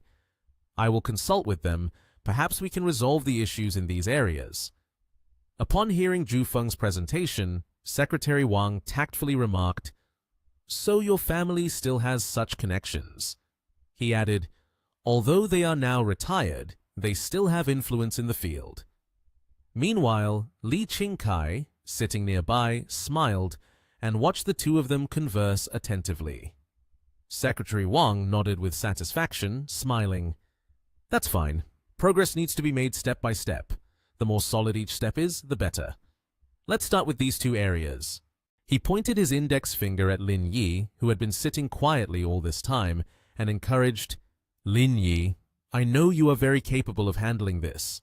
You two will take charge together and strive to complete this task well. Zhu Feng suddenly stood up, awkwardly looking for a way to decline. Secretary Wang, no need for that. With the resources and capabilities I have, I can complete it well on my own. Director Lin's assistance is not necessary. Secretary Wang remained seated, calmly explaining further. More people will make it easier for you. If not, you two can divide the work between you. I will be pleased with either of your successes. He appeared confident, placing his hand on his chest in assurance. Thank you, Uncle Wang, for your trust. In fact, I have been planning this for a long time. Therefore, I will definitely complete it well. Noting Zhu Feng's statement, he inquired curiously, If you've been planning this for a while, then what do you think should be done next? Zhu Feng then shared his plan. A few days from now is the day for promoting hepatitis B awareness. I plan to invite some doctors to hold a volunteer session in the countryside, while also allowing the doctors in our village to improve healthcare here. Secretary Wang seemed satisfied and praised. This approach is very good. The key is not to bring the treatment methods back, but rather to enhance the skills of the doctors. Then he turned to Lin Yi and asked, Lin Yi, do you have any thoughts on this?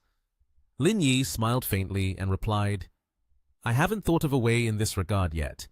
I still need to think more about how to implement it. Upon hearing this, Secretary Wang immediately stood up, put his hands in his pockets, and announced the end of the meeting. This is not urgent.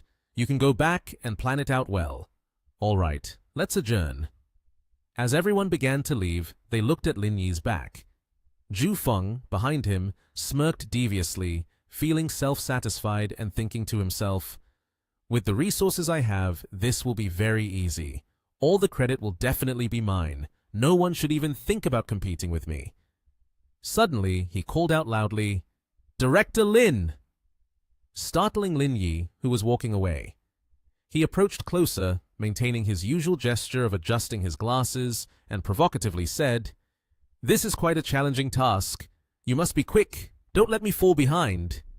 Lin Yi remained silent, putting his hands in his pockets and listening to him. He appeared unfazed and took the opportunity to retort, You better take care of your own matters. Why hasn't your memory improved at all?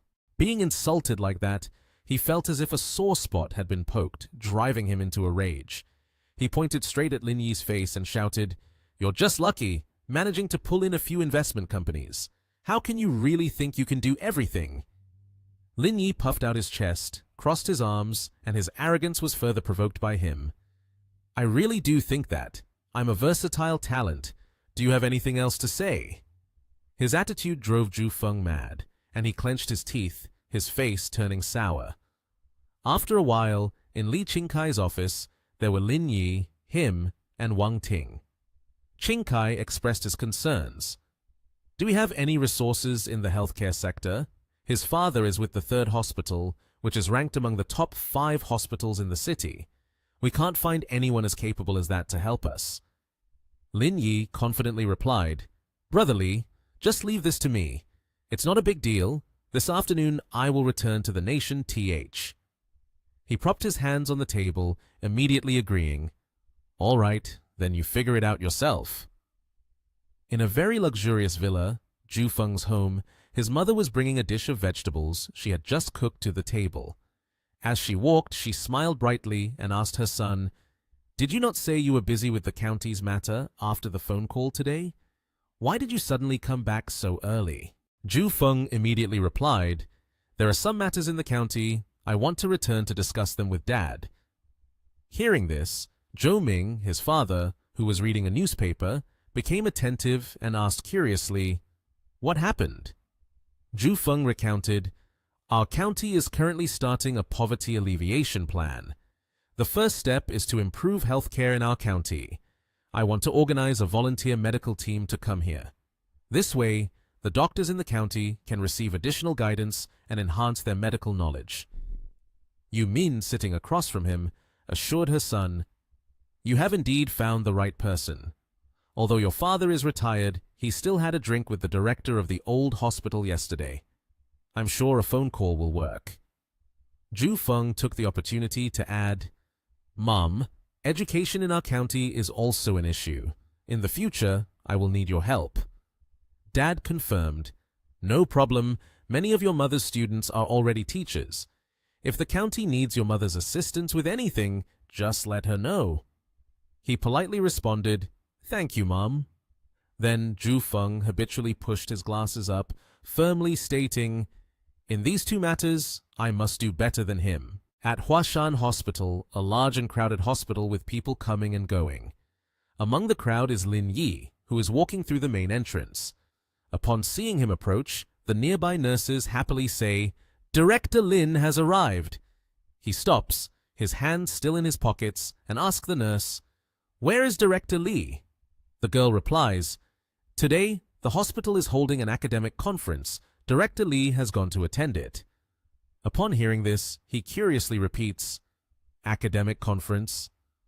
The brown-haired girl then explains, It seems to be a national-level conference. Quite a few experts from both within the country and abroad are here. It's taking place in the staff auditorium of our hospital. After receiving enough information, Lin Yi turns to leave, stating, "All right, I understand now." Suddenly the girl speaks up to stop him. Hey, Director Lin, don't rush off.